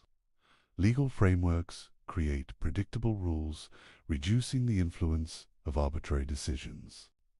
Institutions enforce laws consistently, maintaining fairness and legitimacy. In principalities, law often depends on the ruler's whims. In republics, law is institutionalized, creating stability and long-term resilience. He highlights the importance of civic virtue. Citizens must be invested in the common good. Participation is not merely symbolic, it is functional. Civic education, military service, and public engagement cultivate loyalty and responsibility. A republic thrives when citizens act both freely and prudently. Liberty must be disciplined to be effective. Machiavelli also explores the dangers of imbalance. If elites dominate excessively, the population may rebel. If the people wield unchecked influence, disorder can follow. Successful republics manage tensions through structured participation, checks and balances, and the cultivation of respect for institutions. The equilibrium between freedom and control is delicate but achievable. He emphasizes that republics are dynamic. They adapt to changing circumstances, harness collective strength, and endure when well governed. Principalities, in contrast, often falter under poor leadership. When the ruler is incapacitated, the state's survival is threatened. Machiavelli's analysis suggests that republics are more resilient by design. Historical examples reinforce these lessons. Florence, Venice, and Rome illustrate the strengths and weaknesses of republics. Rome's system, in particular, demonstrates the power of structured liberty, balanced authority, and active citizenship. Machiavelli draws enduring lessons from these examples for both rulers and citizens. Machiavelli also notes that principalities and republics share common vulnerabilities. Corruption, factionalism, and complacency can destabilize any government. The difference lies in the mechanisms for managing these risks. Republics possess institutions and participation that absorb shocks. Principalities rely largely on the ruler's ability to respond effectively. He examines the tension between freedom and security. Citizens must feel free enough to engage, innovate, and participate, but constrained enough to prevent chaos. Machiavelli stresses that liberty is valuable when it serves the state's stability and long-term strength. Unmanaged freedom threatens survival. Carefully balanced liberty sustains power. Finally, Machiavelli concludes that the choice between republic and principality depends on context, skill, and circumstance. Principalities offer speed and centralized decision-making, but are fragile. Republics require management of complex relationships and institutions, but endure when cultivated wisely. Leaders must understand the dynamics of power and human behavior. To maintain authority in either system, by studying Machiavelli's analysis, we see that he values liberty, not abstractly, but as a practical instrument. Freedom strengthens the state when structured, disciplined, and balanced against control. The study of republics reveals how power can be distributed without sacrificing stability, and how leadership can harness collective strength to withstand both internal and external threats. Machiavelli's life took a dramatic turn in 1512. The Medici returned to power in Florence. Machiavelli, once a diplomat and senior official, was suddenly cast out. His career ended abruptly. He was accused of conspiracy, imprisoned, and subjected to torture. The physical pain was brief, but the humiliation and desperation lingered. Exile followed. He retreated to his family estate in the countryside. Isolated, stripped of office, and under constant scrutiny, Machiavelli faced the reality of personal and political ruin. This period of displacement, however, became fertile ground for his ideas. In solitude, he turned experience, observation, and reflection into a framework for understanding power. It is in this context that he began writing The Prince. The text is more than a treatise. It is a calculated communication. Machiavelli presents his most daring insights on leadership, manipulation, and survival. Yet there is an underlying tension. Is this guidance sincere, ironic, or a survival strategy? The uncertainty itself adds to the drama of the work. The Prince can also be seen as a job application to the Medici.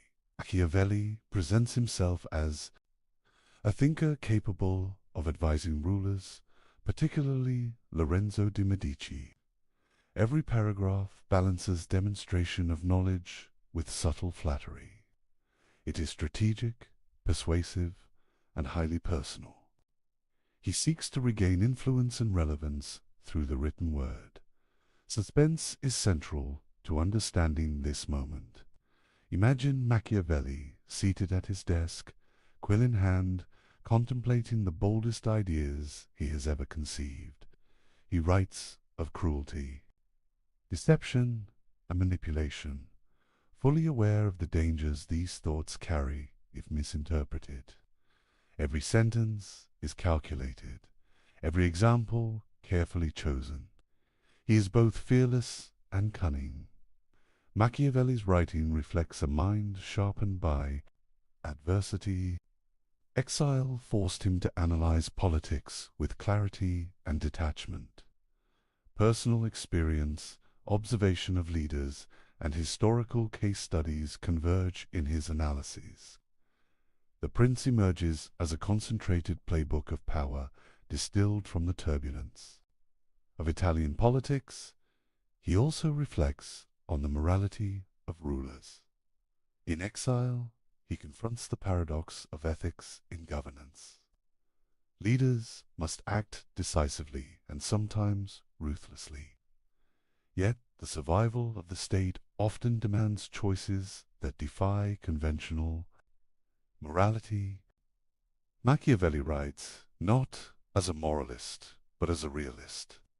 The Prince is a mirror reflecting the world as it is, not as it should be. Historical examples animate the text. Cesare Borgia, notorious for cunning and decisiveness, embodies the lessons.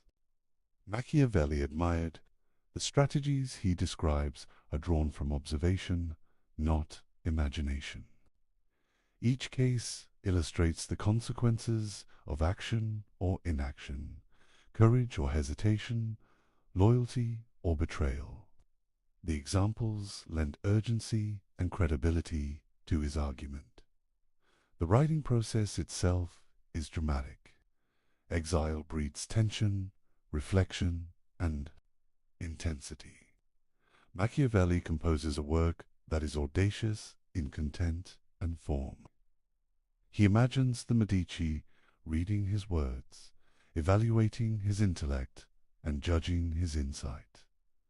The stakes are personal and political. The Prince is a performance as much as a treatise. Suspense continues in the interpretation of the Prince. Scholars debate its intent. Was it sincere advice intended to guide rulers toward effective governance? Was it satire exposing the brutality of politics through exaggeration? Or was it itself a mask, concealing Machiavelli's personal vulnerabilities and ambitions? The ambiguity enhances the text's power and intrigue. He also reflects on exile as a catalyst for intellectual creation. Removed from office, Machiavelli gains the freedom to think without constraint. Observations of power, human ambition, and political dynamics crystallize into concise, radical insights. Exile transforms adversity into opportunity, misfortune. Into intellectual productivity, the text combines theory and practice. Machiavelli does not write abstractly. He examines practical methods to acquire, consolidate, and maintain power. Each chapter addresses real threats, human weaknesses, and strategic possibilities. The Prince is simultaneously a manual, a demonstration of expertise, and a calculated appeal to potential patrons. He illustrates the tension between fear and love, fortune and audacity, cruelty and mercy. Each paradox is heightened by his own precarious situation. Writing from exile, Machiavelli confronts the realities he himself has endured, the dangers of fortune, the fragility of position, and the necessity of decisive action. Finally, he confronts his own legacy within the Prince. By distilling his observations into a coherent guide, Machiavelli ensures that his ideas endure beyond personal misfortune. Exile, pain, and political ruin become a backdrop for intellectual immortality. His analysis of power, paradoxical as it may be, survives as a testament to the synthesis of experience, reflection, and daring thought. Through this chapter, we understand the Prince not merely as a book, but as a dramatic act of survival strategy, and insight. Machiavelli transforms personal catastrophe into a timeless exploration of power, human nature, and the enduring dynamics of politics. Machiavelli's influence extends far beyond his lifetime. His observations on power, human nature, and governance shaped political philosophy for centuries. From the Renaissance to the Enlightenment and into modern politics, his ideas continue to resonate. His work challenges leaders, theorists, and citizens to confront the realities of power without illusions. He begins by examining Machiavelli's immediate impact. During the Renaissance, rulers and thinkers studied his writings with keen interest. The prince became a reference point for understanding strategy, diplomacy, and authority. Machiavelli's clarity in analyzing human behavior and political dynamics set him apart from moralistic or idealistic treatises of his time. Enlightenment thinkers engaged deeply with his ideas. Figures like Rousseau and Montesquieu read Machiavelli as both a caution and a guide. His emphasis on observation, pragmatism, and the mechanics of power influenced debates about liberty, the structure of government, and the role of laws. Machiavelli's work helped shift political philosophy from abstract ideals to practical analysis. He also examines the adoption of his concepts by modern leaders. Military commanders, diplomats, and statesmen study his principles to understand negotiation, strategy, and human behavior. The capacity to anticipate rivals, manipulate perception, and act decisively remains central to effective leadership. Machiavelli's insights are applied not as prescriptions of morality, but as tools for practical advantage. The term Machiavellian illustrates his enduring reputation. It evokes cunning, calculation, and sometimes ruthless manipulation. While often used pejoratively, the term also recognizes his penetrating understanding of political dynamics. Leaders and scholars alike associate his name with the ability to navigate complexity, manage ambition, and maintain authority. His ideas remain a benchmark for evaluating power. Machiavelli's writings challenge assumptions about morality in politics. He separates ethics from efficacy. Leaders cannot rely solely on virtue or sentiment. Success depends on understanding human nature, anticipating behavior, and taking decisive action. This stark realism transformed political thought and remains relevant in contemporary analyses. He traces the influence on Republican theory. Discourses on Livy inspire debates about civic virtue, balance of power, and the role of citizens. His analysis of Rome shaped modern conceptions of liberty, checks and balances, and institutional resilience. Machiavelli demonstrated how historical examples inform the design of governance. Machiavelli's influence extends to strategy and military theory. His insistence on preparedness, citizen militias, and decisive action informs modern military doctrine. The principle that fortune favors the bold continues to guide leaders in contexts ranging from warfare to diplomacy. Action, timing, and audacity remain critical. He also explores the cultural and intellectual dimension. Machiavelli's work provoked controversy precisely because it forced readers to confront uncomfortable truths. He challenged idealistic notions of leadership, morality, and human nature. By framing power as a dynamic, often ruthless interaction, he encouraged critical thinking and realistic assessment of political life. Suspense builds as he considers the duality of his legacy. Some interpret Machiavelli as a teacher of cynicism, revealing the darker side of politics. Others see him as a realist, exposing truths that leaders must understand to govern effectively. His writings provoke reflection on whether morality is subordinate to survival, strategy, and practical wisdom. He examines how his ideas endure in modern political analysis. Political scientists, historians, and strategists draw on Machiavelli to understand negotiation, influence, and institutional dynamics. Concepts such as manipulation of perception, the balance of fear and love, and the management of alliances remain central in the study of governance. Machiavelli also shaped debates about liberty and authority. His distinction between republics and principalities informs discussions about democracy, centralized power, and citizen participation. Leaders and theorists continue to grapple with questions of freedom, control, and institutional balance, echoing his analyses from centuries ago. He highlights that his enduring influence is not merely theoretical.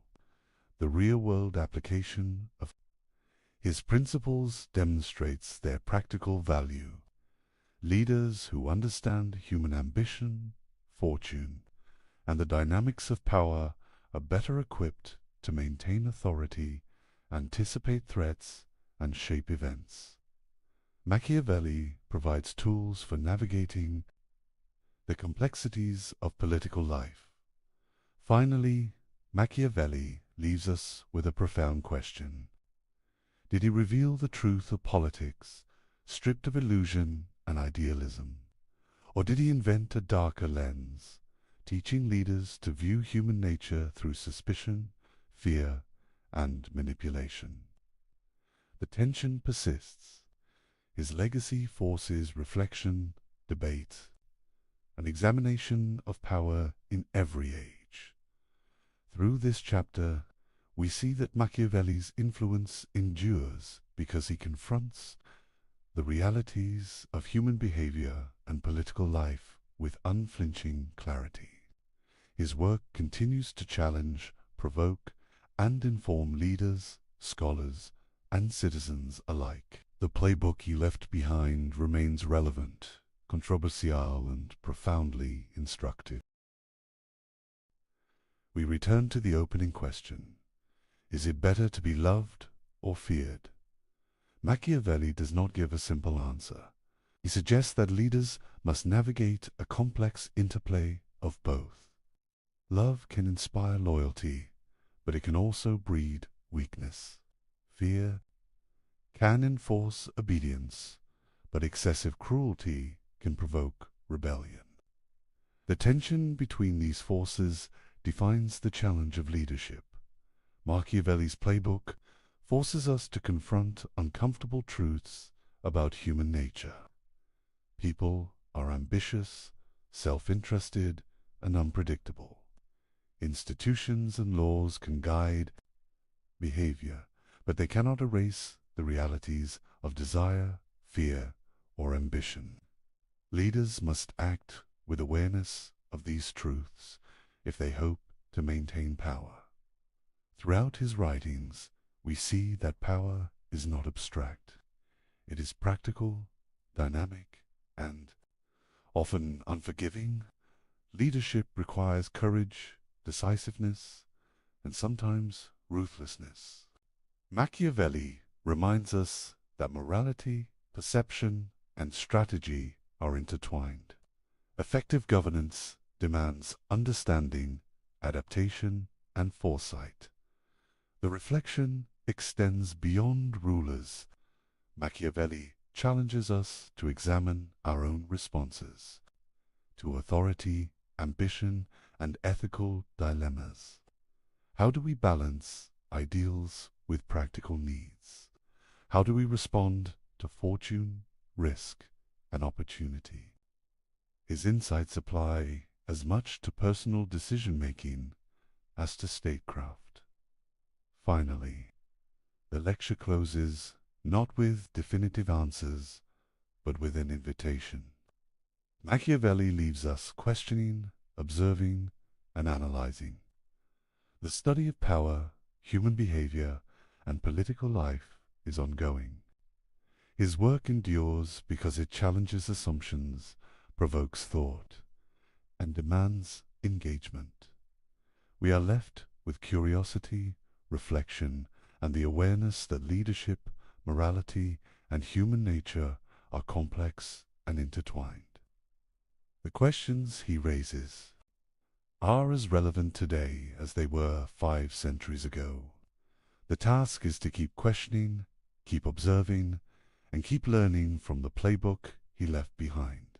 Welcome back, dear friends. Before we begin, let me know where in the world you are watching, and please don't forget to subscribe and like to support the channel.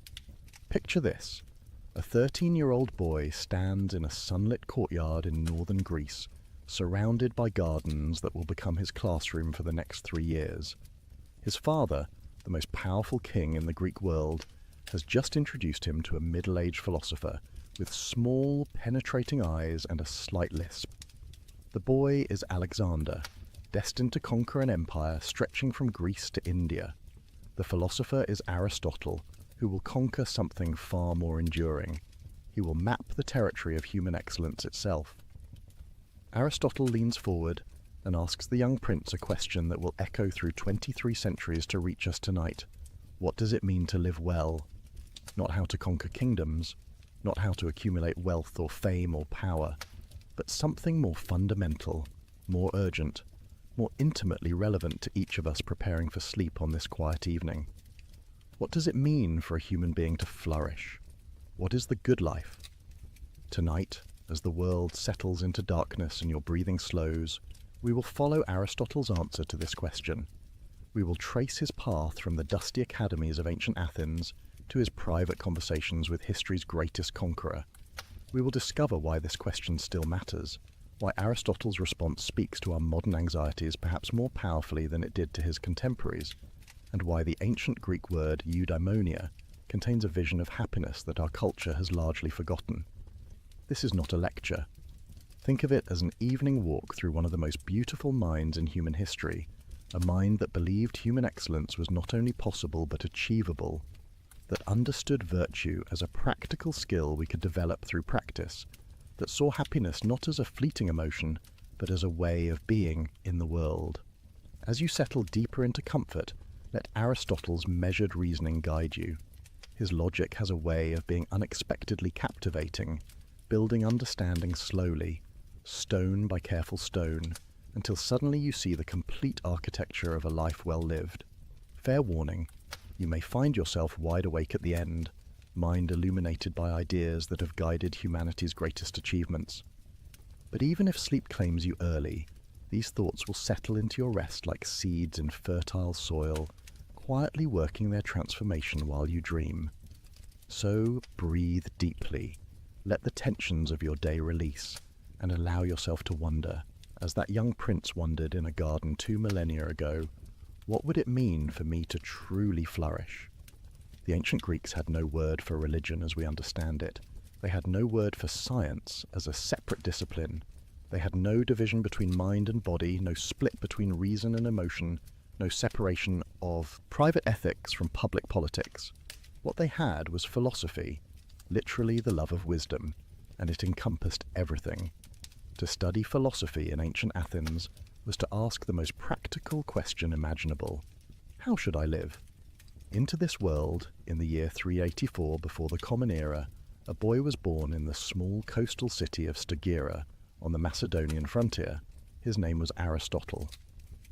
His father, Nicomachus, served as court physician to King Amyntas of Macedon, and from his earliest years Aristotle was exposed to the careful observation, the empirical attention to detail that characterized medical practice. While other children learned through myths and stories, young Aristotle watched his father examine symptoms, make diagnoses, test remedies. The lesson would shape everything that followed. Look first at what actually is before theorizing about what might be. Tragedy struck early. Nicomachus died when Aristotle was still a boy, perhaps 10 years old. The young philosopher-to-be was sent to live with a guardian, Proxenus, who recognized something remarkable in his charge's hungry intellect. At 17, Aristotle was dispatched on the long journey to Athens, to the greatest center of learning the world had ever known, Plato's academy. Imagine the journey. A young man from the provinces carrying whatever scrolls and tablets a travelling student could manage, walking the dusty road southward, past villages and olive groves, over mountain passes where bandits lurked, through landscapes sacred to gods whose temples crowned every prominent hill. And then, finally, Athens herself. The city of Pericles and Socrates, still glorious despite recent defeats in war, her white marble temples catching the Mediterranean sun, her agora buzzing with merchants and philosophers, her theatre where Sophocles had premiered his tragedies, her law courts where citizens argued about justice and the good. The academy stood outside the city walls, in a grove sacred to the hero Academus. Here Plato, already in his 60s, taught a remarkable collection of students how to think. Not what to think, but how, through dialogue and debate, through mathematical precision and logical rigour, through the relentless questioning that his teacher Socrates had pioneered. The method was simple and devastating. Take any claim about reality, any assumption about justice or beauty or truth, and ask, what do you mean by that? How do you know? Could it be otherwise?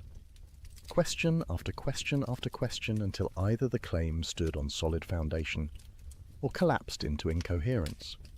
Aristotle arrived at this intellectual crucible at precisely the right moment. His mind was formed enough to engage seriously with Plato's ideas, but flexible enough to be shaped by them. And for the next 20 years, he remained, studying and eventually teaching, absorbing Plato's vision while slowly developing his own. What was that vision? Plato believed that the world we experience through our senses, this world of stones and trees and flesh, is not fully real. Behind it, or above it, or somehow beyond it, exists a realm of perfect forms. The triangle you draw on paper is always imperfect, but there exists the form of triangle, perfect and eternal. The beautiful person you see is beautiful only by participating in the form of beauty itself. Justice in our world is always approximate, but justice itself exists in this transcendent realm, perfect and unchanging. It was a breathtaking vision, answering profound questions about how knowledge is possible and why we recognize universal concepts despite experiencing only particular instances. But Aristotle found himself increasingly troubled by it. If these forms exist separately from the world of experience, how exactly do particular things participate in them? How does the form of horse make this particular horse here and now? The explanation seemed to push the mystery back one step without really solving it. More fundamentally, Aristotle couldn't shake his physician father's influence. Look at the world, his training insisted. Study what actually exists. The answers aren't in some transcendent realm, but here, in the structures and patterns of nature itself. Don't flee from particulars to universals, but find the universal within the particular. Walking through the academy's gardens, past the stone colonnades where students debated, beneath olive trees that dappled the sunlight, Aristotle began formulating an alternative. Yes, we need universal concepts to understand reality. Yes, we recognize patterns that transcend individual instances. But perhaps these universals exist in things themselves, not in some separate realm. Perhaps the form of a horse is what makes this particular arrangement of matter a horse rather than a tree. Form and matter together constitute reality, inseparable, interdependent. The disagreement was profound, but never acrimonious. In later writings, Aristotle would criticize his teacher's theory of forms, but always with respect, always acknowledging Plato's brilliance. Plato is dear to me, but truth is dearer. This saying captures Aristotle's spirit. Loyalty to persons matters, but loyalty to truth matters more. The teacher-student relationship need not become adversarial just because the student thinks the teacher wrong about something fundamental. For 20 years, this was Aristotle's life. Study, debate, teach, think, write. the rhythms of academic existence, the slow accumulation of understanding, the gradual refinement of arguments. He was becoming a master of multiple disciplines: logic and rhetoric, biology and physics, politics and ethics, metaphysics and poetry. The breadth of his interests was staggering. While his contemporaries specialized, Aristotle ranged across the entire landscape of human knowledge, finding connections, building systems, constructing a unified vision of reality. Then, in 347 BCE, Plato died. The academy passed to Plato's nephew Speusippus, and Aristotle chose to leave. The reasons remain debated. Was it disappointment at not being chosen to lead? Was it time for the student to step out of his master's shadow? Or was it simply that Aristotle's intellectual project required independence? Whatever the reason, Aristotle departed Athens. He travelled first to Asia Minor, to the court of Hermias in Atarneus, where he continued his research and married Pythias, Hermias' adopted daughter.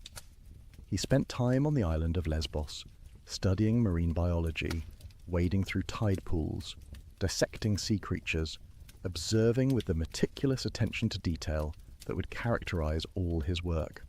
These were years of intellectual wandering, of gathering observations, of letting his systematic approach mature. He studied how baby squids develop inside their eggs. He examined the hearts of different animals, noting structural variations. He watched the migration patterns of birds and wondered what internal mechanism drove them. In all of this, he was developing a method. Observe first, observe carefully, observe repeatedly. Record what you find, notice patterns, form hypotheses, test them, build explanations from the ground up. This was radically different from the prevailing approach to natural philosophy, which tended towards speculation from first principles. Aristotle was teaching himself to be empirical, to trust experience, to build theory on the foundation of observed fact. The lessons learned watching his father practice medicine were flowering into a comprehensive scientific method. His personal life in these years remains shadowy to us. We know he married Pythias and loved her. We know they had a daughter together. We know that when Pythias died, Aristotle grieved deeply. Later he would form a relationship with her Pillis, with whom he had a son, Nicomachus. But Aristotle rarely wrote about his private emotions. His work focused outward, on the structures of reality, on the patterns of nature, on the principles of living well. Then, around 343 BCE, an invitation arrived that would change everything. King Philip of Macedon, who was transforming his kingdom into the dominant military power in Greece, wanted a tutor for his 13-year-old son. And he wanted that tutor to be Aristotle. Why? Perhaps because Aristotle's father had served Philip's own father as court physician, creating a family connection. Perhaps because Aristotle, though not yet famous, had already acquired a reputation for brilliance. Perhaps because Philip, in his ambition to unite Greece under Macedonian leadership, wanted his heir educated in the finest Greek traditions. Whatever the reason, the offer came with considerable inducements. Philip promised to rebuild Stagira, Aristotle's home city, which he himself had destroyed in an earlier campaign. The payment would be generous, the position would be prestigious, but most importantly, Aristotle would have the opportunity to shape the mind of a future king, to plant ideas of justice and virtue and excellence in a boy who would wield tremendous power, to perhaps create through education a ruler who would govern wisely and well, for a philosopher who believed that ethics and politics were inseparable, that the good life required a good community. This opportunity must have been irresistible. And so Aristotle journeyed north, back to the Macedonian frontier of his youth, to meet the young prince who would become Alexander the Great. The teaching took place at Mieza, a small village in the verdant countryside outside the Macedonian capital. Here, in or near a temple dedicated to the nymphs, surrounded by forests and streams, Aristotle established what amounted to a private academy for Alexander and a select group of other young Macedonian nobles. Among these students were Hephaestion, who would become Alexander's closest companion, and Ptolemy, who would eventually rule Egypt. The future masters of the Hellenistic world all sat at Aristotle's feet, learning how to think. What did they learn? Not a catechism, but a method. Aristotle taught them to observe carefully, to reason systematically, to question assumptions, to distinguish valid arguments from fallacies. He taught them rhetoric, the art of persuasive speech, and politics, the science of organizing communities. He taught them natural philosophy, examining plants and animals, discussing the principles that govern growth and change. He taught them ethics, exploring questions of courage and justice and the nature of the good life, and crucially, he taught them Homer. Alexander developed an intense love for the Iliad, identifying with Achilles, the warrior hero who chose glory over long life. Some accounts say Alexander carried a copy of the Iliad with him throughout his campaigns, annotated by Aristotle himself, keeping it under his pillow alongside his dagger. The fusion of philosophical training and heroic ambition would have profound consequences. The relationship between teacher and student was complex, mixing genuine affection with fundamental disagreements that would only deepen over time. Aristotle saw himself as forming Alexander's character, instilling virtue, teaching moderation and practical wisdom. But Alexander's nature ran to extremes. He was passionate where Aristotle counselled balance, impetuous where Aristotle advised deliberation, hungry for glory where Aristotle emphasized the contemplative life. They walked together through the countryside around Mieza, the middle-aged philosopher and the adolescent prince, discussing the nature of courage, the different forms of government, the relationship between happiness and virtue. Aristotle must have known even then that his student would achieve great things. What he couldn't have known was how completely those achievements would diverge from his own values.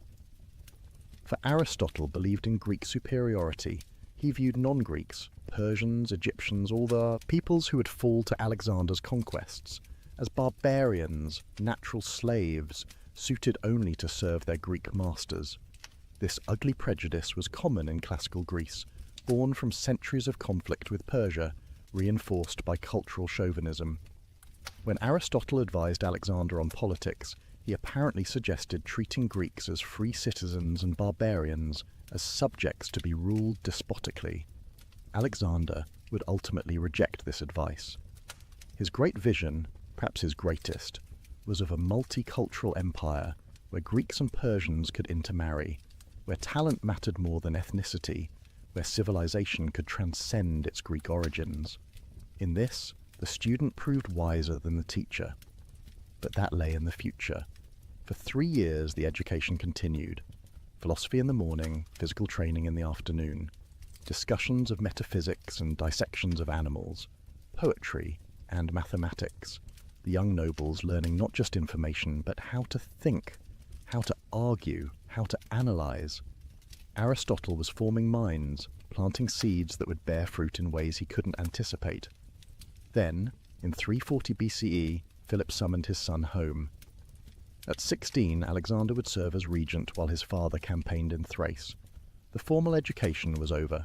Teacher and student would never again spend extended time together, though they continued corresponding. Alexander sent back specimens and observations from his conquests, plants and animals unknown to Greek science, reports of distant lands, puzzles for his old teacher to study. But the intellectual relationship was ending, and philosophical differences were hardening into ideological opposition. When Alexander began integrating Persians into his administration, adopting Persian customs, even demanding prostration from Greek visitors, Aristotle was appalled. This violated everything he believed about Greek superiority and proper political order. The student had moved beyond the teacher's wisdom, making his own path through history. There is a poignant tragedy here. Aristotle had tried to form Alexander's character according to philosophical principles, to create a king who would embody virtue and govern with practical wisdom. But character, as Aristotle himself taught, comes from habituation, from repeated practice, from the slow shaping of desires and responses. 3 years of philosophical instruction couldn't overcome Alexander's fundamental nature. Brilliant, passionate, ambitious beyond measure, unable to recognize limits, the greatest philosopher of antiquity and the greatest conqueror of antiquity touched each other's lives profoundly. Each would achieve immortality in his own sphere, but they remained, in the end, fundamentally different kinds of men. One conquered through thought, the other through the sword. One believed in moderation and the contemplative life, the other in glory and endless achievement. One stayed mostly in Athens, thinking and writing. The other marched to the edges of the known world, never content, never stopping. When Alexander departed for his Asian campaigns in 335 BCE, Aristotle was 50 years old. He returned to Athens, to the city of his intellectual formation, ready at last to establish his own school, to develop his own systematic philosophy, to offer his answer to the question he had posed to young Alexander so many years before. What does it mean to live well? Athens in 335 BCE had changed since Aristotle first arrived as a 17-year-old student. Philip's victory at Chaeronea had ended the era of independent Greek city-states. The Macedonian king now dominated Greece, and after Philip's assassination, his son Alexander ruled. For Athenians who treasured their democratic traditions, this new reality was bitter. They lived under the shadow of Macedonian power. Technically independent, but actually subject. Into this politically complex situation, Aristotle returned. His connections to the Macedonian court made some Athenians suspicious, but his reputation as a philosopher, his years at the academy, and his undeniable brilliance earned him respect. He established his school in the Lyceum, a gymnasium dedicated to Apollo Lysias, located just outside the city walls. The Lyceum became Aristotle's base for the next 12 years, the period of his greatest productivity. Here he developed the systematic philosophy that would influence human thought for 2 millennia.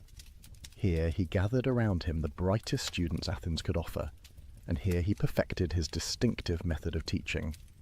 Unlike Plato's academy, which focused on mathematics and abstract reasoning, the Lyceum was organized around empirical research.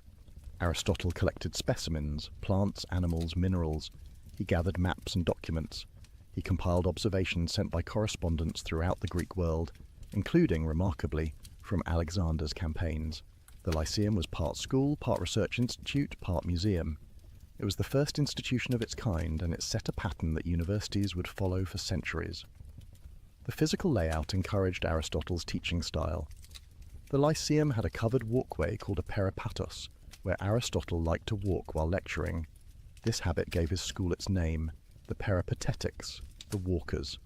Picture him there, in his 50s now, walking slowly along the colonnade, a small group of advanced students following, discussing the nature of causation or the structure of logical argument or the relationship between soul and body. His lectures came in 2 types. In the morning, he offered esoteric teachings for advanced students, dense technical discussions requiring philosophical background. These were the lectures that would eventually be compiled into the treatises we possess: the physics, the metaphysics, the Nicomachean ethics. In the afternoon, he gave public lectures on more accessible topics: rhetoric, politics, ethics. These were polished presentations, carefully crafted for general audiences. The evenings he spent writing, organizing his thoughts, revising his treatises. By lamplight in his study, scrolls spread around him. Aristotle worked to systematize human knowledge. He was attempting something unprecedented, a comprehensive account of reality, from the principles of logic that govern all reasoning, through the structures of the natural world, to the best way for human beings to live. His method was distinctive. Where Plato had begun with ideal forms and tried to explain how particulars participate in them, Aristotle began with the world of experience and tried to understand its inherent structures. Look first, theorize second. Observe the patterns in nature, then explain what makes those patterns possible.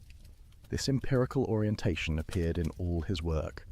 His biological writings describe hundreds of animal species with careful attention to anatomy and behavior. His meteorology examines weather patterns, winds, rain, thunder. His politics analyzes 158 different constitutions of Greek city-states, comparing their structures and outcomes. Even his ethics, as we will see, begins with observed facts about human nature and behavior rather than abstract principles. But Aristotle was no mere compiler of facts. What made him revolutionary was his ability to organize observations into systematic understanding. He developed logic as a formal discipline, creating tools for rigorous reasoning. He pioneered the study of causation, distinguishing 4 different ways we can answer why questions. He analyzed motion, change, time, place, infinity. He investigated language, categorizing different types of statements and studying how meaning works. And running through all of this was a deep conviction that the universe makes sense. Reality is not chaos but cosmos, not random but ordered. Natural things have purposes, built-in tendencies, characteristic activities. Understanding something means grasping its nature, its function, what it's meant to be and do. This teleological vision, the idea that things have inherent purposes, would remain influential until the scientific revolution 2,000 years later. Yet despite this comprehensive intellectual productivity, Aristotle's time at the Lyceum was politically precarious. He was a metic, a resident alien, without citizenship rights. He depended on the tolerance of a city that had reasons to distrust him.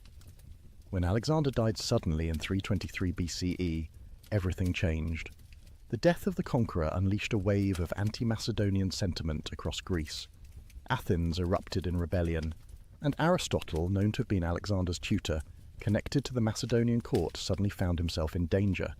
Charges of impiety were brought against him, the same charges that had led to Socrates' execution 76 years earlier. Aristotle was 62 years old, at the height of his intellectual powers. He had spent 12 years building the Lyceum into one of the ancient world's great centres of learning. His systematic philosophy was substantially complete, but the political situation was untenable. Rather than stand trial, Aristotle chose to leave Athens. He reportedly said he would not let the city sin twice against philosophy, a reference to Socrates' fate. He retired to Chalcis on the island of Euboea, where his mother's family had property. And there, less than a year after leaving Athens, he died of a stomach illness. It was 322 BCE. The greatest systematic philosopher in history was gone, leaving behind an intellectual legacy that would shape Western thought for 2,000 years. But we've spent long enough on biography. We know the man, the context, the journey. Now we must turn to what matters most, his ideas. Specifically, his answer to the question that launched our evening together, the question he posed to young Alexander in that sunlit garden at Mieza. What does it mean to live well? What is the good life for human beings? What should we aim at? These questions drive Aristotle's ethical philosophy, and to understand his answers, we must begin with a single word that captures his vision of human flourishing: eudaimonia. The word sounds strange to modern ears. Eudaimonia. It's usually translated as happiness, but this translation misleads almost as much as it clarifies. When we think of happiness, we typically imagine a feeling, an emotional state, something that comes over us when things go well. I feel happy when I eat delicious food, or succeed at a difficult task, or spend time with people I love. Happiness, in our common usage, is something that happens to us, a pleasant sensation we experience. But this is not what Aristotle means by eudaimonia at all. The word itself gives us a hint. It combines eu, meaning good or well, with daimon, meaning spirit or divinity. Literally, eudaimonia means something like having a good spirit, being well-spirited, having your inner nature in good condition. It suggests not a temporary feeling, but a state of being. Not an episode, but a way of existing. Perhaps the best translation is flourishing, or living well, or faring well. Think of a plant. What does it mean for an oak tree to flourish? Not that it feels happy, plants don't have feelings, but that it's achieving what it's meant to achieve, developing according to its nature, becoming an excellent specimen of oak tree. It has good soil, adequate water, proper sunlight. Its roots run deep, its trunk grows strong, its branches spread wide, its leaves are full and green. The acorns it produces are healthy. This is oak tree eudaimonia, being a thriving, excellent oak. Now ask the parallel question. What does it mean for a human being to flourish? What is human eudaimonia? This is Aristotle's central question, and answering it requires understanding human nature itself. But before we get to Aristotle's answer, we need to understand why he thinks this question matters so much. Here's where his thinking becomes both elegant and persuasive. Every action we take aims at some good, Aristotle observes. When you eat, you aim at satisfying hunger or maintaining health or enjoying flavor. When you work, you aim at earning money or accomplishing something or serving others. When you exercise, you aim at fitness or stress relief or the pleasure of physical exertion. All human action is goal-directed. Notice what follows from this. Some goods are sought for the sake of other goods. We earn money to buy things. We buy things to satisfy needs or wants. We satisfy needs to maintain life. We maintain life to what? Eventually we must reach some final good, something we want for its own sake, not as means to something else. Otherwise we're caught in an infinite regress, each goal pursued for the sake of another, never reaching any ultimate purpose. What is this final good? What do we want for its own sake? Aristotle thinks the answer is obvious. Eudaimonia. Everyone, he says, pursues happiness or flourishing. It's what we ultimately aim at in all our activities. We want other things for the sake of happiness, but we don't want happiness for the sake of anything else. Happiness is self-sufficient. Having it, we lack nothing essential. Consider what this means. Honor? Yes, we value honor, but why? Because being honored makes us happy. Pleasure? Yes, we enjoy pleasure, but why do we seek it? Because it contributes to happiness. Wealth? Certainly useful, but obviously not the ultimate good. We want wealth to secure happiness, not happiness to secure wealth. Even virtue, and this is crucial, we value ultimately because virtuous living leads to flourishing. So eudaimonia stands at the top of the hierarchy of goods. It's what everything else aims toward. It's the bull's eye on the target, the destination of all our striving. Get clear about what eudaimonia really is, and you've answered the most important question about how to live. But here's where things get interesting. People agree that eudaimonia is the ultimate good, Aristotle notes, but they disagree profoundly about what eudaimonia actually is. Ask different people what happiness consists in, and you'll get radically different answers. The common people, identify happiness with pleasure. A happy life is a pleasant life, full of good food, drink, sex, comfortable circumstances, agreeable company. This view has intuitive appeal. Who doesn't enjoy pleasure? And misery certainly doesn't seem like flourishing. But Aristotle thinks this view fundamentally mistakes what happiness is. Why? Because pleasure is something we share with animals. A dog experiences pleasure when eating or playing. A pig experiences pleasure in its own way. But surely human flourishing must involve something distinctively human. Moreover, the pursuit of pleasure leads to a slavish life, Aristotle argues, where we're controlled by our appetites, always, chasing the next sensation, never satisfied. The hedonist mistakes a component of happiness for happiness itself. What about the sophisticated, politically ambitious people? They often identify happiness with honor, with being respected and admired, with achieving status.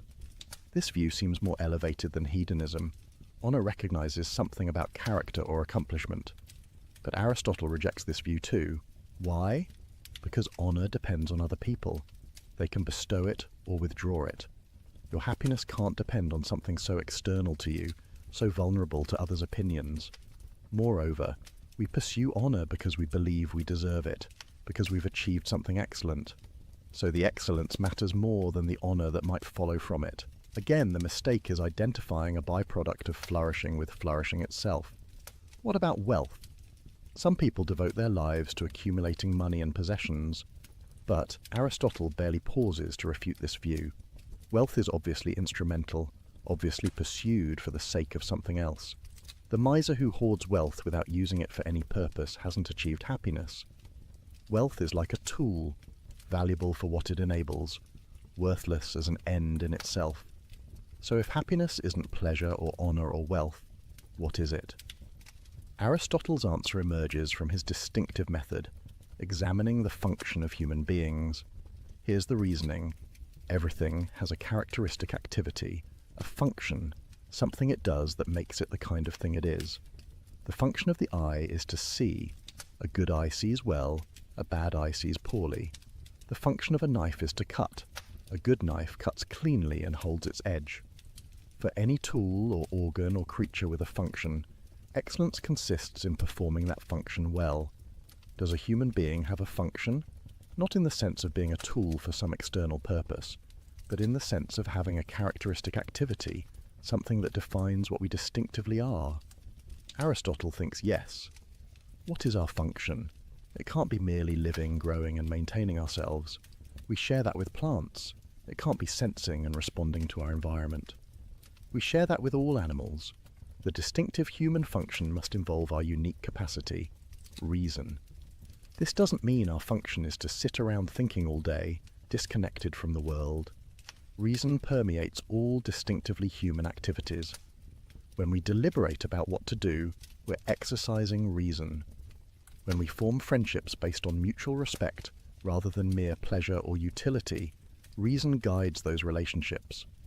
When we appreciate beauty, when we understand truth, when we act courageously in the face of fear, when we judge fairly between competing claims, we're exercising rational capacities that animals lack. Human flourishing, then, consists in exercising these rational capacities excellently. It's not passive, but active. Not a state we fall into, but an activity we perform. Not something that happens to us, but something we do. Aristotle's famous formulation? Eudaimonia is activity of soul in accordance with virtue. Let that sink in for a moment. Happiness is activity. Not feeling but doing, not possessing but acting. The happy person isn't someone who has achieved a comfortable state and now simply maintains it. The happy person is actively engaged in excellent activity. Flourishing is a verb, not a noun, and this activity must be excellent in accordance with virtue. Here we need to understand what Aristotle means by virtue, a topic we'll explore thoroughly. For now, note simply that virtue means excellence of character and intellect, the qualities that enable us to perform our function well. Just as a good knife has the virtues of sharpness and durability, a good human has virtues like courage, wisdom, justice, and temperance. One more crucial qualification: eudaimonia requires a complete life. One swallow doesn't make a spring, Aristotle says, and one day or brief period doesn't make someone happy. Flourishing is assessed over a lifetime. The young can't yet be called happy because their lives remain unfinished. Only from the perspective of a complete life can we judge whether someone achieved eudaimonia.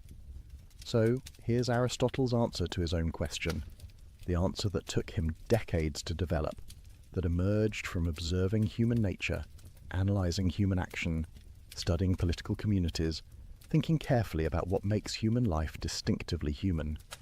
To flourish, to achieve eudaimonia, to live well, engage in excellent rational activity over a complete life, in accordance with virtue, with adequate external goods to support that activity. Each element matters. Activity, not passive enjoyment. Rational activity, using our distinctive human capacity. Excellent activity, performing it well. In accordance with virtue, the settled dispositions that enable excellence. Over a complete life, not just moments or episodes. With adequate external goods, acknowledging we need certain material conditions. This is what the greatest philosopher in antiquity concluded about how we should live. Not a simple formula, but a rich, nuanced vision of human flourishing, not telling us to pursue pleasure or honour or wealth, but inviting us to develop excellence of character and intellect, to exercise our distinctively human capacities at their highest level, to make our whole lives expressions of rationality at its best. But this answer immediately raises questions. What are these virtues that enable excellent activity? How do we develop them? Can anyone become virtuous, or only some? What role does luck play, those external goods Aristotle mentions? And most practically, how do I actually live this way? The rest of our evening together explores these questions. We turn now from Aristotle's destination, eudaimonia, to his map of how to get there. And that map begins with a revolutionary idea about the nature of excellence itself. If you've ever tried to improve yourself, you know the frustration. You want to be more patient, but find yourself snapping at small annoyances. You want to be generous, but hesitate when opportunities arise. You know intellectually what the right thing to do is, yet doing it feels unnatural, forced, exhausting. Virtue seems to require constant effort against your inclinations. Aristotle understood this struggle, and his answer to it forms one of the most psychologically sophisticated parts of his philosophy. Virtue, he argued, is not knowledge alone. You can't become courageous simply by understanding what courage is. You can't become just by studying the theory of justice. Virtue is not information in your head, but disposition in your character. The Greek word Aristotle uses is arete, usually translated as virtue or excellence. But notice what the word captures. Not moral goodness as we typically conceive it, but a kind of excellence, a way of being that realizes potential, achieves what something is capable of. The arete of a racehorse is speed and endurance. The arete of a sword is sharpness and strength. What is the arete of a human being? For Aristotle, virtue is a hexis, a stable state or disposition of character. It's not a fleeting decision, but a relatively permanent way of being. The virtuous person doesn't simply perform virtuous acts occasionally through gritted teeth. Rather, they've developed a settled way of responding to situations such that virtuous action flows naturally from who they've become. But how do you develop such dispositions? Here Aristotle makes his most revolutionary claim, one that contradicted his teacher Plato fundamentally. Plato had argued that virtue is knowledge. If you truly know what's good, you'll do it. Vice is just ignorance. Education, then, is the key to virtue. Aristotle disagreed. Virtue requires knowledge, yes, but knowledge isn't sufficient. You also need proper habituation, repeated practice, the formation of emotional responses and action patterns through experience. In the famous formulation, we become just by doing just acts, temperate by doing temperate acts, courageous by doing courageous acts. Think of learning to play an instrument. You can study music theory, understand harmony and rhythm intellectually, but that won't make you a pianist.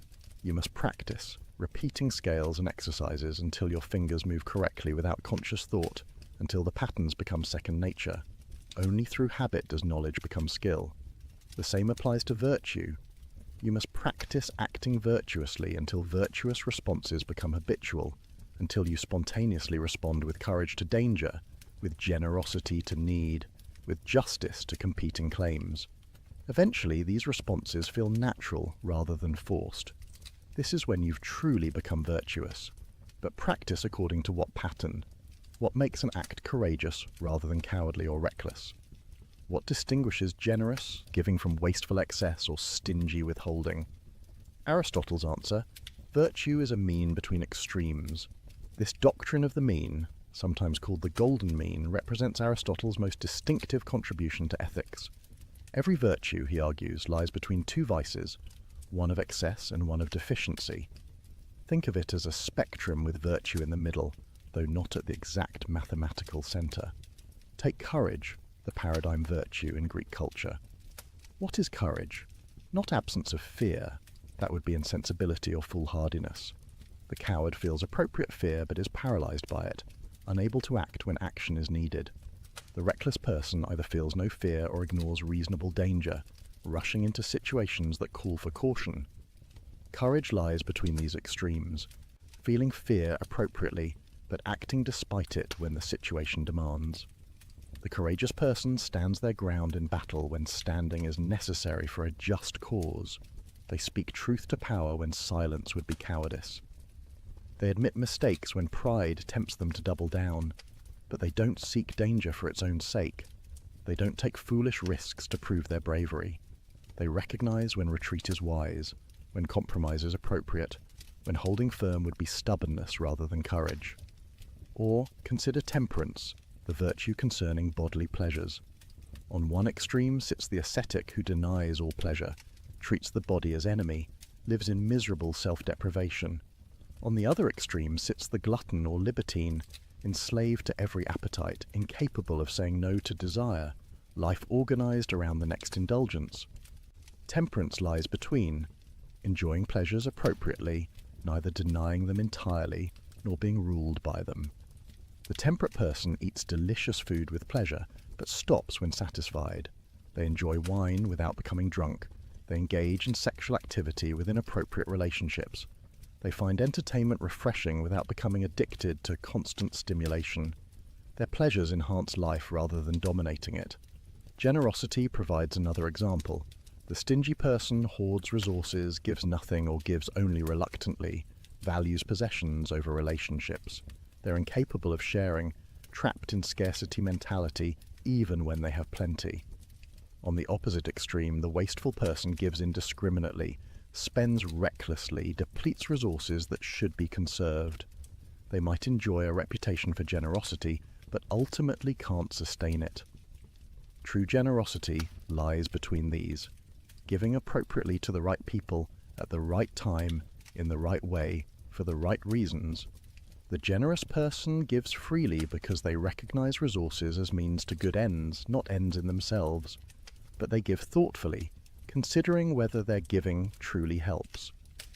They balance present generosity with future capacity. They give neither too much nor too little, but what the situation requires. Each virtue follows this pattern. Patience lies between apathy, caring about nothing, and explosive anger, losing control over trivialities. The patient person feels anger at genuine injustice, but remains calm in the face of minor annoyances. They know when anger is appropriate and when it's destructive. Truthfulness lies between self-deprecation, underselling yourself, and boastfulness, inflating your accomplishments. The truthful person represents themselves accurately, neither falsely modest nor arrogantly exaggerating. Even wit is a virtue for Aristotle. The boorish person has no sense of humour, can't appreciate jokes, makes social situations uncomfortable with their heavy seriousness.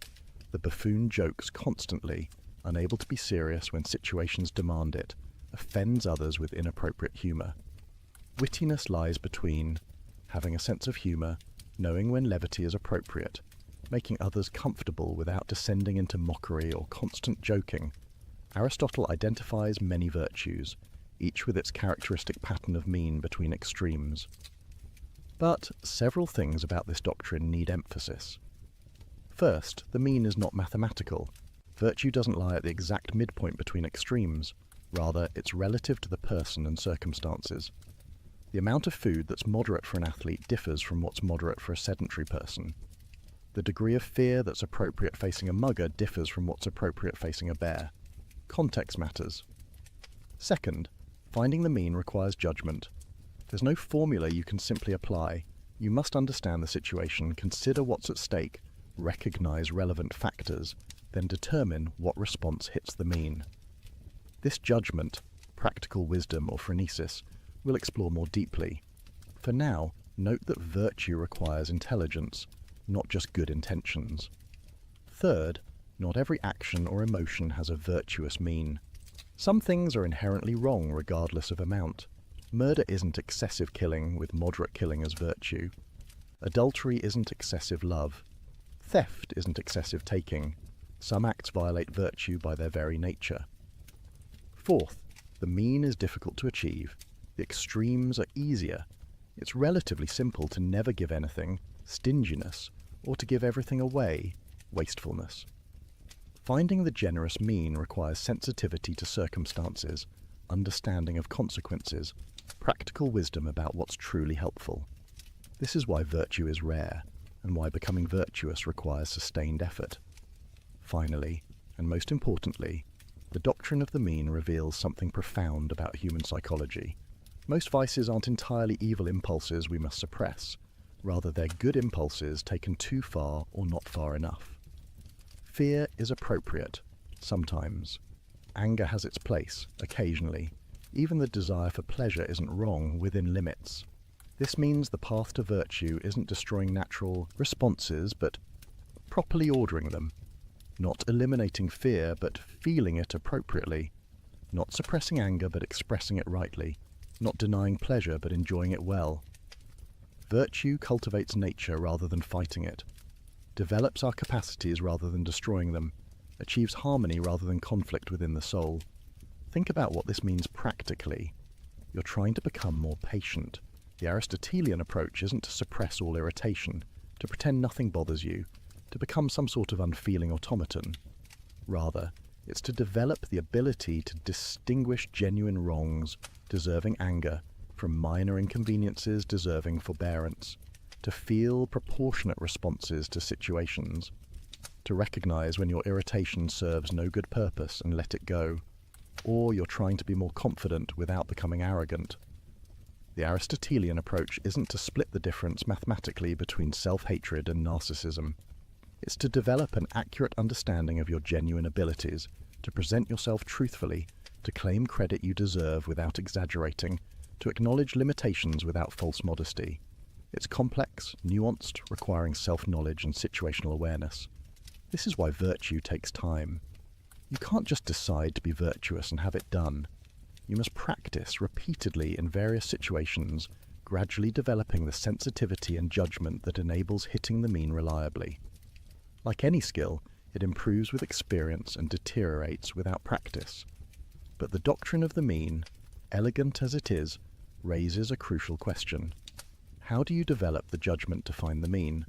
How do you know what courage requires in this particular situation? How do you determine where generosity lies between stinginess and wastefulness right now with this person? Aristotle's answer: practical wisdom, phronesis, the intellectual virtue that enables all the moral virtues. If virtue is the destination, practical wisdom is the compass. Without it, even the best intentions lead astray. You might want to be generous, but give in ways that harm rather than help. You might aim at courage, but misjudge what the situation demands. You might pursue the mean, but lack the perception to find it.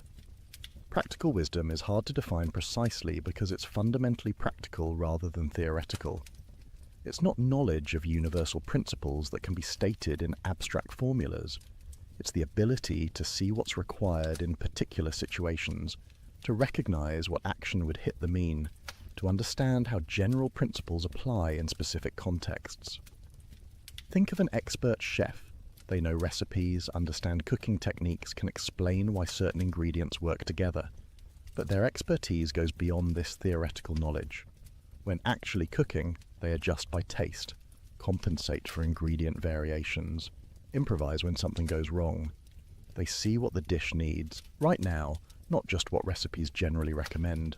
This is practical wisdom applied to cooking. Or consider a skilled therapist. They understand psychological theory, know research about what treatments work. But with any particular client, they must perceive that person's specific needs, recognize what approach will help them, adjust strategies when initial attempts don't work. They exercise judgment that goes beyond applying rules, wisdom that emerges from experience with particulars. Practical wisdom works similarly in ethics. The person with phronesis perceives what situations truly demand. They see that this apparent conflict between friendship and honesty actually requires tactful truth-telling. They recognize that this request for help, though sincere, would enable destructive behavior. They understand that standing firm here would be courage, but standing firm there would be stubbornness. How do they see these things? Through experience, primarily. Practical wisdom develops over time as you face various situations. Try different responses, observe consequences, learn from mistakes. You can't acquire it from books alone, any more than you can become a chef or therapist purely through reading. You must practice repeatedly in the messiness of actual circumstances. But experience alone isn't sufficient. You need to experience situations with the right orientation, paying attention to what's morally relevant, trying to hit the mean, caring about doing the right thing. Bad people accumulate experience without developing practical wisdom because they're paying attention to the wrong things, pursuing the wrong goals, developing skill at vice rather than virtue. This creates a puzzle Aristotle recognizes. You need virtue to develop practical wisdom, because only the virtuous person perceives situations correctly, judges what's truly good, aims at the right target. But you need practical wisdom to exercise virtue, because without it, you can't determine what the virtuous response requires. They seem to depend on each other, creating a circle. Aristotle's answer: they develop together in a spiral. You start with basic good habits instilled in childhood, following rules your parents teach, imitating people you respect. This isn't yet true virtue, because you're following external guidance rather than your own practical wisdom. But it starts forming your character, shaping your emotional responses, giving you some initial grasp of what virtue looks like. As your rational capacities mature, you begin understanding why these rules exist, what purposes they serve, how to apply them in new situations. Your practical wisdom develops as you reason about what to do, learn from experience, refine your judgment. And as your practical wisdom grows, your virtue becomes more complete, more flexible, more reliably excellent. Eventually, you reach the mature state where virtue and practical wisdom fully interpenetrate, You spontaneously perceive what situations demand. You respond appropriately without laborious deliberation. You hit the mean naturally because your character, emotions, and reason are all aligned. This is the person Aristotle calls spoudaios, the excellent person, the one who serves as standard for ethical judgment. But what does practical wisdom actually look like in operation? Consider an extended example. A friend asks you to lie for them to protect them from consequences of their own mistake. You care about your friend and want to help, but you also value honesty and worry about enabling irresponsibility. What should you do? Practical wisdom begins by recognizing the genuine complexity. This isn't simply a conflict between friendship and honesty as abstract principles. It's a situation involving this particular friend, this particular mistake, these particular consequences, this particular relationship history, this particular request. The person with phronesis asks, what kind of help would truly benefit my friend? Sometimes protection from consequences enables continued bad behavior. Sometimes harsh lessons are exactly what someone needs. But sometimes consequences are disproportionate to mistakes, and a friend should offer shelter, which is this. They consider, what does my friend need to hear right now? A refusal to lie might communicate respect for their ability to handle difficulty, or it might feel like abandonment when they're vulnerable. How strong is our friendship? Can it bear the strain of my refusing? Would refusing strengthen or damage it? They weigh. What are the actual stakes? Will this lie enable serious harm to my friend or others? Will the truth lead to catastrophic consequences? Or are the stakes relatively minor, more about comfort than genuine well-being? They think through, what are the alternatives? Maybe there's a way to help without lying, to support while still being honest, to stand beside my friend without endorsing their evasion. Notice what's happening here. Practical wisdom doesn't consult some ethical decision procedure, doesn't apply an algorithm, doesn't reduce the situation to a simple case of conflicting principles. It perceives the situation in all its particularity, brings various considerations to bear, exercises judgment about what would be good here and now. And crucially, it does this quickly. The person with developed phronesis doesn't labour through all these considerations explicitly. They see what's required almost immediately, the way an expert chef tastes a dish and knows what it needs. The deliberation I've spelled out happens rapidly, often non-consciously, leading to a clear sense of the right course of action. This is why practical wisdom is an intellectual virtue, but one closely connected to moral virtue. It's not purely cognitive, not simply a matter of clever reasoning. Your emotions, desires, character all influence how you perceive situations and what responses seem reasonable. The vicious person lacks practical wisdom, not because they're stupid, but because their distorted character makes them perceive situations wrongly, see apparent goods as real goods, miss what's truly important. Take the same situation with someone lacking practical wisdom. They might not even recognize the ethical complexity, might think it's simply about whether they're willing to inconvenience themselves for their friend. Or they might see the ethical dimension but reason poorly about it, either thinking loyalty always trumps honesty, or thinking honesty always requires blunt truth-telling regardless of circumstances. They lack the nuanced perception and judgment that practical wisdom provides. Or consider someone with practical wisdom navigating a different challenge. You're in a meeting where a colleague takes credit for your work. What does virtue require? Practical wisdom helps you see this clearly. First, assess the stakes. Is this a pattern or an isolated incident?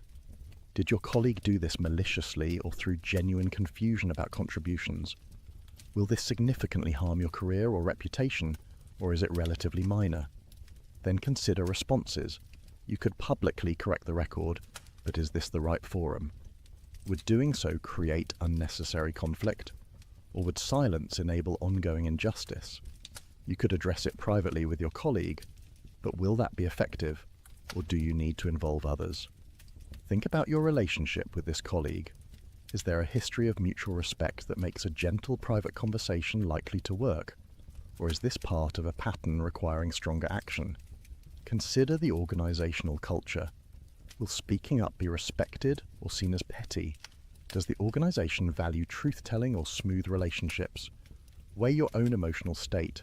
Are you angry in a way that will make you respond more harshly than the situation warrants?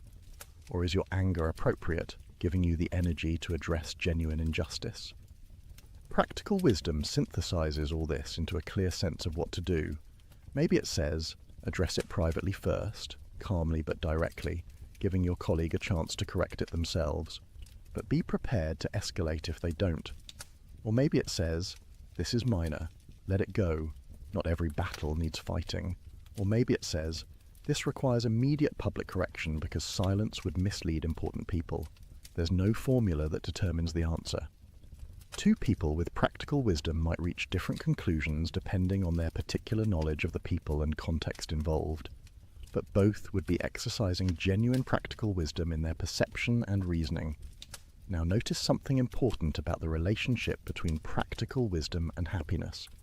Remember, eudaimonia is activity in accordance with virtue, but you can't reliably act in accordance with virtue without practical wisdom. The well-intentioned person who lacks phronesis will frequently choose wrongly, missing the mean, pursuing apparent goods rather than real ones, causing harm despite good intentions. So practical wisdom is essential for flourishing. It's the intellectual virtue that enables all the moral virtues to operate correctly. Without it, courage becomes recklessness or cowardice, generosity becomes wastefulness or stinginess, honesty becomes brutal tactlessness or deceptive flattery. Practical wisdom is what transforms good intentions into good actions, moral principles into ethical life. But Aristotle recognizes something else. Practical wisdom can't be taught directly. You can teach someone geometry by proving theorems, you can teach them physics by explaining laws of nature, but you can't teach them practical wisdom the same way. Why? Because practical wisdom is about particulars, and particulars can't be captured in universal rules. Instead, practical wisdom is cultivated through three methods. First, experience. Face many situations, try various responses, observe what works, learn from mistakes. The person with practical wisdom has seen enough cases to recognize patterns, understand consequences, predict outcomes. Second, imitation. Learn from people who already have practical wisdom. Watch how they handle difficult situations. Ask them for advice. Model your responses on theirs until you develop your own judgment. Just as apprentices learn crafts from masters, moral learners develop phronesis by observing and imitating the spoudios. Third, habituation in virtue. Practical wisdom and moral virtue develop together. As you practice acting virtuously, you gradually see situations more clearly, judge more reliably, understand what virtue requires. Your character formation enhances your perception and reasoning. This long development explains why Aristotle thinks young people can't have practical wisdom. Not because they're stupid, but because they lack experience. They haven't faced enough situations, haven't learned from enough mistakes, haven't had time to develop the perceptual sensitivity that phronesis requires. This is also why the young can be skilled at mathematics or chess, but not at ethical reasoning. The former depend on abilities they already possess. The latter requires experience they haven't yet accumulated. The implication is humbling. You can't shortcut the development of practical wisdom. You can't read a book on ethics and suddenly possess phronesis. You must live, act, experience, reflect, learn, grow. It takes years, decades, a lifetime. The development of practical wisdom is the work of a complete life. But here's the hopeful part. The development is possible. You can become someone with practical wisdom through sustained effort over time. And as you develop it, making good choices becomes easier, more natural, more reliable.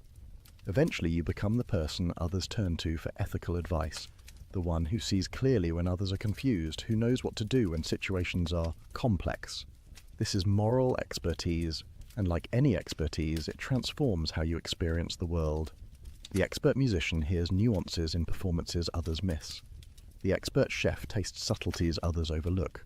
The person with practical wisdom perceives ethical dimensions of situations others don't notice, sees possibilities for action others don't recognize, understands consequences others don't anticipate.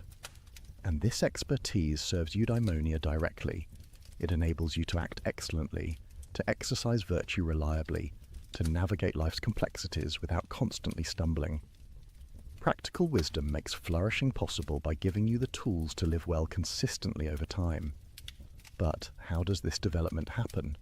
How do we actually become virtuous? This brings us to one of Aristotle's most important psychological insights. We are not born virtuous or vicious. Human infants are born with capacities for virtue, with the raw material, but not with virtue itself. A child can become courageous or cowardly, generous or stingy, just or unjust. Which they become depends on their formation.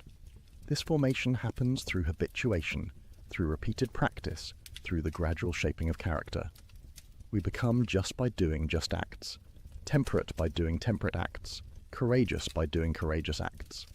The famous analogy, we learn to play the harp by playing it, we become builders by building, we become good by doing good. But this raises an obvious question, one that puzzled commentators for centuries. If we become virtuous by acting virtuously, how do we perform the first virtuous acts before we're virtuous? It seems impossible, like saying you learn to swim by swimming, but how can you swim before you know how to swim? Aristotle's answer involves distinguishing stages of moral development. In childhood, we act virtuously through external guidance. Parents and teachers tell us what to do. We obey rules we don't yet fully understand. We imitate people we respect. We follow social conventions.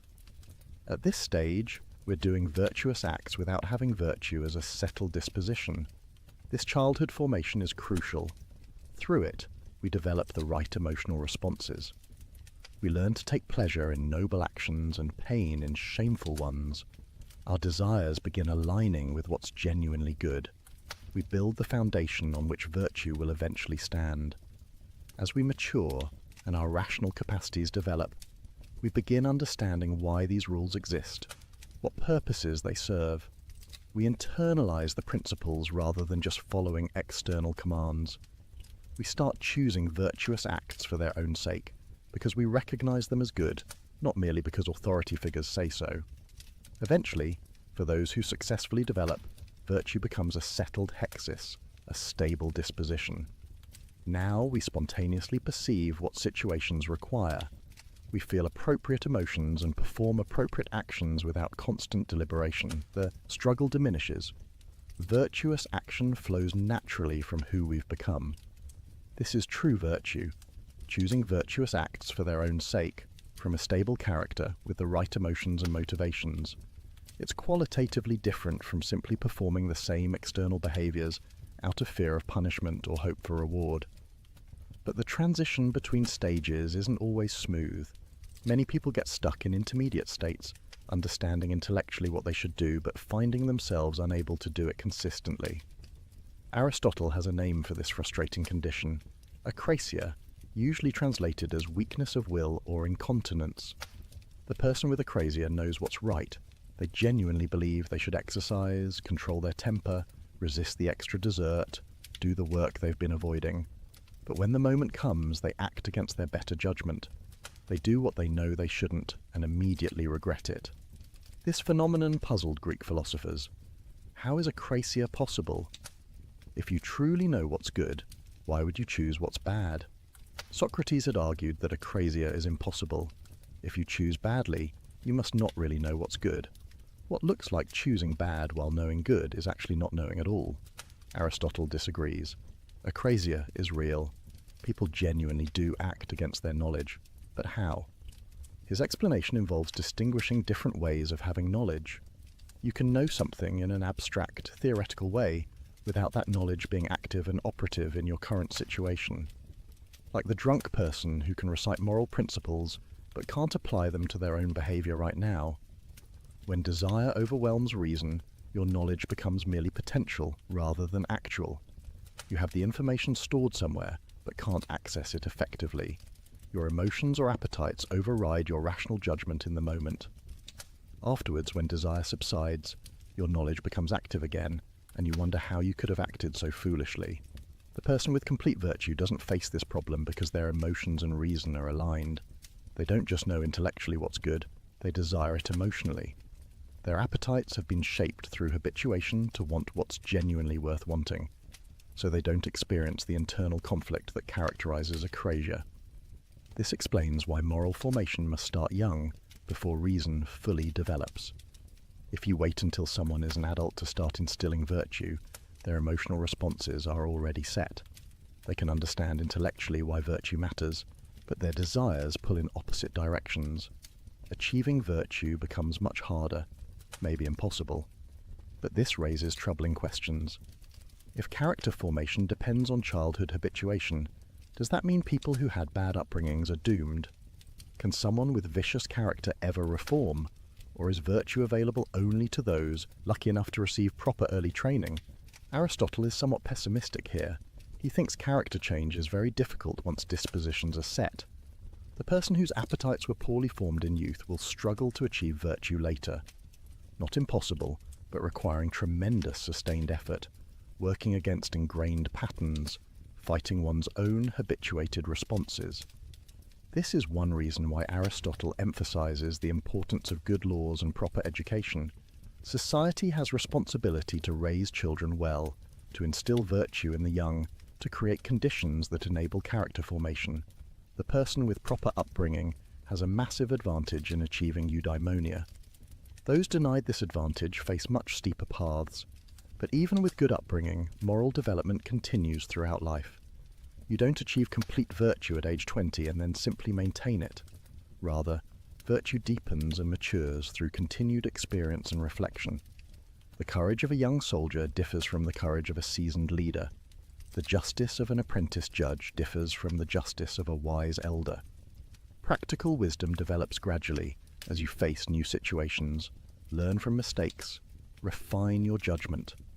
This means moral development is lifelong work. You never reach a point where you can relax, where virtue is so secure you need not attend to it anymore. Until your complete life ends, the project of becoming excellent continues. But here's the encouraging part.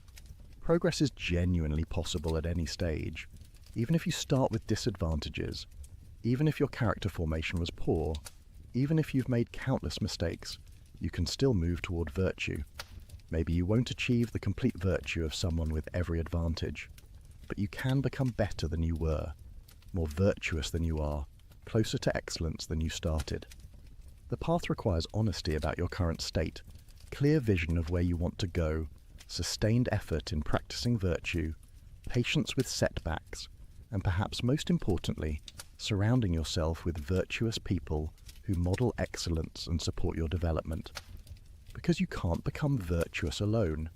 We are social creatures, shaped by our communities, influenced by those around us. The company we keep forms our character as surely as our own choices do. This brings us to one of the most beautiful aspects of Aristotle's ethics, his account of friendship. No one, Aristotle says, would choose to live without friends, even if he had all other goods.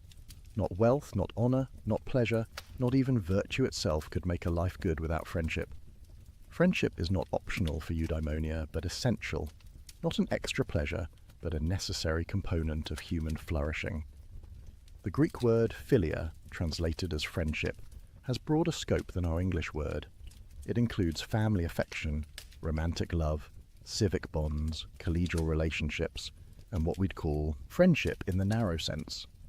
Aristotle examines all these forms, but he's most interested in what he calls complete or perfect friendship, the highest form of human relationship.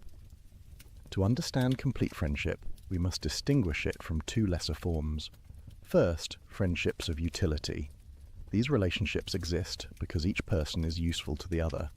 Business partners, professional networks, neighbors who help each other, colleagues who collaborate, all exemplify friendships of utility.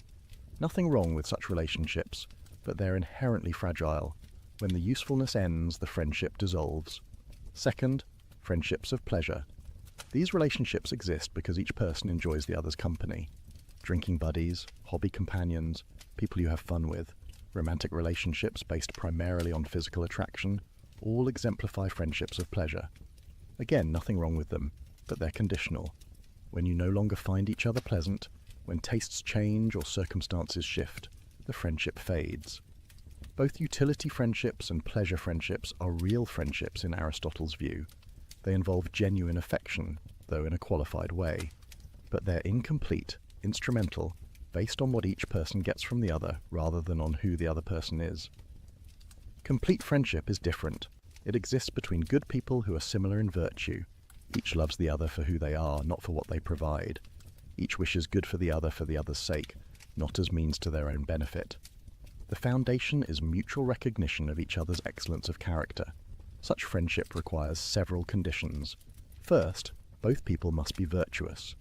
Complete friendship can exist only between good people because only good people can consistently will genuine good for others. The vicious person is too focused on their own gratification to truly care about another's well-being as an end in itself. Second, they must recognize each other's virtue. You can't be friends with someone you don't know well enough to appreciate their character. Complete friendship requires intimacy, time spent together, shared experiences that reveal who each person truly is. Third, they must wish each other well for each other's sake, not for what the friendship does for themselves. This is the hardest condition to understand, because good friends do benefit from friendship. But in complete friendship, you care about your friend's good as an end, not merely as means to your own happiness. This creates an interesting philosophical puzzle. Aristotle says, "The friend is another self. In loving your friend, you extend to them the appropriate self-love you have for yourself." But how is this possible? How can I love another person's good as much as my own? Doesn't this violate basic egoism? Aristotle's answer reveals something profound about human identity.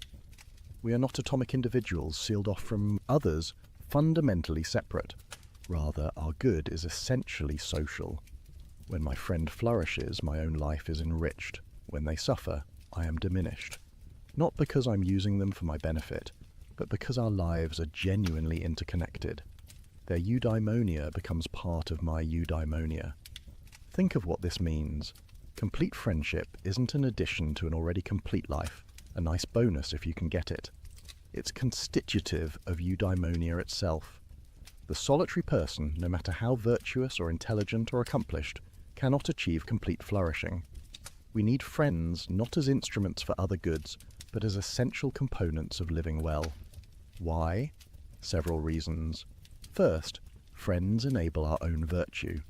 We become better people through association with good people. Their example inspires us. Their feedback corrects us. Their expectations hold us accountable. Trying to become virtuous alone is extraordinarily difficult. With virtuous friends, the path becomes clearer and more achievable. Second, friends provide the context for exercising many virtues. Justice finds its highest expression in relationships between equals. Generosity manifests most beautifully in giving to friends. Even courage and temperance are strengthened by acting together with others who share our commitment to excellence. Virtue practiced with friends becomes more complete than virtue practiced alone. Third, friends enhance our understanding. Through conversation, we clarify our thoughts, test our ideas, see things from new perspectives. The friend acts as mirror and lens, reflecting back to us aspects of ourselves we might not perceive, focusing our attention on truths we might overlook. Philosophical understanding deepens through dialogue with friends. Fourth, friends multiply our joys and divide our sorrows. Achievements feel more meaningful when celebrated together. Difficulties seem more bearable when faced with support. This isn't merely psychological comfort, though it's that too. It's about the amplification of good and the distribution of burden that complete friendship provides. Fifth, and perhaps most profoundly, friends provide someone to be excellent for. The virtuous person wants to act excellently, but excellence requires context, requires others who recognize and appreciate it, requires shared commitment to what's genuinely good. Friends create the space where virtue can be fully expressed and appropriately valued, but complete friendship is rare. Why?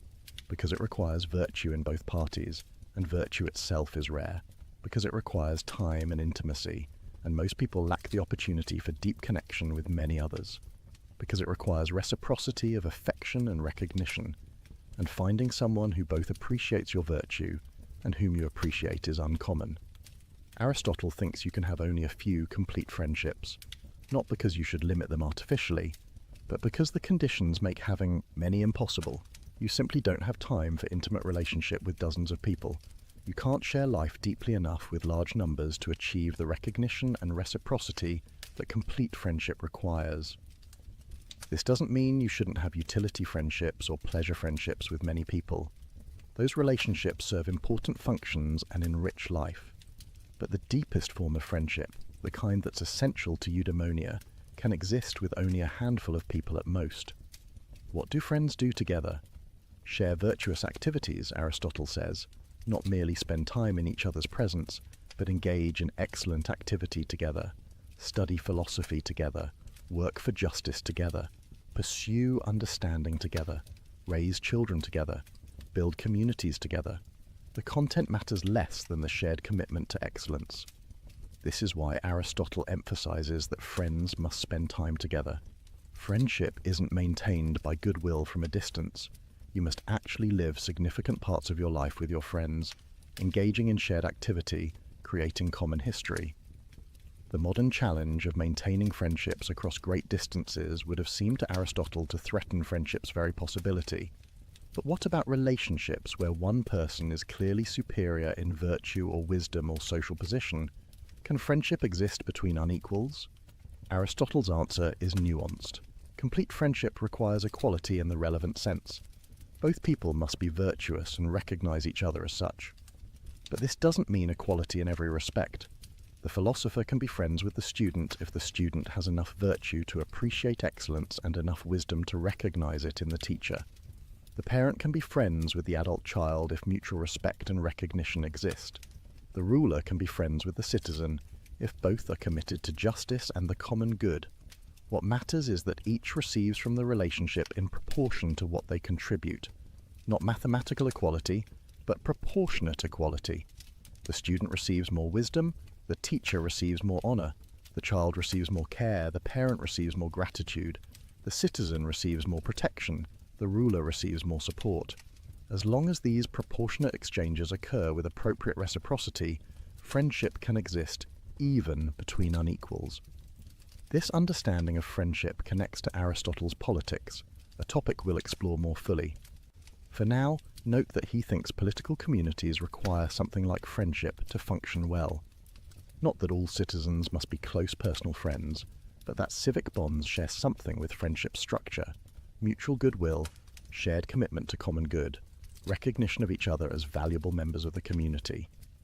The best city-states, Aristotle argues, cultivate this civic friendship or concord. Citizens care about each other's well-being, not just instrumentally, but as ends in themselves. They deliberate together about the common good rather than competing for purely private interests. They create conditions where everyone can flourish rather than some thriving at others' expense. This is one reason why excessive inequality threatens political health. When gaps between rich and poor become too wide, civic friendship becomes impossible. The rich can't see the poor as similar in virtue because the poor lack opportunities to develop virtue. The poor can't recognize themselves in the rich because their lives are too different. Political conflict replaces mutual goodwill, but we're getting ahead of ourselves. Before exploring politics, we need to complete our understanding of Aristotle's account of eudaimonia. Because there's one more component we haven't yet addressed, one that complicates everything we've said so far. Remember, Aristotle defined eudaimonia as activity of soul in accordance with virtue over a complete life. We've explored virtue extensively, examined practical wisdom, investigated moral development. But there's an intellectual component to eudaimonia we've barely mentioned: the life of contemplation. In Book 10 of the Nicomachean Ethics, Aristotle makes a surprising claim. The happiest life, he says, is the contemplative life, the life devoted to philosophy and understanding for their own sake, not the life of moral virtue, not the life of political engagement, but the life of theoria, of intellectual contemplation of truth. This seems to contradict everything that came before.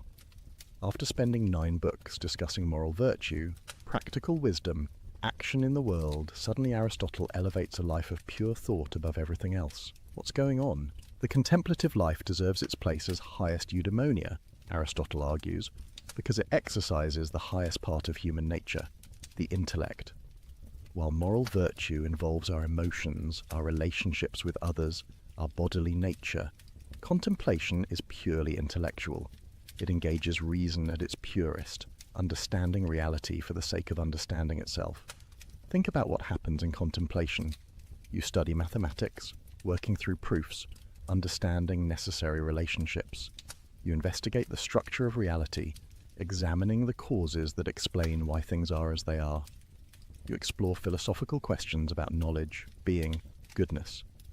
In all of this, you're exercising theoretical wisdom, Sophia, the intellectual virtue that grasps fundamental truths. What makes this activity so excellent? Several factors. First, it's the most self-sufficient activity. Moral virtue requires other people. Politics requires a community. Even practical wisdom needs situations to navigate. But contemplation can be pursued alone. Give a philosopher books and time to think, and they can engage in the highest activity human beings are capable of. Second, it's the most continuous activity. You can't be courageous all the time, because danger doesn't always threaten. You can't be generous constantly because opportunities for giving are limited. But you can contemplate for extended periods, hours on end, returning to it day after day. The contemplative life can fill your waking hours in a way the active life cannot. Third, it's the most pleasant activity, at least for those capable of it. The pleasures of understanding, of intellectual discovery, of grasping truth, surpass bodily pleasures in intensity and duration. They don't depend on external circumstances or physical conditions. They don't lead to satiety or regret. Once you've tasted the pleasure of philosophical understanding, other pleasures pale by comparison. Fourth, contemplation is loved for itself, not for any consequence. We contemplate because understanding is intrinsically worthwhile, not because it leads to something else. This makes it the most final activity, the one that best fits the definition of ultimate good pursued for its own sake. Finally, and most importantly, contemplation is the most godlike activity available to humans. The gods, Aristotle argues, engage in eternal contemplation. They think about thinking itself, understanding the highest truths in perfect actuality. They don't need moral virtue because they face no challenges requiring courage, no appetites requiring temperance, no others requiring justice. Their activity is pure contemplation. When we contemplate, we participate in divine activity. We transcend, however briefly, our animal nature. We rise above the bodily and emotional aspects of human life to engage in the purely intellectual activity that constitutes divine existence. In contemplation, we become most truly ourselves precisely by becoming most like God. This vision of the contemplative life raises many questions. Is Aristotle suggesting we should all become philosophers, abandoning practical life for pure study? Is he contradicting his earlier emphasis on moral virtue and political engagement? Or is there a way to integrate contemplation with the active life? Aristotle is aware of these tensions. He acknowledges that the contemplative life is too high for man. We're not pure intellects, but embodied creatures with physical needs, emotional nature, social dependencies. We can't sustain contemplation continuously. We need food, sleep, relationships, engagement with the world. The purely contemplative life is an ideal we can approximate but never fully achieve. Moreover, contemplation requires favorable external conditions. You need leisure, freedom from pressing material concerns, education, books, perhaps colleagues to discuss ideas with. The philosopher needs a supportive community that allows them to withdraw from practical affairs. Not everyone has access to these conditions. The contemplative life, like all forms of eudaimonia, requires good fortune. But here's Aristotle's nuanced position. The contemplative life is the highest form of eudaimonia, the most divine, the most complete expression of human nature at its best. But the life of moral and political virtue constitutes a secondary form of eudaimonia, genuinely excellent, though less perfect than contemplation. Most people will pursue this secondary happiness, engaging in virtuous action in the world, forming friendships, participating in political community, exercising practical wisdom in navigating life's challenges. This is genuinely good, genuinely fulfilling, genuinely a form of flourishing. It's just not the absolute peak of what human beings are capable of. The best life, then, might combine both. virtuous action providing the foundation and context, contemplation providing moments of highest activity. You engage in politics or profession or family life, exercising moral virtues, developing practical wisdom, forming friendships. But you also make time for study, for understanding, for the intellectual activity that lifts you beyond immediate concerns into timeless truth. This mixed life fits most people better than either pure contemplation or pure action, and it makes sense of the relationship between moral and intellectual virtue. Moral virtue creates the stable character and organized life that makes sustained contemplation possible. Practical wisdom ensures you exercise moral virtue correctly. Contemplation in turn enriches your active life with perspective, meaning, connection to what's eternal. For someone living in the modern world, far from ancient Athens, what does this mean practically? How do we cultivate the contemplative dimension of flourishing alongside the active dimension? Perhaps it means reading philosophy, engaging seriously with ideas, thinking about fundamental questions rather than only immediate concerns. Perhaps it means studying mathematics, science, history, any discipline that expands understanding. Perhaps it means appreciating art, music, literature, the cultural achievements that invite contemplation of beauty and meaning. Perhaps it simply means making space in your life for thinking, for wondering, for pursuing understanding because understanding matters, not because it serves some practical purpose, resisting the constant pressure toward productivity and utility, valuing knowledge for its own sake rather than only for what it enables you to do. The contemplative life in this sense isn't restricted to professional philosophers. Anyone can pursue understanding. Anyone can exercise theoretical reason. Anyone can participate in the intellectual activity that Aristotle sees as highest human activity.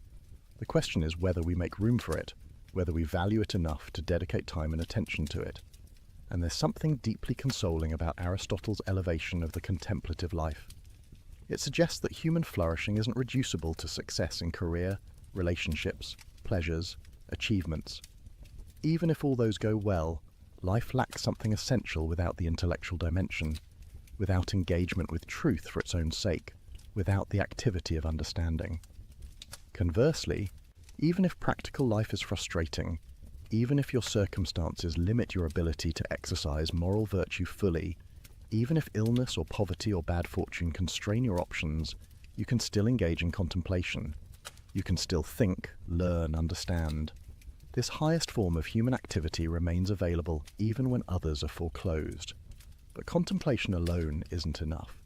We're embodied social creatures, not disembodied minds.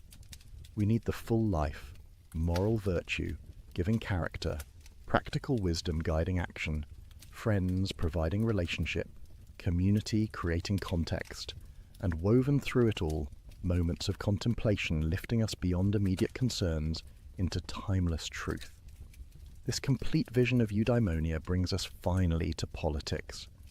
Because the good life for individuals can't be separated from the good life of communities. We are political animals, Aristotle famously says. Our nature is to live in cities, to participate in collective self-governance, to pursue common goods together. Understanding human flourishing requires understanding political community. The phrase political animal needs careful interpretation. Aristotle doesn't just mean we happen to live in groups, or that political organization is useful. He means we're naturally, essentially, political. Our distinctive human capacity for reason manifests not just in individual thought, but in collective deliberation about justice and the good. Speech isn't merely for indicating pleasure and pain like animal sounds. It's for discussing what's advantageous and just, examining together what we should do and how we should live. The city-state, the polis, exists for the sake of eudaimonia, not merely for survival, though it provides security, not merely for prosperity, though it enables economic exchange.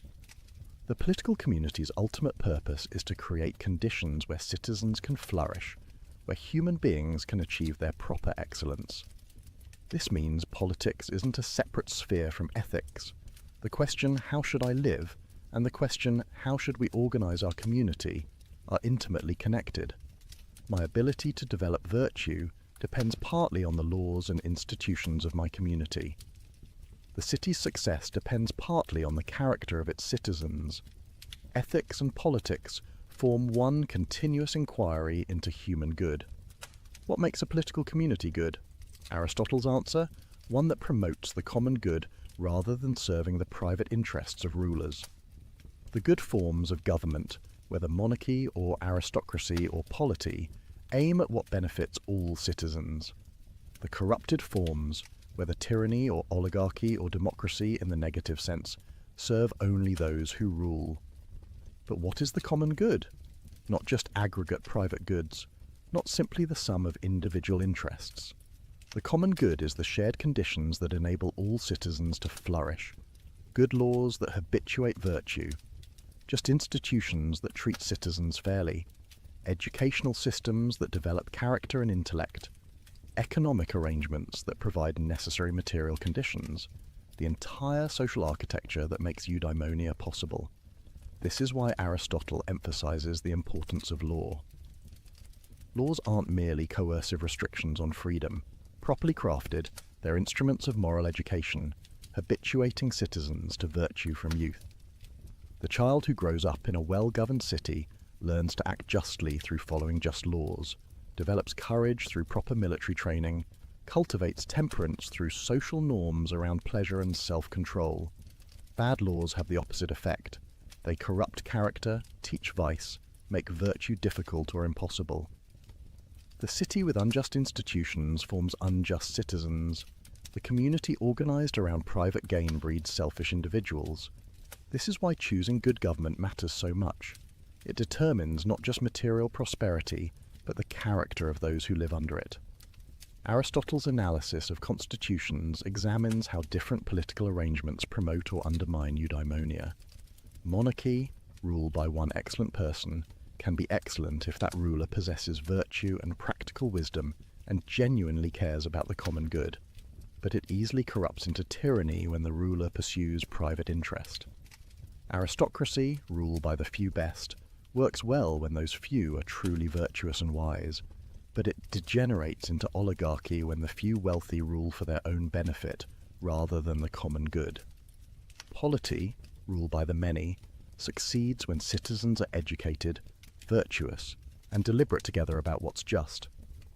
But it becomes mere democracy in Aristotle's negative sense when the poor many pursue their class interest against the wealthy few. Which constitution is best? Aristotle is pragmatic. The best in theory is ruled by the perfectly virtuous person or persons, but such people are rare. In practice, a mixed constitution that combines elements of oligarchy and democracy, that gives both wealthy and poor a voice while preventing either from dominating, tends to be most stable and most conducive to the common good. This mixed constitution, polity, works best in cities with a large middle class. Why? Because the middle class moderates between extremes. Not so wealthy, they become arrogant and disconnected from common concerns. Not so poor, they become envious and desperate. They have enough to live decently, but not enough to corrupt. They're invested in stability, but open to gradual improvement. The vision is remarkably democratic for its time, though still limited by Greek prejudices.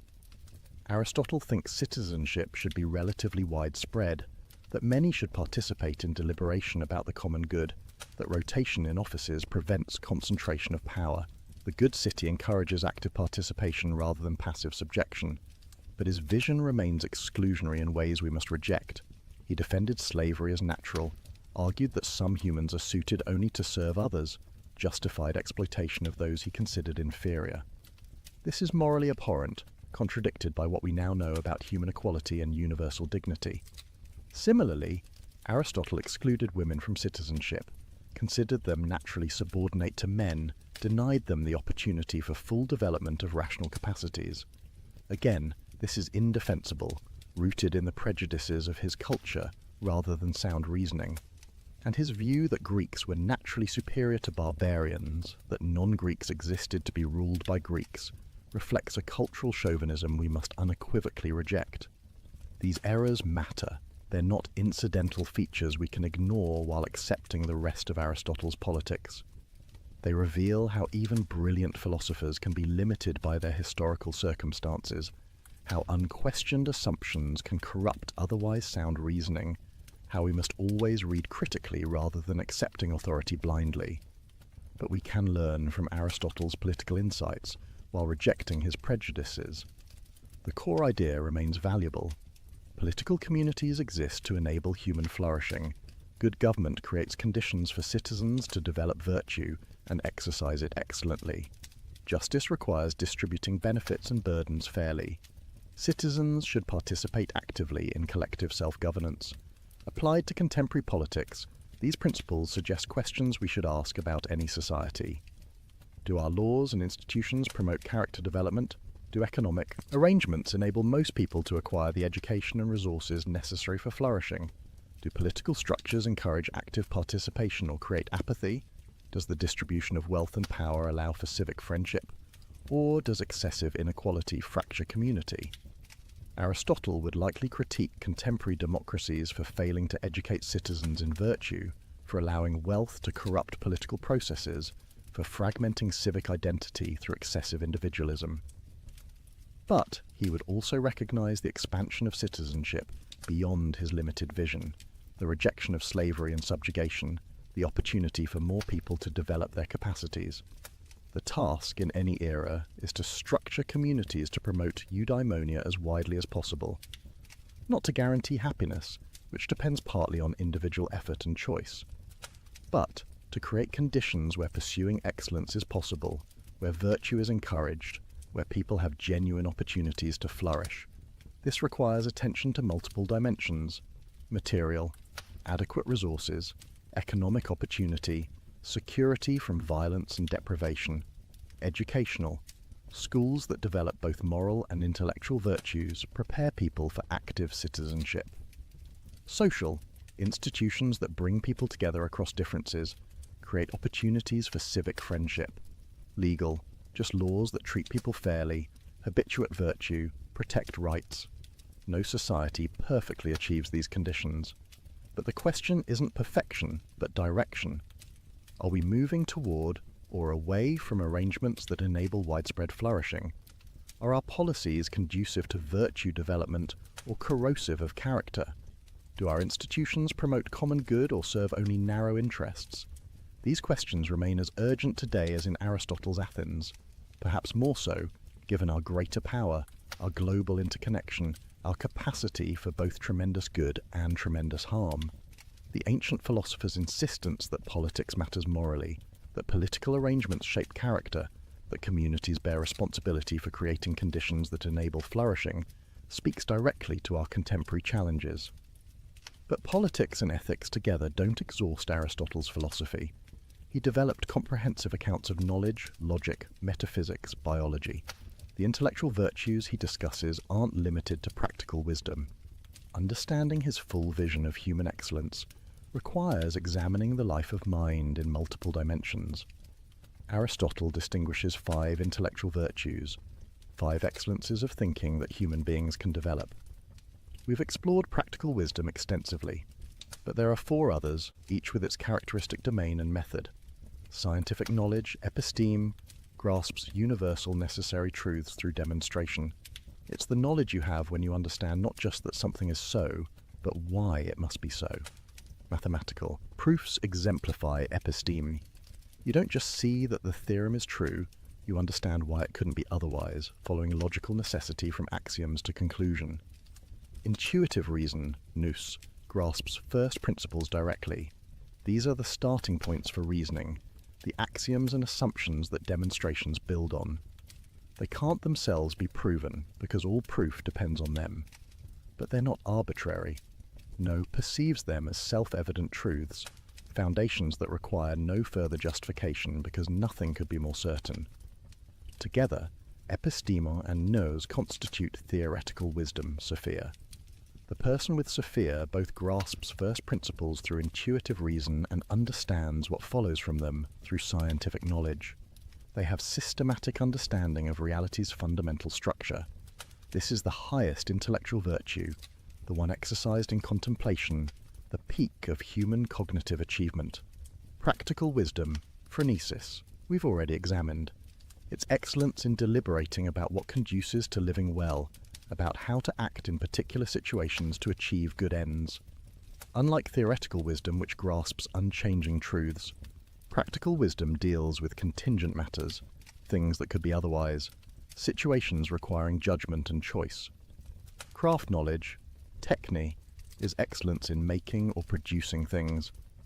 The carpenter has techne regarding construction, the chef regarding cooking, the physician regarding healing.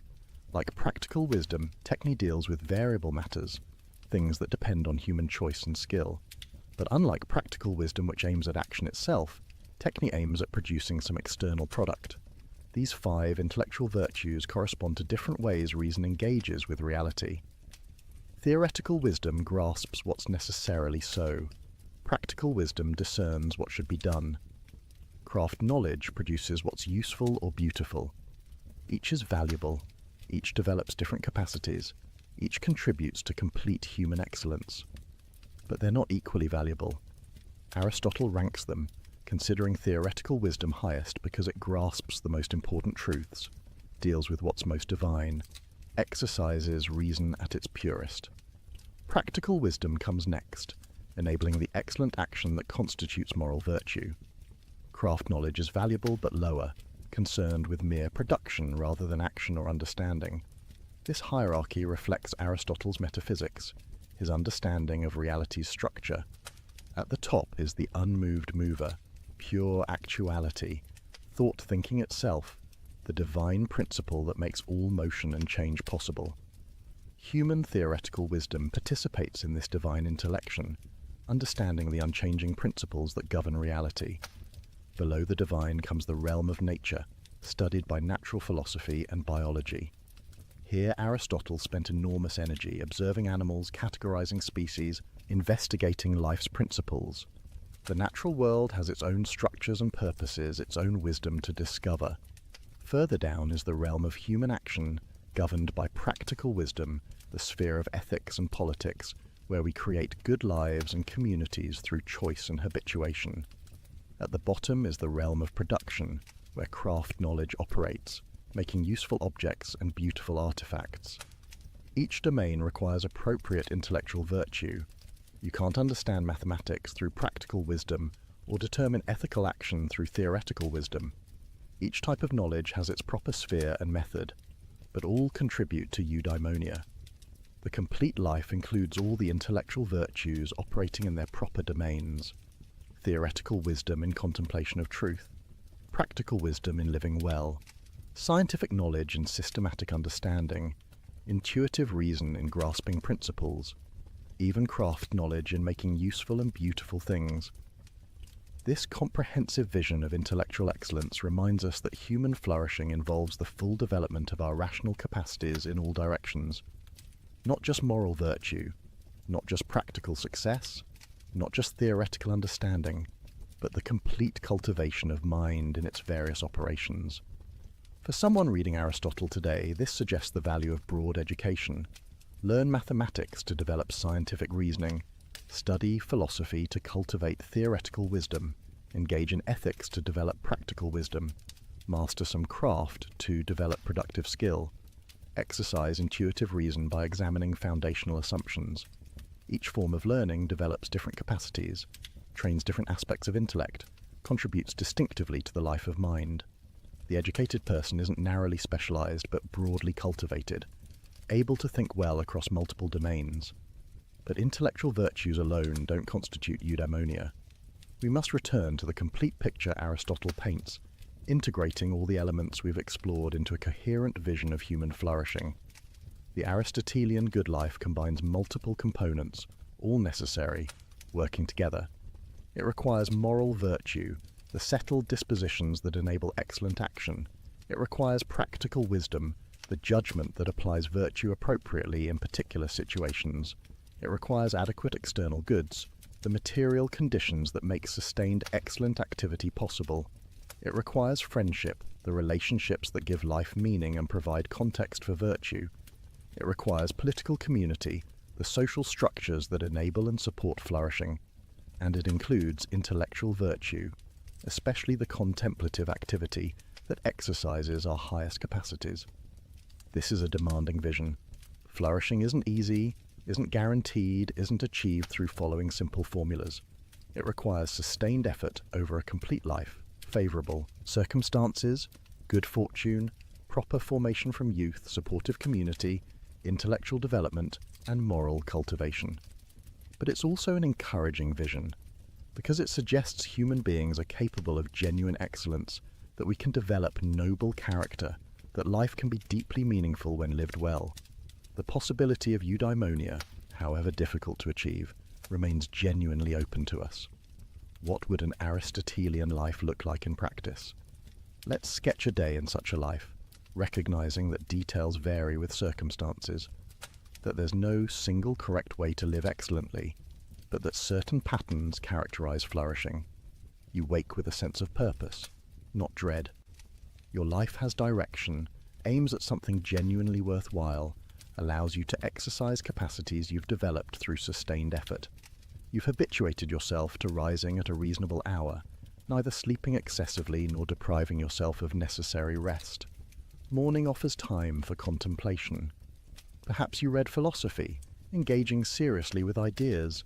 Perhaps you study something that exercises theoretical reason, mathematics, history, science.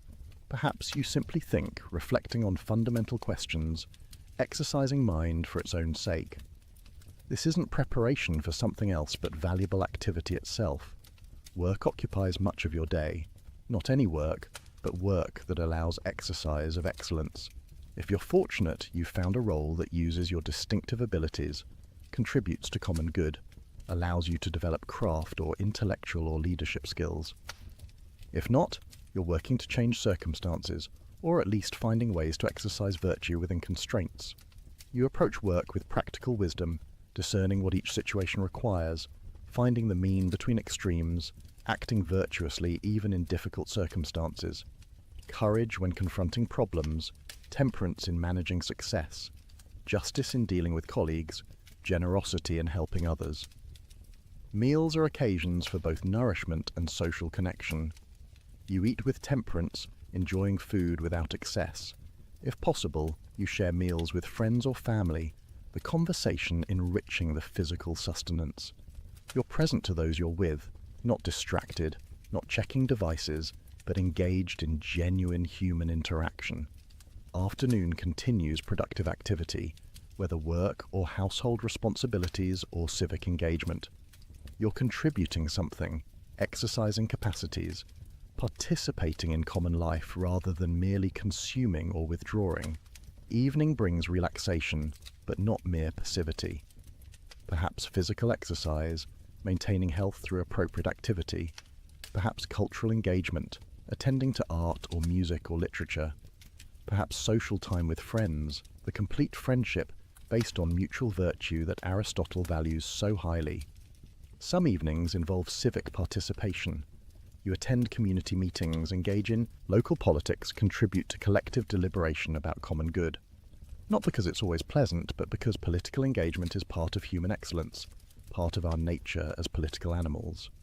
Before sleep, time for reflection. You review the day, considering where you acted well and where you fell short, learning from mistakes, resolving to do better tomorrow. Not harsh self-criticism, but honest assessment aimed at continued growth in virtue. Throughout all this, your emotions are properly ordered. You feel fear when danger genuinely threatens but aren't paralyzed by anxiety. You experience anger at real injustice but aren't ruled by rage. You enjoy pleasures appropriately but aren't enslaved by appetites. Your emotional responses have been shaped through habituation to align with reason. Your relationships are structured appropriately. Family bonds combining natural affection with justice. Friendships of different types. Utility friendships with colleagues, pleasure friendships with companions, complete friendships with virtuous equals, all maintained through attention, time, reciprocal goodwill. You live in a community that enables your flourishing, laws that promote virtue, institutions that provide opportunities, economic arrangements that allow for decent material conditions, political structures that invite participation. Or if your community fails in these ways, you're working for improvement while doing your best under current circumstances. Your character is relatively stable. The virtues you've developed through years of habituation have become second nature. You spontaneously respond appropriately to situations. This doesn't mean you never struggle, never face temptation, never make mistakes. But the overall pattern is one of excellent activity flowing naturally from excellent character. This is what eudaimonia looks like in daily life. Not constant ecstasy, not freedom from all problems, not perfect circumstances, but meaningful activity, virtuous character, genuine relationships, intellectual engagement, political participation, proper emotional responses, all working together over time to constitute a flourishing human life. Of course, real life is messier than this sketch. External circumstances constrain us.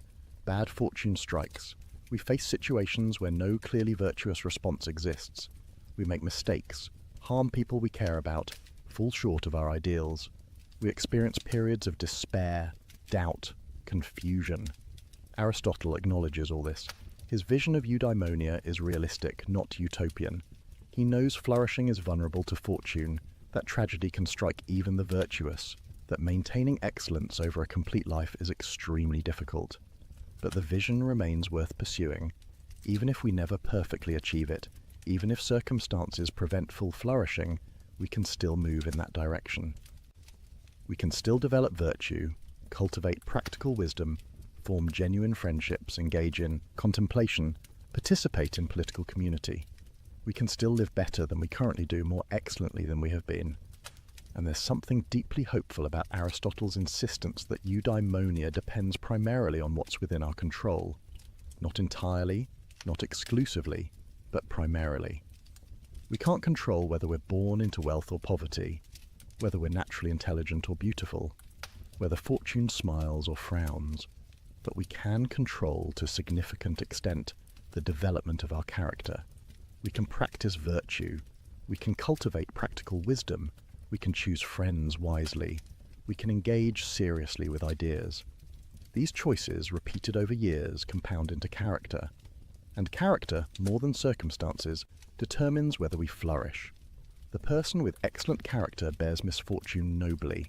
The person with vicious character squanders good fortune.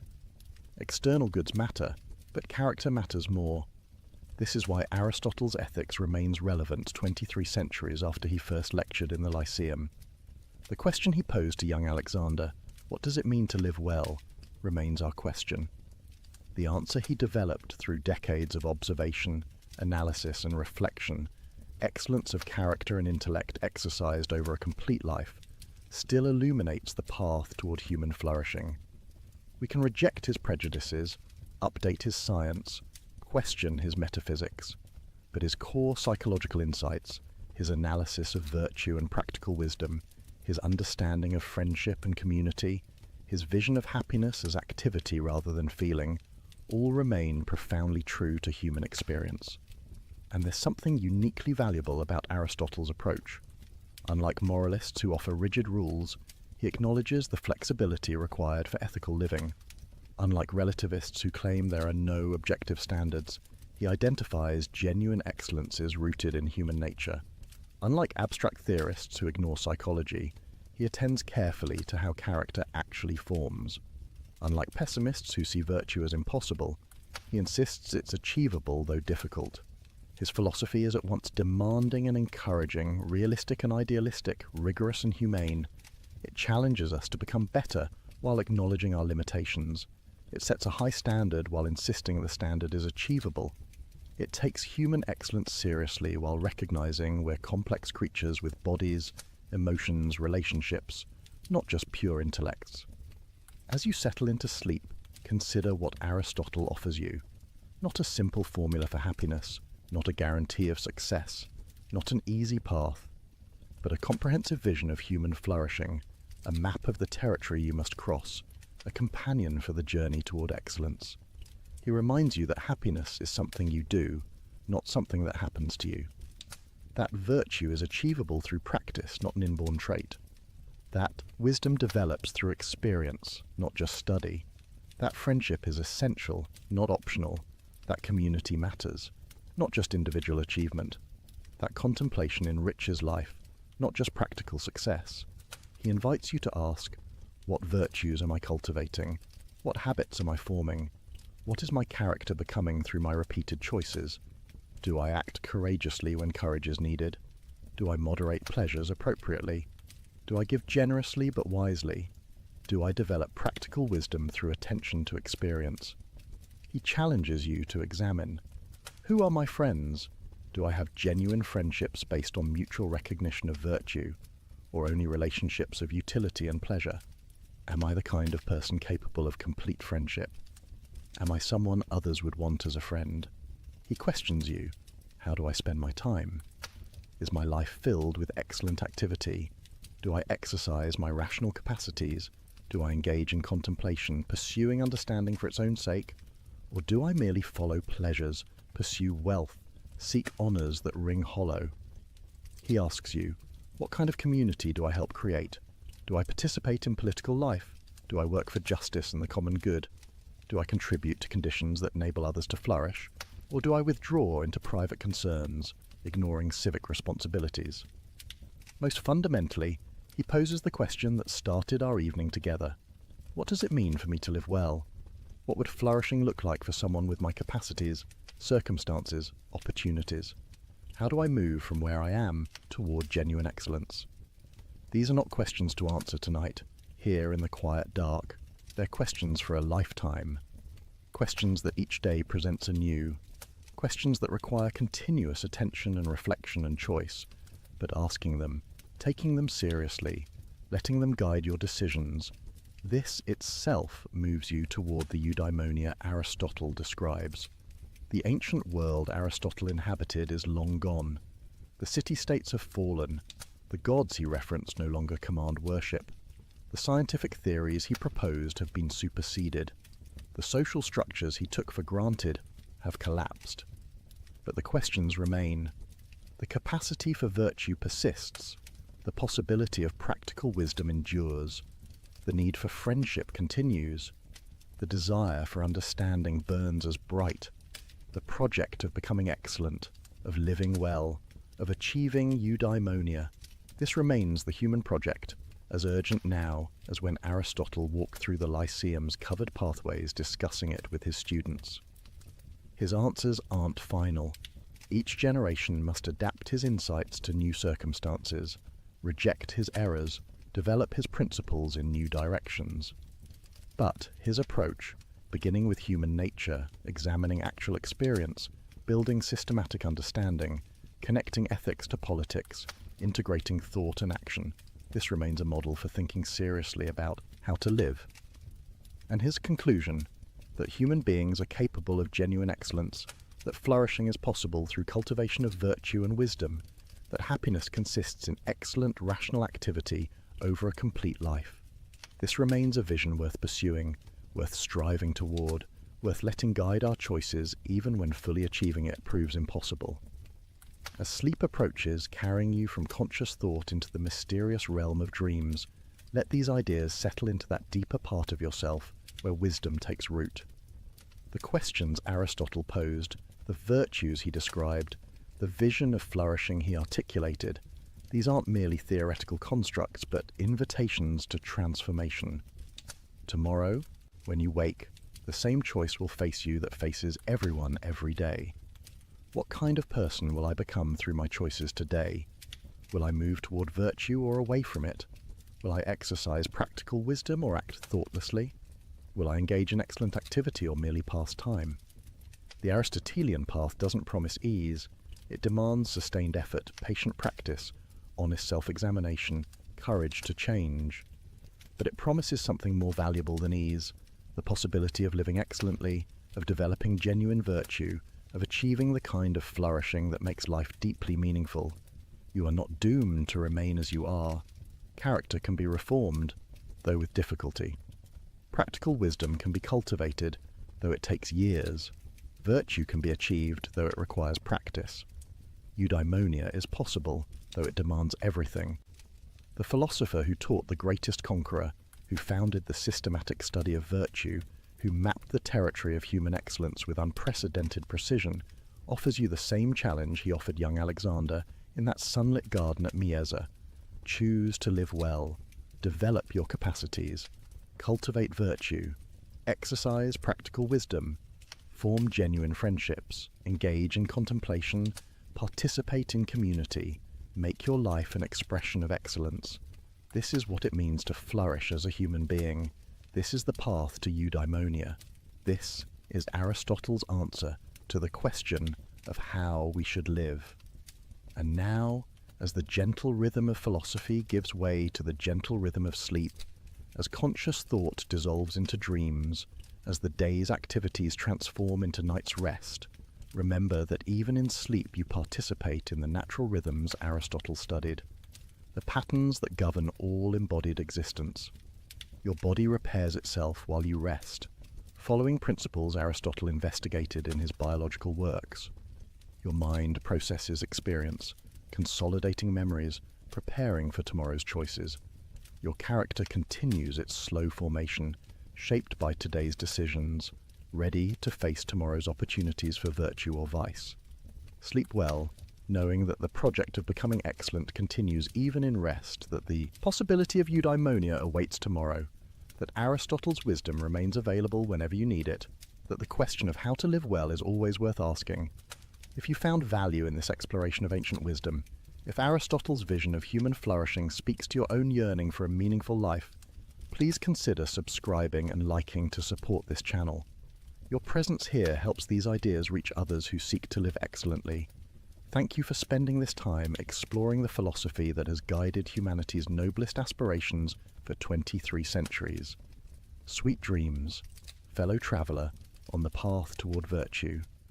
May you wake tomorrow ready to continue the endless, worthwhile work of becoming who you're capable of being. The journey toward eudaimonia continues with your next choice, your next action, your next opportunity to exercise excellent rational activity. Aristotle believed we are made for flourishing.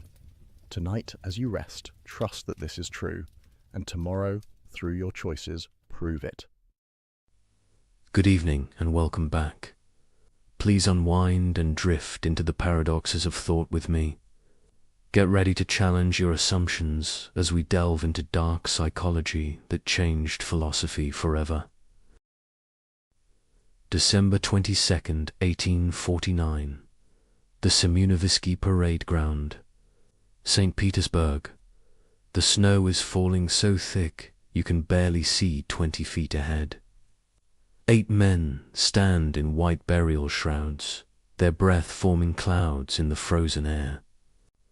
The temperature is 15 below zero, but Fyodor Dostoevsky isn't shivering from the cold.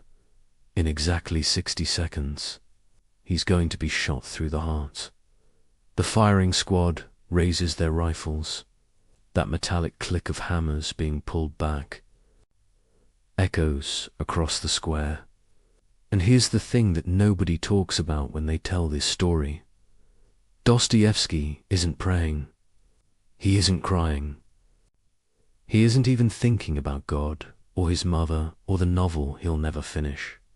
He's staring at the man next to him, studying his face with the intensity of a scientist observing a specimen under a microscope. He's really watching what happens when a human being dissolves, when everything that makes a person who they are just evaporates. The man's eyes are still open, but there's nothing behind them anymore. He's still breathing, still standing, but he's already gone. And in that moment, Dostoevsky sees something that will haunt him for the next 30 years. The drums suddenly thunder across the square, the rifles lower. It's a mock execution. The Tsar's idea of a psychological experiment, a lesson, a game. The other prisoners collapse. Some sob with relief. Some laugh hysterically. But Dostoevsky just stands there, because he understands something now that he didn't understand 3 minutes ago. Something in him died on that platform, eyed as surely as if those bullets had torn through his chest. But something else was born.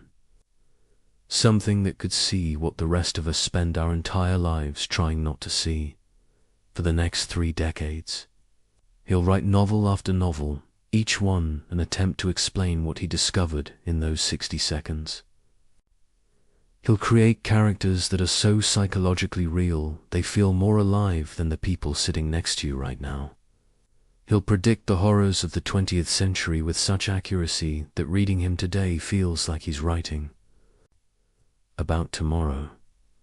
But here's what's really unsettling. He wasn't writing about the future. He was writing about right now, about the thing that's happening in your mind at this very moment. That voice you hear beneath all the other voices, the one asking the question you don't want to answer. This is where our story really begins. Not with a man who escaped death, but with a man who discovered something about being alive that was so disturbing, so fundamental, that we're still not ready to hear it. But tonight, we're going to hear it anyway. Let me take you back to that morning, but this time, we're going to live through it minute by minute, thought by thought. Because what happened in Dostoevsky's mind during those moments would become the foundation for everything he wrote afterward. The condemned men had been waiting in the Petropavelskaya fortress since April, 8 months in solitary confinement. And now, December 22nd, they're told nothing except to put on their white execution shrouds. These aren't clothes, they're theater costumes, designed to make the men look like ghosts before they become ghosts. The Tsar, you see, was an artist of punishment. He understood that death was simple, but the anticipation of death, that was complex. That was interesting. Dostoevsky is led out with the others into the square. The snow is falling, and here's a detail he would obsess over for years. The way the snowflakes landed on his eyelashes and melted, how that felt like the world crying for him, but also how absurd it was to notice something so small when you're about to stop existing. The human mind doesn't become profound in its final moments, becomes chaotic, noticing everything and nothing simultaneously. They're arranged in groups of 3. Dostoevsky is in the second group, which means he has approximately 4 minutes to live while watching the first group die. And this is where the real torture begins, not in watching death approach like a mathematical certainty. 3 men, then 3 more, then you. It's death as an equation, and Dostoevsky, who loved to gamble, who understood probability, suddenly realizes that for the first time in his life, there's a game with absolutely no variables, no chance, no hope, just arithmetic, the first 3. Men are tied to the posts, and now something happens that Dostoevsky will write about in 4 different novels, each time trying to capture it more precisely. He becomes hyperfocused on the church dome in the distance, the way the morning sun is hitting its gold surface. He can't stop staring at it. In his mind, this dome becomes everything. God, Russia, his mother's face, every book he's ever read, every woman he's ever loved, but also nothing, just metal and light, he thinks, and these are his exact words that he later wrote to his brother. In 5 minutes, I will either be that light, dissolved into the universe, or I will be nowhere at all. Think about that for a moment. Not I will be in heaven or I will be with God, but I will be that light or nothing. This is Dostoevsky's mind at the edge, not religious, not atheistic, but something more terrifying. Complete uncertainty at the exact moment when you most need certainty. The squad raises their rifles at the first group. Dostoevsky is studying. The man next to him, now Nikolai Grigoriev, a fellow member of the Patrashevsky circle. Grigoriev's face is doing something Dostoevsky has never seen before. It's not fear, exactly. It's like watching someone solve an impossible equation in their head. The features are rearranging themselves, becoming younger and older simultaneously. The eyes are seeing something beyond the square, beyond Petersburg, maybe beyond existence itself. And then Dostoevsky has the thought that will haunt every novel he ever writes. We are most alive in the moment before we die. Not during life, when we're distracted by trivial concerns. Not after death, when we're nothing, but in that razor-thin moment when we're saying goodbye to existence. Every character he creates, Raskolnikov, Prince Mishkin, Ivan Karamazov, they're all trying to get back to this moment. To feel this alive, without having to die. The drums suddenly explode across the square. The rifles lower. A carriage races in with a messenger from the Tsar. It's a pardon. No, not a pardon. A commutation. Instead of death, Siberia. Instead of nothing for years of hard labor. The other prisoners react predictably. Nikolai Mombly goes insane on the spot. Litzli never recovers his sanity. Others sob, pray, collapse. But Dostoevsky does something strange. He starts laughing. Not from relief, but from a kind of cosmic horror. Because he realizes the joke. They were never going to be shot. This was always the plan. The Tsar didn't want to kill their bodies. Any fool with a gun can do that. He wanted to kill something. Elsay's certainty about what reality is. And it worked. But not the way the Tsar intended. Because while this experience broke the others, in Dostoevsky it broke something open. A door in his mind that most of us keep locked. The door that separates our daily consciousness from the awareness of what we really are: biological machines pretending to have souls, or souls pretending to be biological machines, and no way to know which dot in the idiot. Prince Mishkin describes an execution he witnessed, but listen to the language carefully. He says the worst part isn't the pain or the fear, it's the certainty. In an hour, in 10 minutes, in half a minute, now, this very instant, your soul will leave your body and you will be a human being no longer. That word certainty appears 17 times in that passage, because uncertainty, Dostoevsky realized, is what keeps us sane. The moment we become certain about death, we go mad. But the moment we become certain about life, we also go mad. This is why he would later write that consciousness is a disease, not metaphorically, literally a disease.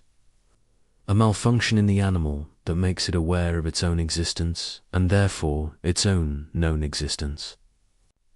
Every animal dies, but only humans know they're going to die, and that knowledge poised everything.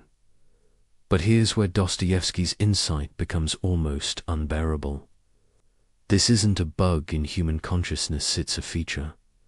We need this disease. Without it, we're just clever apes. With it, we're something unprecedented in nature creatures who can imagine our own non-existence and keep living anyway. The guards unchain them and lead them back to the fortress. But Dostoevsky knows something now that he didn't know an hour ago.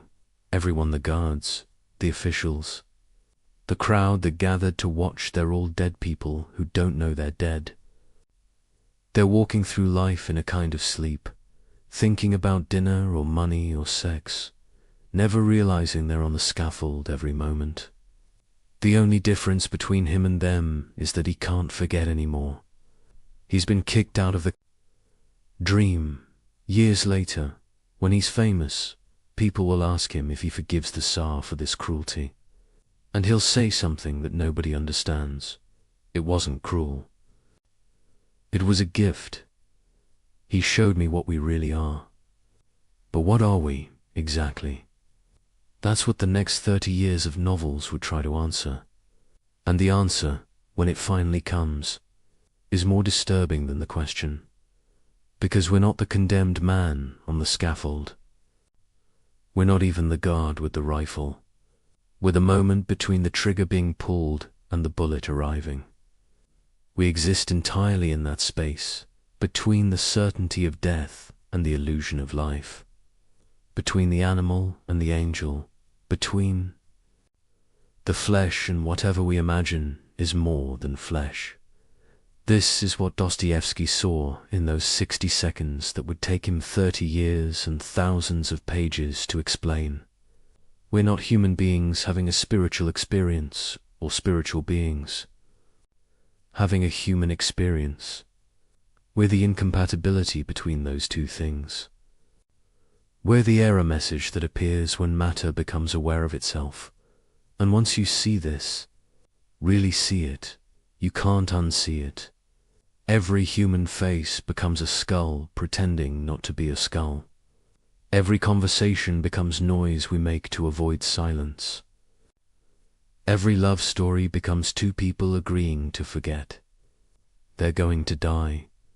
This is why Dostoevsky's books feel different from other books. He's not writing from life.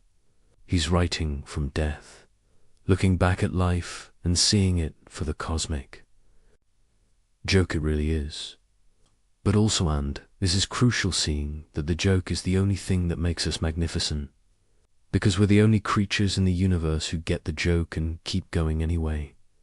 The execution that never happened. It happens every morning when you wake up. You just don't notice the rifles. The journey from St. Petersburg to the Omsk prison fortress took 3 months. 3 months in chains, through the Russian winter, in a convoy of the condemned. But Dostoevsky isn't suffering. He's taking notes. Mental notes that would later become the most psychologically accurate portrait of criminal consciousness ever written. See, everyone else who wrote about crime did it from the outside looking in. They studied criminals like specimens. Dostoevsky would live as one, eat with them, sleep beside them, share their punishments, their fever dreams, their moments of unexpected grace. For 4 years, he would disappear into what he called the House of the Dead. But the dead, he discovered, were more alive than the living. The first thing that hits you about the Omsk fortress isn't the walls or the guards. It's the sound. 200 men in a space built for 50, and they're all talking at once, but not to each other. They're talking to themselves, to God, to people who aren't there. It's like being inside a brain having a nightmare. Dostoevsky describes it as a particular kind of noise that exists nowhere else on earth. Not exactly human, not exactly animal, but something in between. His fellow prisoners are a catalogue of human extremes. There's Aristeph, who sold other prisoners clothes while they slept. Sometimes, while they were dying of fever, pulling the shirts off their backs as they shivered. There's Petrov, who killed 6 people with such technical precision that other murderers came to him for advice. There's Sirotkin, barely 18, who murdered his entire family and couldn't remember why. Just remembered that the blood looked beautiful in the lamplight. But here's what fascinated Dostoevsky. These men weren't monsters, or rather, they were. Monsters in the same way we're all monsters, they just didn't hide it anymore. When you strip away society, morality, hope for the future, what's left? Not barbarism, as everyone assumed. Something much more disturbing, pure logic. Take Orlov, a prisoner Dostoevsky becomes obsessed with studying.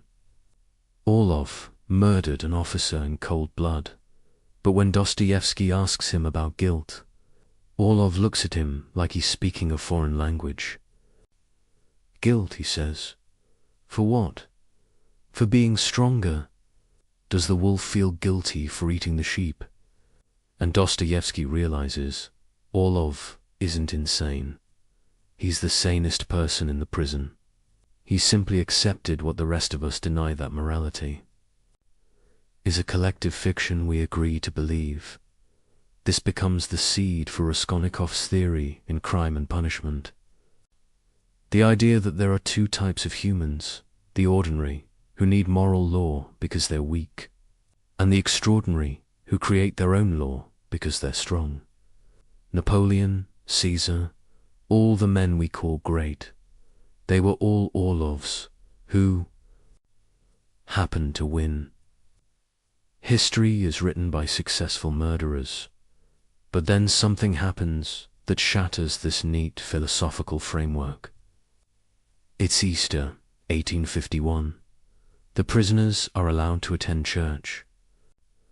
And Dostoevsky watches these same men, these killers, thieves, rapists suddenly weeping at the story of Christ's resurrection. Not some of them, all of them.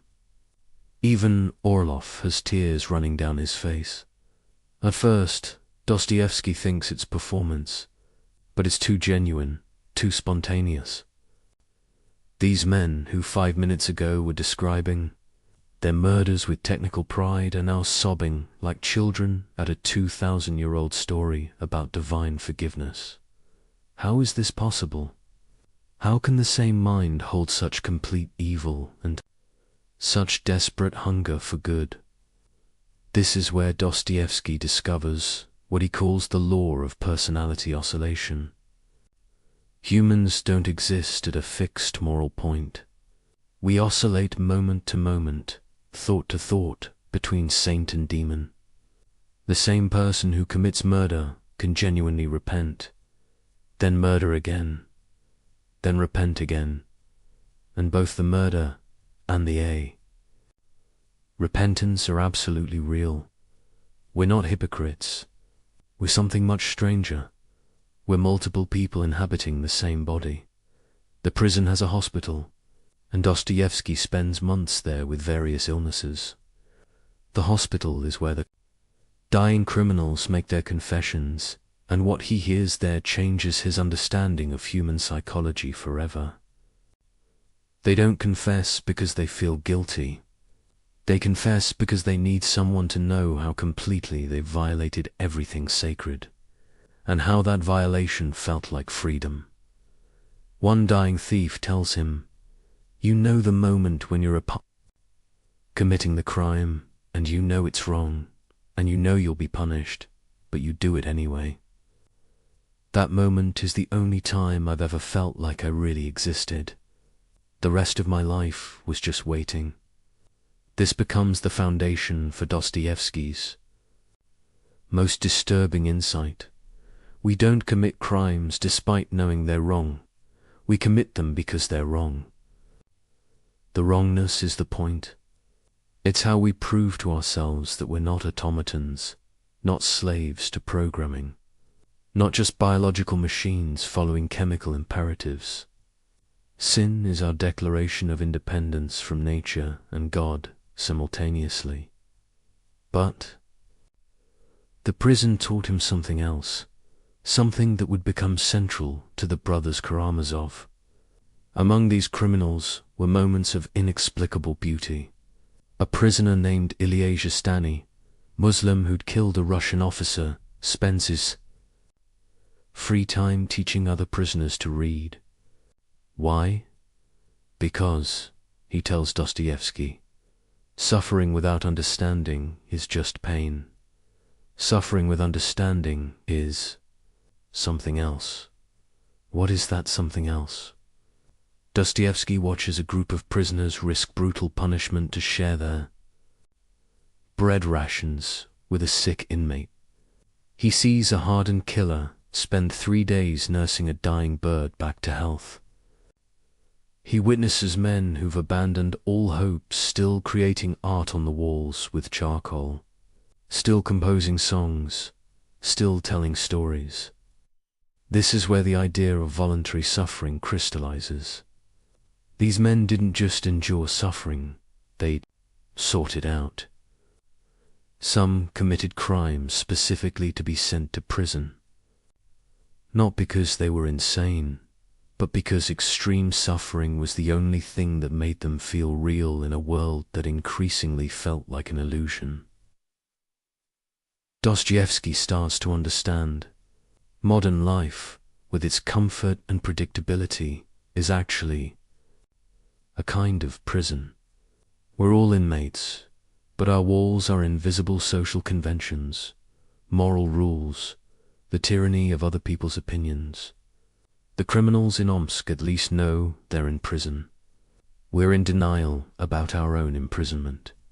There's a scene he witnesses that haunts him forever. A young prisoner, maybe 20, is about to receive a brutal flogging. The night before, he's completely calm. Dostoevsky asks him how he can be so peaceful. The young man says, "Tomorrow, for 10 minutes, I'll be completely honest. No pretending. No lies, no performance, just pure pain." Do you know how rare that is? To be completely honest for even 10 minutes. This becomes the underground man's philosophy. I am a sick man. I am a wicked man. But the sickness isn't what we think. It's the disease of consciousness itself, the curse of being aware that we're aware. The prisoners in Omsk have found a cure for this disease crime punishment. Suffering anything that breaks through the numbness of normal existence. As his sentence ends, Dostoevsky realizes he's learned something in prison that no university could teach. He's seen the basement of human consciousness, the foundation everything else is built on. And that foundation isn't reason or morality or love. It's something much more primitive and much more sophisticated. The need to feel that we exist, even if that feeling comes through pain. The other prisoners are released and disappear back into their lives. But Dostoevsky can't leave, not really. He carries the prison with him. Every character he creates will be, in some sense, a prisoner. Every novel will be an escape attempt, and every reader will become, without realizing it, an inmate in Dostoevsky's psychological laboratory, because here's what those 4 years taught him. We're all in prison. The only difference is that some of us know it and some don't. And the ones who know it, the criminals, the underground men, the addicts, the madmen, they're not the sick ones. They're the diagnoses, the house of the dead. It's not a prison.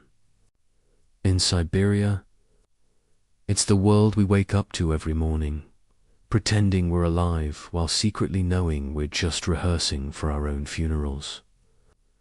The criminals Dostoevsky lived with for 4 years weren't different from us. They were us with the mask off. Picture this scene. It's 1867 in the German spa town of Wiesbaden. A man sits at a roulette table at 4 a.m, his hands shaking not from fear, but from something closer to religious ecstasy. He's just lost everything again. His wife's wedding ring is in the pawn shop. The advance from his publisher, meant to last 3 months, survived exactly 3 days. This man wrote Crime and Punishment, one of the most psychologically complex novels ever created. He understands human nature better than almost anyone alive. And yet here he is, destroyed by a spinning wheel and a rolling ball. But wait before you judge him. Before you dismiss this as simple addiction, let me tell you what Dostoevsky discovered at that roulette table. He wasn't losing his money. He was conducting an experiment. The same experiment we all conduct every day, just without the honesty to admit it. See? Everyone who knew Dostoevsky tried to cure him of his gambling. His wife Anna, God bless her, she tried everything. She controlled his money, she reasoned with him, she cried, she threatened to leave. His friends staged interventions. His publishers refused to give him advances, but they all misunderstood. What was happening? They thought he was trying to win money. He wasn't. He was trying to prove something much more important, that he existed. Let me explain through his own words. In a letter to Anna from Baden, after losing literally everything, including the money for his hotel room, he writes something extraordinary. You might think I'm in despair. I'm not. I'm more alive right now than I've been in months. Every nerve is firing. Every thought is crystal clear. I can feel my blood moving through my veins. This is what resurrection feels like. Now, any addiction counselor reading that would say it's the dopamine talking, the gambler's high. But Dostoevsky is describing something deeper. At the roulette table, all the comfortable lies we tell ourselves evaporate. You can't pretend you're a good person when you're gambling your families. Food, money. You can't maintain the fiction that you're rational when you're betting on red after it's come up. Black 17 times in a row. You're stripped down to what you really are. A collection of impulses and desires with no coherent center. And here's the terrifying part. Dostoevsky found this state liberating. Finally, for once, he didn't have to pretend to be Fyodor Dostoevsky, the great writer, the Orthodox Christian, the husband, the father. He could just be a body in space, making insane decisions for no reason. You know that voice in your head that constantly judges everything you do. At the roulette table, it finally shuts up. This becomes the core of his novel, The Gambler. But the character Alexei isn't really addicted to gambling. He's addicted to the moment right before the ball drops into a slot. That suspended second, where anything is possible. Where he might win everything or lose everything, where he exists in pure potential. The actual result, win or lose, is always disappointing because it collapses possibility into actuality. Think about your own life for a moment. When do you feel most alive? It's not during the comfortable, predictable moments. It's during the risks, the uncertainties, the moments when everything could go wrong. That first kiss, that job interview, that moment when you say what you really think despite the consequences. We're all gambling all the time, we just use different tables. But Dostoevsky discovered something even more disturbing at the casino. He watched other gamblers, studied them with the same intensity he'd studied criminals in prison. And he noticed a pattern that nobody else had identified. The winners were miserable. Not just unhappy, existentially disturbed. Because winning meant the game was over. It meant returning to regular life. It meant becoming themselves again. There was one woman he observed for weeks, a Russian countess who'd won a fortune. She kept playing, but joylessly, mechanically. She told him, "I'm trying to lose it all so I can feel something again." This becomes Granny in The Gambler, who destroys her entire fortune, not from stupidity, but from a kind of wisdom. She understands that having money is a prison, but losing money is freedom. Now here's where Dostoevsky's insight becomes almost unbearable. He realizes that his gambling addiction is the same impulse that makes him write. Both are attempts to escape the prison of the self. When he's writing, he becomes Raskolnikov, Prince Mishkin, Ivan Karamazov. When he's gambling, he becomes nobody pure. Consciousness without identity. Both states are ecstatic. Both are unsustainable. Both are more real than normal life. Consider this letter to his friend Strakov. They say, "I'm destroying myself at the tables." But where is this self they speak of? Show it to me. Is it my body that changes every 7 years? Is it my thoughts? They contradict each other hourly. Is it my soul? I don't even know if I have one. At the roulette table, at least, I know exactly what I am. A fool making foolish choices. There's something honest in that. This is the gambler's paradox. We destroy ourselves to prove we exist. It's not masochistic. It's the opposite. It's the most life-affirming thing possible. Every loss is proof that we're free. Every stupid bet is a declaration of independence. From cause and effect, from logic, from the tyranny of consequences. But here's what makes Dostoevsky different from other gambling addicts. He's conscious of what he's doing while he's doing it. He watches himself lose everything and takes notes. He's simultaneously the experimenter and the experiment. This is why his description of gambling psychology remains unmatched. He's not remembering it afterward. He's documenting it in real time. One night in Wiesbaden, he wins 10,000 francs enough to pay all debts, secure his family's future for years. He knows, absolutely knows, that he should leave. He writes in his notebook, "The rational thing is to cash out now." Then he writes, "But the rational thing is death." He loses everything in 3 hours. But here's what's remarkable. He's elated. He writes to Anna, "I have proved once again that I am not a machine. A machine would have kept the money." This connects to something deeper in all his work. Remember the underground man's formula. 2 + 2 = 4 is the beginning of death. If everything is predictable, if we always do what's rational, if we always act in our best interest, then we're not human, we're algorithms. The ability to consciously destroy ourselves is proof of free will. It's horrible, it's stupid, it's tragic, and it's the only thing that separates us from computers. Modern neuroscience has actually confirmed something Dostoevsky intuited. The brain's reward system responds more strongly to uncertain rewards than certain ones. A guaranteed win releases less dopamine than a possible win.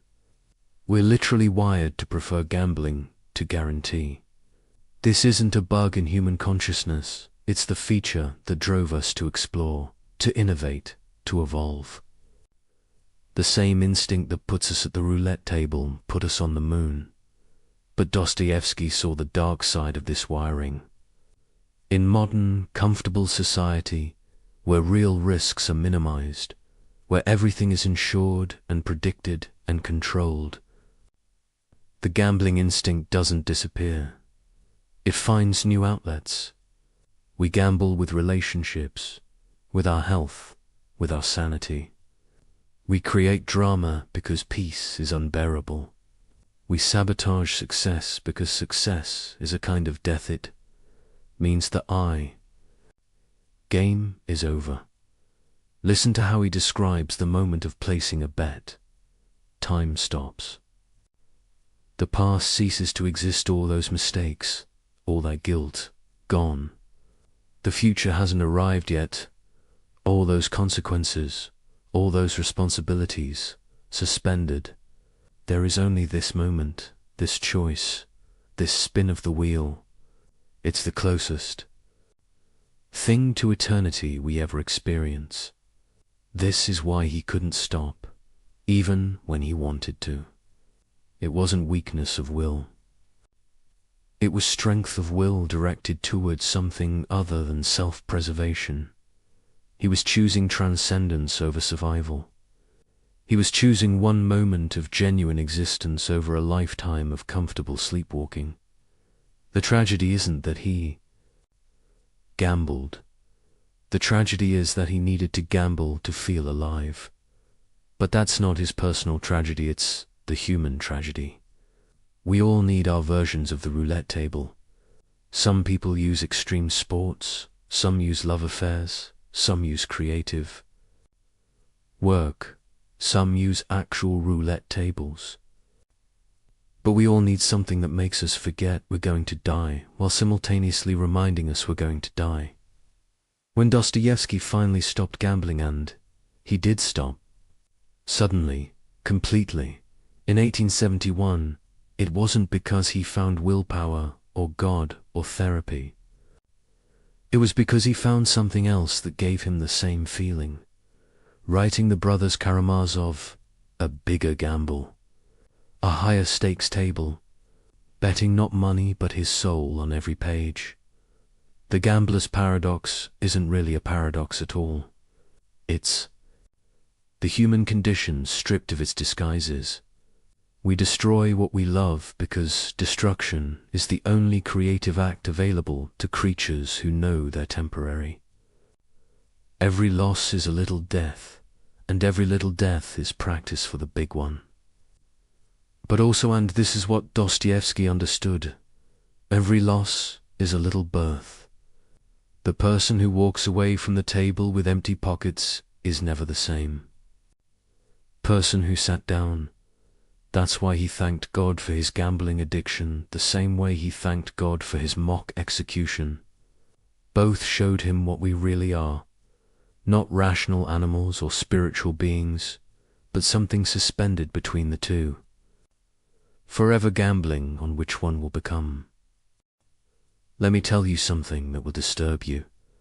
In 1966, a 25-year-old engineering student named Charles Whitman climbed the top of a clock tower at the University of Texas and opened fire, killing 14 people in his suicide. Note, he wrote, I do not quite understand what it is that compels me to type this letter. Perhaps it is to leave some vague reason for the actions I have recently performed. Those words could have been written by Raskolnikov.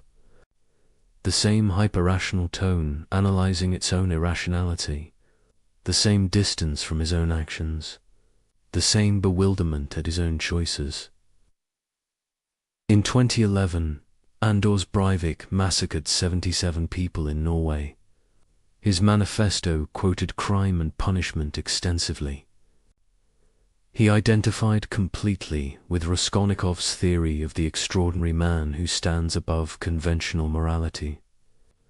These aren't coincidences or misreadings. These killers recognized something in Dostoevsky's character that most readers prefer to ignore. Raskolnikov isn't a warning. He's a diagnosis. And the disease he represents isn't rare, it's epidemic. But here's what everyone gets wrong about crime and punishment. They think it's about a man who commits murder and then feels guilty. That's not what happens at all. Raskolnikov feels guilty before the murder, indifferent during it, and confused after it. The guilt isn't about what he did, it's about what he is. And what he is, Dostoevsky suggests, is what we all are when we're honest with ourselves. Let's trace the actual psychology, not the simplified version they teach in literature class. Raskolnikov doesn't wake up one day and decide to kill someone. The murder grows in his mind like a tumor, starting with an abstract thought experiment. If Napoleon had needed to kill an old pawnbroker to fund his rise to power, would that have been wrong? History says no, we celebrate Napoleon despite the millions who died in his wars. So why is killing one useless old woman worse than killing millions of useful young men? This isn't sociopathic thinking. It's actually rigorously logical. Every society honors its successful killers. We call them heroes, generals, founding fathers. We build statues to men who killed thousands, but kill one person for personal gain, and you're a monster. Raskolnikov sees this hypocrisy and can't unsee it. The crime isn't killing, the crime is killing without historical justification. Now watch how Dostoevsky constructs the psychology. Raskolnikov doesn't proceed from theory to action. He oscillates. One moment he's convinced he's Napoleon, the next he's disgusted with himself. He plans the murder meticulously, then tries to forget about it. He's not a cold killer, he's a fever dream of contradiction. And this is exactly right, psychologically. Real killers aren't emotionless. They're experiencing all emotions simultaneously, which looks like no emotion from the outside. The actual murder scene is the most psychologically accurate depiction of violence ever written. Raskolnikov doesn't feel powerful or evil or righteous. He feels nothing. His body commits the murder while his consciousness floats somewhere near the ceiling, watching. He notes irrelevant details, the pattern on the wallpaper, a fly buzzing, the way the blood pools in a perfect circle. This dissociation isn't dramatic invention. Every soldier, every police officer who's killed someone describes the same phenomenon. The mind can't process the enormity of ending another consciousness, so it focuses on trivia. But here's where Dostoevsky's genius reveals itself. After the murder, Raskolnikov doesn't run or celebrate or collapse. He becomes obsessed with weather. He remembered to close the door. That's it. The most important question in the universe becomes, did I close the door? Because the human mind, faced with the infinite implications of murder, retreats to the finite, manageable question of a door, the cat and mouse. Game with the investigator Porfiry isn't really about solving the crime. Porfiry knows Raskolnikov is guilty almost immediately. What he's doing is far more sophisticated. He's trying to make Raskolnikov understand what he's actually done. Not killed an old woman. That's just the physical fact. What he's done is attempt to step outside the human community, to become a pure individual, responsible to no one but himself. And that, Dostoevsky shows, is impossible. Not immoral-impossible. Asterisk, asterisk. Watch Raskolnikov's disintegration. He doesn't feel guilty about the murder. He feels guilty about not feeling guilty. He's broken the ultimate taboo and discovered that nothing happened. No lightning bolt from God, no transformation into a Superman, no fundamental change in his being. He's exactly the same person, except now he knows what he's capable of. And that knowledge is unbearable. This is the murder we all commit, metaphorically, every day. Every time we treat another person as an object, as a means to an end, as less than fully human, we're following Raskolnikov's logic, the businessman who destroys competitors, the politician, who sacrifices constituents for power, the lover who uses another's feelings for their own satisfaction. They're all committing little murders, killing the humanity of others to elevate themselves. But Dostoevsky goes deeper.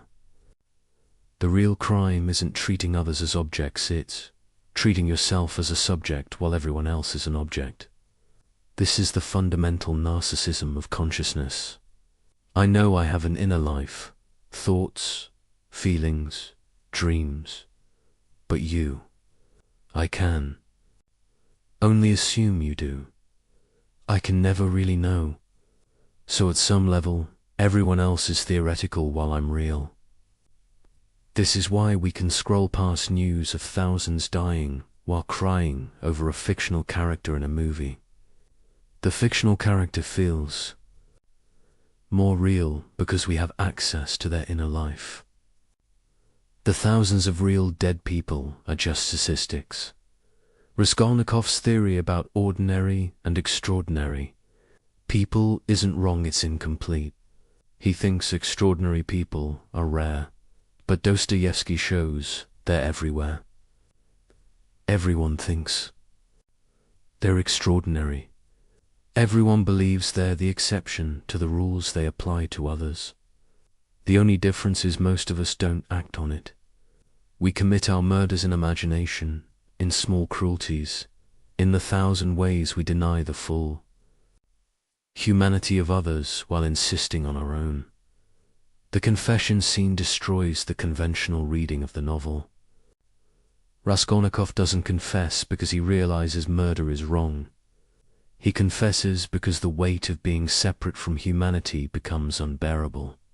He doesn't return to morality, he collapses back into the human community from sheer exhaustion.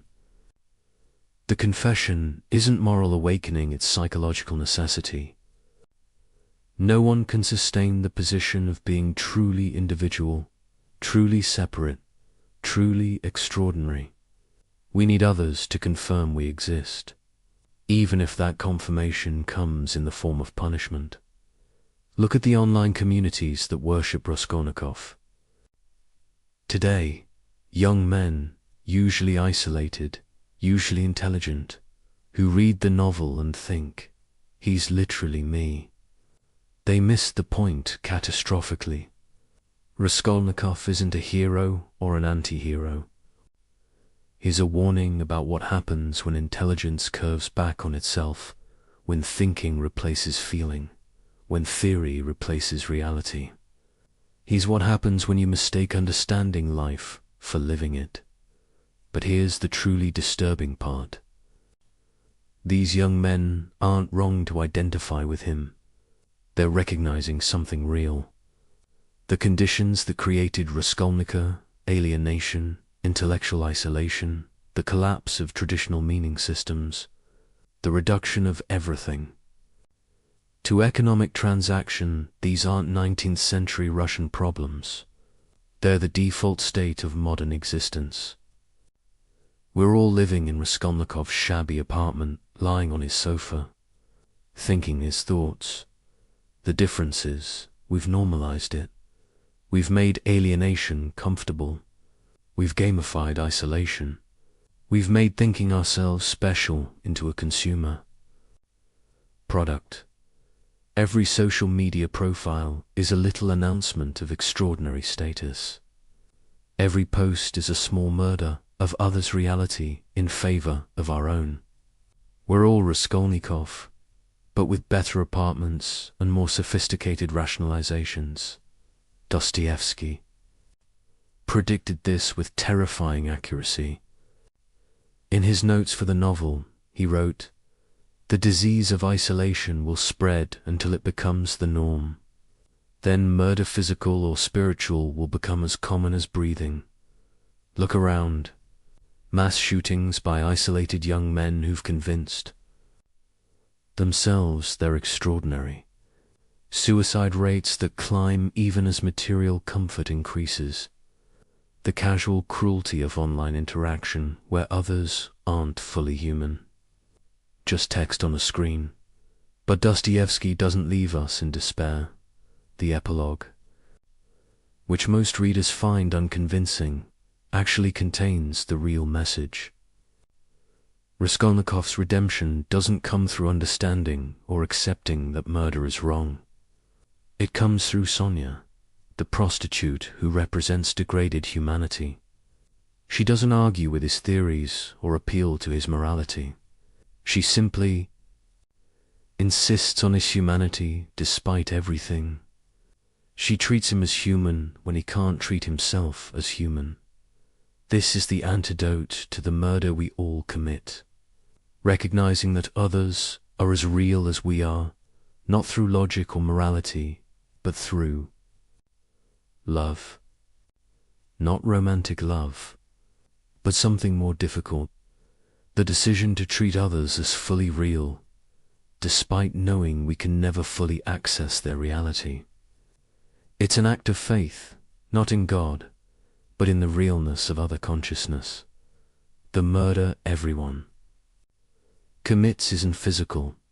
It's the daily assassination of empathy, the casual denial of others' inner lives, the comfortable assumption that we're the protagonist while everyone else is supporting cast.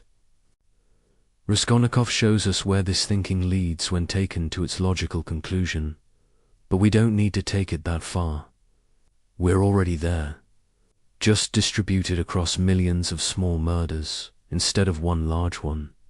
The genius of crime and punishment isn't that it shows us a killer. It's that it shows us ourselves with the volume turned up. Every thought Raskolnikov has, we've had.